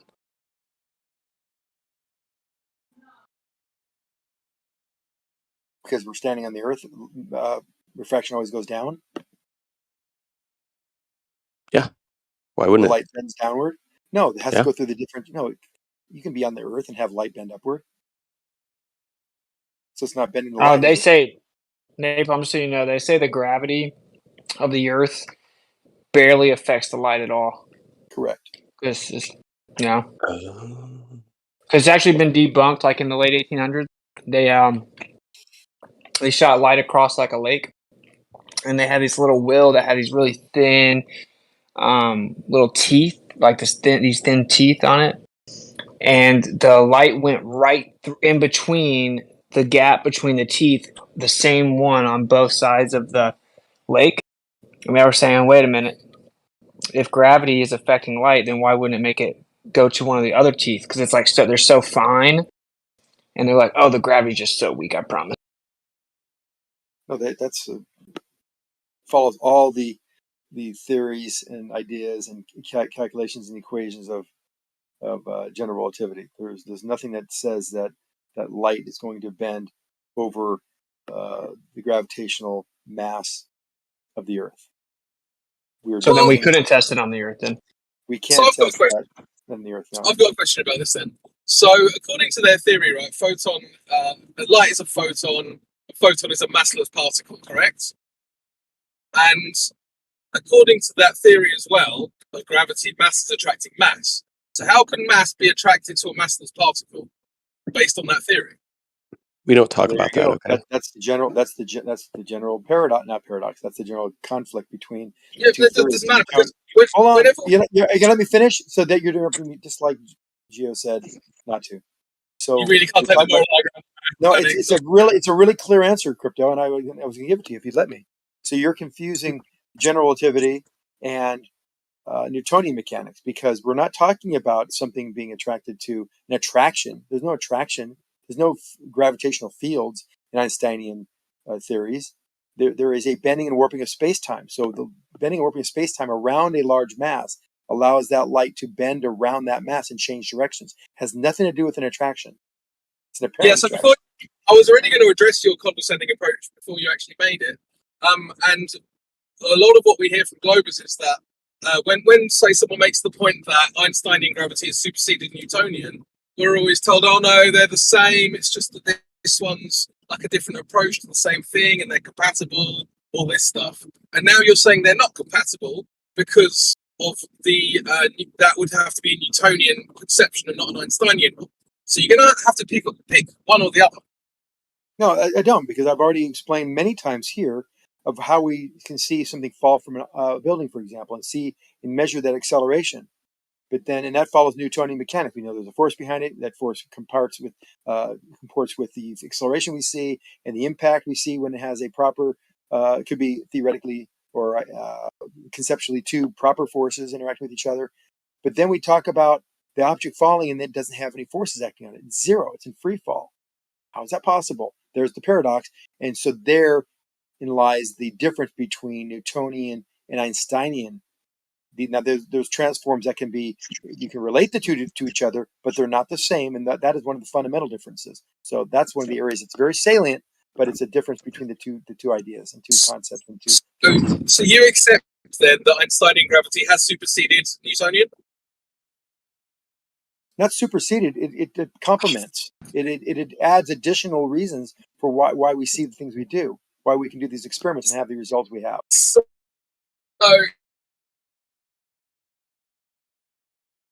But Einsteinian can explain all Newtonian, but in a much more complicated yeah, fashion. you don't want to pick and choose. Yeah, I get it. You don't want to pick and choose. Yeah, it still doesn't answer the original question though. Is how is mass attracting a massless particle? That doesn't make sense. How's what?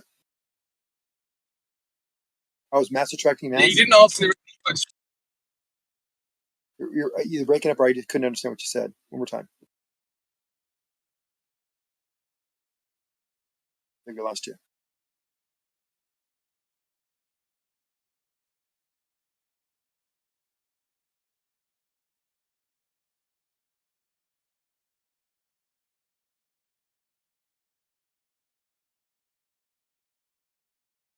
Yes. Crypto, I think you. Yeah, I just dropped a paper I dropped a paper talking about gravitational fields and relativity, and then talking about how like the modern application is actually contrary to Einstein's interpretation of gravitational fields. So they say there is no gravitational field in relativity. I don't really know what you're talking about, but here's a screenshot of the conclusion.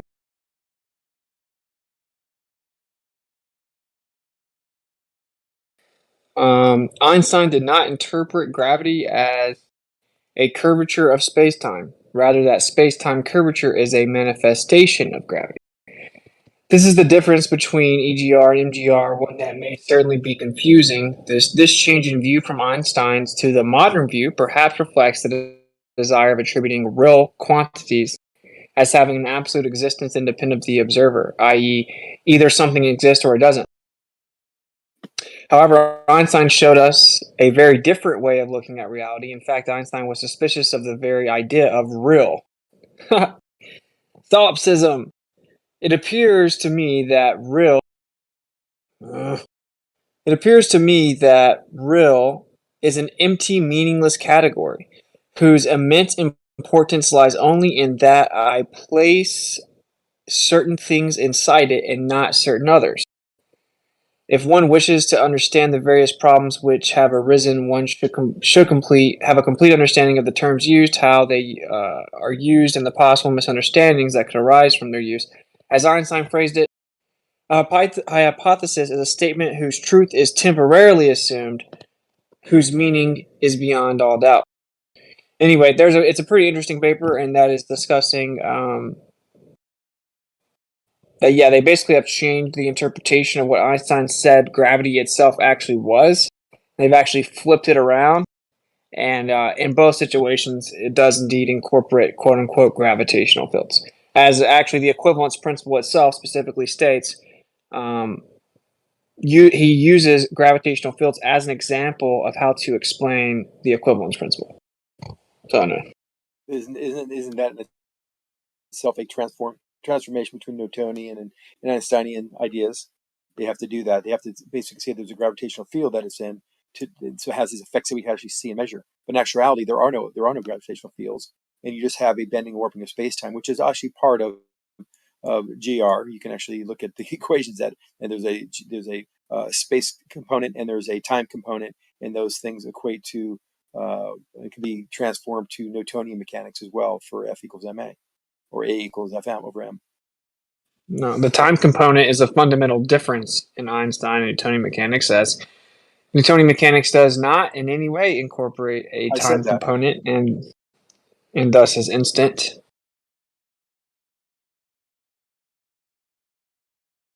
Anyway, so how can light be affected by gravity if it's void of mass? Because the space and time has been warped. The geodesic path through it, and any path of anything going through it is now curved. So it doesn't require mass to interact with the space-time? The mass bends space-time. Mass affects space-time. But does, Mass determines, yes, that, like you said, in one of your readings of the paper. does something require mass to interact with space-time? Yes. So then why would light be affected by space-time if it has no mass? Because you're talking about two different things. Mass affecting space-time and then light traveling through space-time. Two different concepts. I said If you look interact with. at time, and all this breaks down to time dilation as well. So you have the altering of time, and you have the velocity through space, and that you can have acceleration, time squared, and that can equal the same thing we have in Newtonian of the second derivative position with respect to time, d squared over r divided by dt squared. So that would be equal to the spinning warping space-time. It's a simple equation. It's a fundamental concept behind mass dictating how space-time bends, and then anything traveling through it, such as light without mass, will travel through it in a curved path. It doesn't mean that it is affecting time, space. It's basically traveling through it. You're conflating the mass bending space-time with something massless being bent through it, which is is illogical. Einstein's general theory of relativity has been credited as the greatest intellectual achievement of the 20th century. This accomplishment is reflected in Time magazine's 1999 issue, which declares Einstein the person of the century. Indeed, Einstein is often taken as the model of genius for his work in relativity that he stole from a bunch of other people. Indeed, Einstein is often taken as the model of genius for the work in relativity. It is widely assumed that according to Einstein's general theory of relativity, gravitation is a curvature in spacetime. There is a well-accepted definition of spacetime curvature as stated by Thorne. Spacetime curvature and tidal gravity are the same thing expressed in different languages. The former in the language of relativity, and the latter in the language of Newtonian gravity. Yes, tidal forces. However, one of the main tenets of general relativity is the principle of equivalence. A uniform gravitational field is equivalent to a uniformly accelerating frame of reference. This implies that one can create a uniform gravitational field simply by changing one's frame of reference from an inertial frame of reference to an accelerating frame, which is rather difficult idea to accept. Not for me. I tell you, that's what I've been saying from day one. I'm sorry, did I interrupt you? A uniform gravitational field has, by definition, no tidal forces and thus no space-time curvature. Thus, according to the interpretation of gravity as a curvature in space-time, a uniform gravitational field becomes a contradiction in terms, i.e., no tidal forces where there are tidal forces. This apparent contradiction is obviously quite confusing and can certainly be misleading. In a brief history of relativity published in the above issue of the Time, Stephen Hawking, he goes on to basically address this, blah, blah, blah. Right. So, the equivalence principle is what you've basically outlined it perfectly, but that explains why something can fall out of a building and have no forces acting on it, be completely inertial, yet we can measure an acceleration, which we all would know we require force for that to happen. So the tidal forces are how you can actually start looking at how space-time will be bent and warped around gravitational masses, about masses. And so there's nothing wrong with having... Go ahead, sorry. Does a uniform gravitational field... Okay, a uniform gravitational field, does it have tidal forces? You can explain them in tidal forces, of course. Even though it's a uniform? Well, explain to me what a uniform gravitational field would be. I don't know if there are any. Well, the principle of equivalence says that a uniform gravitational field is equivalent to a uniformly accelerating frame of reference. Yes, okay, that's true. And so things like a centrifuge, or things that if I just accelerate a mass in a linear path, that will create a uniform gravitational field because you've accelerated the reference frame. And by an accelerated reference frame, you then now create a uniform gravitational field. But on Earth, we don't see a uniform gravitational field. We see tidal forces. And that can Well, be you just proven. said one doesn't exist, but so now a uniform gravitational field does exist. But here you go again. So you started with the light passing through a mass, and if it doesn't have mass, how does it bend? space-time, and it doesn't because the mass of the sun actually bends space-time. So you started there. Now you're misrepresenting another concept in physics. You're saying that uniform mass gravitational fields don't exist. Yes, they can exist. You can create them by accelerating a frame of reference. I didn't say you. Hold up. You just now your said technique. that. You said that, not Yeah. me. You said that. Hold up, You Vanek. said, And you also have an example if you want to utilize the Earth as an example and accelerate. So if you accelerate something, that generates the gravitational force. Is that what you're saying?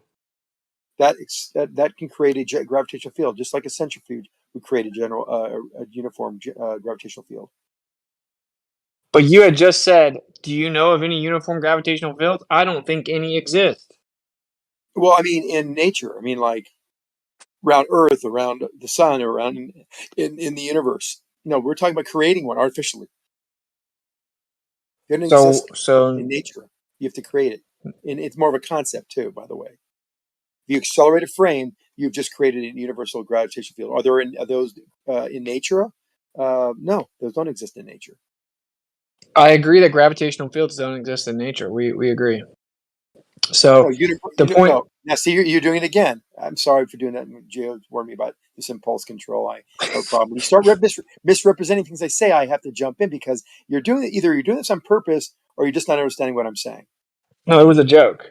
It was a Okay. joke. Then it's funny. I get it now. It is funny.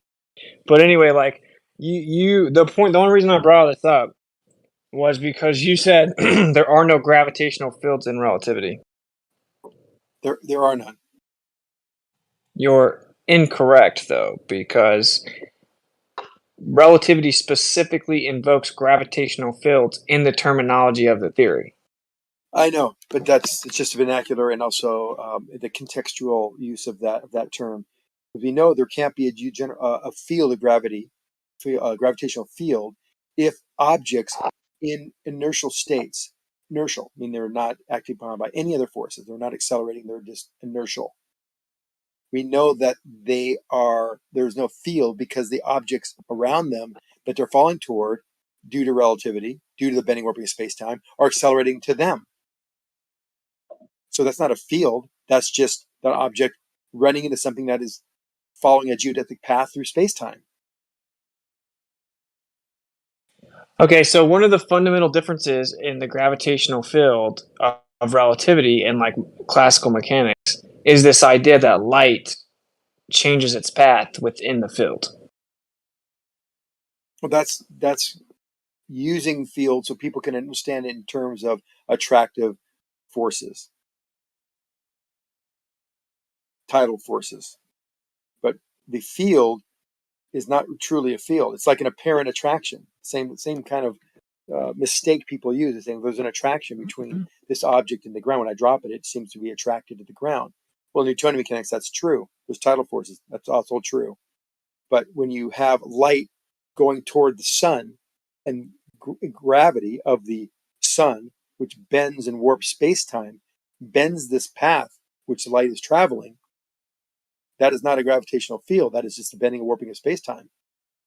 I guess you could But say that's the whole. You could say in the same breath, I'm going to say, but you could call it a gravitational field. It's like saying, does gravity a force or does it cause a force? It doesn't matter. This is just semantics. So yes, I'll agree with you. Whatever you say, I'll agree to. I'm sure you're looking at. Okay. I'm not. By the way, I'm not reading anything. This is all off memory and just using logic. You're bringing all that. You're doing all the hard work here, by the way. So good for you. But I'm just kind of responding for the things that you're telling me. Okay, but the point is that a uniform gravitational field being equivalent to a uniformly accelerating frame of reference means that you can't have tidal forces. So how can you have a uniform gravitational field and have tidal forces? You can't. It's basically saying you can have tidal forces but not have tidal forces. No, it's saying that if you have a uniform gravitational field, you don't have tidal forces, but we do see tidal forces with non-uniform gravitational fields. Why is this so hard to grasp? Because it implies that you can create a uniform gravitational field just by changing your frame of reference from inertial to accelerating. That's what the equivalence principle says. No, it says it you says can accelerate. It's. By the way, my little jump in there, is that offensive to you? Because I have a tendency to always do that when people are talking to me like Yeah, that. you should have not interrupted me. Okay, I'll try to stop doing that because I do that. That's natural in any argument in person as well. Someone starts going off the rails, I have to freaking reel them back in. No, we talk Off the about rails. It's artificially. not your turn to talk. You interrupted me. Listen, man. The principle of equivalence. A uniform gravitational field is equivalent to a uniformly accelerating frame of reference. This implies that one can create a uniform gravitational field simply by changing one's frame of reference from an inertial frame of reference to an accelerating frame, which is rather difficult idea to accept. A uniform gravitational field has, by definition, no tidal forces, and thus no space-time curvature. Thus, according to the interpretation of gravity as a curvature in space-time, a uniform gravitational field becomes a contradiction in terms, i.e., no tidal forces where there are tidal forces. Yes, I totally agree. Again, I'll say it one last time, Whitsit. If you create or have or conceptually create in your mind, mathematically create a uniform gravitational field, uniform, there will be no tidal forces. And there will be none of this bending or warping of space-time. But we do have the bending warping of space-time, which is a non-uniform gravitational field by definition. You can call it a field if you'd like. It's not probably technically correct in some areas of physics, but I'm going to go that far as to say that we're not talking about creating it. Like in your car, we accelerate, push on the gas pedal, uniform gravitational field, centrifuge, uniform. The Earth is not doing that. The Earth and the Sun are creating non-uniform gravitational fields, which are dependent upon their mass and the amount of distortion that it imparts on the space-time fabric around them. So wait, you're saying that a uniformly accelerating frame of reference would not have a gravitational field? The uniform, yeah, they both can have gravitational fields. One would be uniform, wouldn't be. The one that has a uniform would be a uniform. The one that doesn't have a uniform gravitational field would not have tidal forces, and it would be caused by the bending warping of space-time. The fact that you're saying bending warping of space-time, you're implying that it is not uniform, because that's how space-time affects objects moving through them. Okay, I'm asking you, if we have a uniform accelerating frame of reference, does that bend space-time? Uniformly. I mean, why are you asking this question? Because you're contradicting yourself. You're saying you said a uniformly accelerating frame doesn't have a gravitational field. It doesn't bend space-time. I said that a uniform gravitational field would be uniform. It wouldn't be bending space-time non-uniformly. The fact that I told you the example, and you even said it. It doesn't say that you can find this frame. You have to create a frame that is you're conceptually accelerating a frame. If you accelerate the frame, you'll have uniform gravitational acceleration. A uniform gravitational field, as you can call it. This acceleration is just a field. That's okay. What is conceptual? So when you have light, when you have a object like the sun in space, in the presence of space-time, that is non-uniform. That's all that's saying. So it's obviously difficult to accept because you're not accepting it very easily. So it's a contradiction. For me, I can accept it because I understand it. It's a contradiction, bro. You're right back into just reverting to me saying I don't understand it. No, this is a high level physics paper. This is a high level physics paper pointing out the apparent contradiction that we've actually moved away from in modern interpretation. Point of clarification, what's a conceptual acceleration? How do you conceptually accelerate something without actual acceleration? You picture a frame accelerating in concept. You have a frame of reference, and the entire all the point coordinates, all of them, x, y, z, and all the points in that frame are accelerating, meaning they're changing position. Uniformly, got it. It's a second derivative of a distance with respect to time. Yeah, but concepts are only in your brain, dude.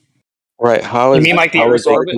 That's why we call it a concept. My question, Vanek. My question is, how is a conceptual acceleration different than an actual acceleration?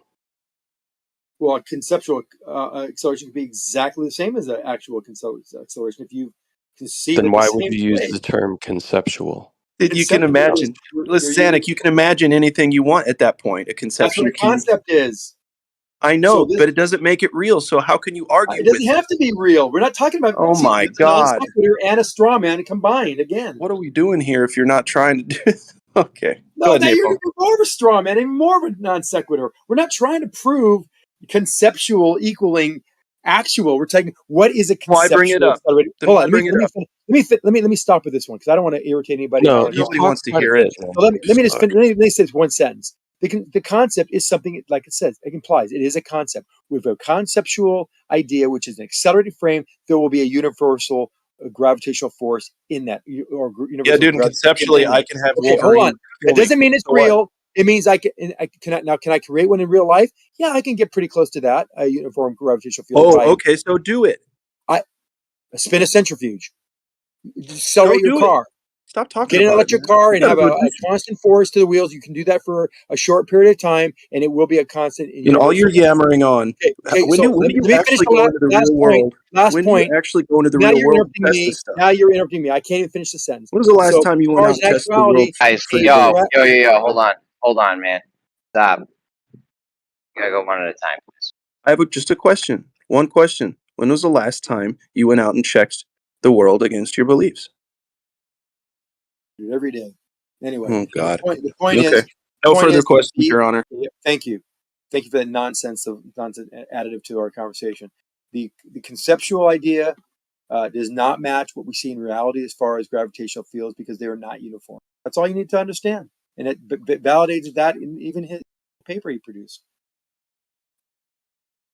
No, you don't seem to understand it, dude. I'm sorry, I shouldn't say that because I don't like when you say it. But now you're saying that. So I just took it back.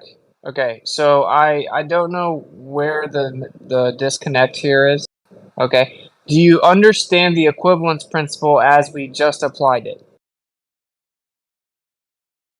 Yes.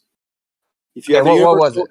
if you have a accelerated reference frame, if you choose to have an accelerated reference frame, that will have a uniform gravitational field in it. In relativity, they talk about the bending moment in space-time, where the gravitational field is not uniform, and that's why you have tidal. That's why you have tidal forces. Okay, so a uniform gravitational field is equivalent to a uniformly accelerating frame of reference. I just said that. Okay, now what is a uniformly? That's not what you just said. What is I a did. What's a uniformly accelerating frame of reference? Every point. God, I feel like it's just like Groundhog Minute again. Every point coordinate x, y, and z, x1, y1, z1, that point, and everything outward in all directions are all going to be changing position. The second derivative of distance with respect to time. So that'll be a change of velocity, a constant change of velocity. That'll be an accelerated. That whole entire frame will be accelerated. That means that there would be a constant, uniform gravitational field in that frame. Okay, so here's what this says: a What, uniformly you hammer with accelerated that? a uniformly accelerated reference frame is defined as a set of observers who remain at rest with respect to a given observer who is accelerating at a constant rate with respect to the instantaneously co-moving inertial frames.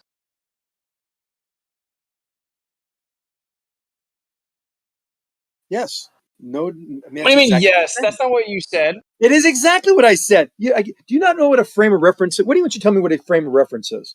No, Tell me stop. what an inertial frame is.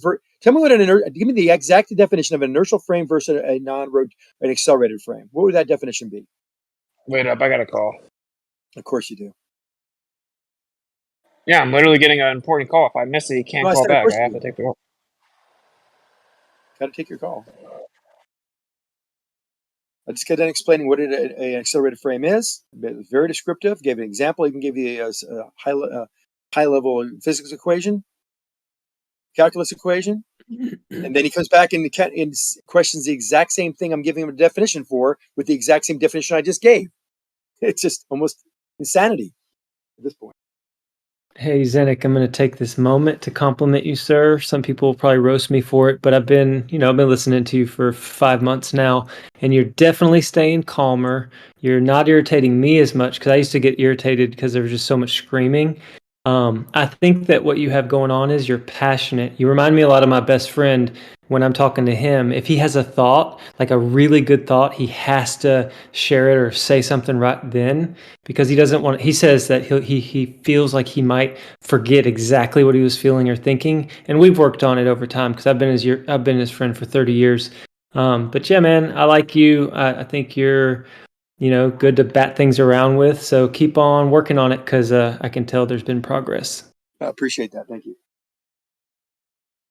No, and I do have that. You mentioned earlier. I forgot what the point was throughout that last your little statement, but Well, basically, I think you're. yeah, you want to jump in because you don't want to forget what you're going to say. That resonated pretty well because yeah, Well, I was saying you're sometimes I'll do that because a passionate. lot of times it's built on the passion, obviously, but Yeah, yeah. obviously you want to come back with something of information to respond, and maybe you feel, or maybe it is the truth because everyone has their weaknesses in their brain. One of my Mhm. weaknesses, I have really intense, clear thoughts, and if I don't write them down, I'll forget them, especially Right. if there's multiple in a row. So yeah, I do a lot of that, like your buddy does. There you go. I try to breathe deeply. I get nervous on here and I'm afraid I'll say something stupid. So I try to breathe deeply into my belly, not just into my chest. I try to leave my lips closed while the other person's talking. And then I'm like, okay, they're done and go. Because I mean, we'll all get a chance to talk. Yeah, I agree.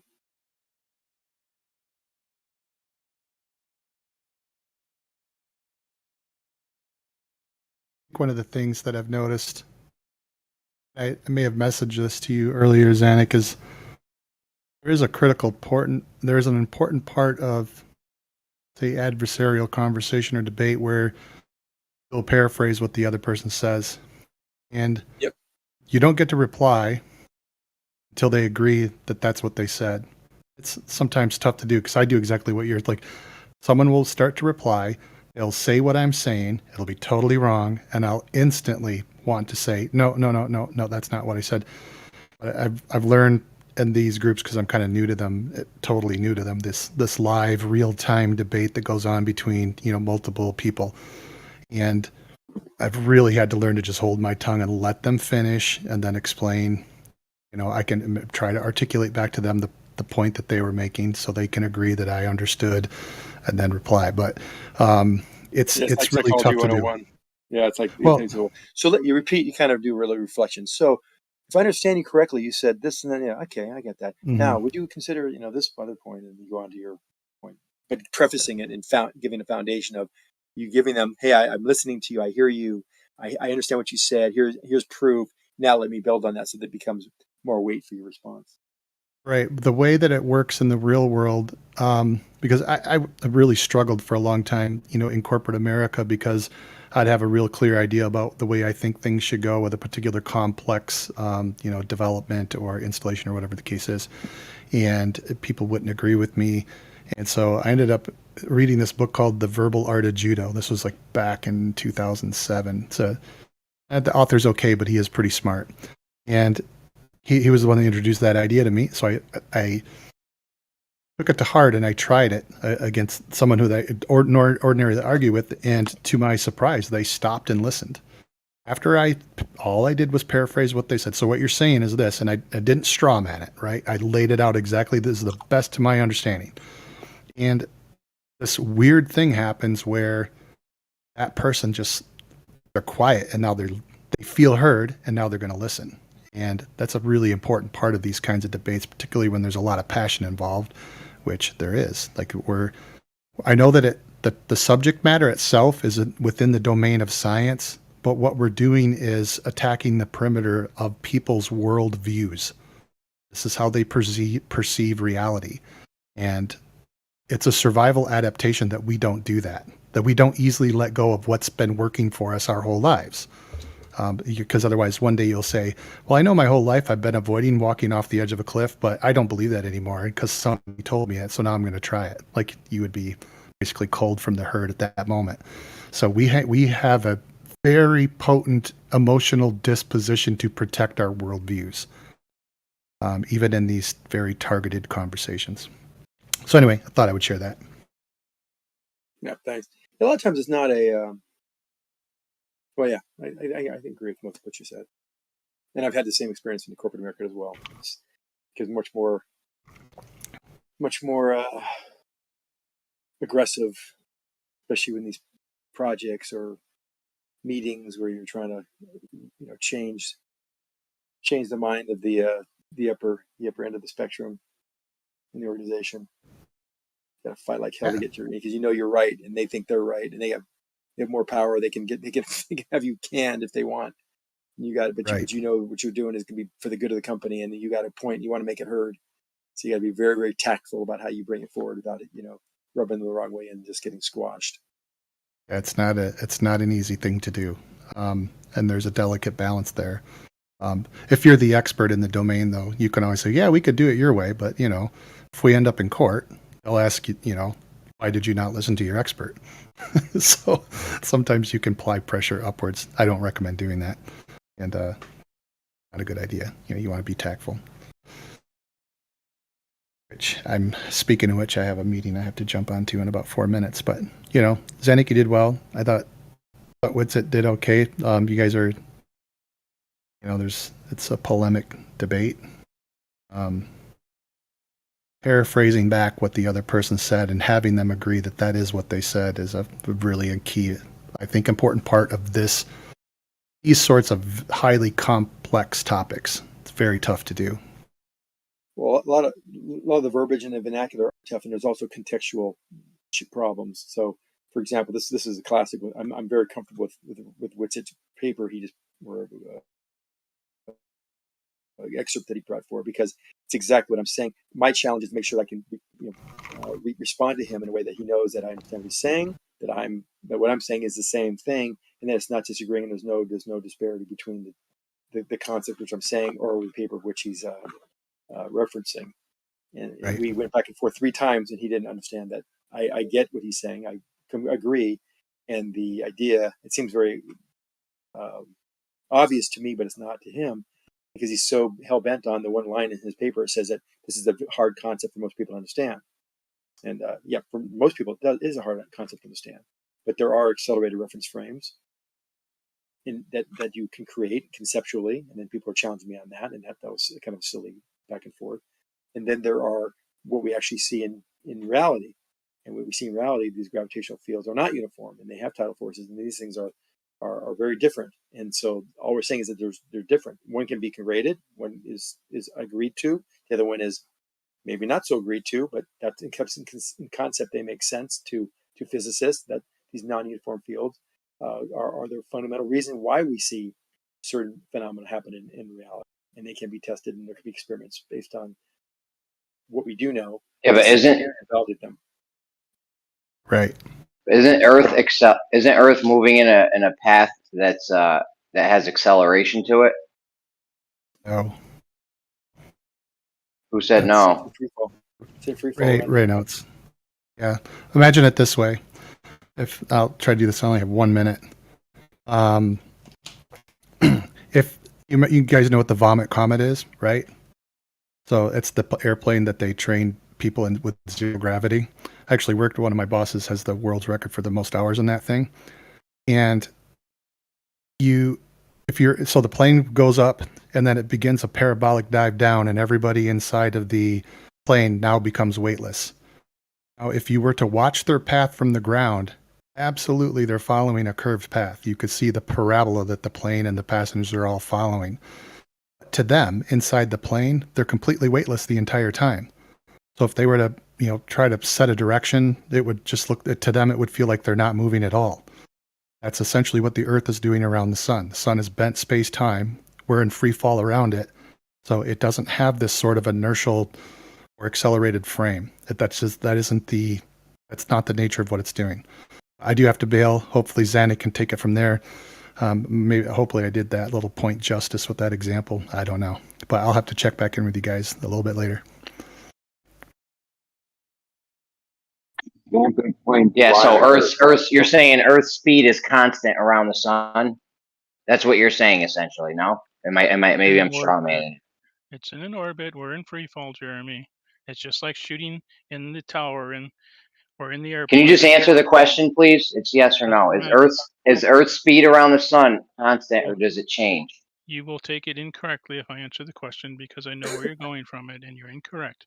It's like the big launch, the 0G tower. It's a yes or no question. How am I incorrect? It's a yes or no question. Because I know where you're Yes going is to go. right. No matter how you answer, yes. Can anyone answer this question? Yes or no, please. Is Earth's speed around the sun constant? Yes or no? No, no. Okay, that means there has to be an acceleration at some Right. point. That's where you knew you were going, and you're incorrect. But good try. Yeah, that was a bad. If it's not, if a speed's not I knew constant, exactly where you were going. if a speed's not constant, is an if a speed's not what do you mean exactly where I'm going? I'm trying to figure out the movement of the Earth here. Yeah, well, there's. If it's not constant, that means it has to be. Have you heard about the Bremen launch tower? You know, the Bremen 0G tower where they shoot it up and back down, and it's in 0G the whole time. The Bremen drop tower. I'm very familiar with the Bremen drop tower. It has nothing to do with what we're talking about because I'm asking about Earth's movement around the sun. Actually, Hold on, Paige, please. Hold on, man. Just give me the word, Jeremy. Maybe I'm lagging. I'll mute him. I'll mute him, got it. Jeremy. Give me the word. Let's go one at a time. There's just Paige, you're clipping all over. Just give each other 20 seconds, 30 seconds, back and forth. Go ahead, Jeremy.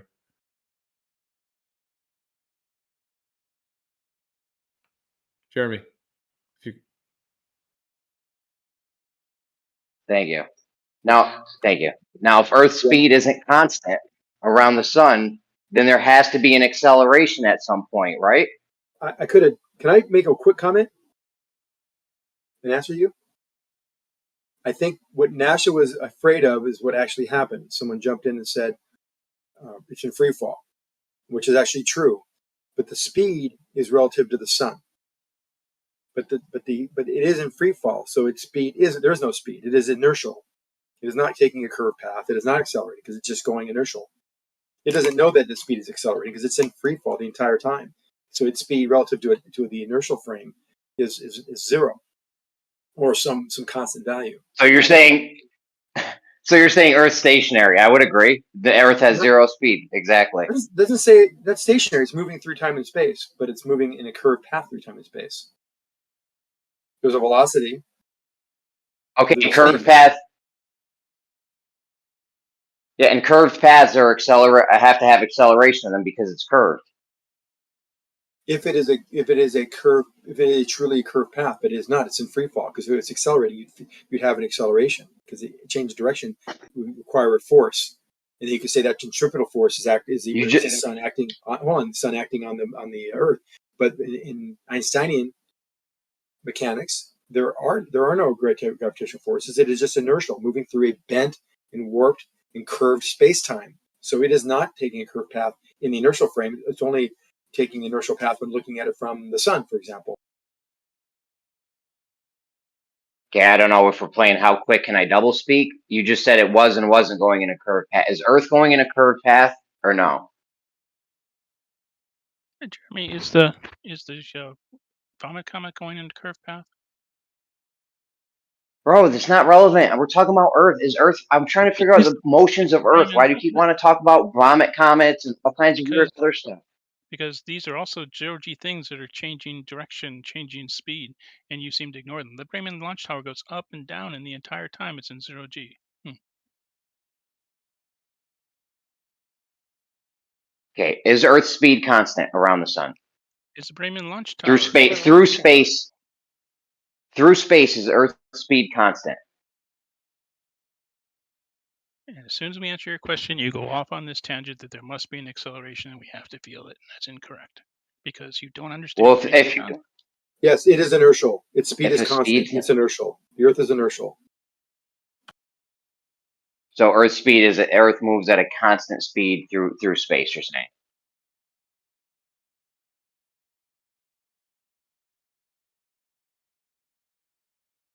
Through space and time, yes, constant speed. It's inertial.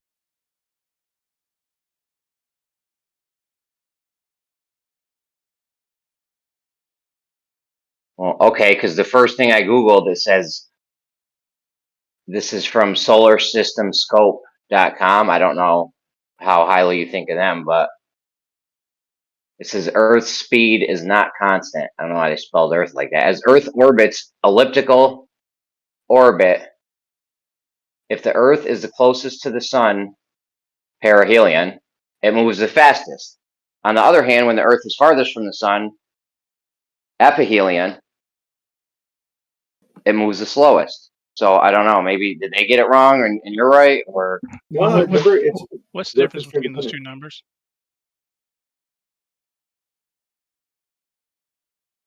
I didn't hear you both. You guys talk at the same time.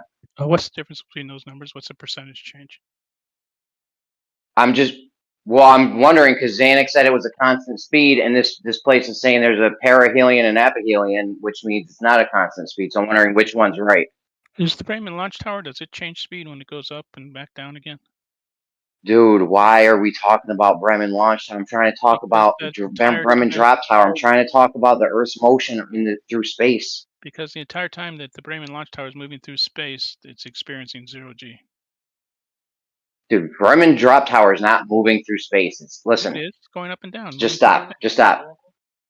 That's moving through. That's not. If Earth speed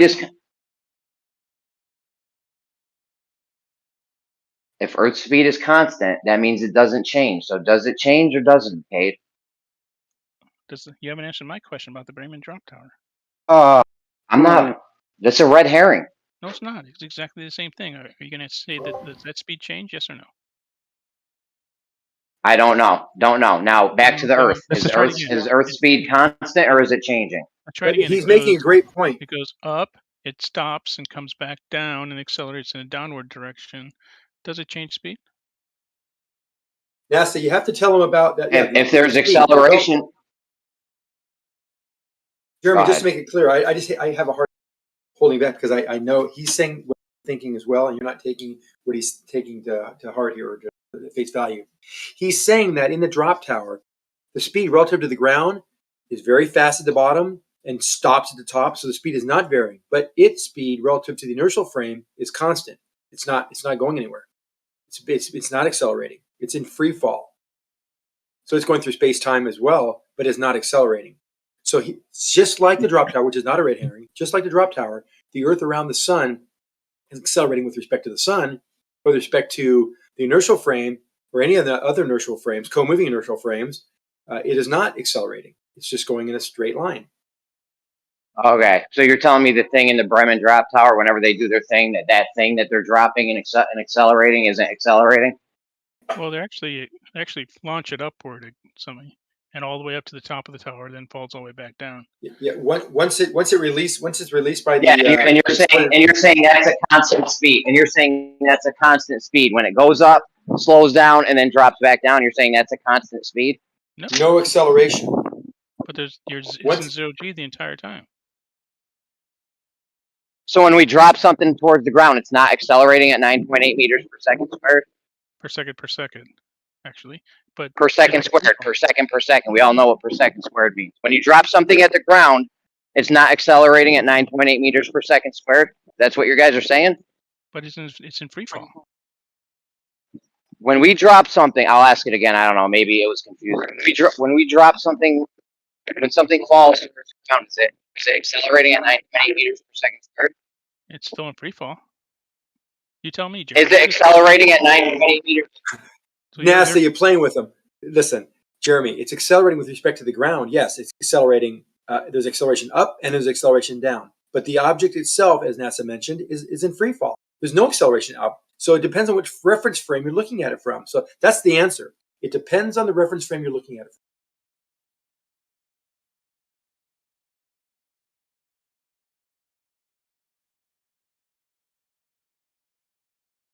And we are actually on that ball. We are actually the thing that's being shot up. We are on the vomit comet, the Earth, as we go around the sun. Yeah, so when the ball gets to the top of when they accelerate it up and the ball gets to the top of the Bremen Tower and it pauses there for a second and is basically, if you took a snapshot, it would be stationary for a little bit because it's going up, up, up. Then it has to stop going up and then go in the opposite direction. You're telling me that is a constant speed?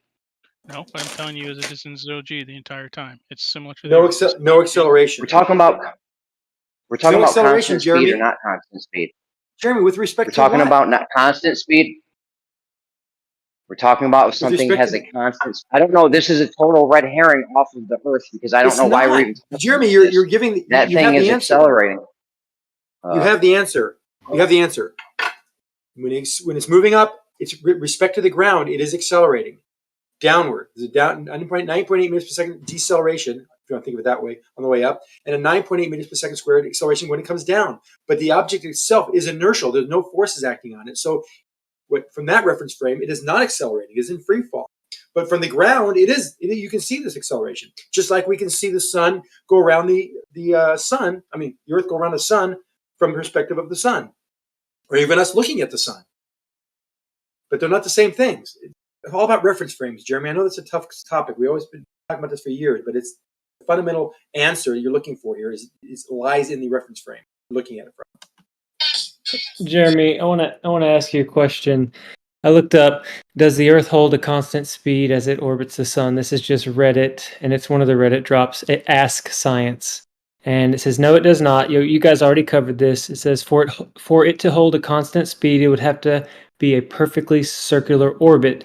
The Earth orbit is not circular, with perihelion at, it gives a big number, and aphelion at another big number. And I subtracted them just to see, what's the difference between its widest part from the sun and its closest. And it actually came out to 50,000,000.33 kilometers different. And I found that the miles per second difference is 30,300 meters per second at the quickest, and the slowest is 29,030 meters per second. And when I subtracted those out, hold on, when I subtracted that out, it's exactly 1,000 meters per second difference, and converted that into miles per hour is 2,236.94 change of speed. Now in my brain, I was like, okay, if that happens really slowly, okay, I could see how I might not feel it. But here's my overarching question.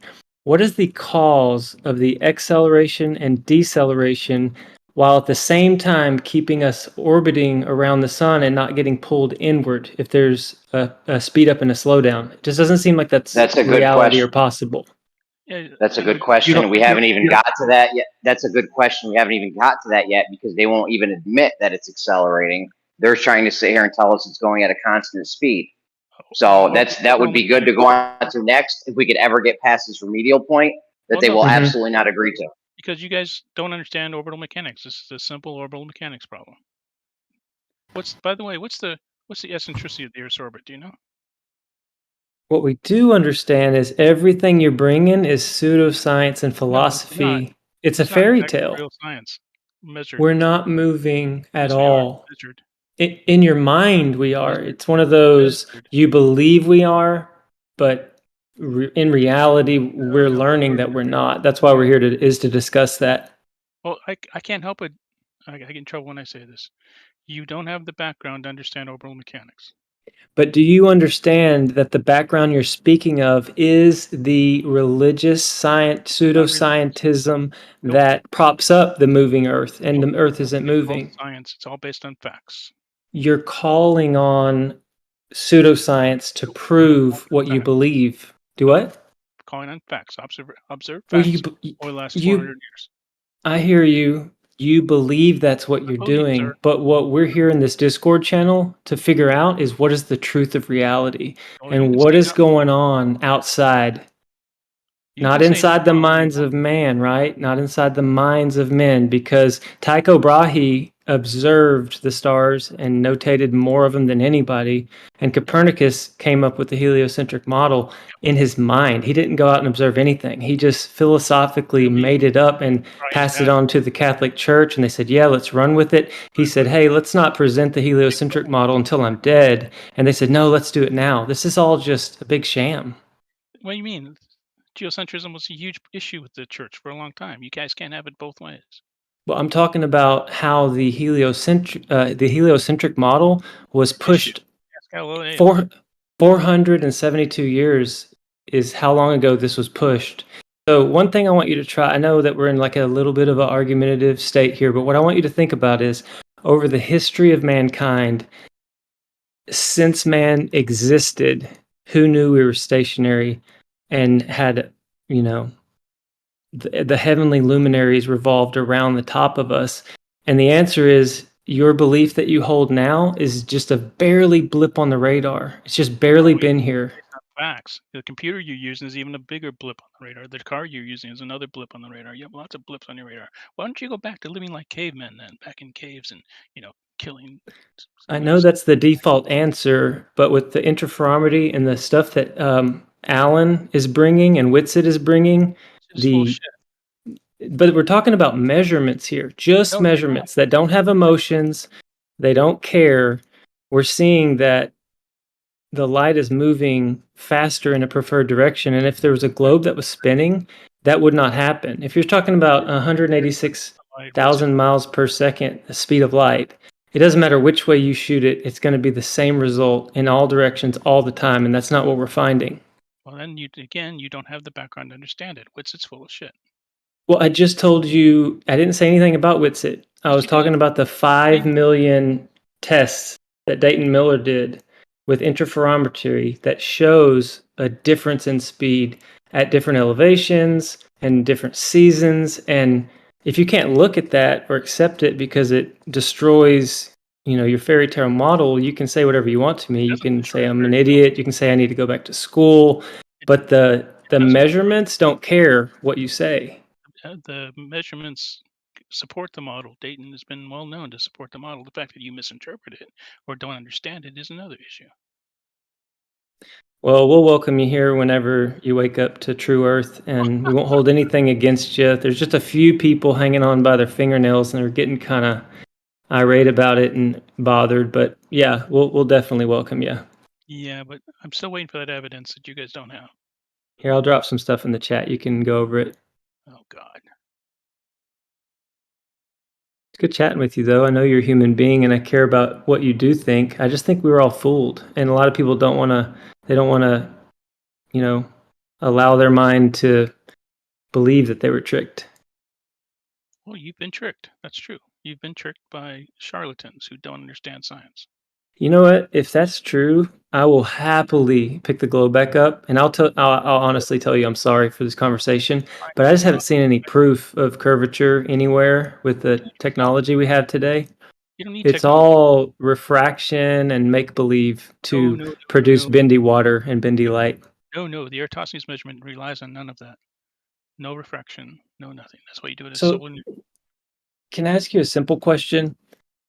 If I'm standing on the beach and I see a boat go over the curvature, doesn't that happen at about 3.5, maybe 4 miles at the most? Like, it's got to go over the geometric shape that we're supposed to be on, because we know the measurement, the circumference, the radius. Yeah. Is it true that in 6 miles that ship should be disappearing? Unfortunately, there's an atmosphere, and I say unfortunately because, well, I can hear you through the atmosphere. Mm-hmm. So how far out into the ocean before it has to disappear, or does refraction always make it possible to see it under certain conditions? Well, on the flat Earth, we should see it forever. We should see it Well, just get smaller. We shouldn't see the way it disappears from the bottom to the top. No one can explain the bottom to the top on the flat Earth. I mean, but that's not true at all. If you'll let me explain God. perspective, Stop. You're going to use and so wait a minute. No, you're going to use what? Just tell me what your theory is. I'm about to use azimuthal grid of vision. I'm going to use the limits of our vision. So you're going to do lemon optics here. Gotcha. And perspective, right? Okay, lemon optics. Go ahead. Just stop. I understand this argument. Okay. Well, so at what distance? Don't do lemon optics for me, please. I won't. I'll skip it. If you understand the argument, why don't you steel man it for him real quick? Mushing, squishing, looking down on the chessboard from zero. What else? There's a couple more. What the hell was that for an answer? That was your steel man? Yeah, that was. Well, that's what I mean. That's as much sense as what Lemon used to say. So Boston had a good point. I think we should honor Boston at this point, allow him to finish because he's doing a great job with you. After that, I'd love to chat with you, Mr. Schill. Please, Boston, go ahead.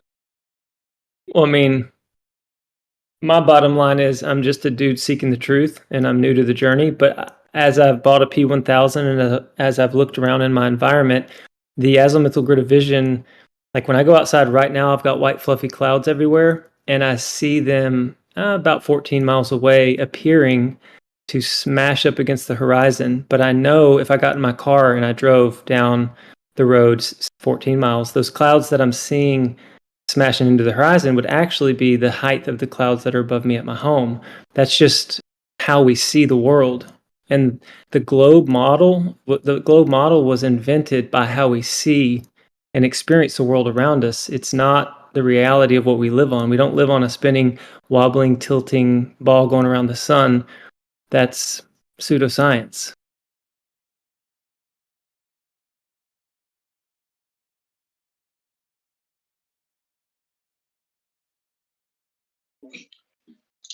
I mean, I wish that we could have just gotten down to the first point of what's the speed of Earth, because they claim it's accelerating. Every glober claims it's accelerating because there's a perihelion and an aphelion. But you guys are saying they're all wrong. It's a constant speed. Now I'm wondering who's right here. Is it you guys, some random dudes on the internet, or every single scientific citation you can find on the internet? They're all wrong and you're right. 'Cause I mean, I could go with that if that's what you're saying. I'd go with the I'm just wondering citation. who knows the globe model better. You guys, or all the people on the, all the colleges, universities, astronomy, Wait a physics minute. places. Did he dip? He might have. Damn, son. Oh well. Well, when you bring up the idea of all those colleges and all the other, those are all different peer reviews of the claim that they stated in the first place, and then they come to find out that a lot of things that they say, like NASA and Zanuck, they're close to the truth, but they're not true. Well, it's interesting as heck, but I don't appreciate that. Sci-fi writers wrote about what space would be like way before NASA was even invented, and then NASA just so happened to match what these fictional writers wrote about on a lot of the stuff. And I'm like, oh my gosh, this whole thing is Disneyland for adults, and we are figuring it out. We're finding the truth. We don't know what this realm is. We can't nail down exactly the shape or how it even all works, but that's okay. It's okay not to know, but to be curious and to be seeking is becoming alive again and caring about each other, caring about what is this place we live in, how can we treat each other better. Just because I can't throw you a formula is not going to keep you warm at night anyway. I'm just kind of preaching, but I'm excited about the possibility to seek and find truth. 100%, they should be too. That's why when you point things out, like you just stated, how in the past, before it ever was this thing, everything that became that matches a cartoon. So a cartoon existed first, or an idea, and then lo and behold, after just some wacky idea, when no one's ever, it's just an idea because no one's ever experienced any of it. Then lo and behold, it all matches to the T, like to the number. And if they don't find that weird, what's that say?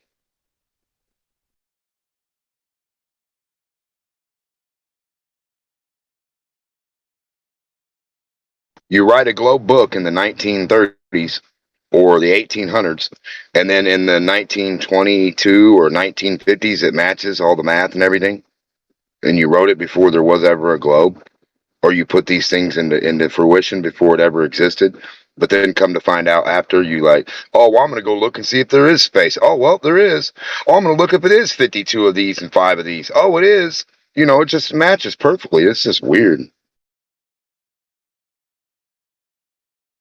Yeah, what was the year that Paramount started showing the spinning globe in black and white, years before we got the first picture? What about the seance or the science or the philosophy or religion when they started showing a globe, when it wasn't even nothing but one land that they knew about? You know what I mean? It's the same. It's really the same inference. They're showing an object to get a picture or image in your mind of non-reality, and then they'll sell you that as reality. It's like, what?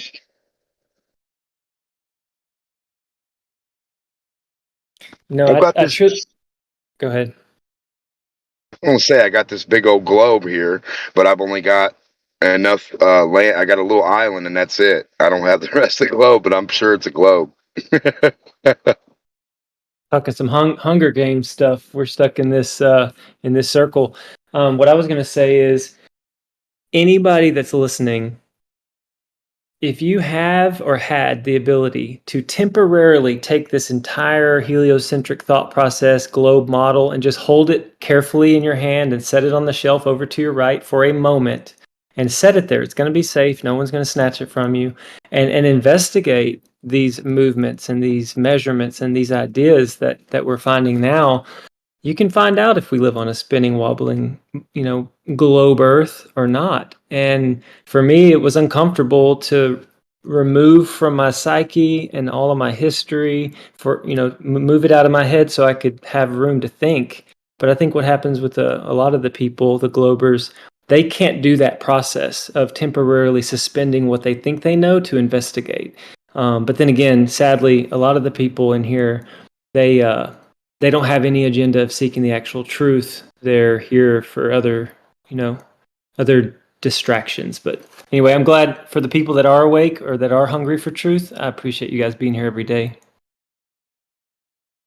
Yeah, that's not paid Nancy Shill, that's for sure.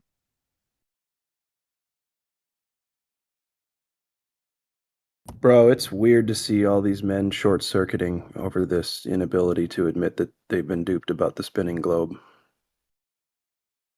What do you mean they've been Dude, duped? dude, the amount of when they come with their rebuttal, they set it up with you. And as soon as they say you, they lose the argument because they're automatically attacking you versus the argument that's actually being had. So the question is being able to confine their rebuttal to what is actually being observed, if they have any actual rebuttals that have any substance. But coming back with you don't understand the premise of what's being talked about, that you don't make any forward progress by attacking the person that you're engaging with. It's pointless. Have they? And by One of the people repeating that the come up. same thing that we all learned and knew and have rejected, and you're just repeating the same. It's like we're trying to say, hey, the Nazis are not good, and they're going to say, oh no, look here, right in the Nazi book, it says that they're really good, bro. Zanuck, you're not going to get to the ball quicker by consistently trying to beat the person to the ball. Let the person have the conch, let them speak with it, and then when it's time, you can have your turn. Please go ahead. I thought there was a space. I saw a space. I took it, but it wasn't a space. So Run Boston Bear had a point. He said he did some research. We're talking about the evidence. We're not attacking him. I don't know how that turned out. I had to dart out for a minute or two. He did some analyzation of the actual orbit of the Earth, proposed orbit around the sun, and how it's faster and slower. And he did the calculations about what the average velocity would be and what the peak velocities and the trough velocities would be. And he used that as the foundation for this path around the sun and this velocity at which we are traveling, therefore the acceleration as well. But completely ignoring what we said initially, and that the entire time the Earth or any other object is going around the sun, it is in free fall. And the speed change is only relative to the sun. It's not relative to us in an inertial frame. And that's the hard concept to kind of grasp. But I think we understand it. It's a difficult concept to understand that objects move through space and time. And if space and time is bent or warped due to the presence of mass being near it, or it will have a divergent path. And that divergent path is this orbit with respect to the sun that we actually see and can measure. Yeah, I can Free understand fall is a hard conceptually. concept. Thanks, D-Mark. I was going to say conceptually, I can understand it and digest it and accept it. But in reality, if there's a 2,236.94 mile per hour change every year, and it's been going on for, as long as human history's been around, I want to know the mechanism of speeding up and slowing down without any change. Like, why aren't we getting sucked all the way into the sun, toilet bowling in towards it, or slinging off course? Like, what is the cause of us to stay perfectly and the moon to be tidally locked forever? And I mean, all these things that we're supposed to be doing and observing, it's just too weird for me to accept all that on it's not just a matter. man's. Go ahead. I don't think it's a matter of being weird. I think it's a matter of just understanding the concept. So the concept is that, like the drop tower, something accelerated with a high force, and then once it leaves the pressure and the force of this platform that's accelerating it, it's in free fall. Even though it's going upward, it's going at a high rate of speed because it's got to get up 100 feet, 200 feet, and then it reaches the top and then stops with respect to the ground, and then starts to accelerate downward. The entire time is accelerating. He's accelerating up at 9.8 meters per second squared, and it's accelerating down at 9.8 meters per second squared. If you were that ball, you would feel weightless the entire time. No different than you jumping off of a spring diving board. Once you leave the diving board, you are in free fall up and free fall down, aside from the air velocity when you feel. So the orbits are the same thing. So they may go way out in space and almost come to a stop, and then come back and then whip around the sun or whip around the Earth if it's an orbit around the Earth. And even though that perceived velocity, that measured velocity change is true with respect to the Earth, with respect to the object, it is inertial. There are no forces acting on it. So that's the two things you have to. Whenever you say one thing, like you've said in detail, Boston Bear, you have to think about the other side, which is says, but the entire time it did that, there were no forces acting on it. It was completely inertial. How is that possible? That makes sense. Now, you're talking about this drop test, and that's an experiment, right? Where, can you explain the drop test a little bit more for me? Because I'm thinking about it. He's missing something, guys. How can you free fall if you're getting caught by something and brought around in circles? That's not free fall. My thought is this: the experiment, if it is a free fall or a drop thing, like I'm wondering, did somebody climb upstairs and drop it at free fall and measure something, or did they shoot it from the ground and it experienced weightlessness at the top and came back down? Can you just clarify what that is you're talking about? Right. Great segue to what I was going to say. Thank you for that. Yeah, you're welcome, because I do have a question about it. Yeah. At first, they would climb to the top and drop it. And they noticed in a vacuum that this system usually was like a container of many different things, so different types of masses in a vacuum. And they would drop it, and they would do experiments on weightlessness on these certain objects and verifying and validating certain other things. But they didn't have enough time to do some of their experiments. They wanted more time. They wanted a taller tower. But, that means a lot more manufacturing, and you got to build this huge tower. You got to build got to build another Eiffel Tower or something to make this thing actually work. So they thought, well, why do that when we know how physics works? We can shoot something up like a cannon from the ground. From the ground, shoot it up. And once it releases from the cannon or the accelerator, it's not like a cannon, but it's... You're not in free fall in any one of those situations ever. Please, Not even in Democ, please. Thank you. Please what? You're going on for an hour. Stop talking so I can explain this to someone who's actually interested. So we have a cannon. I'm trying to help you. Democ, you're not helping. You're just making it harder for me to explain this to Wrap it up a little bit, because I'm going to lose my thought. Like I've got something pending, and I'm sort of forgetting about it. Okay, so go ahead. Cannon now shoots it. Now, once it is released for the cannon at the ground level, once it releases from the cannon and it's in a vacuum, it is now in free fall, and it's free falling going up, but it's decelerating, if you want to think of it that way, to the top till it stops, and then starts to accelerate downward. So the entire time in that container, it didn't know whether it was just being dropped from the top or it was released from a cannon after the acceleration was removed, traveling upward and going down, kind of like the vomit comet, which is actually going up and down, even though it's free fall the entire time. So that's how they did this. And they can measure free fall the entire time with no air in the chamber, because the force was removed once it stopped accelerating it and let it go at whatever velocity. Now, that sounds good. Now, if I was to give you or pose to you my concerns or my question, it's this. It's going to take just a second. So originally, the scientists climbed the stairs to drop it and test free fall, etc. So that the energy was put in as they climbed the stairs, and when they dropped it, the effect was it's going to go back down, right? And then they're like, hey, we need more time.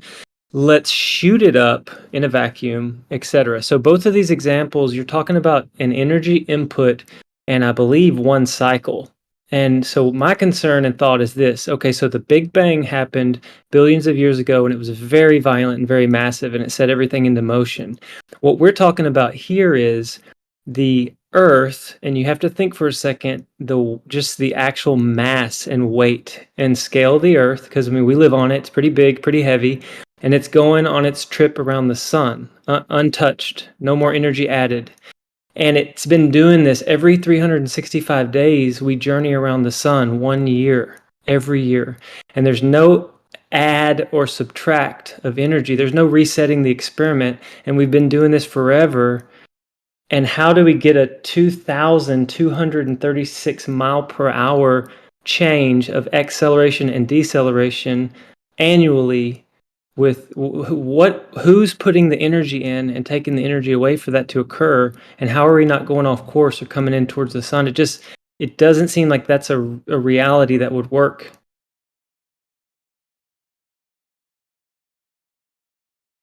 How does it not work? The same energy it took to lift that object to the top was Right, imparted to that object on the ground, and it free right. falls on the way The up. energy was put in. The energy was put in for the test, and they dropped it, and the test was done.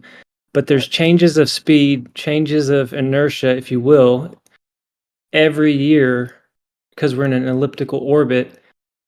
But what's adding the energy to speed back up after the slowdown? Oh, I see your question. So you're asking why, how a constant orbit seems to be fathomable to you, but somehow an elliptical orbit doesn't seem fathomable because there's an acceleration in speed and a deceleration. There's a change of speed. Well, to be honest, even if it was a perfectly circular orbit, I would question how are we maintaining perfect speed around the sun, and they tell us that the core has slowed down in reverse directions, like really crazy things with the dynamics of what the Earth does, and we're just staying steady. It makes a little bit more sense if it's perfectly circular because of 0G and just all that stuff, but I know it had to be elliptical for the math to work. And then, yeah, the real rub comes with the 2,000 mile, roughly change every single year, and there's no, I mean, would you say that's God's doing it? God designed it to do that way? And I got to go off faith? We have a velocity, and it throws us off into one direction as we set this thing in orbit, much further away from the Earth. And it now has to come back, but it doesn't have enough energy with respect to the Earth to go to make an elliptical orbit, to make a circular orbit. So it makes an elliptical orbit. Comes in, and so the average speed is exactly the energy you gave that, put it in orbit to begin with, and it has a specific distance from the Earth at any point in its orbit, and it is all bound. There's an average velocity, which is what it needs to be in orbit. And it doesn't have to be circular. It could be elliptical. It could be very elliptical. It could be like some of these objects that orbit around the Earth, or even the sun, go way out into the deep solar system and come back in orbit around the Earth. And it'll do it forever, perpetually, because there's nothing for it to interact with.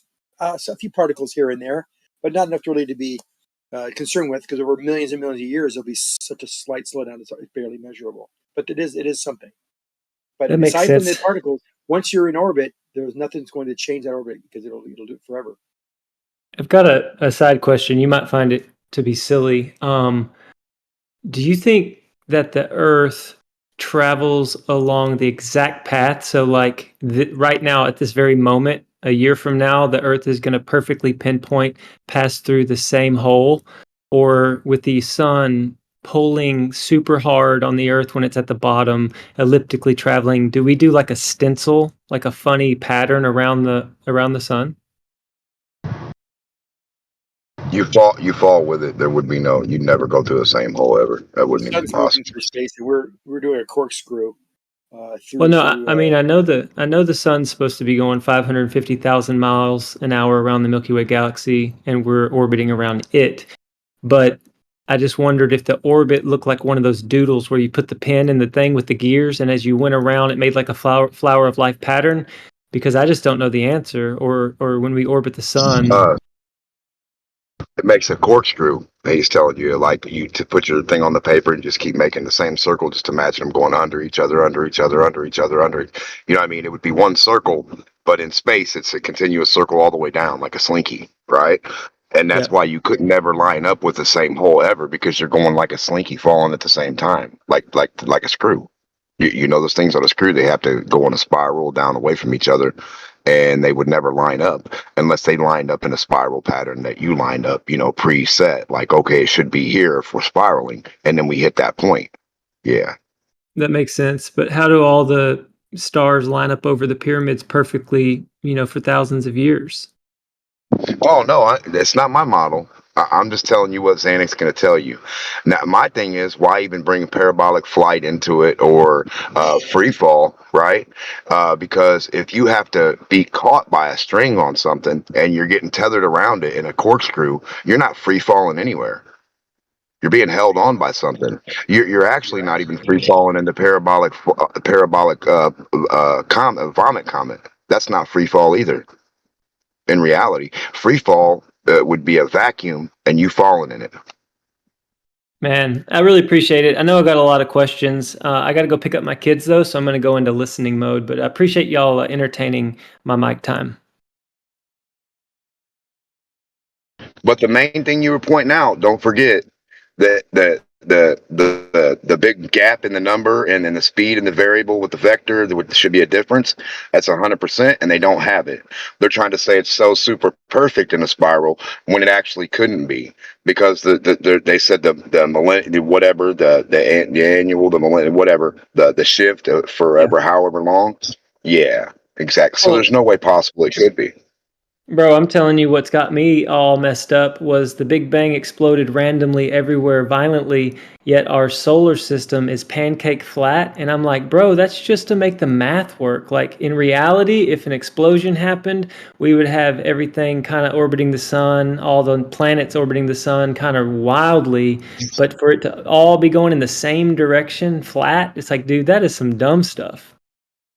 When have you seen?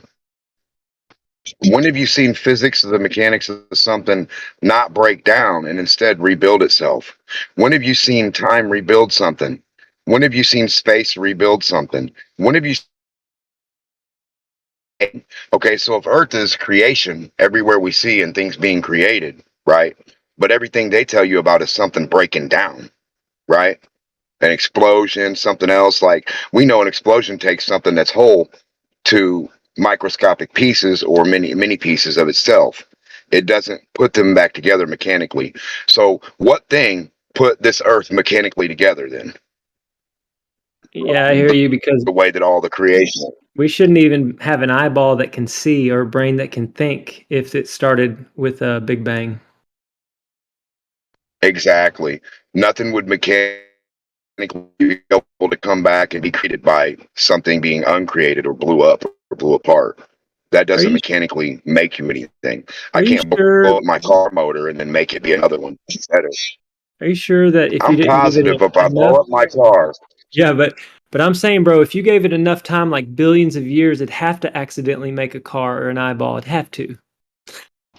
Yeah, they have any excuse. If you give it enough billion years, anything's possible, bro.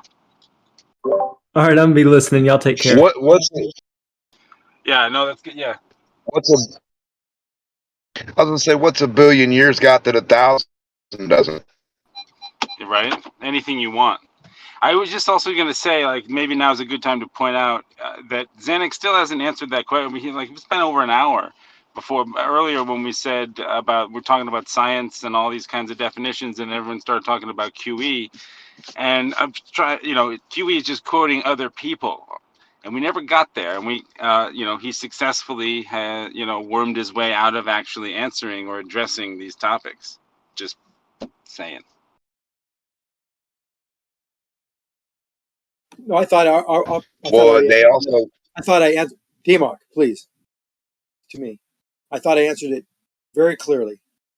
It's a fallacy to interpret the scientific method in the way that QE has, and even if he regurgitated or repeated what he had heard in the past, it seemed like he dominated the airways with his constant objection of when we started to look at certain scientific experiments, and then he wanted to move the very thing that we're seeing, trying to see the effect it has on in the experiment. So the dependent variable being, let's say, objects falling. So change the rate of fall. Change the rate of fall. We don't have to do that. Change gravity, the cause. Dependent variable. The independent variable is the what's going to cause a change in the dependent variable. So change gravity. Change that dependent variable. Then when we change the independent variable, he's not happy. It's got to be the exact object, which is or the effect, which is the rate of acceleration. So change that rate of acceleration. You can't. So your experiment is null and void. That's illogical. We can do every experiment can provide support for the hypothesis, such as let's change the mass and see what the acceleration does. Oh, the acceleration doesn't change when we change the mass. There's an item that we can put in our little tally of evidence supports the constant acceleration due to gravity and everything else. So many No, that things. made me sense. There might have been doublespeak there somewhere. I don't know. No, it's not. There's no doublespeak at all. 100%. What's a helicopter, Zanik? What's it do? It imparts. What's it do when the rotor spins? It doesn't negate its You weight ask me when a the rotor question, then you spins? stop, and I'm answering, then he's talking over me. A helicopter has blades that rotate. They impart a momentum to the air, and that momentum, the change of momentum, is a force. That force is equal to its weight, so therefore it levitates. Very simple. Yeah, it changed its weight. What you said we're not doing. Didn't change It went its weight. from weighing something being on the ground to rising up, Didn't correct? change its weight. It equals its weight. You're not listening. Did it Equals rise its weight. away from the ground? Force equals the Did weight. it- It levitates. Okay, Demok, I vow to never talk to you again because you do this, and it's not productive for anybody. It just gives me a headache. So I'm going to bow out with your conversation with me. Thank you. Gonna foul out. Thank you, helicopter.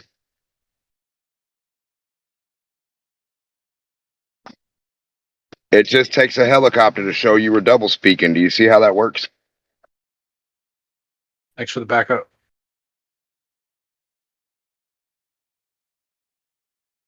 Helicopter.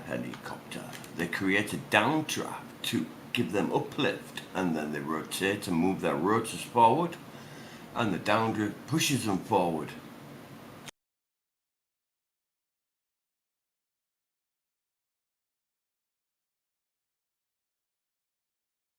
All I know is I can change its weight by spinning a little piece on top, and I can change its rate of fall.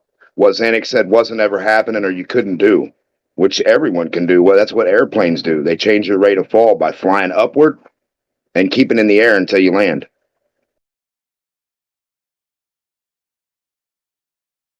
Yeah, you can free fall or auto rotate.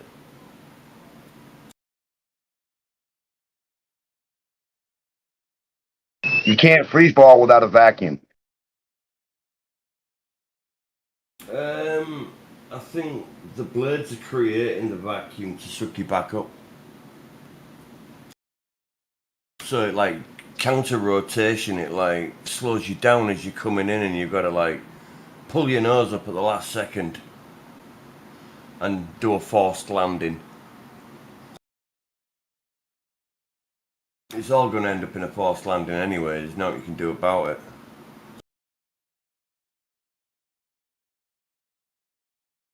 But at least with no engine, at least you've got the auto rotate on the swash plate. You know, it's a slip gear really. All right, this is great. But can I ask Zanuck a question? Zanuck, what is an example of pseudoscience?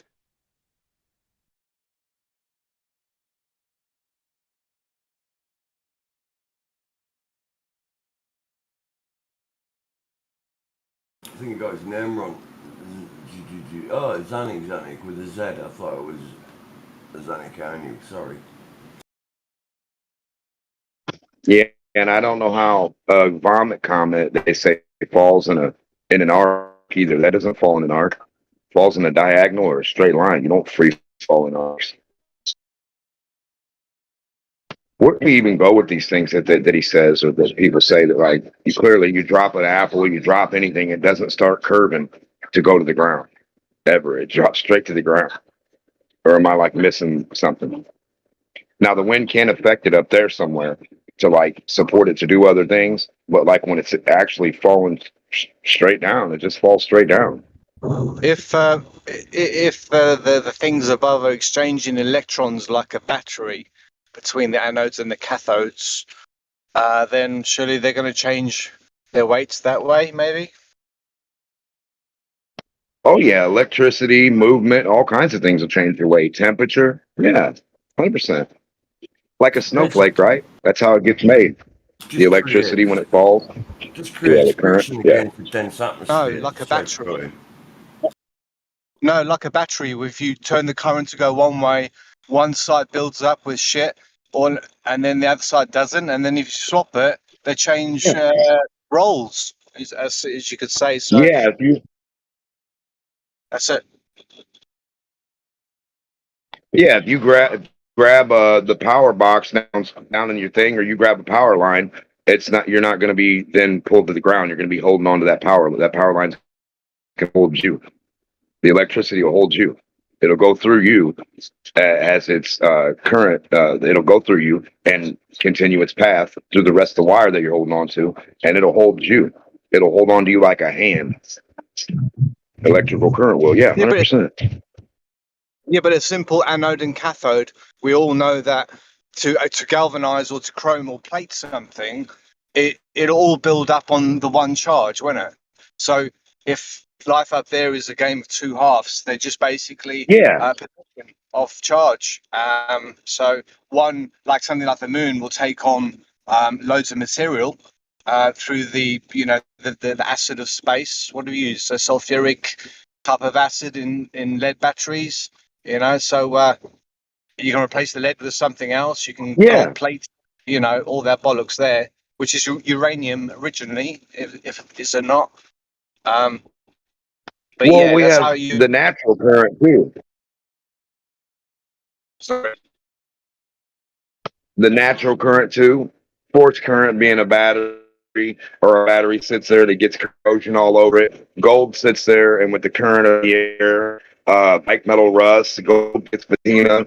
Silver will turn black with a film of stuff, and it'll build up and build up and build up on it. Right. So yeah, these anodes and cathodes are everywhere. There are a lot of things. They're just a battery. But yeah, 100%. Just to make it simpler, the patina that builds up, or the rust that builds up on a bicycle, per se, is the same effect. But go ahead. So your teeth, for example, your teeth are fluorescence or efflorescence or something like that. So things like that might attract, a light source or something like that actually attracts stuff. But the things I'm talking about is the planets, shit like that. They're basically half of them are anodes and half of them are cathodes. Maybe, half of them belong to the sun, Yeah. or you know what I mean, things like that. Well, we have salts. We have all kinds of things that have to be brought from somewhere, right? And if not from anode, cathode, or current or electric, like, well, then what? Yeah, something about them salts. If it hasn't got carbon in it, then I think it's considered a salt. Or there's a differentiation as the carbon causes the difference. Just like a incandescent light bulb or something like that. Carbon rod light bulb, the original one. No. Yeah. No. Well, I'm saying different material. You can't have I carbon don't know rod light exactly where he's bulbs. going. I'm just saying you're going to get a different effect. You can't have what? Yeah. But them old light bulbs, they used to send an electric current through it or something like that, and which burned the cathode which was made out of fucking carbon. So, they were creating light through a charge of carbon. It was called a bridge rectifier, and it was a pool of mercury, and it had a carbon rod that skipped across the top of it that created the arc. Not that AC. It's actually a bridge rectifier. It's Yes, AC and to that DC. was, and you could convert from AC to DC. Yeah, definitely. And they were charging car Yes. batteries in the 1920s with it. Oh, fucking before that, man. Surely. Well, a little bit, yeah. Not too far before that, but yeah. It only just been bloody invented, It's so it all can't have been any an earlier. exchange in magnetics, really.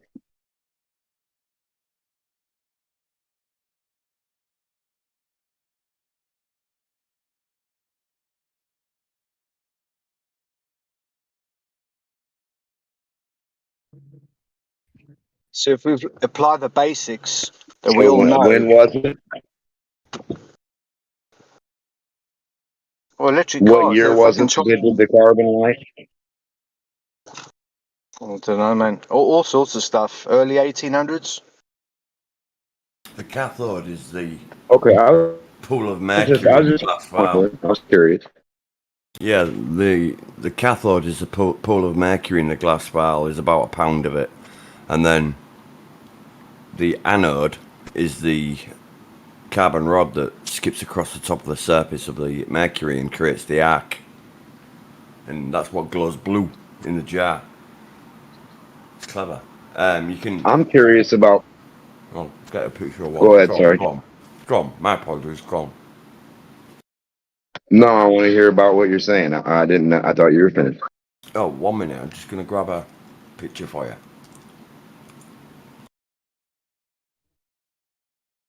Yeah, they're saying this So the thing lead convert. rod. If this converted from AC to DC and possibly back and forth, then the introduction of hydropower, which I reckon was about 1000 or 1066, Domesday, because I've sort of seen it. But if they had it way back then they were making electricity by hydropower years ago, and a mercury arc rectifier was converting from AC to DC. So maybe they already tried this once and they fucking blew themselves up. You know what I'm saying? They were quite well built, and they were put into most of the bunkers during the Cold War. Don't know why that didn't work. Hang on.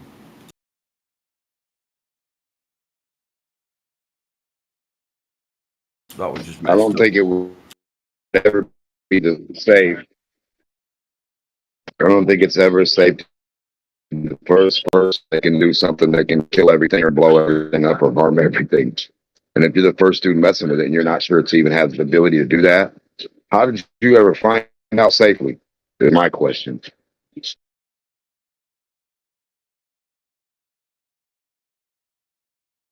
How could you as the guy discovering the most unsafe thing, right? Sorry, The I most can't. Most. explosive, unsafe, most crazy thing. You're gonna be the one to discover it, right? But you Maybe don't die and don't maybe get that hurt. That's maybe that weird. was maybe that was the Big Bang.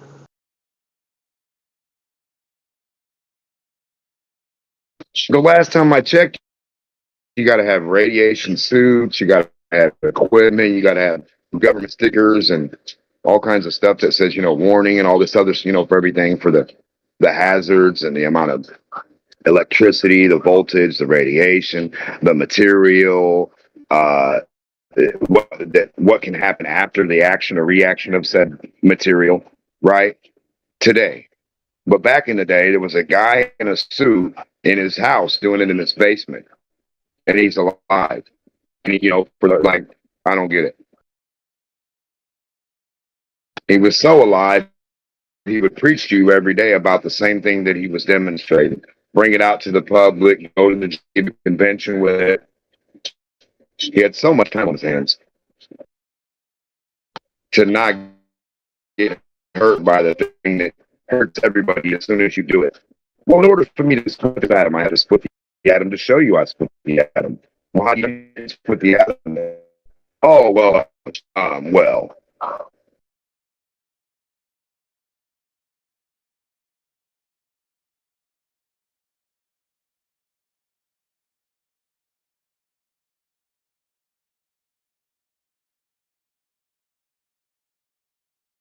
But, I mean, that's just where we are with some stuff, right? So when we talk about all these different things that they might have been doing back in the day, they probably did a lot, 100%. Stuff we still haven't even mimicked today yet, again, or we still need to do.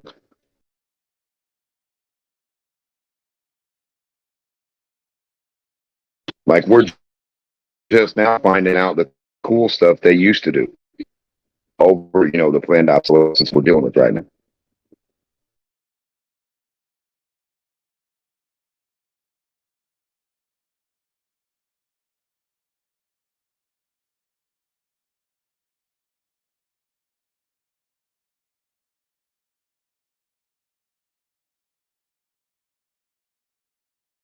Like those old light bulbs you guys are talking about, or old stuff.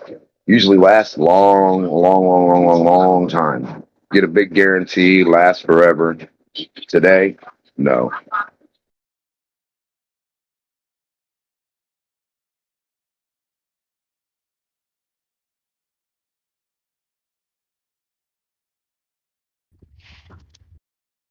Ever wondered why we're still going LED? Like, ever wondered why we've gone LED all of a sudden, and we just didn't know No, this before? no, because I think there's a secret to LED people don't pay attention to. It has a Because lot more properties than what they want to give it. Yeah, it has a lot yeah, more properties than they want to give it credit. but I reckon it's because if we get rid of the dimmer switches, we can get rid of the interference. Um, so less interference, because dimmer switches would just cause a buzz, wouldn't they? Yeah, it turns pattern. Yeah,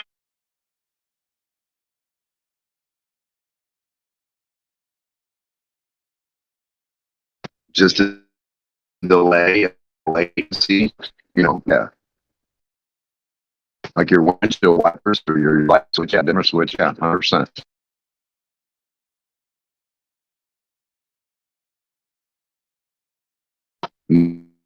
More of a connection, faster, better, stronger.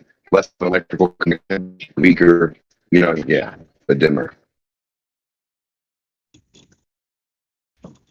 They learned how to boil water with electricity, but they didn't realize what would happen if they put electricity in water. And then, boom, they got hydrogen years ago.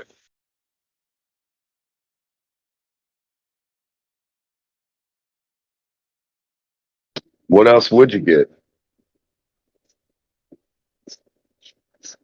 You know what I mean? Like, and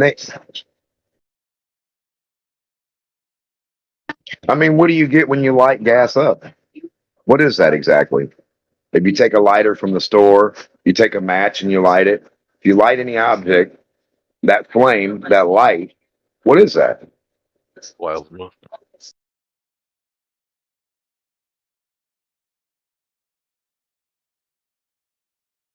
All these different materials can still get you that same light. But when that thing, what's that stuff burning? Okay, while it's burning, there's an offset, like there's something you can see rising from the heat, right?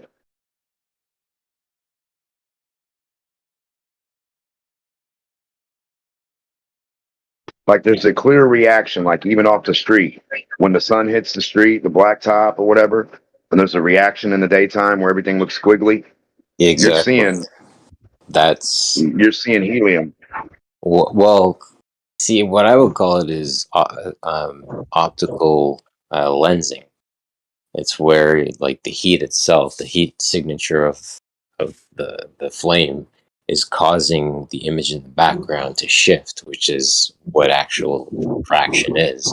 It's the same thing locally when you set your oven to whatever temperature, you open it up and you see the numbers on the back of the panel start to dance. It's that interference. But there's also with that chemical, the flame being created, there is off gassing that's occurring. So there's, the byproduct, the finished thing that's being off gassed as the flame burns. That's also happening as well. Yeah, that's the helium. There's a negative. Yeah, no, but there's this new thing that I checked out today called negative interference. It's like I'm watching a video and there's a duck in the water and there's a wave coming from the left and a wave coming from the right. If they're both the same magnitude and opposite to each other, they will appear that nothing has happened. So basically, when they coincide and they cause a drop or they cause blah, blah, blah, blah, anyway, that causes an interference. So what we might be seeing is a interference of us with the light. Therefore, the bending is happening due to the frequencies and the buzzing noises and all the things we're introducing into the environment. I don't think it's heat. I think it's basically, the different frequencies. We must use a million different frequencies to do a million different things. You imagine if you start to eliminate those different things one by one, the picture, the focus is going to fucking square up. You're going to realize the sun's in the wrong place.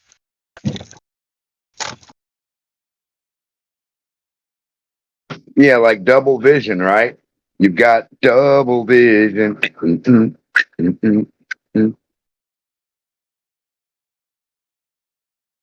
It's that pareidolia, right?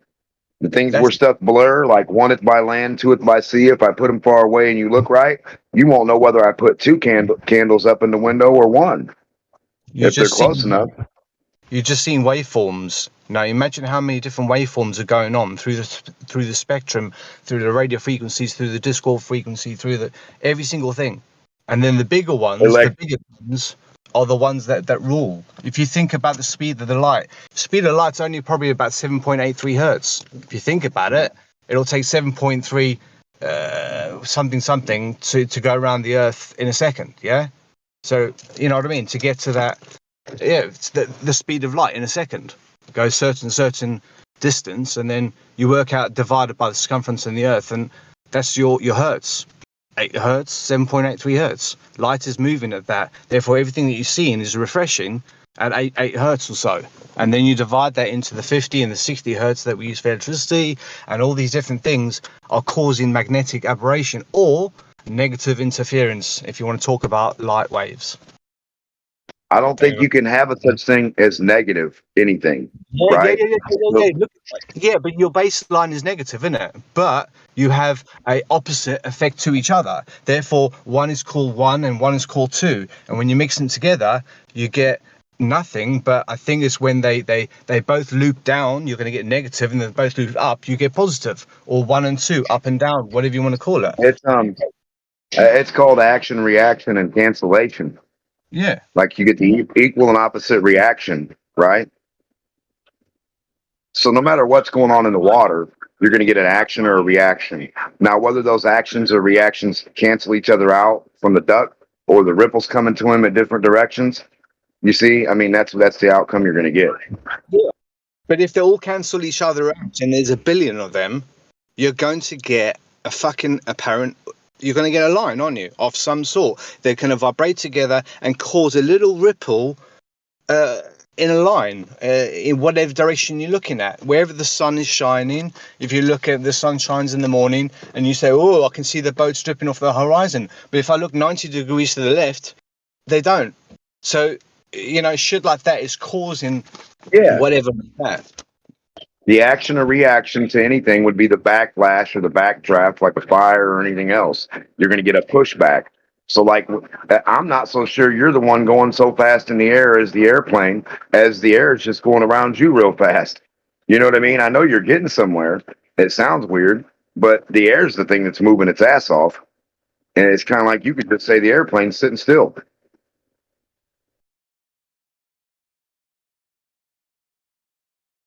Or you can say it the other way around. You could say the air's sitting still and the airplane's moving its butt off through the air.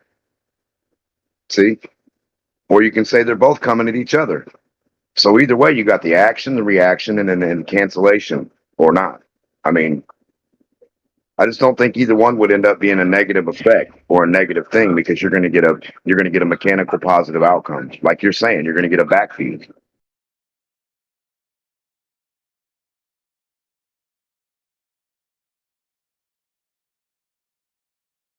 That backfeed is the idea of entropy or anything else, but it's actually no such thing as that. It has to be that to continue the system. When everybody's like, where does it come from? Where does this thing keep? Where does the energy? Like, that's what it is. The excess you call excess is the system to continue the system. That's exactly what it is. In a way, there can't be an excess.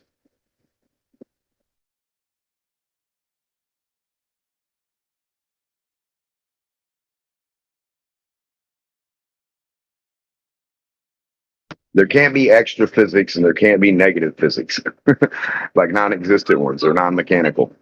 You know, physics, physical. I agree with you, man, 100%. We have to have exactly the right amount of physics. No, you have one physics that we can demonstrate in any different situation or occasion or occurrence or medium that we can do, and you're going to get the action or reaction or result of.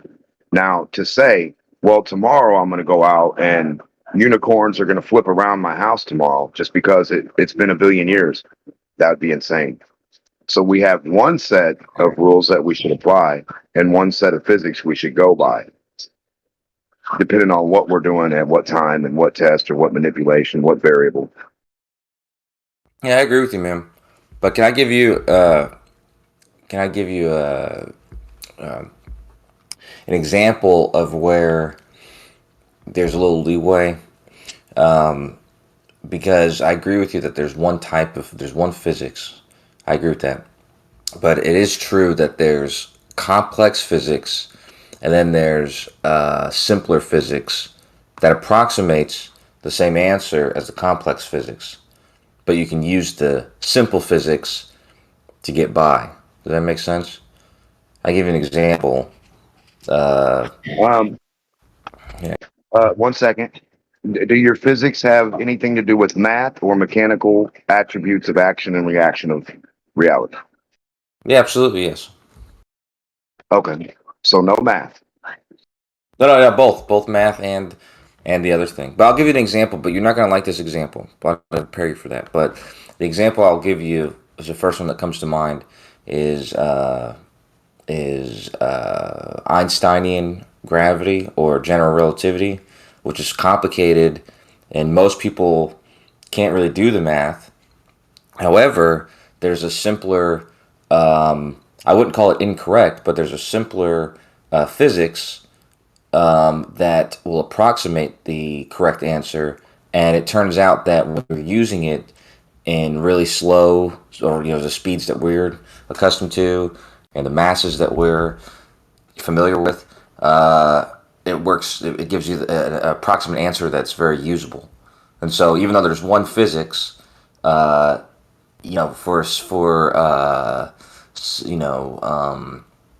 simplicity and for the ease, there's an easier version of it. There's an easier, but it may not be the most correct version, but it's one that you can use to get by. You're not going to really get in trouble. Does that make sense? No, it sounds like you have 5 different excuses for something that's supposed to be one thing that you agreed was one type of thing. Now you have a super one and not a non-super one. You have like a kindergarten cop one, and then you have like a college one, right? So the thing to me is when we look at physics, and I asked you about no math, the reason I did that is because the mechanical attributes of physics itself, right? So when we see the physical attribute of anything, Kosho, we don't need math before we have the physical attribute, my friend, because we can produce the math after we see the physical attribute clearly. That's how it should always work. So you and I could create right now anything we want from the physics that we see happen in front of us. We can create the math to mimic that said thing, correct? Yes. So now why then would we need a math equation to tell us about physics when we first would need the physical mechanical attribute of such? Then we can add our own math. We don't need Bob's math. When we know how to add now, we have seconds, we have hours, we have meters, we have millimeters. Like we've come so far, it's 2023. So for you to tell a little kid, hey, you couldn't come up with your own equation for this physical attribute of this thing that you did in class yourself, you couldn't write down the math. You have to go to Bob from Einstein or Newton, the god of whatever that makes no sense. Does this make sense to you? Yeah, in a strange way it does, but I will say that for instance, there's multiple different different types of math, but if the math that you're using agrees with reality, then if somebody else comes up with a different equation using a different type of math, different geometry, right?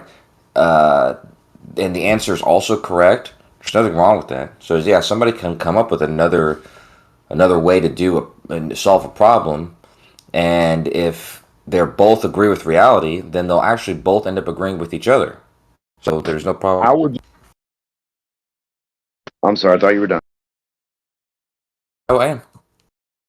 Oh, okay. Then how would you negate or grade or how would you figure out which one of these 2 different equations are correct without you then producing the mechanical attribute yourself and then going through it yourself from step 0 to step 100 and writing your own, or to follow the old one or the new one.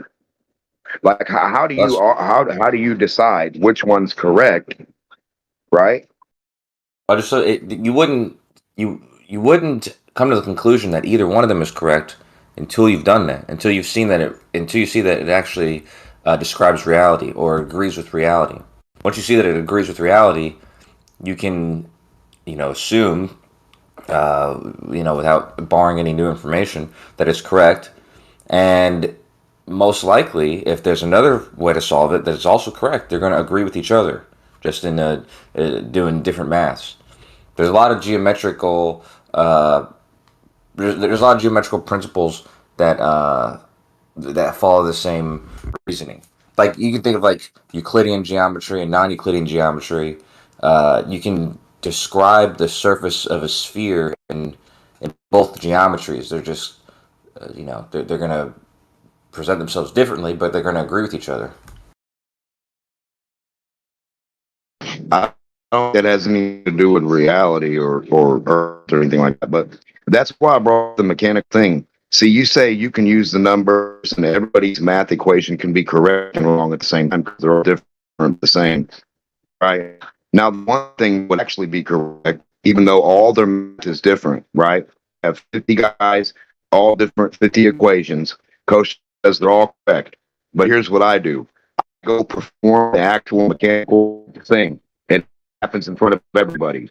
Now, this mechanical thing happens. None of their math was correct. Now, what do you do? Well, like I said, I wouldn't have concluded that any of them was correct until I'd done that to begin with. The first thing I would have done is I wouldn't have seen if they matched the other math. I would see if, I guess that's not invalid, but I would probably do what you suggested, which is see if the math actually agrees with reality, and then if it does that, then I'd conclude it was correct. You know what I mean? I don't think that it's satisfying to just see that the math agrees with the other math. Although, like I said, that's not necessarily invalid. What would be your steps to see whether the mechanical attribute matched their math? Not their math matched, because we know it's different math. It's never going to match. So that doesn't make any sense for that to match. We know it doesn't. Now they have the answers. Their math is different, so it's not going to match. Okay. Now physical attribute. How do you play that for math equation? Yeah, experimentation. I gotta warn you though, you're roboting a little bit, but I heard what you said, but I don't know if it's gonna get worse or not. But experimentation would be the means to do, the way to do that. You would make a prediction. And then what would you do? Say what? Robot. Yeah, generally make you a would. prediction. I'm sorry. Yeah. Go ahead, Dr. Yeah, generally you Robot, make I'm a sorry, go prediction. ahead. Because your math, you'd have some math that's supposed to explain reality. Well, then you would start off with some variables called your independent variable, and the math should tell you what the dependent variable is going to be if it's corresponds with reality. And so you would experiment and you would make a prediction and look for that to validate that prediction. Otherwise, the math would probably be missing something. Explanation's missing something. Yeah, but I'm asking you. Okay, so I take a baseball and hit or baseball bat and ball, right? What would you write down to start your equation? Would you have to go in a book for what to write, or would you, as a human, just know to be able to write a letter down that represented something for you? Because we know you can all write different math, correct? So how would you write this math equation down? Just based on that hitting either, like how would you write the equation? Well, you could. You're roboting a lot, Demarcus. It is getting worse, but you could write down, like I said, you'd have the constant variables, then you'd have the independent variable, and that could be like the mass of the ball, the force that you use to hit the ball, and yada yada yada. Maybe the velocity of the ball's coming at the bat, or something like that. And then you would make predictions on what's going to happen when the ball's hit with the bat, like how far it's going to go, how fast it's going to go. And yeah, that would be, you'd make predictions based off the math, involving velocity and force and So things of that nature, and you would test and see if they're correct. That would this is a simple way to attach math to physics to reality, right? I don't know, you told yada yada yada so far. So what I attach to the ball and bat for your equation to start with from step one? Like what would you like how would you make your equation for your scientific variable or whatever, your calculation? Like how would you start this? You got a baseball bat and you got a ball. You're gonna hit it, you want to how far or whatever. Like a forensic thing. Like how what are you gonna write down? I told you. You said yada yada yada. No, I didn't You say said yada. you said I said the force. mass. I said the mass of the ball. Go ahead. You said two things, and then you said Yeah, yada the mass of yada. the Go ahead. ball, the mass of the ball, the force of the bat's hitting the ball, the speed. What would the you ball is write though? I'm going. asking you what. Okay, you say mass. Okay, what number would you write for M? Whatever it was, the mock. These questions are getting they're high. No, I want to know where you with scientific method and how it can even be produced from scratch for any human. So if it's really hard for you just to have baseball and bat, just imagine with planets, 8 of them, 3 of them. You understand? So you came and you just say yada yada yada. I'm the one that's funny, right? No. I want to get to the nitty gritty of how a human like you and I would just make up the equation, the math that would then get checked by another human and proceed to be right or wrong. How would you don't even know how to do it, right?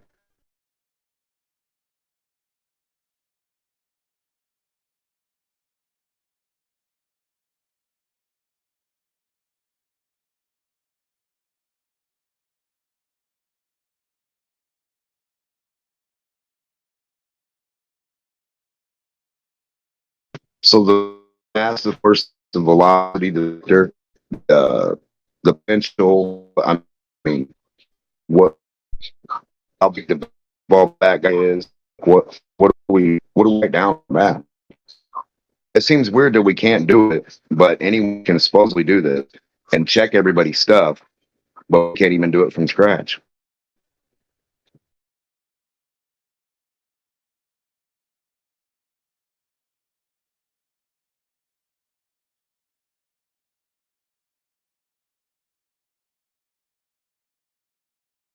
And then who peer reviews your math equation versus the other 50 that I have sitting here? And then how do we know which one's right?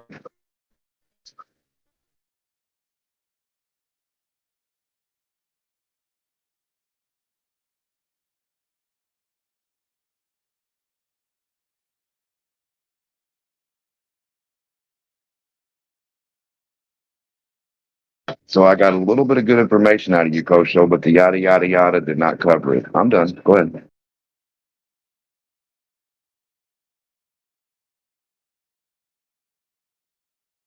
Clarification on the Odyssey. All 3 of them.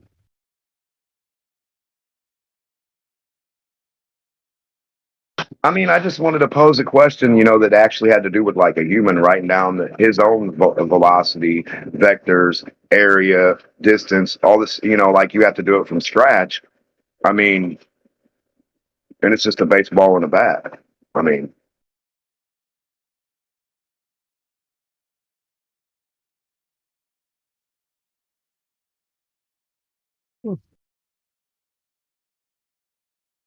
how complex was space and time to be added into that?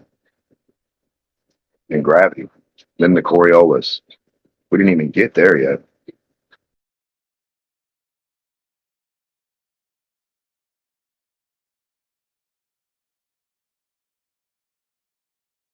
Shit, I don't even think I heard you mention resistance.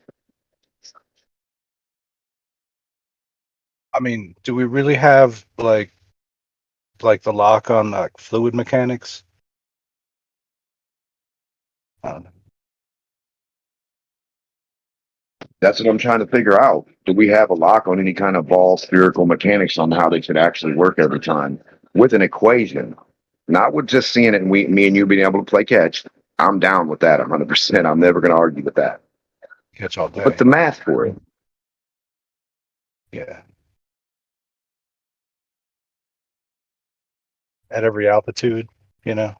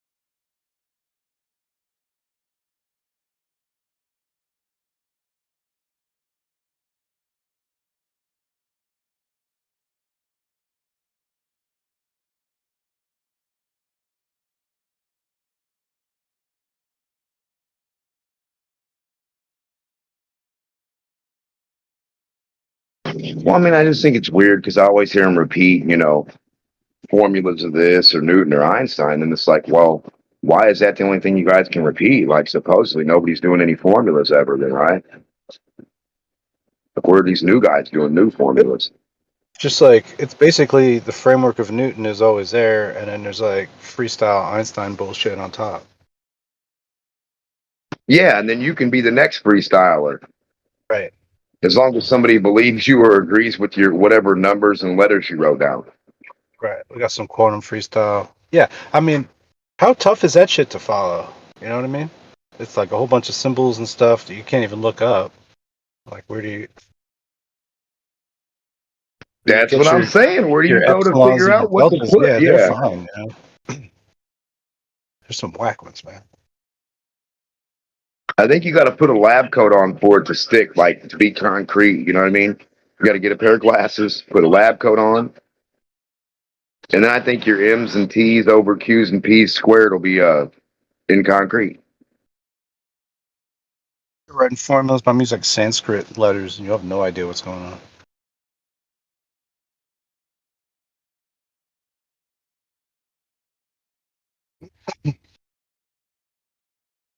Don't start me on shorthand. I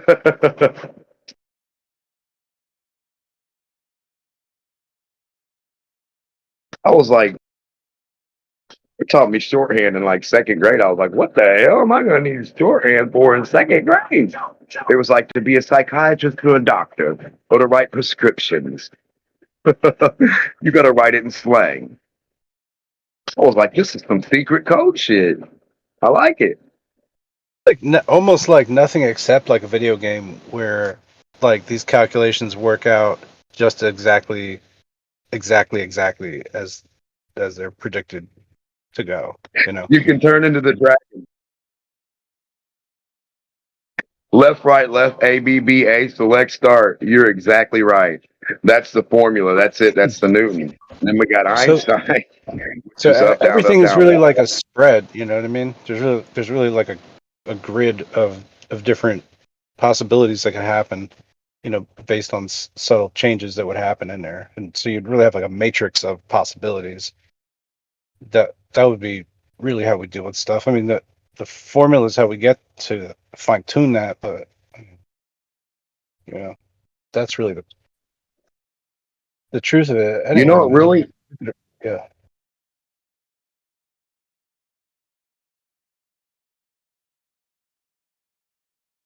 I would say real quick, it reminds me of like, I swear to God, everything that they're involved with thinking that has like the option or non-option of happening or not, like it's a video game because everything is possible. Not just what can happen will happen. You know what I mean? What could be what's possible to happen will happen. It's everything is possible in that video game. So their math is that video game for That's them. not true. Well, that's not true at all. Saying your I've made physics is plenty not on of games. sliders. Games and the physics in the game is established when you're making the game, so it's not like anything can happen. But regardless, the physics or the physics of Newton, the math that he used to come up with gravitation, was used to find Neptune. Like they saw that there was an actual mass in the solar system beyond Saturn or Uranus, and turns out they were right. They just found it was Neptune, and because it agreed the math that they had when they were observing Uranus, basically predicted that. They used that to make that prediction. So, you know, a lot of these things, they're not just, they're not just stuff that gives you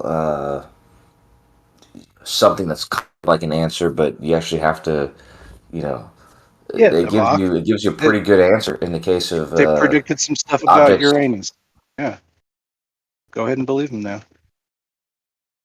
Well, I mean, that's usually when you do definitely give something credence. If I was able to predict the lottery on command day after day, regardless of what I said the reason was, people would start believing that reason. If I said it's Like because on the anniversary of the guy who predicted that it would be found or something, right? No, Isn't it?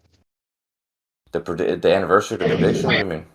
You know, like how we proved LIGOs like on the anniversary when Einstein predicted it, or like how we landed on the moon like 100 years after like Jules Verne wrote about it.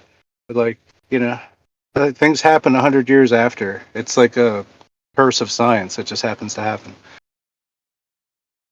Yeah, maybe. I mean, Look at 100 history. years after we signed the Declaration of Independence, we had the first centennial anniversary of it. But I think what that kind was of a discovery is coincidence. that? That's just an anniversary. I'm talking about like actually making the progress, doing the thing. What Wow, is happens to that true what you science? Yeah, said? on your computer doesn't have any such thing as a program that follows space physics with 8 planets. I'm sorry to tell you. And your computer program doesn't have solar eclipses on it that work or anything like that. So, like, when you keep inferring math, right, from some guy way back when, right, and you can't put his math to work for anything Well, hold mechanically, on, Demok. what are you talking about? Demok, what are you talking about when you say that? What now, There are Spinner, you computer said programs that there are computer programs that can model all the planets in the solar system, and there's no, plenty they of don't. Not at all. yeah, they do, and eclipses and all that. What are you talking about? No, they don't. Not at all. Not an inkling. Not 1%. Not an Stop lying. inkling. Okay. All right. Not one inkling. None of that matches any math or any reality or anything because we're not on a ball. So Newton's wrong. That's wrong. Not even a percent is it right. Not 1%. Because you don't have the mechanical variables to follow what you're saying you followed with a math equation. Remember, Kosho, when I asked you about the mechanical attribute of the thing? This is why I asked you. You say I looky-looed somewhere and predicted something. What the hell does that mean? Doesn't mean Newton writes a good math equation. Okay, so like I said, I can predict you may not find it valuable, but if I was able to tell you that if I stick an apple up my ass, I can tell you the lottery numbers every day of the year, and then every day of the year I tell you the lottery numbers, it would be stupid for you to assume that I'm not sticking an apple up my ass every day and that doesn't give me information, regardless if it's true or not. Because the prediction that I'm making on a daily basis is coming true. You don't have an Dude, you're explanation for that. comparing an apple up your butt with an endless field of stars that never ends. So if there's an endless amount of stars, how are you then going to say, Demok, let me convince you that I'm going to predict a star?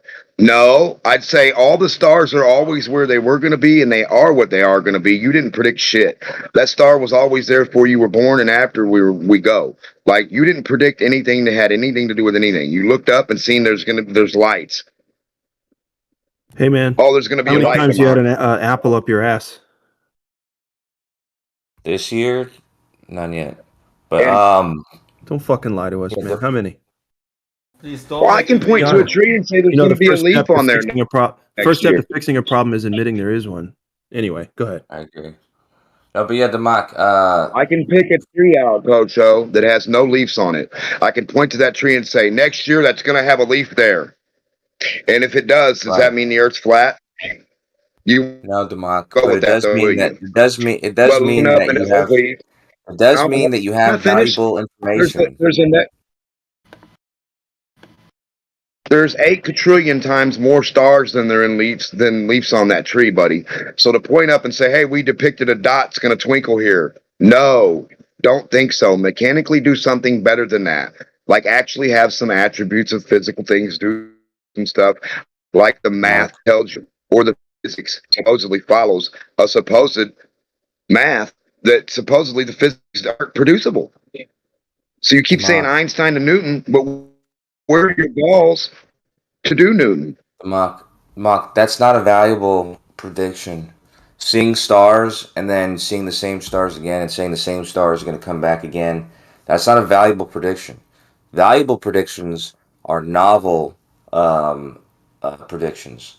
Predictions that aren't just repetitive things that have happened and that you've noticed a pattern, but you can actually you know, infer from a principle that you're hypothesizing. It You hypothesize a yeah, so principle, and then you make a novel prediction, and then you see if that novel prediction is the case or not. Just predicting something that is a pattern that's already happened before is not very valuable, regardless of how true it is. so what Einstein should have did was looked at the helium rise and not an apple, right? The odd thing, the different thing, the novel thing. Why didn't he also send up his own helium fucking balloon at high altitude or take his ass up there with it, right? And see that the novel thing is that all the stars disappear. Did Newton predict that? Did his math predict that all the stars are going to disappear at 100,000 feet or 120,000 feet, Coach Show? That the ISS would disappear at that height? That's a That good the only point. thing you'd be able to see is the sun and moon? I think his math should have pointed out these things, not twinkling, never ending twinkles. Okay? This is more relevant than a never ending twinkle that disappears. All the stars disappear. You don't think that's a relevant thing to add in the equation? Good point. The very the very twinkle you're basing your fucking calculation of reality on doesn't exist at a certain height. Add that into your equation. Now let's see what we get. See if Newton was right. Oh, damn, that's a good Now, point. see, I predict that it's going to be black. And I don't get no Newton praise. Say, hey, Democ, we're going to write your name down, write some numbers down for you, right? Make a whole bunch of stuff, put you in a book for years, say you were brilliant. No, you're going to get, nuh-uh. All we can prove is you're right, Democ, but nuh-uh. It's not black at that height. To me, I think no stars are more impressive than the stars being there. The fact that they disappear on you, where'd your planets go? Now your math's out the window.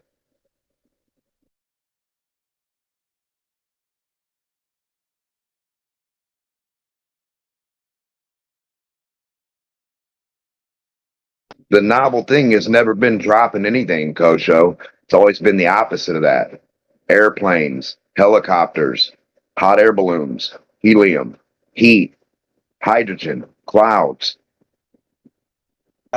disappearing stars.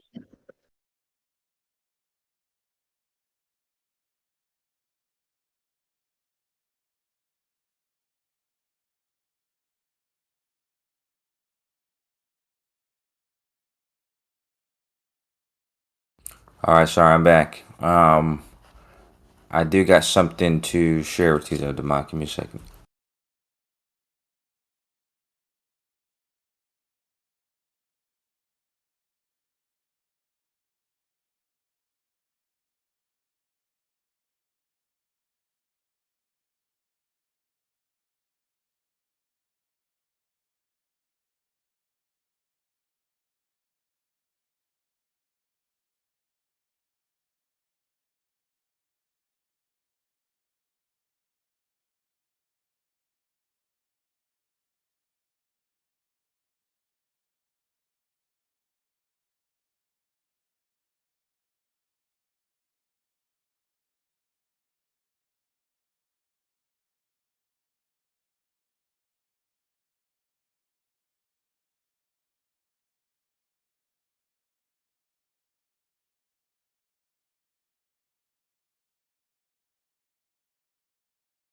We'll all write a book of 100% correct predictions tomorrow. The wind will blow.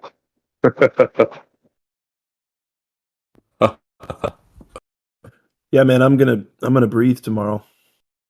The sun's gonna come up tomorrow. It's not a novel prediction, dude. Give us a novel prediction. So the sun. Okay, So I'll the give you a sun's novel. gonna, listen. The sun's gonna come up tomorrow. How about there's gonna be water on Earth tomorrow? Actually, I personally think from my experience that the wind is not blowing, it's actually the earth spinning. While it's spinning, you just have the feeling as if the wind is blowing, but actually you are flying through the air. Yeah, that's also a good prediction. Those are all decent predictions, but I'm not using this. This is not my term, but other people might call those basic bitch predictions. Okay, because they don't do very much. They're post-dictions. Okay, I'm gonna give you. I'm gonna give you a good prediction. I had to do math to verify it, but the prediction that would be valuable would be based on Newton's law of gravitation and whether or not the Earth is pulling on the moon the same way things on the ground fall. And so, if you were using that, formula to make that, to make a prediction, you might predict that. You might predict that. However, you might predict that. However, listen, you had your turn. It was really weak. Reification. So I'm going to use my turn. I'm going to use my turn. I'm going to use my turn to see if I can expand on it. Okay, because you would predict that if things on Earth fell 16 feet in 1 second, which they do, about 9.81 meters, and, then in half, and then you convert that to feet. You get 16 feet in about 1 second. Okay. Get to it. So then you would predict that if it's doing the same thing to the moon, then how would the moon fall in the same amount of time in 1 second? You would predict that it was one. Instead of 60 times as far, you would predict. Now you're 60 times as far, you would predict that it's. No one's listening to you. No one. No, because you're talking over me. I want to call you a jackass, but I'm not going to. I'm in the middle of talking, dude. You've interrupted me the whole fucking time. Even if I were to let you go, you would still talk. Fuck you, dude. And nobody would fucking know what you're talking about, kid. Yeah, get the fuck out of here. Kosho and Zanuck, dude, I swear to God, you guys. If we didn't have to deal with them, shit would go so much more smoothly in here. God. Hey, I have another prediction. When I look at the sunset, the ball I stand on, it's actually falling backwards. And that's why the sun just looks like as if it's setting. It's not because of perspective. It's not because of perspectives where the sun is moving away from me into the dust of the air,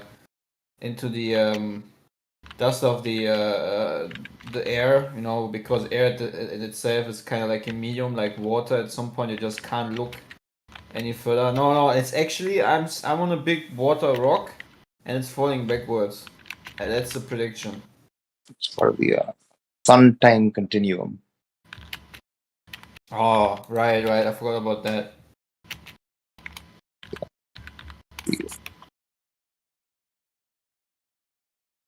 Hey, is Zenix still running the heads-up display thingy as being approved for the ground curving 360 degrees in every direction?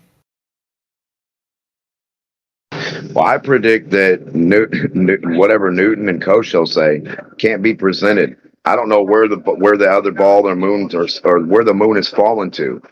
It's falling to the center of Earth or around and down away from Earth at a great speed, staying away from Earth. How can it be doing both at the same time when it's not? It would already hit Earth and been to the center of Earth a long time ago. Now, where can we see the mechanics of this happen?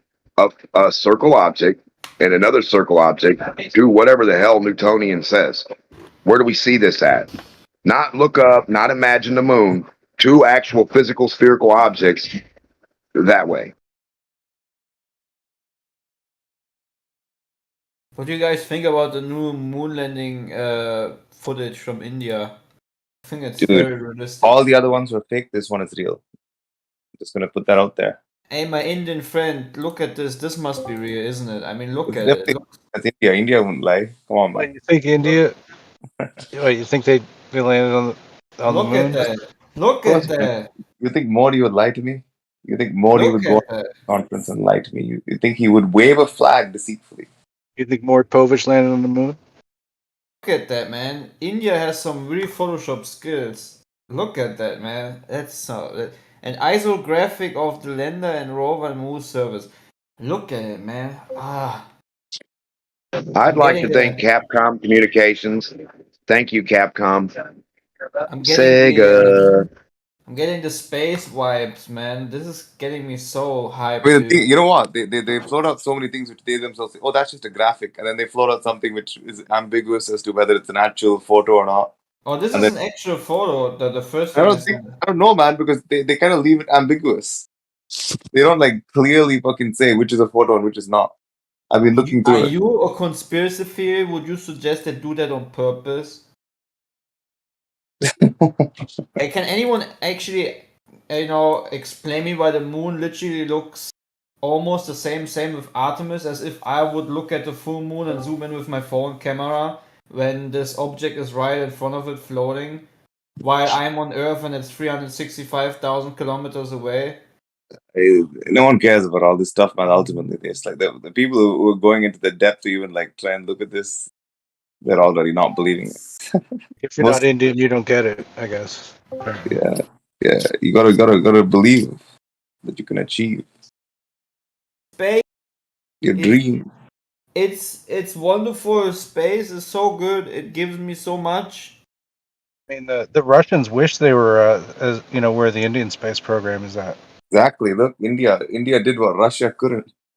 Yep, they overcame technical issues Exactly. to definitely land on the moon. We For 100%. India number one. Oh, look at this one, man. I think this is by far the most realistic one.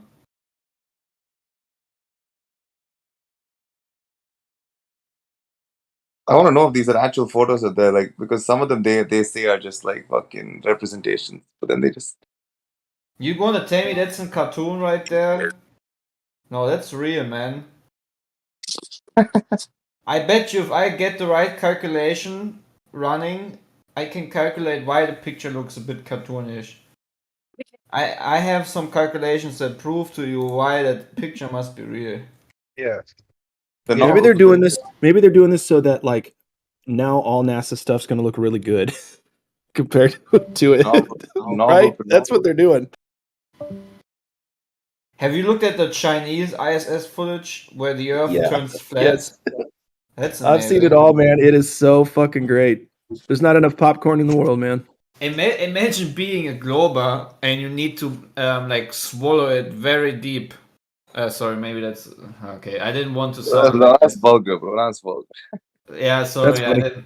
I did. Yeah, I mean, Yeah. I'm saying you need to. Today you Listen. can't say anything without it sounding like you wanted to sound wrong. I'm just saying they need to swallow so much bullshit to just keep on lying to themselves, as if it's as if everything that is posted about space is a continuous consistency, even though it's all inconsistent. All countries do all types of bullshit, all different colors of Earth, all different types of streams from their supposed crafts in space. It's hilarious. Imagine What we lying to gotta do- yourself the whole day. What we got to do is just keep in mind though that they're struggling big time. This is a huge emotional struggle that they're going through every day, whether or Oh, not they yes. show it, which they usually do end up showing it in what the tantrums they throw. But regardless, use those tantrums to like maybe just put yourself in their shoes. Yes. As best you can. I mean, they make it fucking hard, right? I just flipped out on Kosho, but I had to do something. He was taking the whole conversation. Nobody was paying attention to what the fuck he was saying. How do you respond to that? Somebody would have had to have gone and done everything he just hypothesized to be able to even come back and talk about it. So it's just anyway. It's mostly subconscious pain, right? Yeah, it's anxiety. So listen, it builds up in the bones when you know you're wrong about something and you're being really just like an addiction. Like that you're hurting yourself by smoking meth if you do every day. And Yeah. and that anxiety builds and builds and builds. You do more meth because you're more anxious about how bad it's, it's a vicious cycle. It's the same thing with a destructive belief system, like heliocentrism. Right. Just fine. It's another piece of that blue marble. Stick it in the pipe. Yeah. To be honest, most people should just dismiss the entire relativity theory, all this shit, just by like when they say time can bend. At that point, like, what does that even mean? Like, why does it even go to this fucking level beyond that? What does time bending mean? It doesn't mean anything. Hey, I've got a little. We can get to E M C squared with it. I didn't know to see the E with the M and C and then square it with the baseball and bat. We couldn't do it. Because the next He could every tell me hero. where to put my. Sorry, I don't know if you're cutting out on me. Is it? Hello? Yeah, you were roboting a little bit. All I was going to say is my theory, one of my theories is a little bit black pilled, where I think we're very, very close to a major monetary change, power shift change, and they don't care anymore about the space line and all that garbage because their way of having power and control and income isn't going to require NASA's lies anymore. It's just going to be a big shift, I think, in the next year to 18 months. I also have I had a similar feeling to that as well, because it just seems like they're phoning it in at this point so badly. That's like, But on the but other also hand, so aggressively, so on the other aggressively. hand, on the other hand, they know they're dealing with mostly people that don't even know the difference between a man and a woman. So if you deal with people like that, how easy it is to sell any garbage in their mind. I mean, you deal with people who think after the fifth boost they're gonna be healthy and protected. That's the people. That's the mass that they need to sell bullshit to. So who cares if the CGI looks bad? Who cares if the picture? That's only us, people who have still some But type of brain. but they're doing it badly on purpose. That's for sure. Yeah, of course, to mock us people who are still thinking. But on the other hand, it's not mocking for me. I actually see it as entertainment because I think about how there's people out here still defending this trash, and that's what keeps me entertaining, right? There's people literally wasting their lifetime on here defending something that is absolutely trash to defend. I've never understood that spirit. Some people have a spirit where they want to defend whatever status quo. Suppose, you know what? Think of an alternate scenario where someone actually did, because relativity, as retarded as the overall theory is, there is something of an interesting thought experiment at the heart of it. Something of it, right? And imagine some dude, some kid just came up with this idea, and he started saying it, and everyone was poo pooing him. Back then, the same people who were poo pooing flat Earth would have been poo pooing that kid for coming up with the thought experiment. Of course, the kid would be like, so it's just like some people just want to defend the status quo. It's like, oh, it's in their blood. Just need to. It's sad, man. It's sad. That you guys hear me? I hear you, dude.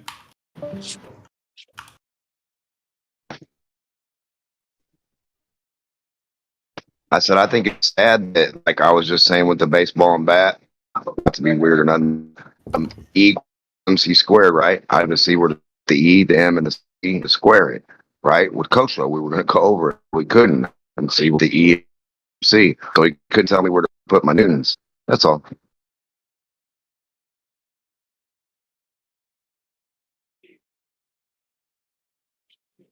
Like if I and Newton so smart, right? E equals MC squared, right? A baseball and energy, mass, those are that. Hit them, yeah, acceleration squared. So like when we put can answer put the E, the E or the square, right? So find this You're fun breaking some up, brother. guy back when. Sorry, I'll make it quick. Some guy back right in the dirt could do a coach show at the 23. Go ahead. I think you're roboting.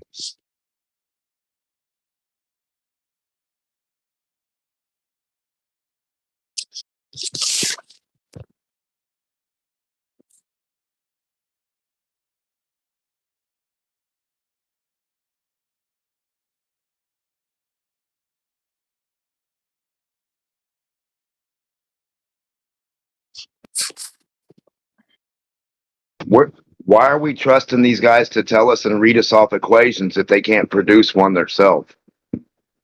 Like they don't know how to make one or to formulate one or to start one.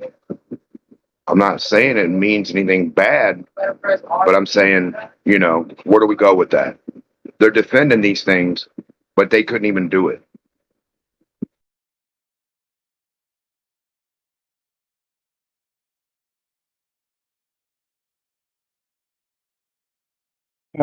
And I'm not talking about proving the edge of the earth either. I'm just talking about writing down some numbers and stuff. So I'm not going to no crazy extreme. Plus, trust me.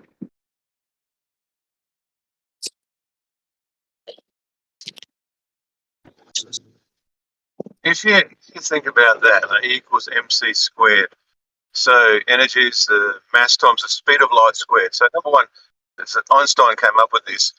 Well, the speed of light, it's some arbitrary number. So how does energy equal that squared? How would he even know what that number was squared? How does that equate to some unit of energy?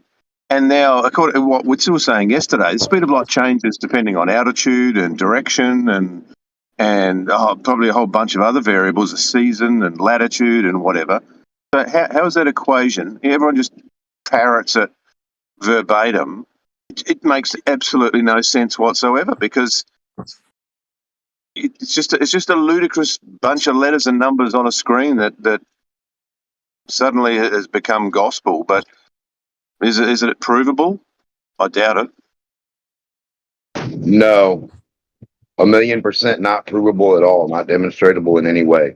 There's no one that's ever had 2 or 3 balls or 8 balls in a vacuum doing shit to do anything to show you anything. Not even 2 of them. So no.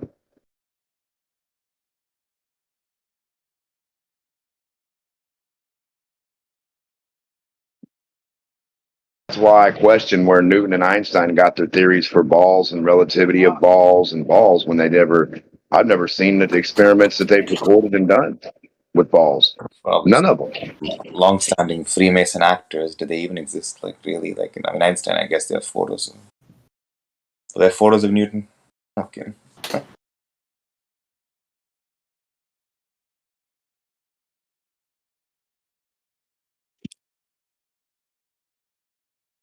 All right, maybe you guys are ready this time. No.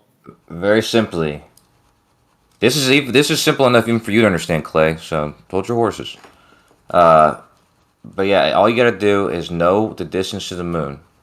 Okay, easy enough. You guys say it's not. I say it is. And then note how long it takes for the moon to go around the Earth. I say it's also pretty easy. Okay, through this and trigonometry, you can determine how far, if the moon's making a circle around the Earth, and it would be going in a straight line otherwise if it wasn't for some attraction to the Earth, you can calculate very simply how far the moon's falling in 1 second. It turns out to be like 0.4 inches. Okay, something like that, 0.4 inches. Okay, now all you got to do is use Newton's equation. If your prediction is that the same thing that's causing the moon to fall towards the Earth is the same thing that's causing things on the ground to fall, you would then predict that since the things on the ground are 60 times closer to the Earth's center than the moon is, and since it's a squared inverse square law, you would square 60 and get 3,600. You would then take 1/3600th, or you would multiply 3,600 times the amount that the moon's falling in 1 second, and you get about 16 feet, and that's how much you would predict things on the close to the surface would fall, about 16 feet in 1 second. It turns out that if you were to do this math, which I tell you, I just did it myself, you would make that prediction. You would then test to see if that's the case, and that prediction would turn out to be true. If this were something that you'd done, as Newton had done, or Galileo had done, this would make you feel like the prediction that you're making, that the thing that's causing the moon to fall is the same thing causing things close to the surface to fall, and in response to that formula, you would kind of feel that that formula is validated. That's how predictions actually work. They work Whoa. by making useful things that come true, useful predictions that come true. What's useful about seeing what something in the sky is doing? Not useful to me. How did Newton and Galileo know the distance to the moon, Kosho? By antiquated methods. One of them being Aristarchus's. Aristarchus observed an eclipse, a lunar eclipse.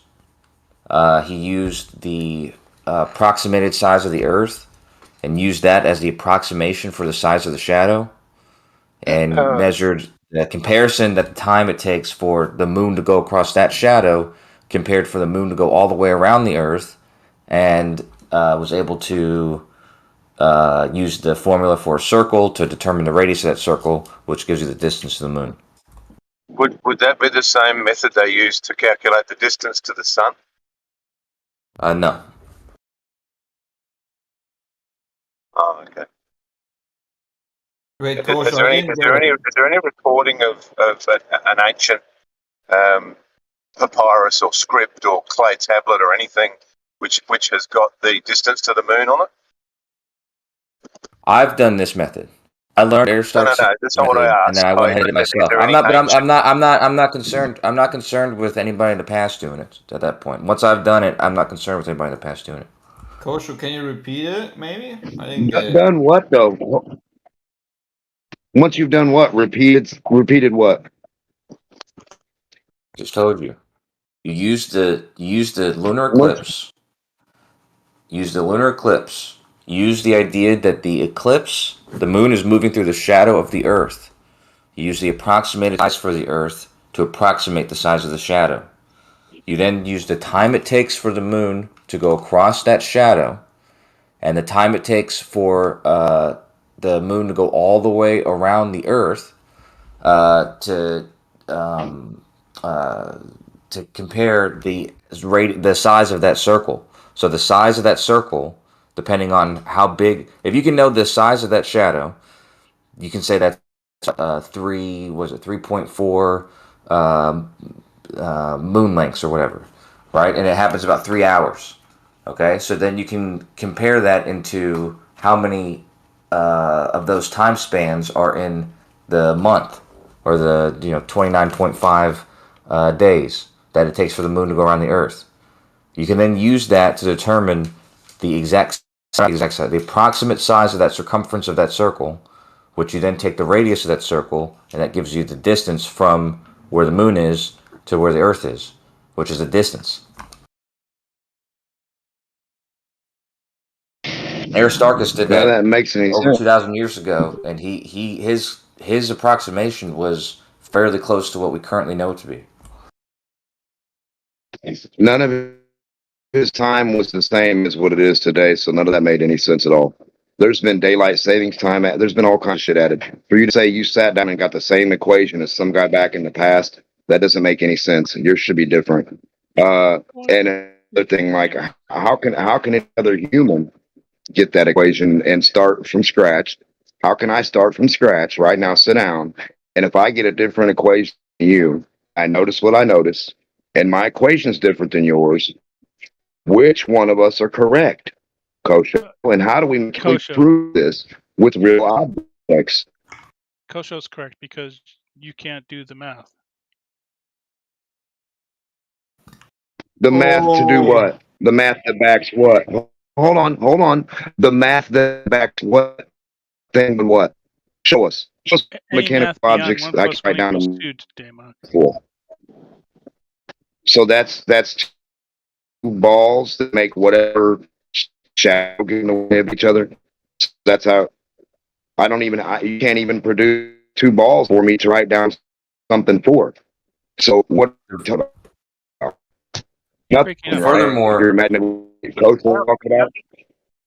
Kosho, how did Aristarchus know the distance to the moon 2,000 years ago?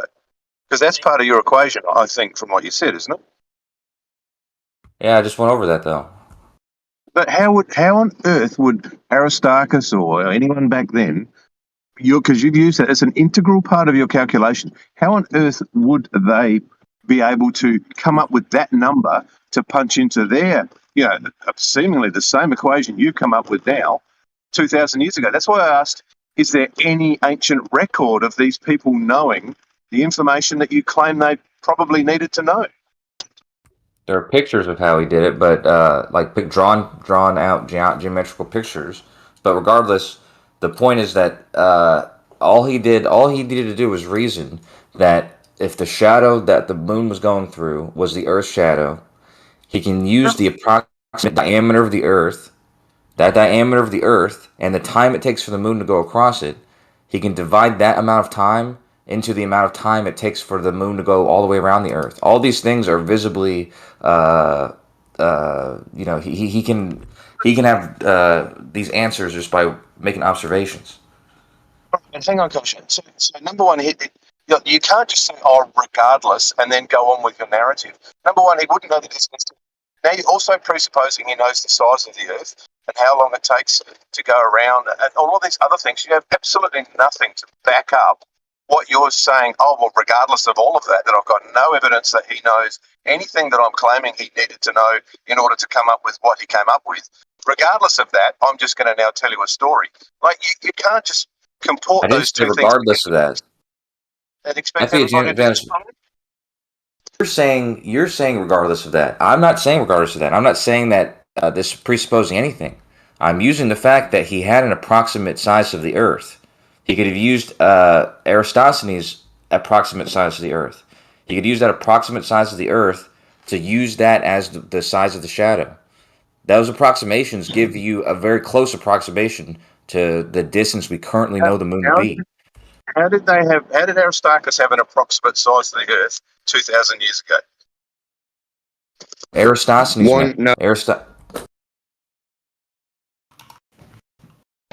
I'm sorry, I How did thought they you still said have an science. Yeah. approximate size of the Earth Yeah. hundreds of thousands of years ago? How did they have that? Aristophanes. They didn't. No, he didn't have a size to anything. He had a stick. And if I gave a 12-year-old, 15 or 20-year-old a stick, and they went out and wrote some stuff on paper today and told you it's not that distance, a whole different equation, whole different set of distances. Now, how are you going to tell them they're wrong? I think they're smarter than him way back then. We know what we know today. So if we redo the calculation, we see it's close and cool. Then what were those kids? Great question, Javon. Well, what's your answer? What would you tell the little 12 and 15-year-old that outdid Eratosthenes and told you he was wrong, that they're a different size than everything that he ever claimed? And I they're would change close and my local. entire paradigm on life because of what a 12-year-old said. That's what I would do. Well, how old do you got to be for Eratosthenes? You just have to present something. Present something that's valid, and there's no, if it's valid, there's people to I got deny. you. I want to ask you how old Eratosthenes is, because I'm on the road and I'm going to hand you meters, and I'm going to say, hey, how far do you think the sun is? If he says, oh, about 50,000 miles, right? I think he. How are you going to tell him he's wrong? I don't go by Well, people's how are you going age to to tell? determine whether or not they're right Hold or wrong. on, he's the same. Well, that's why you said I'm not going to believe a 15-year-old.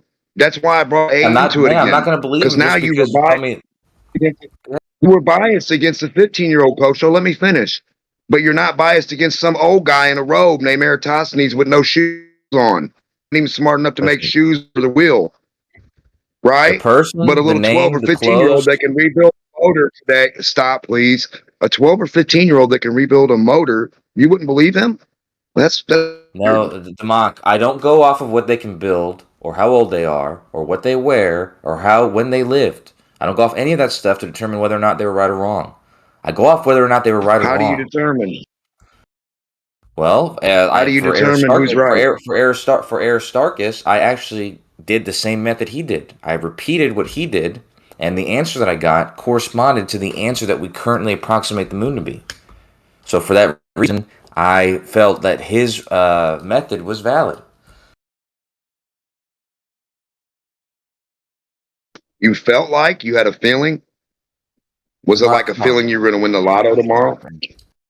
That's correct. Listen, Aristarchus and Eratosthenes were contemporaries. Okay, so Eratosthenes' method to determine the approximate circumference of the Earth, I think he was within 5 or 10% or something like that. I forget the exact number, but that's a close enough approximation that if Aristarchus had used approximation as the approximate size of the shadow, Jojo, which the shadow is not the same size as the Earth. It's slightly bigger than the Earth, what but approximately, what uh, circumference of a sphere do you approximately get with shadow? what? How does the shadow work facing down on a sphere? You're a little guy. You're a little microscopic guy. You're supposedly on a globe. The shadow comes down, and you're telling us what? Gave you the attributes of a flat 360. It gave you a sundial. So you trust Eratosthenes, who gave you a two-dimensional plane of 360, right? 3959. That's two dimensionals, brother. That's not a sphere. That's nothing to do with a sphere. So if Eratosthenes gave you the angles that only dealt with a sundial that we know is a flat 360, right? Correct? 360 degrees, buddy. Now, where the hell is the rest of the ball? He Good gave thing you that a flat Earth Eratosthenes. reading, but he gave you the distance wrong. It's a good thing that Eratosthenes was a lot smarter than you are. He lived 2,500 years ago too. He was able to reason it out. Here's the problem, though, right? So Yeah, I if you know. somehow if you insert it into hang on a sec, just one sec. If you insert it into your story that Eratosthenes had some experience with the Anunnaki and they told him the distance to the moon, then I perhaps entertain what you're saying, but to Eratosthenes, the moon is a light in the sky. It could have been 50 million miles away, or it could have been 65 miles away. He would have no idea whatsoever. The only way he's going to figure it out is if he assumes sizes and distances. He assumes the size of the Earth. He assumes the size of the moon. He assumes all of these things. He has no way in the world. But out of all the numbers that exist in the world, he's pretty much guessed the correct number, 250,000 miles or whatever it is claimed to be. If you think that that's a reasonable story to accept of a guy who lived 2,500 years ago, who had no technology that we're aware of, then your level of credulity is mind-boggling to me.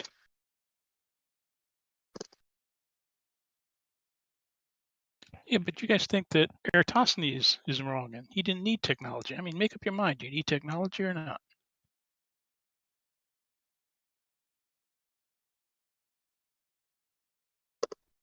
Osho's just been explaining to us the equations and the way that Eratosthenes calculated this and calculated that, and Aristarchus and all these other people, sticks in the ground, and he approximated the distance to the moon. How the hell would a guy 2,000 years ago or more just guess the right distance to the moon? Because he didn't. He didn't guess. He didn't guess. He calculated it. And he was smarter than you. Did he He know knew where math. America And these was? guys knew. Did he know where America was? Doesn't matter if they knew where How America would he know the was. They knew the size of radius the of the Earth? Earth because they measured it. Measured it. Yes. Eratosthenes' method, which I'd also done that one, it's also pretty clever. These are like very clever ways to make these calculations, and they really ended up with approximations, but their approximations for being as old as they are fairly, I mean, I think they're remarkable, and I think that those approximations, so if you have Eratosthenes' approximation, and then you have Aristarchus who used his approximation to make the distance to the moon approximation, you compare his values with the values we have today, and they're fairly close. Like if he got like somewhere over 200,000 miles, and, now we think it to be on average 238 or 240,000 miles. That's a fairly good approximation. Not bad for a guy with Except eclipses it's of wrong. shadows and a little bit of calculations, huh? Except they're all wrong because I've never Regardless, seen a ball do what you said. I've never seen the Of course ball. not, because you I've have never your seen eyes. the little no, but stick. here's the beauty of the whole thing. The first thing I brought up about Newton's prediction based on how far the moon falls in 1 second and his formula and how far things on Earth fall in 1 second. The relationship there, the prediction, the 16 feet versus 0.4 inches or whatever, which is what you would expect if his formula is correct, it corresponds to the distance of the moon that Aristarchus had been correct.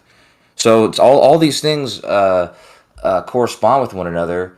Not, I mean, if you were to reverse engineer that and just make that true, just to have a story that somebody could tell years later, that's more impressive than them actually discovering that. But the truth is, they correspond with one another because there's something valid about these formulas and these values. No, there's not. The only thing valid about any formula is if it actually matches reality. You see action, reaction, you time it. You write the time down it takes to do certain things. You put that into your equation. Oh, look, magic. I'm not going to be wrong. Now, listen, all I simply asked you for was the ball that we could match Eratosthenes with. You can get a light source. You can get a ball with a little stick on it. Show us what you're talking about. Damok, are you really this dense, or are you just pretending to be? Yeah, it's called the peer review. No, it's. Let's test out the little ball and see how the shadows hit the This stick. experiment has been peer-reviewed over the last 2,500 years. Kindergarten, With what ball? fifth graders do it all the time. Where's the video with the little ball Oh, you want and a the sun video source? in HD in a bucket in the lab, right? Got it. I did it. What's his name? Slice Barcane did a version of this test with 23 people. Coincidentally, I also did a version of this test with 23 people, different than Slice Barcane. And my test actually made predictions based on a flat Earth and based on a sphere, or a spherical Earth or whatever. But Jace, I'm sorry, Jace, you're about to say something. Are you good? I'm just saying that these are actual peer reviews. I mean, I wrote a paper and I've gave it to you plenty of times, Demok, and that other people in this room. Where's the ball video? I'm sorry, I thought you were done. You said you gave me a paper. Yeah, I'm listen, done. I don't need. Listen, hold on. I can stay cool when it's hot out. I can use the paper as a fan because it has nothing to do with mechanical reality and physics. Now, where is a ball? You can use the sun. Go get a ball. Put a stick on it. Imagine that little stick is Eratosthenes. Go show us what you're talking about, and you can use another ball as the moon to back your claim. You're not making any sense here. You keep telling us you got 50 people and lined them up on the Ferris wheel rides and stuff. Who cares? We want to know if the ball claim and the distance matches the light, the angle, and the what you claim for circumferences and stuff. How can you use a shadow on top of a ball with a stick to get the circumference of that ball live? Show us, Kosho. Because I don't believe anything you guys just spewed. You guys believe some funny stuff. Let's make this together then. We'll make a prediction based on 2 locations, okay?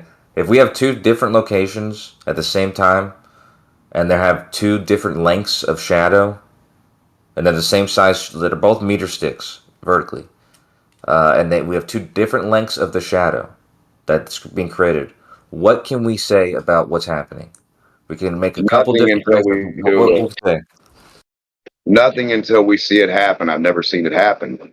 That's what I'm asking you for, to be able to see this happen. I don't see any meter sticks, any little bitty baby sticks, any toothpicks, any spheres anywhere with the sun shining down on it to show us these 2 locations, pal. I wish you would. Do you have a ruler?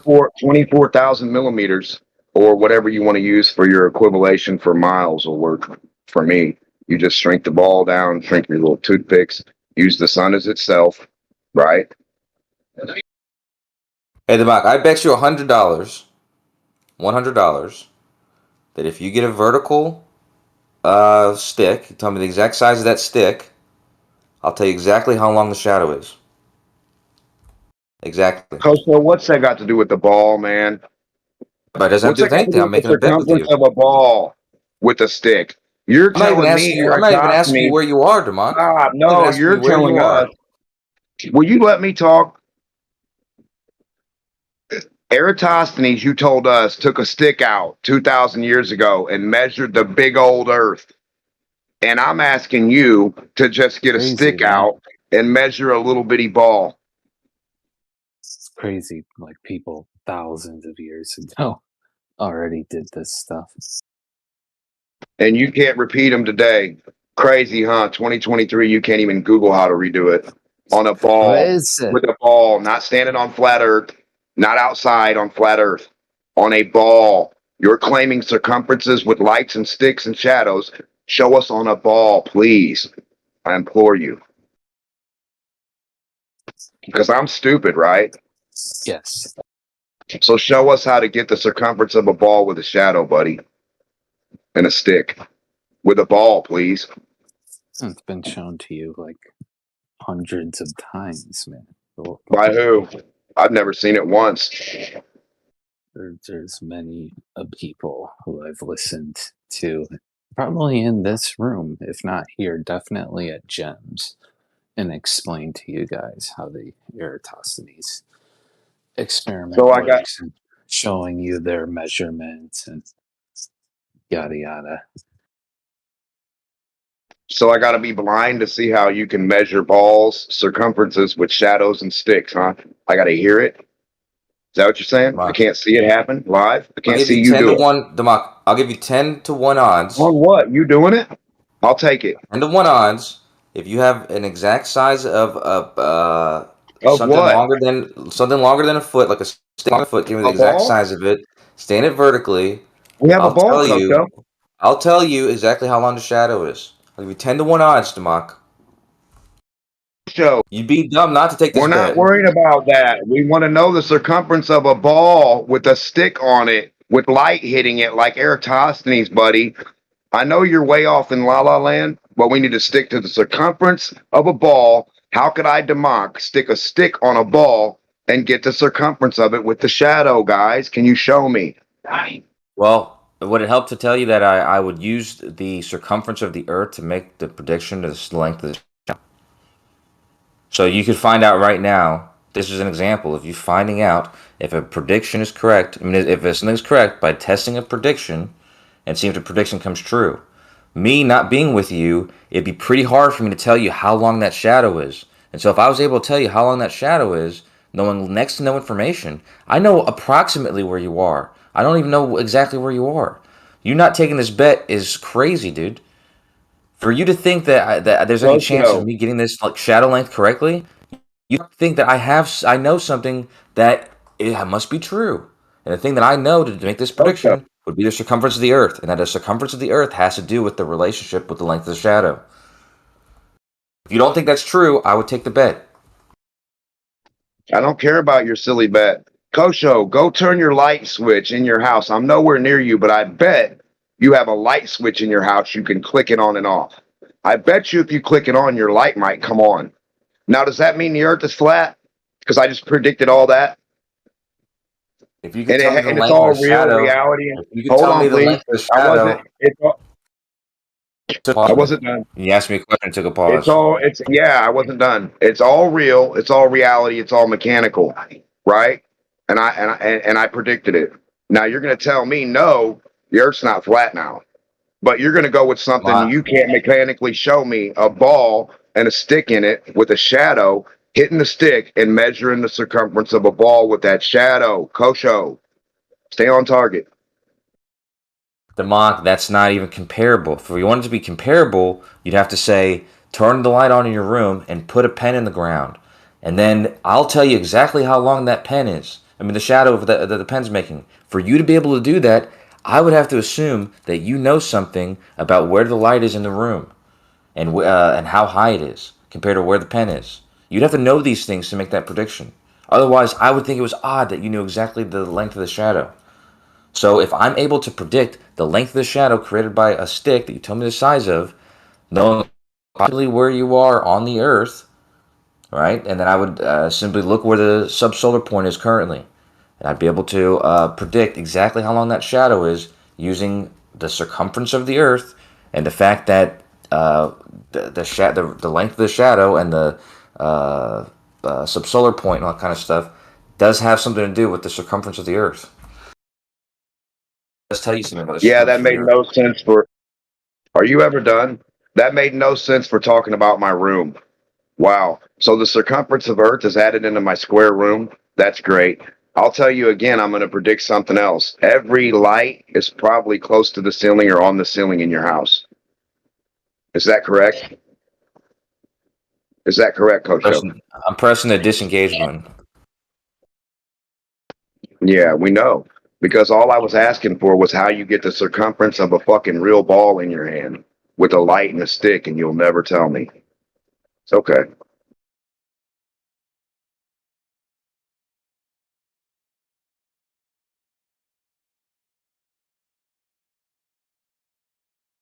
But some guy did it a long time ago, thousands of years ago, with a little bitty stick that's microscopic compared to Earth, not even visible at all in your wildest dreams. And he saw the size of Earth with a shadow hitting a stick on a ball, supposedly. That's what you guys are claiming. Now, where's the Yeah, but demonstration that you can do it with a real you ball? don't even have to. You don't even have to make that claim that somebody did it a long time ago because there's several people in the room telling you they've done it in the past 2-3 years. So you can forget about anyone in the past I doing don't it see your because video people with in the you with a room ball in people your hand. have done it in the past 3 years. What are you talking about? You keep saying you've done it. You've never put a ball in your hand and shown us how you can measure the circumference of that ball with a stick in a shadow live. You have never done that. None of you will ever and have never ever done that. You keep spewing your nonsense and repeating yourself about what you think you've done, playing line up in a line. Hey, all line up. Call me from your house, Bob. Don't think so. Get a ball and show us how a ball it represents its circumference through a shadow and a stick, please. Like the claim of Eratosthenes. He didn't have 23 people. He wasn't in a line holding hands in a party line. He wasn't doing the train. What are you talking about, man? He supposedly got a What you little talking bitty about, stick and Willis? told you 24,000 mile, 901 circumference of a fucking ball with a stick that you can't do it with a little ball and a stick. And you're a big guy. This is weird, right? What you talking about, Willis?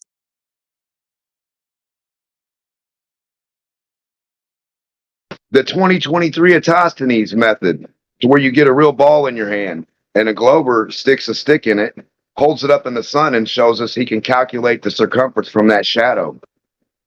It's going to be great. The Demosthenes experiment. Demosthenes.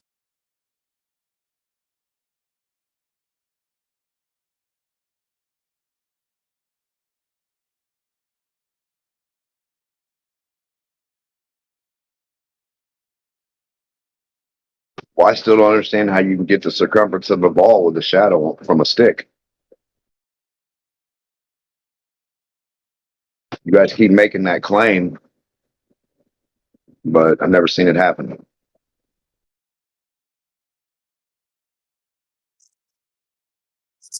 I don't know, Kosho. Don't you need 2 locations?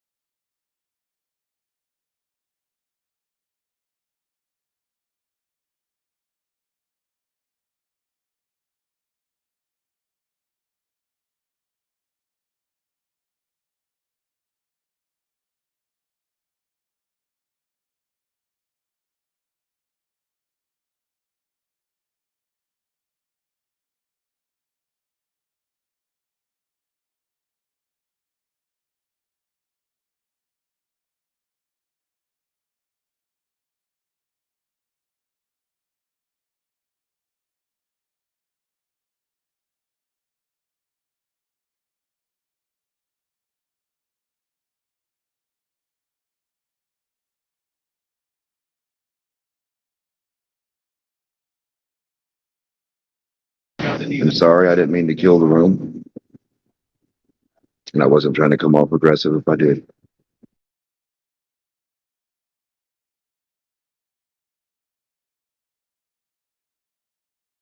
I mean, as a spectator, even if I wasn't biased, I mean, makes sense.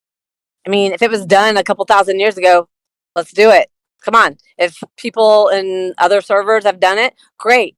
You know, show us the video, because if not, then we could say the same and it didn't work. I like it is. I mean, I think you nailed it there, Dumont. So sorry for the Globers. Nothing personal. It's just should be duplicatable, right? The thing is, there's like multiple YouTube videos of people doing this. Like, you just have to look for it. It's not that hard.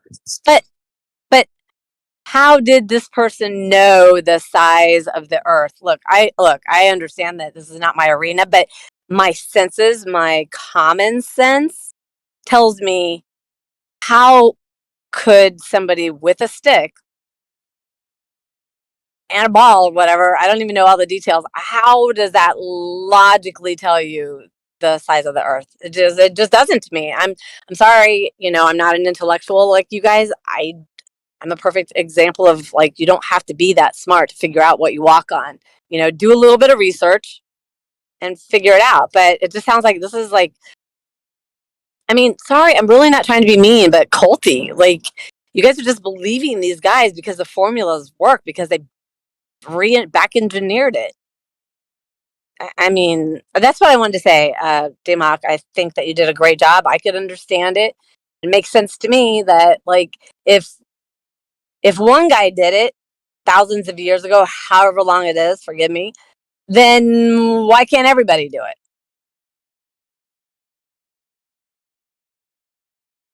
They can. You can go do it tomorrow.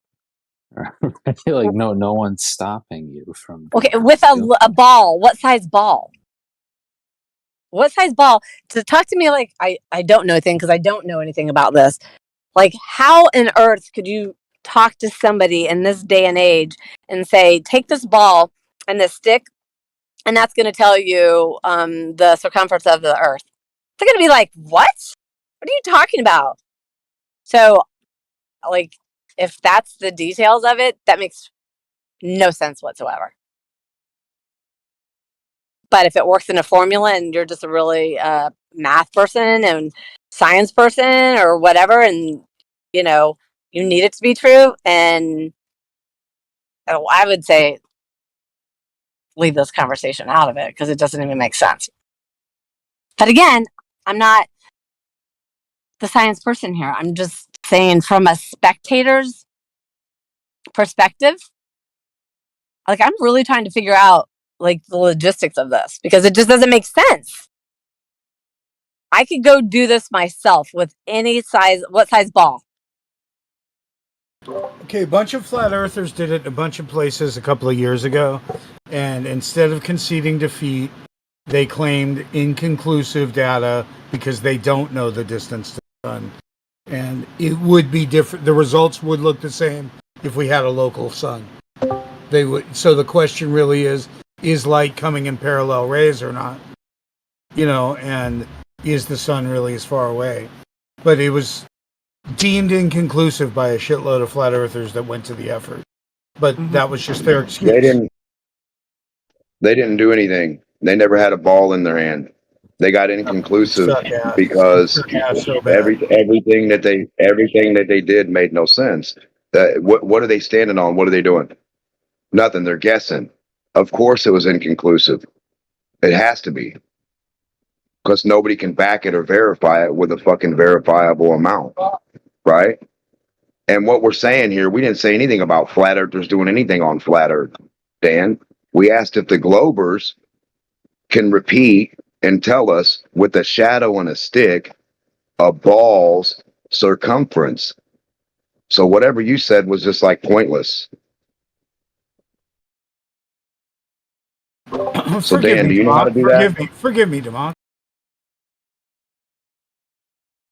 Thank you. I'm sorry. We were asking if they could hold a sphere in their hand of any size, like she asked, right? And if they could stick a stick on it, use the sun, and tell us the circumference of that ball with the shadow.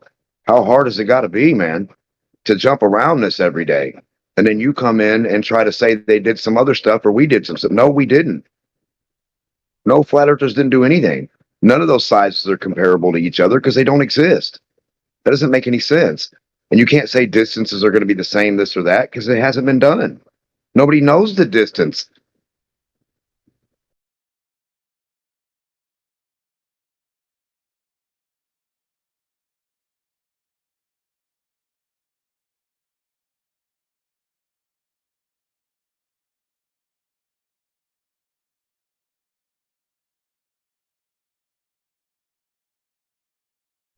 I don't know what the sun's going to do over a big earth underneath a sun ball, or however you guys describe that. I would never even, how are you going to repeat that to show us? You couldn't. You just keep claiming it. Now, if the earth's flat, you're wrong all the way anyway. Everything you just said you stood to did, everything Dan said he did, regardless of distance of anything, what's the attribute of what we're standing on? Right? It's supposed to be a ball with a guy and a stick. So why then is it so hard to understand the concept of grabbing a 3D object and placing a 3D object on top of it like a stick, holding it in the sun as your reference frame of whatever you want to say the distance of the sun is? You still got it as your reference. It's the light source, right? What better light source than itself, right? Hold the ball up, show us on camera how all these globers get the circumference of balls with shadows and sticks. And quit repeating you've done that every time, Jace, when you haven't done it. I just did that, Debunk. I went outside. I got the pool. I got like a little kiddie pool.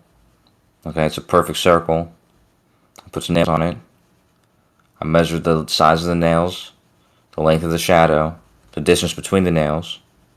I determined the circumference of the pool, and the calculation was correct. Turns out Dan is correct. That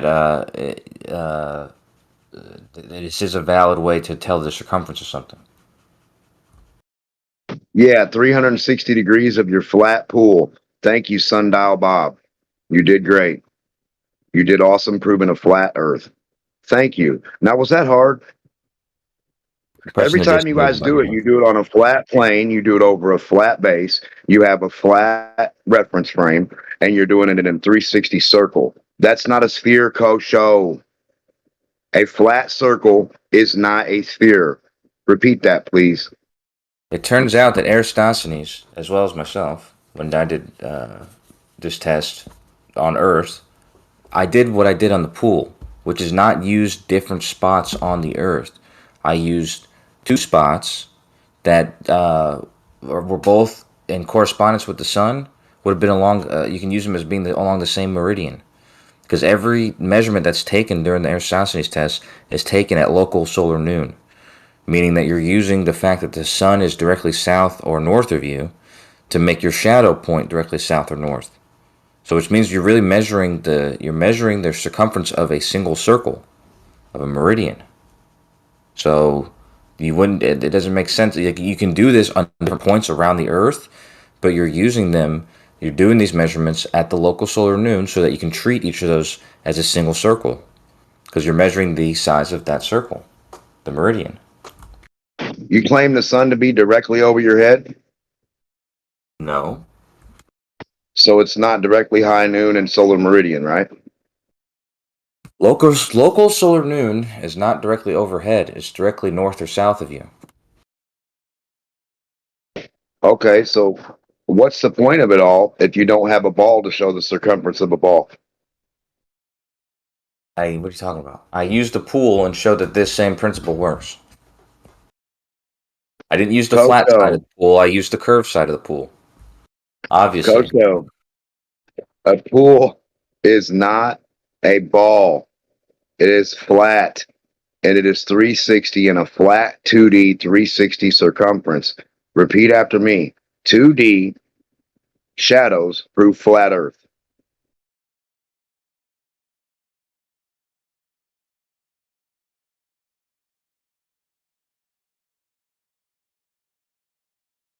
Why do you keep Mark, repeating the circle when I'm asking you how a sphere works? you just proved to me that your words are garbage, man. You just said that nobody goes and does this. I go and do this. You just say I didn't do it. So there's no point in engaging with you right now, man. You never grabbed a ball, coach, so I think you're allergic to them.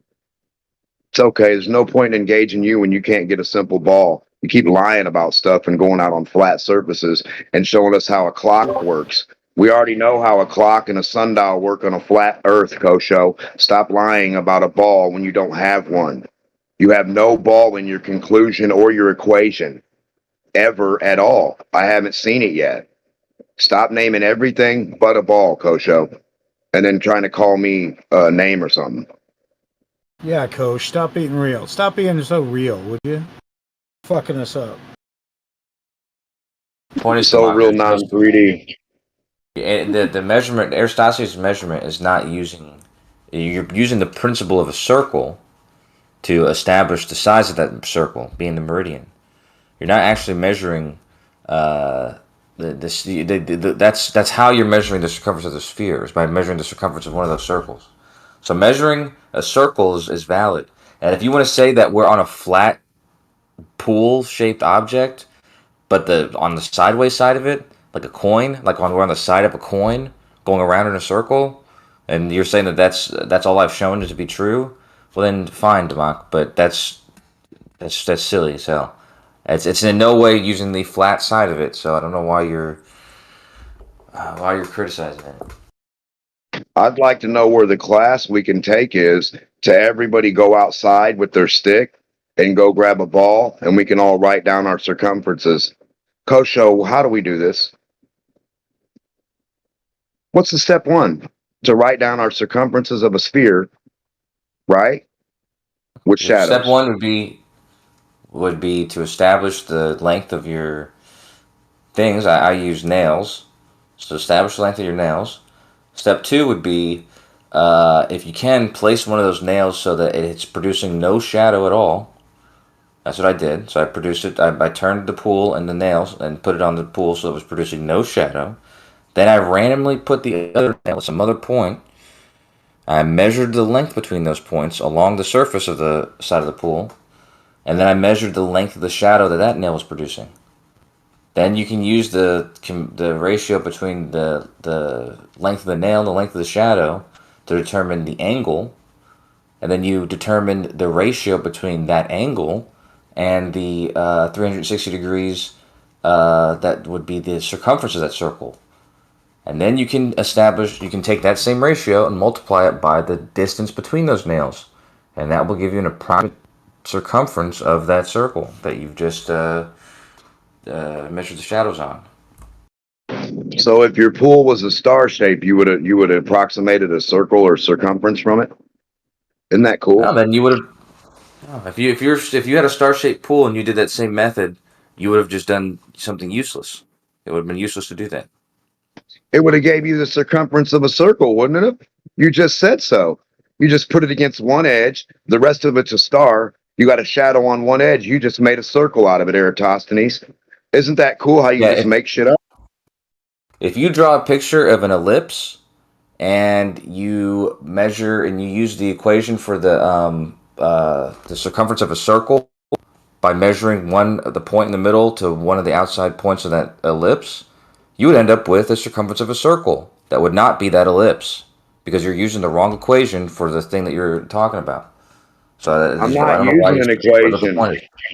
I'd like to use a physical 3D ball, which is a sphere, not an ellipse and not a flat 2D circle. I could care less about that garbage, right? I'd like to know about a sphere and a stick and a shadow and some angles to buy or sell your circumference story. All right, Demak, I'll tell you what. I'll give you 10,000 to 1 odds. This would be crazy to not take this bet. You could put up $1 and you could possibly win $10,000. It's crazy for me to make this bet with you. I'm telling you that if you tell me the exact time, the exact length of the stick that you make exactly vertical, I can tell you with the margin of error, a very small one, the length of that shadow. Okay? I have You a do that ball and in tell me my the hand. time. Hold on, please. I heard your challenge. I have a sphere in my